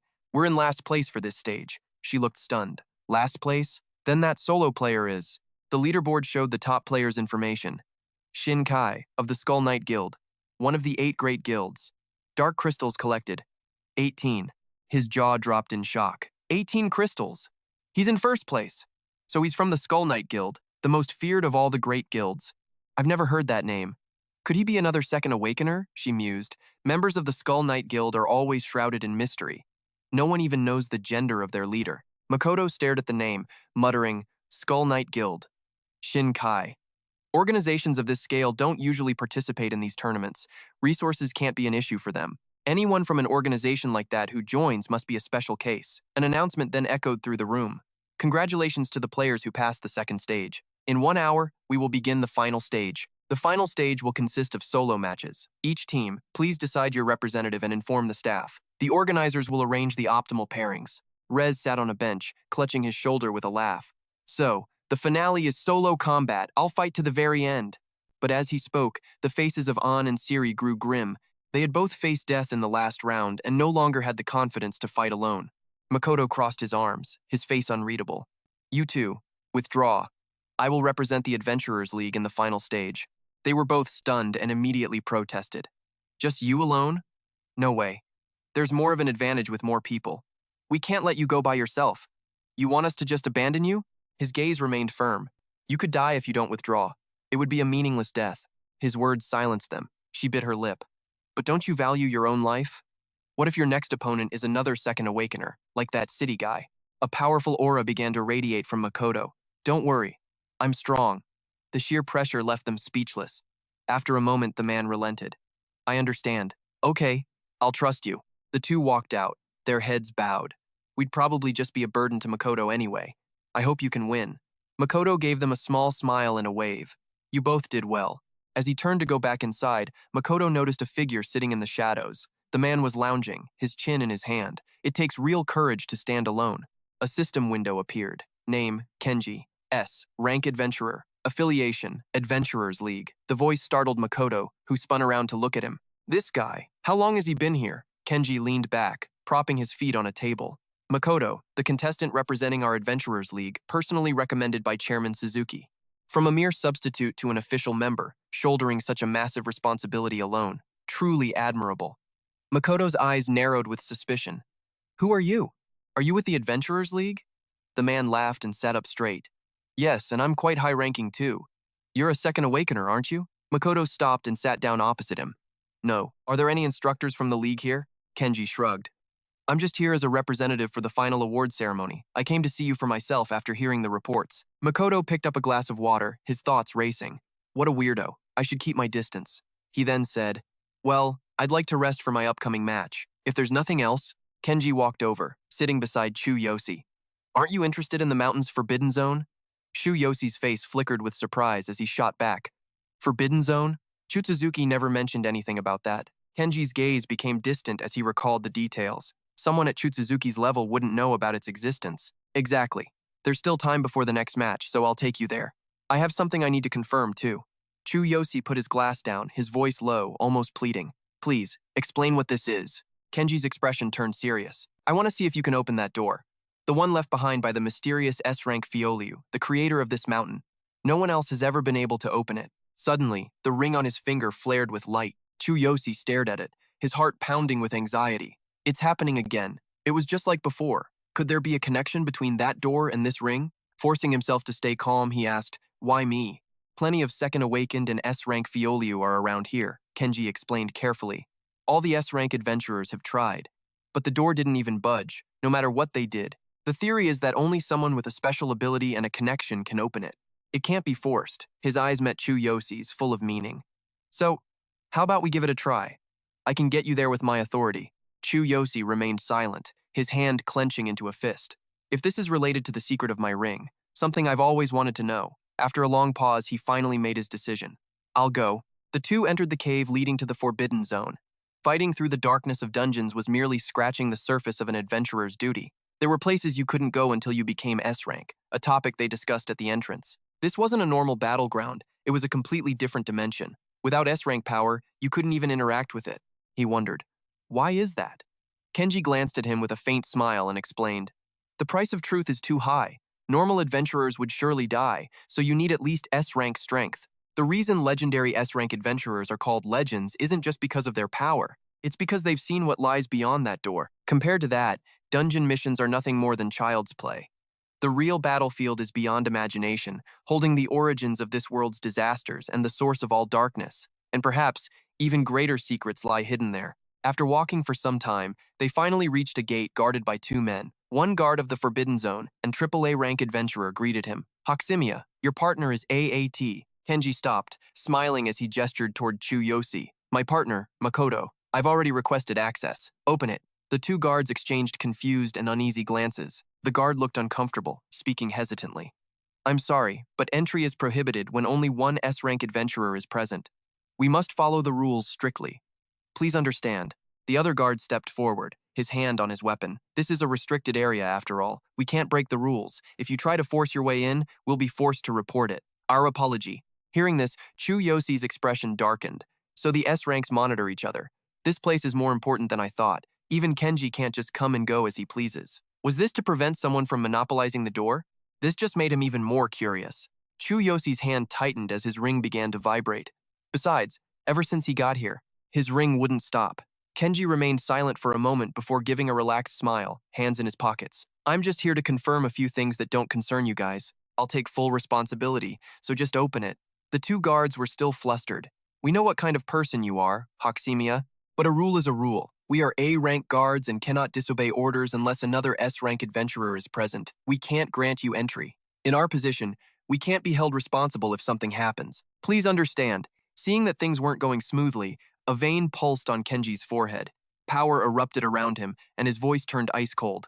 I said, open it. The two guards were so terrified their limbs trembled. Please, spare us. We really can't. From behind, Chuyoshi used his ability to check his power. The level difference was too great. No information could be gathered. This state was completely different from the C ranks he had faced before. Even he could fall if he let his guard down. Kenji gritted his teeth, emphasizing each word. I don't want to waste my breath. I will say this one more time. From behind them, a voice cut him off. Chuyoshi spun around, surprised. A system screen identified the newcomer, one of the three great guild's leaders, president of Final Glory, the ever-smiling Dan, an S-rank adventurer, combat power, unknown. One of the five great powers, president of Dragon's Rage, the dragon tamer Sandor, S-rank adventurer, combat power, unknown. As they approached, one of them spoke. You seem to enjoy giving the guards a hard time. As soon as they appeared, Chuyoshi used his analyzing gaze to gauge their strength. Those two are also S-rank adventurers? The level gap was too large, making it impossible to gather any data. The two guards saw them and bowed respectfully. Sir Sandor, Sir Dan. Kenji, unafraid, turned to challenge him. Dragon Tamer Sandor, are you implying we're bullying members of the Dragon's Rage Guild? The man stepped forward, a full head taller than Kenji, his presence overwhelming. Chuyoshi kept his eyes locked on them, observing. S-rank adventurers from rival organizations were clashing. The relationship between the five great powers and the three great guilds was truly complex. Sandor averted his gaze, his whole demeanor dismissive as he brushed past him. You are not yet worthy of my attention. You'll need to be at least at your president's level for that. Hearing this, Kenji's fists clenched, speechless. He could only seethe with silent rage. Dan stepped forward, smiling, cutting through the tension. Now, let's keep things peaceful here. You'll need our help to get in there, won't you? Kenji shoved his hands in his pockets, clicked his tongue, and gave a cold smirk. Fine. The door opened, and the two walked in behind them. With three S-rank adventurers present, please proceed inside. They walked ahead in cold silence. The moment he stepped inside, Chuyoshi's pupils contracted. What is this? He stared at the door, which was covered in bizarre carvings. That door? Suddenly, his entire body seized up, vibrating in sync with the ring. This power. Why is the ring reacting so strongly? Up ahead, Kenji glared at the older man. Why are you here? Are you following me? Dan just laughed. You're overthinking it. We're simply interested in Chuyoshi. And whether or not he can open that door, we also want to see what happens to a door that no one has been able to open for so long. Kenji had already suspected as much. Just as I predicted. The five great powers and the three great guilds have excellent intel.